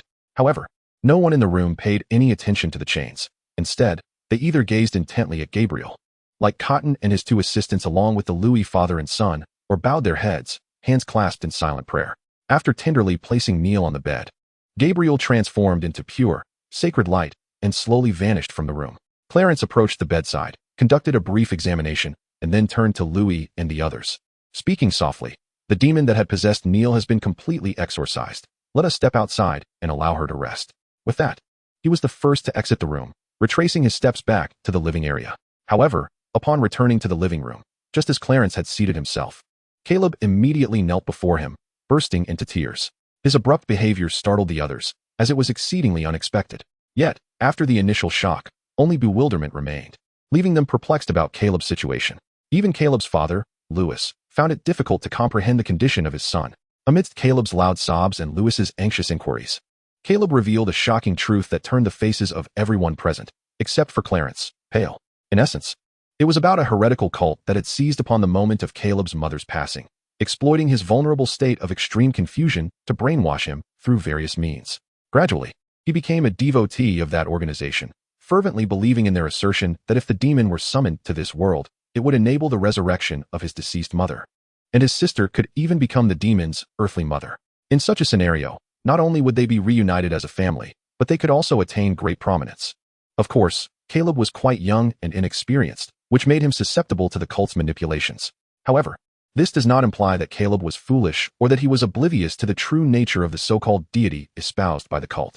Regrettably, even though he was acutely aware of this, the overwhelming longing for his departed mother drove him to grasp at this singular opportunity, compelling him to willingly undergo brainwashing and become a member of the cult.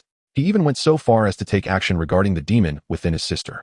Caleb's previous actions stemmed from a profound sense of hopelessness, prompting him to cling desperately to the promises offered by the insidious organization. However, after encountering Clarence and witnessing a genuine miracle, particularly upon seeing Gabriel, Caleb experienced a profound awakening. As soon as he descended into the living room, he immediately knelt before Clarence, confessing his transgressions. In truth, Clarence was not particularly surprised by Caleb's revelations, especially after visiting Nell's room and witnessing her condition firsthand, which confirmed a suspicion he had long harbored.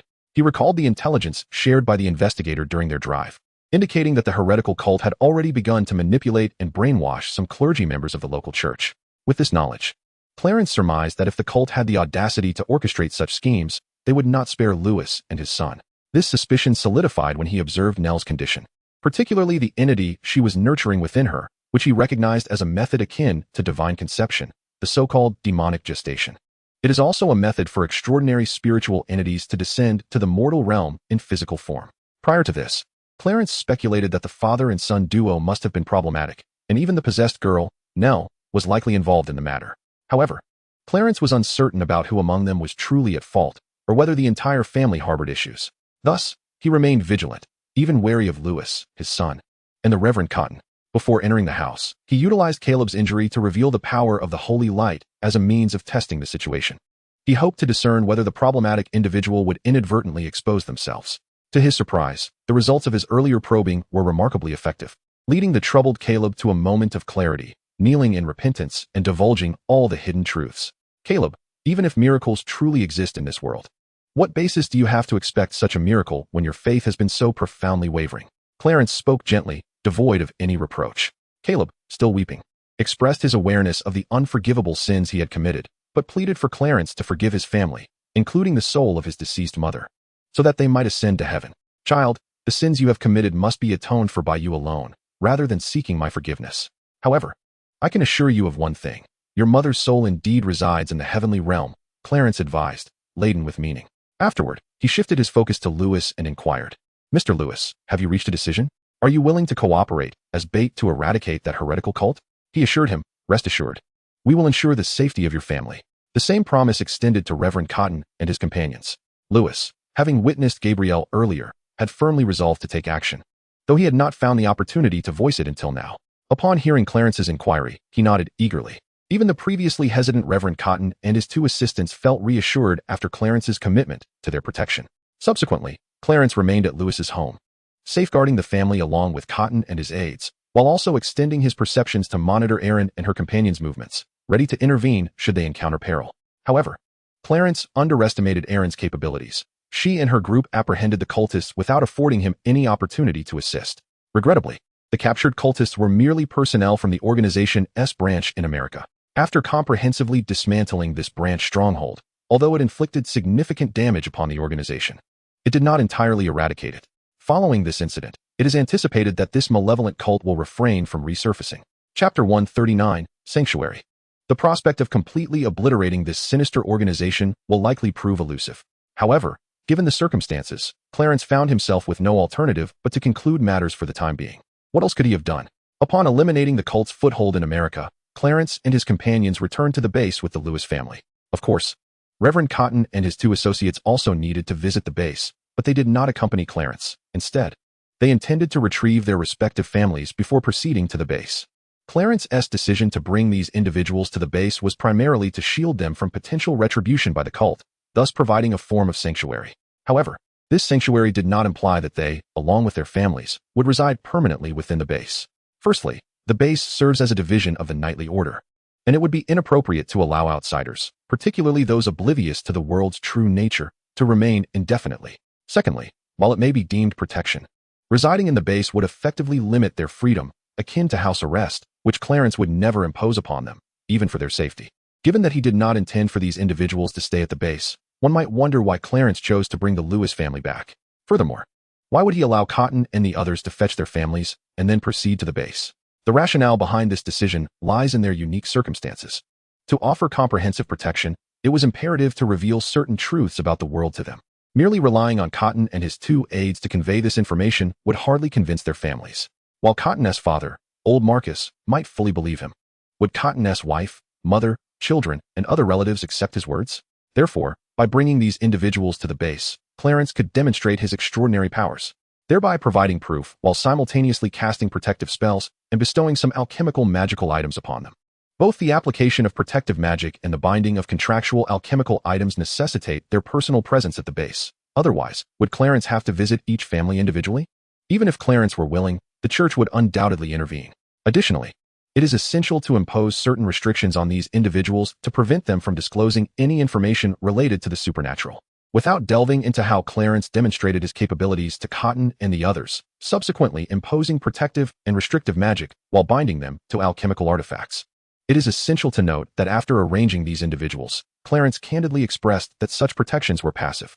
He suggested that with targeted research, it might even be possible to circumvent these safeguards. Although Clarence did not believe anyone could truly bypass the protections he had established, the mere possibility lingered. Thus, he advised Cotton and Lewis that rather than relying on passive protective measures, it would be far more prudent for them to possess the strength to safeguard themselves and their families. Consequently, he extended an invitation for them to join his knightly order for specialized training. This invitation was selective. Clarence only invited Cotton and his 2 aides, along with Lewis and his son Caleb, totaling 5 individuals. He did not extend invitations to individuals like Nell or Cotton's family, primarily because inviting them would be futile. They were entirely ordinary people without any special attributes. They lacked any talent or aptitude for combat, rendering their inclusion pointless. Furthermore, not just anyone could be accepted into his knightly order. The invitation was non-compulsory, as Clarence clarified that joining the order was not merely for protection. It also entailed assuming the responsibilities of the Knights Templar. This meant that upon joining, they would be required to undertake various combat missions alongside the other members. Clarence laid bare the realities, allowing Cotton and the others to make their own choices. In truth, Clarence was somewhat reluctant for them to join his order. They had previously been ordinary individuals, including Cotton, a legitimate priest of the church. In these perilous times, their inclusion in the knightly order would be akin to willingly stepping into a fire pit, fraught with danger, where a single misstep could lead to death during a mission. Moreover, Cotton and his companions exhibited only mediocre talent and abilities, with subpar physical conditioning. It was uncertain if they could even succeed through special training. Hence, Clarence was not particularly inclined to see them join. However, he found himself in a predicament, having decided to use Cotton, Lewis, and others as bait to lure out the heretical cult, while also promising to protect them. Now that the matter had concluded, it had merely eradicated one of the cult's branches in America, signifying that as long as the cult persisted, those used as bait would remain vulnerable to potential retaliation. In order to fulfill his obligations and bear this responsibility, Clarence, albeit reluctantly, found himself compelled to extend the invitation. Deep down, however, he harbored a wish that they would choose to decline. Alas, contrary to his hopes, as soon as Clarence uttered the invitation, everyone nodded in agreement, including Neil, old Marcus, and several others, who surprisingly expressed their desire to join the Knights. With a sigh, he had no choice but to acquiesce, if he delayed in responding. Those who appeared hesitant might also voice their requests to join. Once others presented their petitions, Clarence would find it challenging to refuse. Yet, after agreeing, how should he arrange their involvement? Would he truly send individuals devoid of talent and skill, those who would likely fail even the initial special training, into battle? Wasn't he that tantamount to sending them to their demise? Surely, no one could genuinely believe that Clarence would assign the less capable to undertake perilous missions. His earlier remarks were merely intended to dissuade them, but alas, after entrusting these individuals to Vasilio, Clarence departed the sub-base to confer with the Archbishop regarding the subsequent issues and troubles posed by the cult organization. In truth, there was little to discuss, primarily involving precautionary measures. What else could be done? The crux of the matter lay in the bait role played by Lewis and Cotton during this incident, which the Cardinal deliberately referenced multiple times during their discussions, emphasizing the need for their protection.